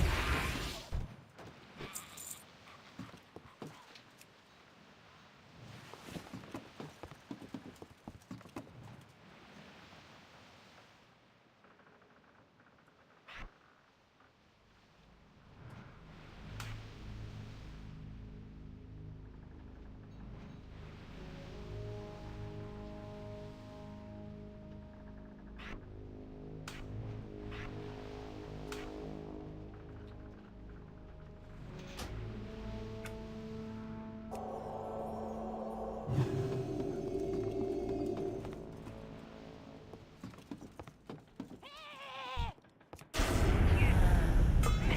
can't cast that yet. That spell isn't ready. That's still recharging.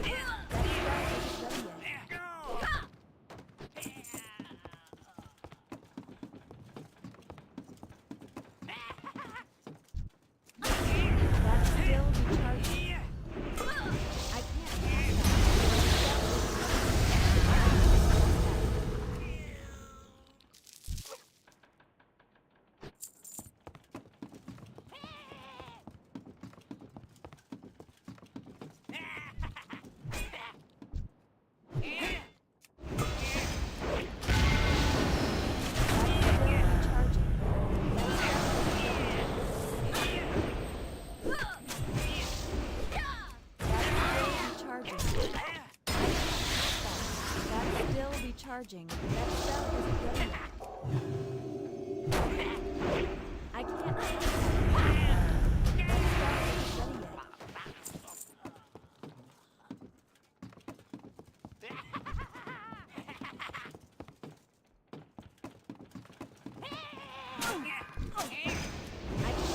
that.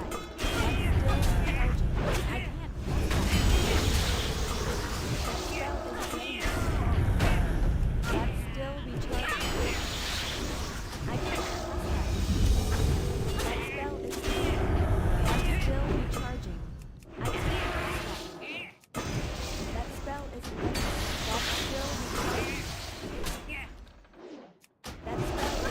can't cast that.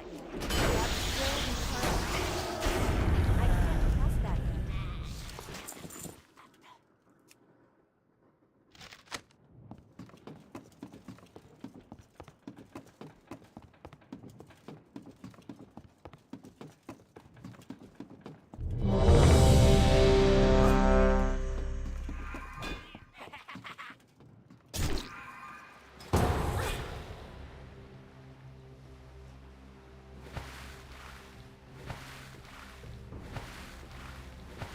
yet.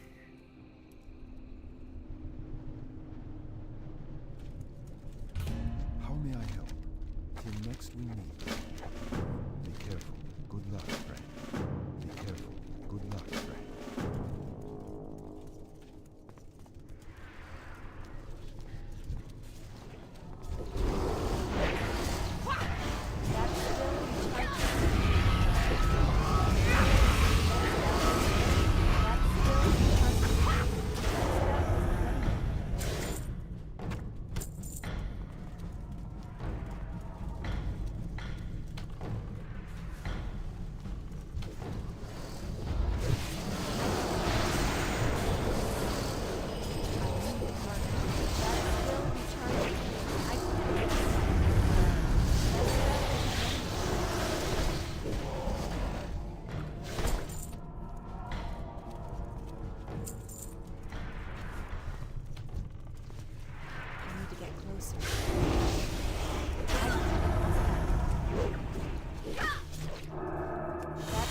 Recharging.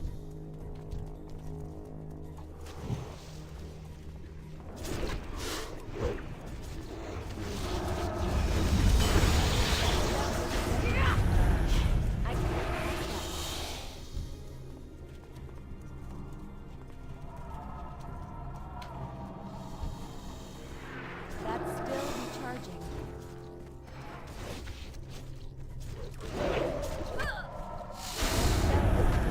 I can't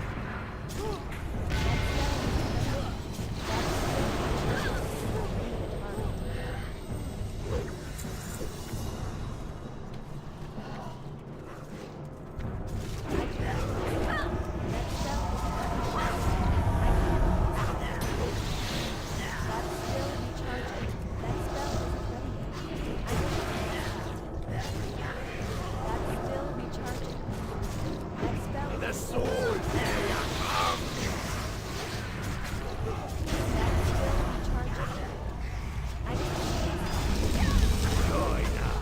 It's too far. That's still recharging. I can't pass that yet. That's still recharging. That spell. That's still recharging.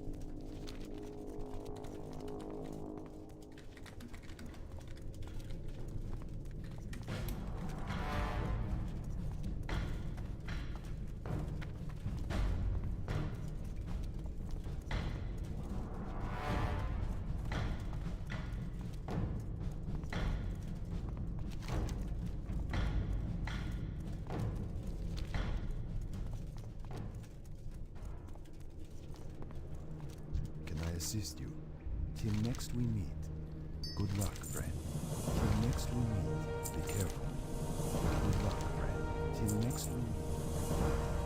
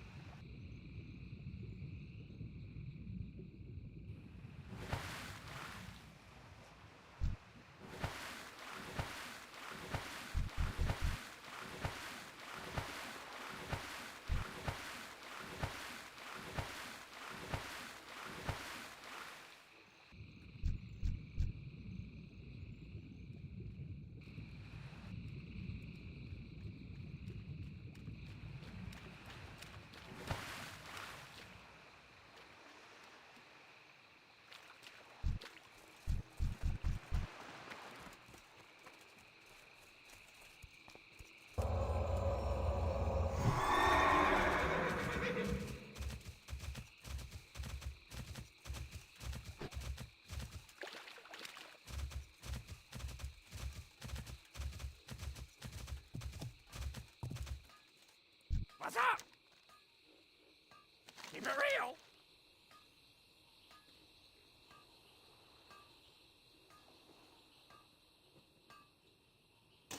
Glad I could help.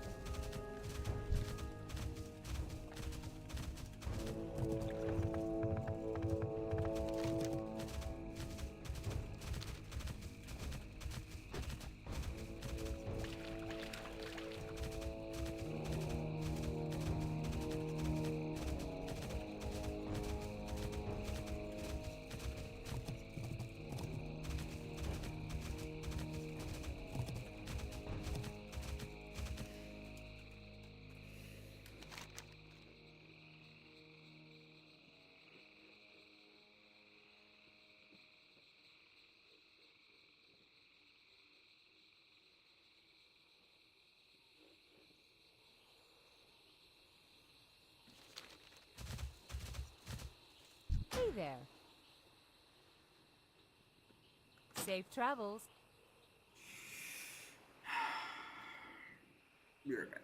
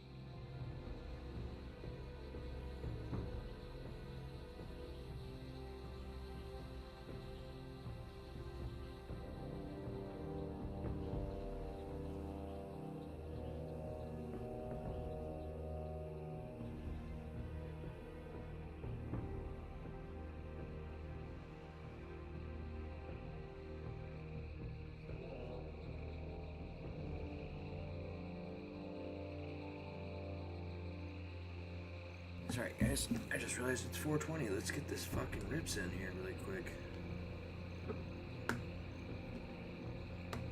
Bong ripper time. Load it if you got it, boys.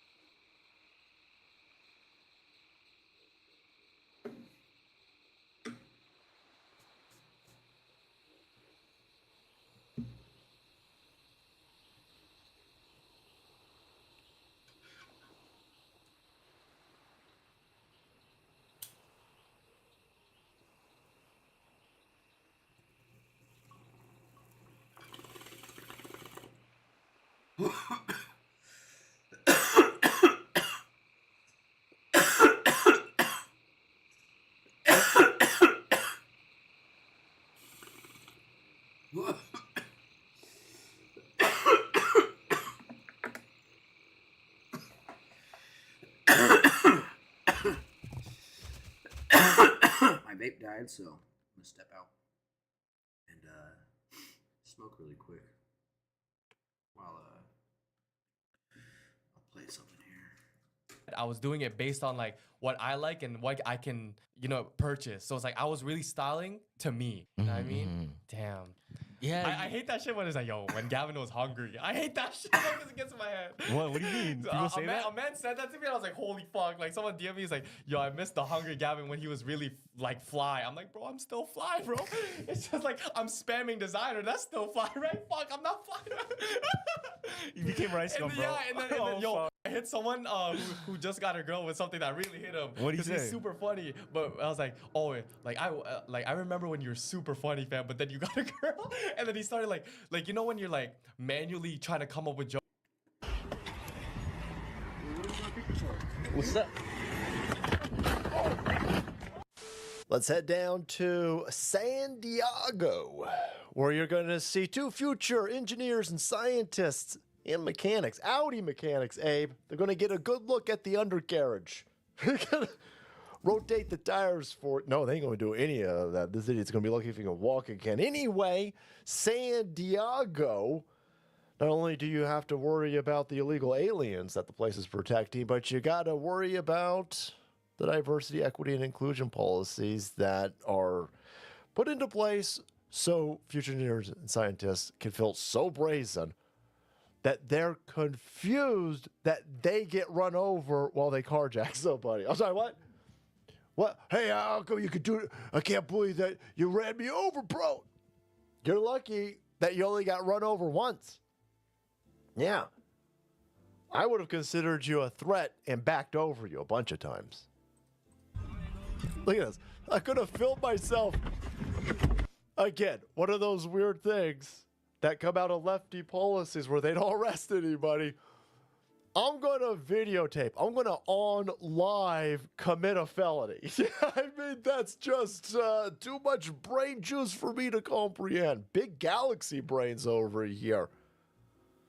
Yeah. That's why we call them scientists, boys. And so, let me make sure that I got my Insta up and running. All right, no, we're good. We're good. Let's wait a few minutes for everybody to come on in. How's everybody doing tonight? Just flew in from Philly. My arms are... That's stupid. Anyway, you let the crowd build up. And now that you got a couple dozen people here, let's go commit some felonies. That's a dumb thing to... No, it's not a dumb thing to do. It's San Diego. It's a Democrat-run hellscape, sanctuary city, crime magnet. So there you go. He's got his chain on. I was like, gotta make sure that my chain is out. I don't want my mask to cover up my chain, Abe, of cubic zirconias, right? Because I'm too stupid to understand the difference between that and diamond. Anyway, listen, I'm finna up here to be fitted. Oh no, let's do it. Let's do it. Let's go get it. What's up? What's up? What's up? Give us that Audi. No. Oh, nigga, what the fuck? No. What the? What? What the fuck? How are you confused by this? You tried to carjack somebody. Yeah. That confused you? Oh, I'm confused that you're confused. I like the shoes are all shoes up in the air. Ah, the screaming's got me. There you go. Hey, no, that's our car now. No, it's not your car. Well, what are you gonna do about it? What am I gonna do about it? Well, I'm gonna run you over. Oh man, bap, bap, bap. You didn't really think this out, did you? It's weird. Listen, there's no way that he can avoid us carjacking. He's just going to have to give it to us. Most likely a white liberal. Think of it as reparations. And like, no, you found the one Trump supporter in this area. And they're like, I don't believe in reparations. That's stupid. You were never a slave. I was never a slave owner. And by the way, here's 2 tons of German engineering. Bam! What the fuck? No! No! What do you mean no? This one's launched straight. Is this guy's account still in good standing on TikTok or Twitch or whatever place was Facebook Live? Like he's committing a felony. They're trying to carjack somebody. Yeah, oh, that's fine. Our terms of service say don't make fun of the mentally ill goofballs with mutilated genitals. Yeah. Don't make fun of them. That's mean. We'll ban your account. We'll steal your money if you do that. But I mean, hey, you want to go carjack some honkies? That's good content. That's quality content over here. I know, I agree. I got some good quality content out of this. I love the lamentations. What's up? What's up? Oh, that's what's up. Nigga, what the fuck? What the? No! Oh, that is wild. So yeah, if you're going to turn off law and order, if you're going to protect illegal aliens and criminals and not arrest people, then people in Audis are going to start running over criminals. Yeah. The criminals will clearly be confused by this. Imagine never being held accountable for any of the crime that you, because there's no way you wake up one day, you're like, I was on the honor roll 4 times this week, but I'm going to put the books down and I'm going to make a change and a shift. I'm going to start carjacking. No, that's not how any of this works. That's not how any of this works. This idiot's always been a criminal piece of shit. You don't just wake up one day and say, I'm going to start carjacking people. The problem is, this idiot, when they were stealing stuff from 7-Eleven, when they were stealing Snicker bars, they were never arrested. They were never even just kind of put in the back of the car and scared straight. Then they started going to the mall and stealing sunglasses and pants and shoes and never arrested. Never arrested. And so this idiot, over and over and over again, is being positively reinforced to push the boundaries and steal shit. Well, they're going to run into somebody one day when you're like, I'm going to start stealing cars, and they're going to run you over. You're going to be Charles Xavier, Netflix edition, fool. But there you have it. 2 dudes recorded themselves attempting to carjack an Audi in San Diego. Audi driver runs one over. That's Asian Dawn over here, essays. But oh my God, what the fuck? What? The confusion. That always gets me, always cracks me up. No. Wild. All right, guys. Thanks so much for watching the video. Support Jerry. Kept up to date on criminals. Finding out, hit that subscribe button and make way. Goes with Salt. Buzz Flow.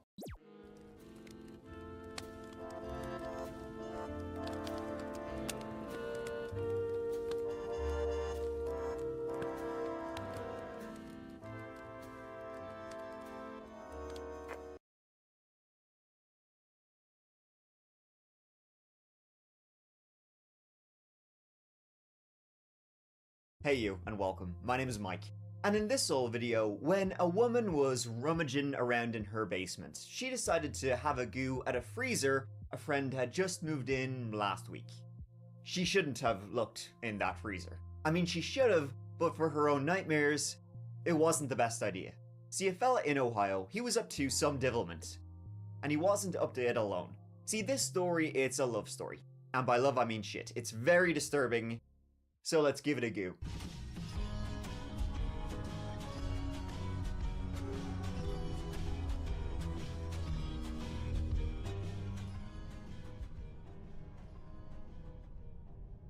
Today, my friends, we are heading to Ohio. Yippee! It's always Ohio. Even when it's Florida or Texas, it's Ohio. Today, it's Youngstown, Ohio, a city in the eastern part of the state. Youngstown was a coal town. Now it's just sort of a town, home to a touch shy of 60,000 people. Honestly, most interesting thing about it was that it was at one point ranked one of the most dangerous cities in America, coming in at number 9, with the friggin' mafia controlling large amounts of the city. That's pretty interesting. I mean, not good interesting, but interesting. Much like this story, which began, folks, in the year 2017. A neighbouring town of Youngstown is a place called Campbell, and that's where the 911 call came in on July 30th, 2017. Emergency. My name is Ted Esteban. Me and my wife, we just found a dead body in our freezer. Dead body? A freezer. My friend called last week. He said my electricity's off. Can I put my freezer in your basement? And I said, yeah. Alright, it's okay, sir. What's your name again? My name's Ken Esteban. I'm standing right in front of my house. Is it a male? Is it a female? I think it's a female. Campbell, it's like right beside Youngstown, and it doesn't have a much better reputation for crime and criminality, sure you know yourself. But a report of a body being found in a freezer? I think that was a new one, even for the Campbell police. As it would be probably for most people, I think. As it was for Ken and Jill Eschenbaugh. It was certainly a first for them. Police raced to the scene and found the big old freezer in the basement of Jill and Ken Eschenbaugh's home. And this freezer they found in the basement, it wasn't like the freezer they used or anything. Like, it'd be pretty surprising if they mistook this for their Thanksgiving turkey.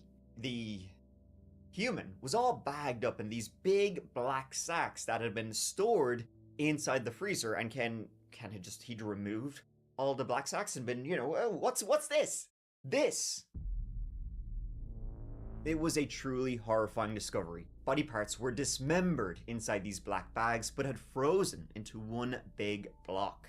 It's about as horrifying as it gets.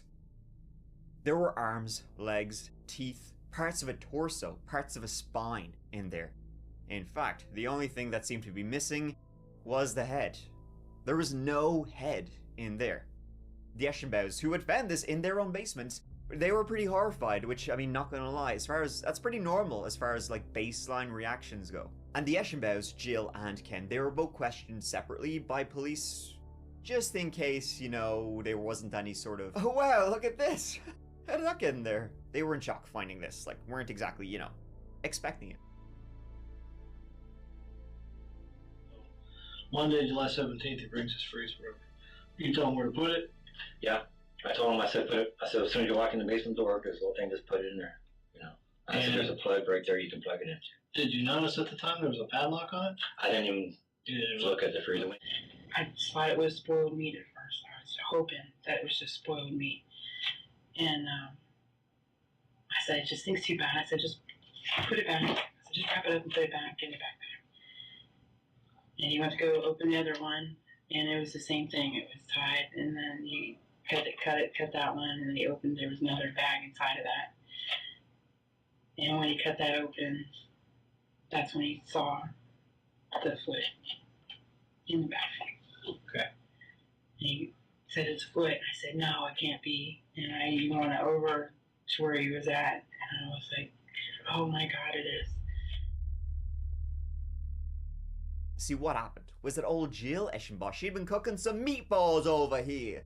And she'd been, chopping up the tomatoes, boiling the spaghettis. when she realized she didn't have any meats for the old ballerinos. Going to the shops, going to the store to pick up some like minced meat? You must be joking, get out of here. Hasla, that. She remembered, a friend of ours. They left their freezer down in the basement. Maybe I'll just, don't mind if I do, snoop around. Have a little goo. Maybe I can just borrow some of their beef or whatever I find in there for dinner.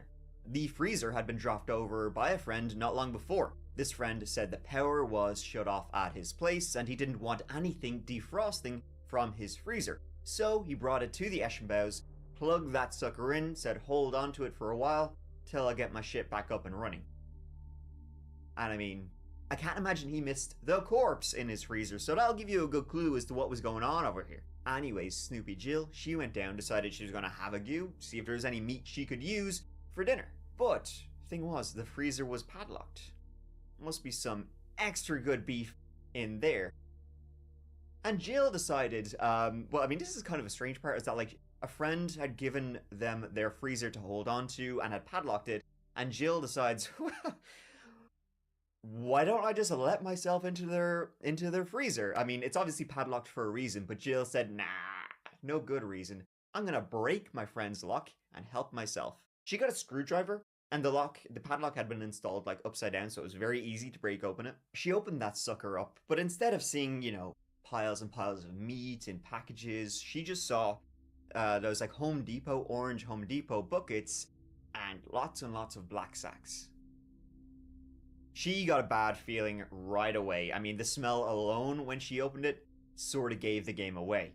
Jill waited for her husband to come home from work, called Ken down to the basement, and, well, have a good look, because that's the weirdest beef I've ever smelt. Ken then took the bags out, opened them up. I don't think I want to eat that, he called the cops. So, who was this friend who had brought the freezer over? Well, to answer that, we gotta go back in time to talk about a girl named Shannon Graves. Folks, we're starting to get a wee chill in the air, and that can only mean one thing. It's time for autumn.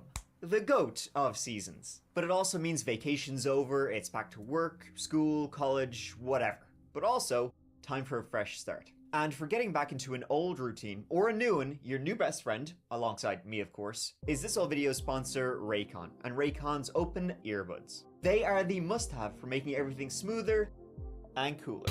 Raycon's essential open earbuds keep your ears open while still delivering crystal clear sound. See, they sit comfortably outside of your ear canal, so you can still be aware of what's going on around you, like traffic, co-workers, and still continue to pretend you can't hear them. See, I can hear what's going on around me, but still listen to my tunage and tsunamis in crystal clear sound. They've got a super lightweight design that never feels bulky, even after hours of wear. And the secure fit means they won't slip out. I use it, and sure you should too. Look! Alright, as you can see, it's another beautiful summer's day here in Ireland. I got my Raycons in.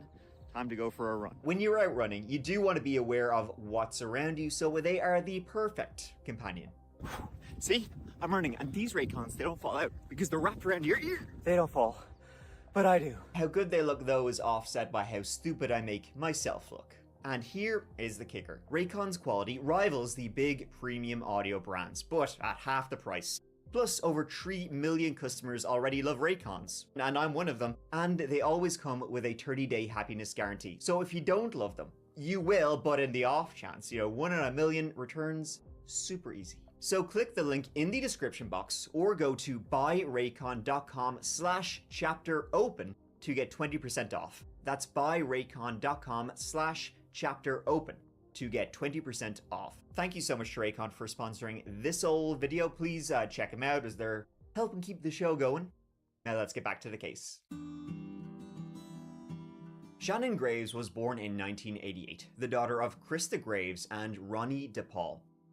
She was sort of a surprise child, our Shannon. Such a surprise to Ronnie that he didn't even know she existed until Shannon was 5 years old. Sort of one of those, geez, didn't see you there sort of moments. But once Christine informed Ronnie that, hey, look what I got, Shannon was welcomed into the DePaul family with open arms. She had a sister, Debbie, and a brother, Antonio, AJ, waiting right for her, who were only delighted to have a new sister. Growing up, Shannon had many friends, who all called her Star, which she certainly seemed to be.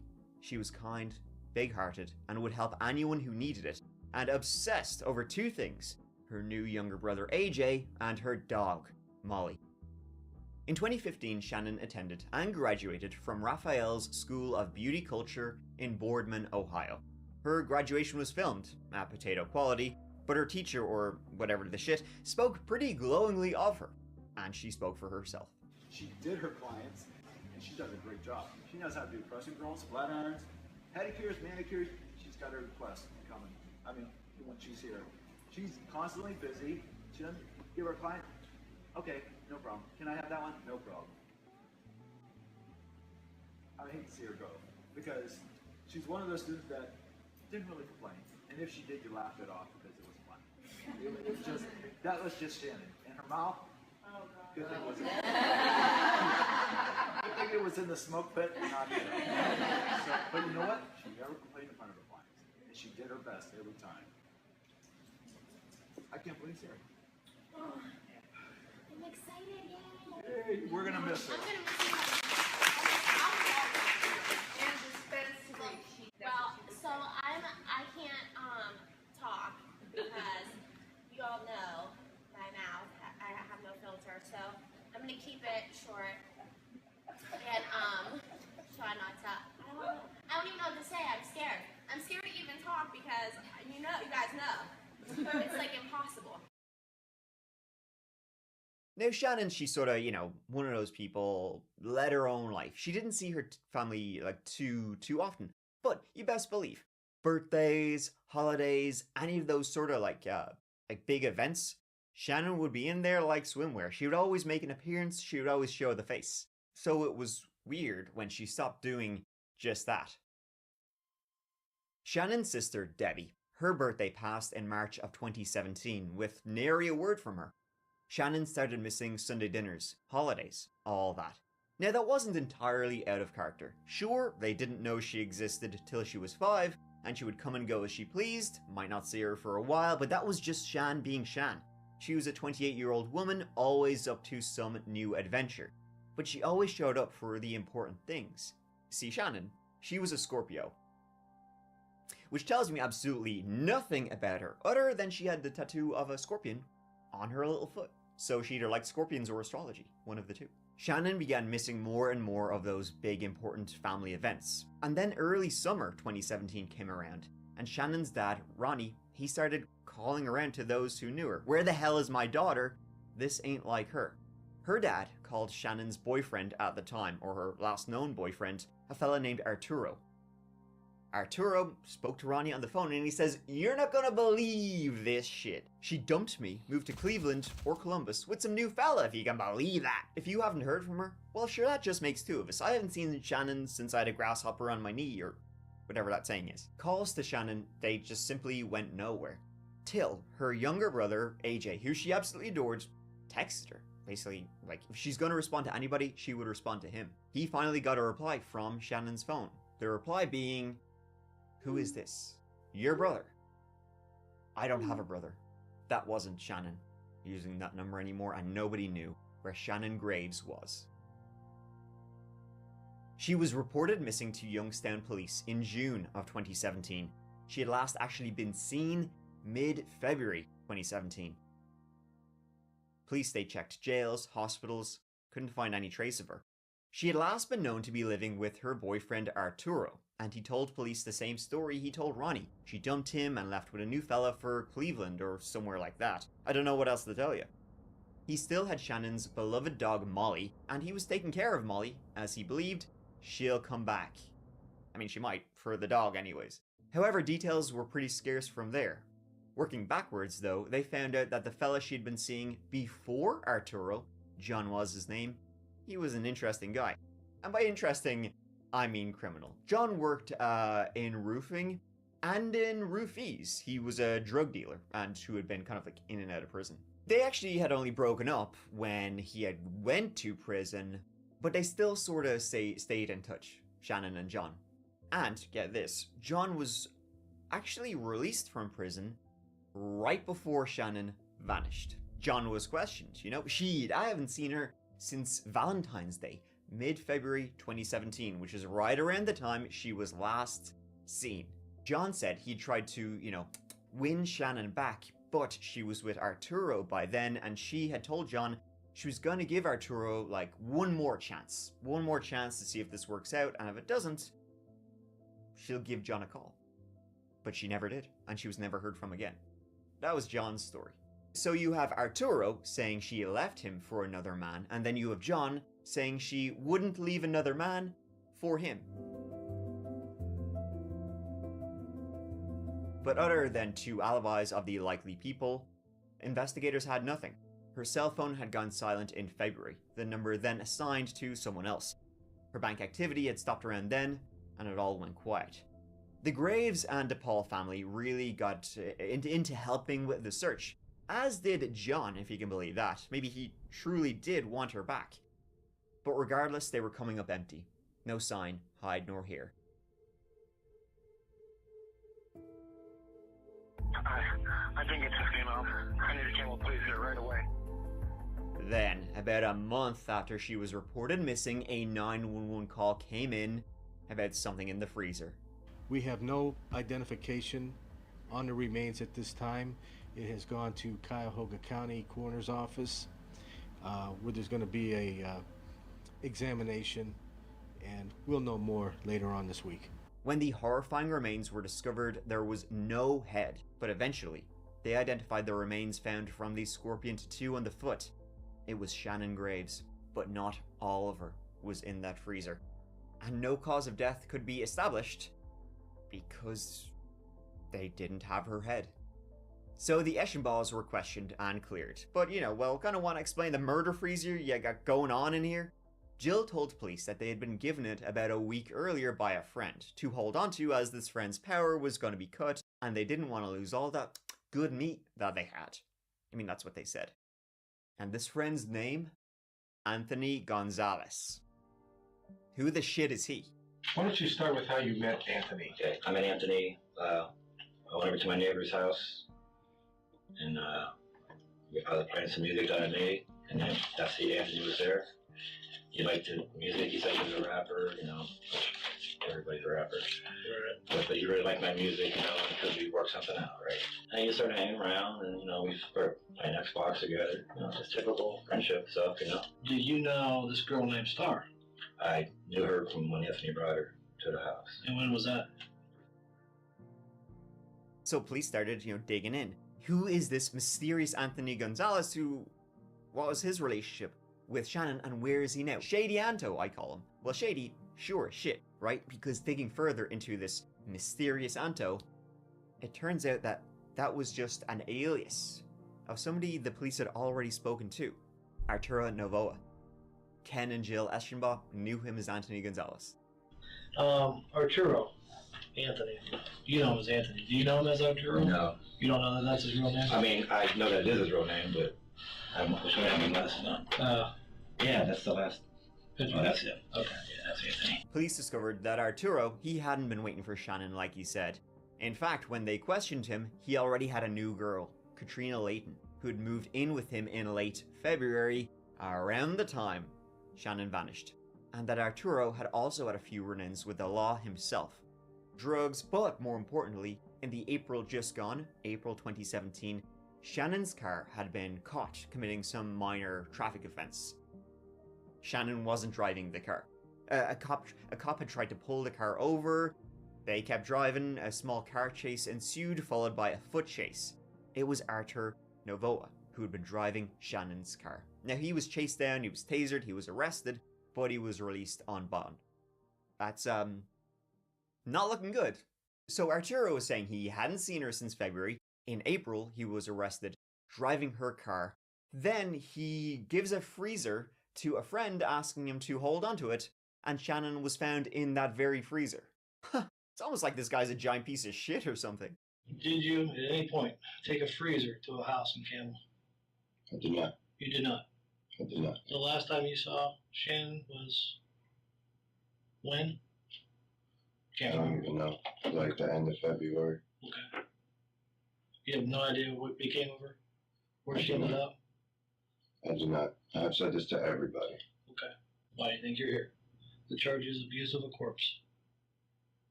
Excuse me? Abuse of a corpse? Are you being serious right now? I'm not fooling with you, man. You're 100% serious. I would not make right this up. Yeah, absolutely. now. I don't believe it. Well, I would be sitting here with you at, 10 o'clock at night, none, if I wasn't talking about a body in a freezer that you brought to a guy's house. Not making it up, man. Your dishwasher job at the Outback is okay? I know I ain't a killer. I have kids. I have a job. I know I ain't a killer. You're gonna go to the jail, and by tomorrow your booking picture's gonna be all over the newspaper. Yeah, I realize this. You're gonna be on TV. I realize this. For something I didn't do. Well, Arturo and Katrina were taken in. While they were being questioned, a search of his apartment found a giant meat cleaver, an owner's manual of the very freezer in question, a key that matched the lock on the freezer, and blood. Both Arturo and Katrina denied all accusations. They were both placed under arrest for abusing a corpse. Then John came back in. Though probably not in the way you're thinking. I see your gears grinding, big dog. It seems like John truly wanted to get back with Shannon. Like he made a huge mistake by getting broken up or breaking up with her. Because, since she had been reported missing, he'd been conducting his own little investigation to find out what had happened to her. And he had learned something new about the March of 2017, not long after she had disappeared. He had learned a story that very much says related morning to the story cornholio. of Katrina. John had discovered that What are you doing, a friend dude? of a friend had a big bonfire in March in their backyard. Bring the boys around, we'll get a few beers here and celebrate, springtime. One of the lads who came around was Arturo. And while everybody was enjoying this spring bonfire, Arturo and Katrina both showed up with big black sacks and just started throwing shit onto the fire. Things like paper, clothing, and a bracelet with the name Shannon written on it. The fire eventually got so big, the fire department had to be called. And the next day, some items, they still remained. And the thing was, Arturo and Katrina were not alone. There was a third person with them. His name was Andrew Herman. Or rather, Mr. Steal Your Girl. Whoa, he's cool. I asked him how everything was going, and he pretty much, he told me that she left him, she wasn't staying with him anymore. Basically, what he wanted me to do is, he wanted me to help him get rid of the last of her crap that she left there. Okay. Old documents, couple clothes, stupid shit like that. I figured he was being spiteful, and I kind of helped him burn it. But now, over the months, and everything's going on, she seems to be missing.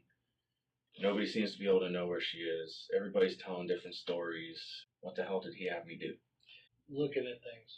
Here's a guy who calls you up to help him burn his shit at some people's house that he doesn't know.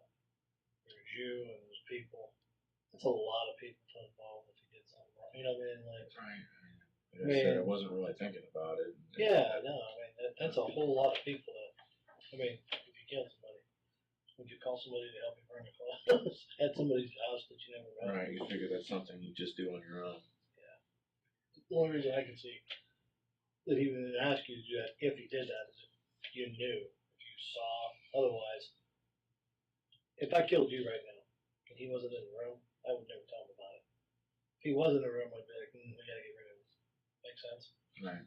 So the only reason if he actually did something to her, and we're not still an F, would be as if you actually had personal knowledge. So wish I could give you more. no, I know.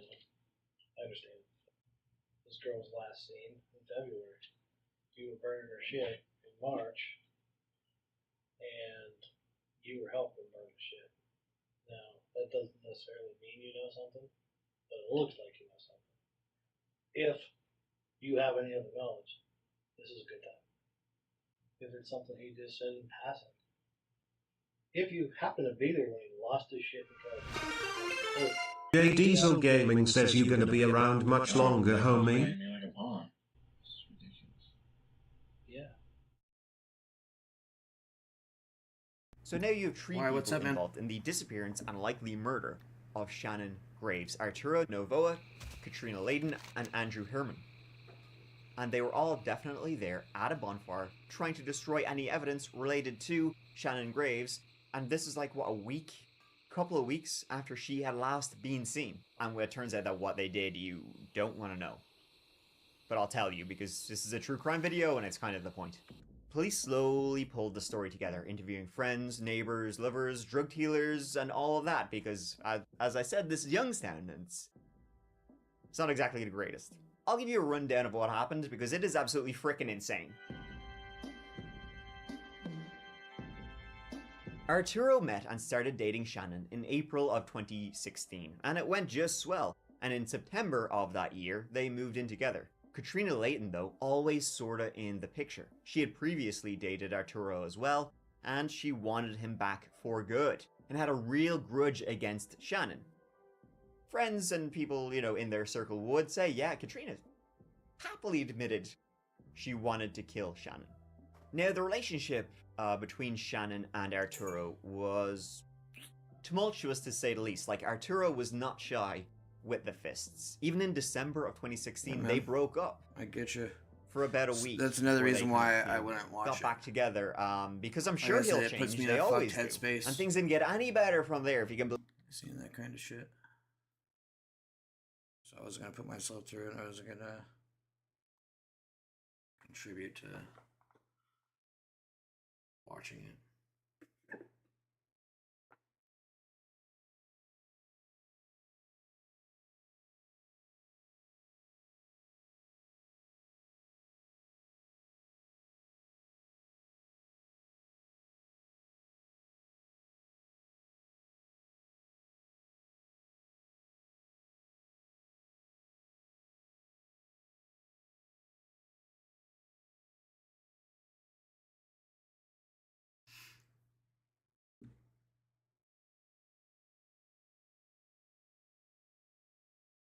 Yeah, dude. I'd seen a clip of him on some news show or something, and it was in between or before or after a take that was going on, and this little girl is just running up, "Daddy," and man, that broke my heart.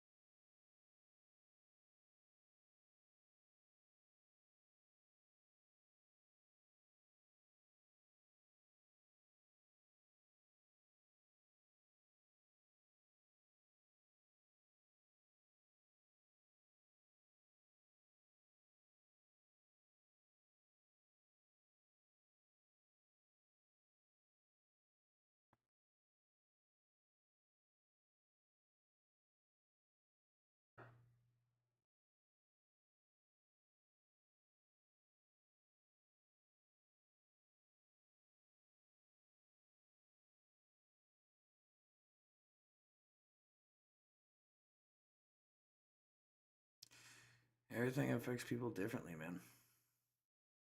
You can't determine what's gonna make you feel some way versus not.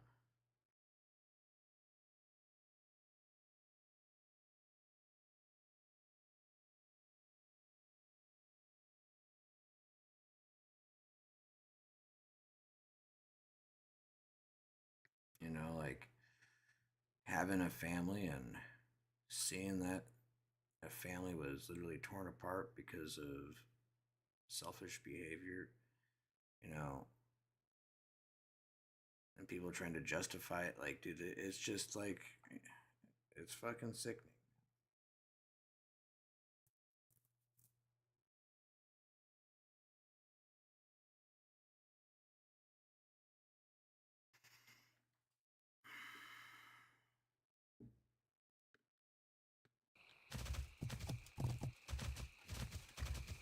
I need to get a bowl of cereal or something.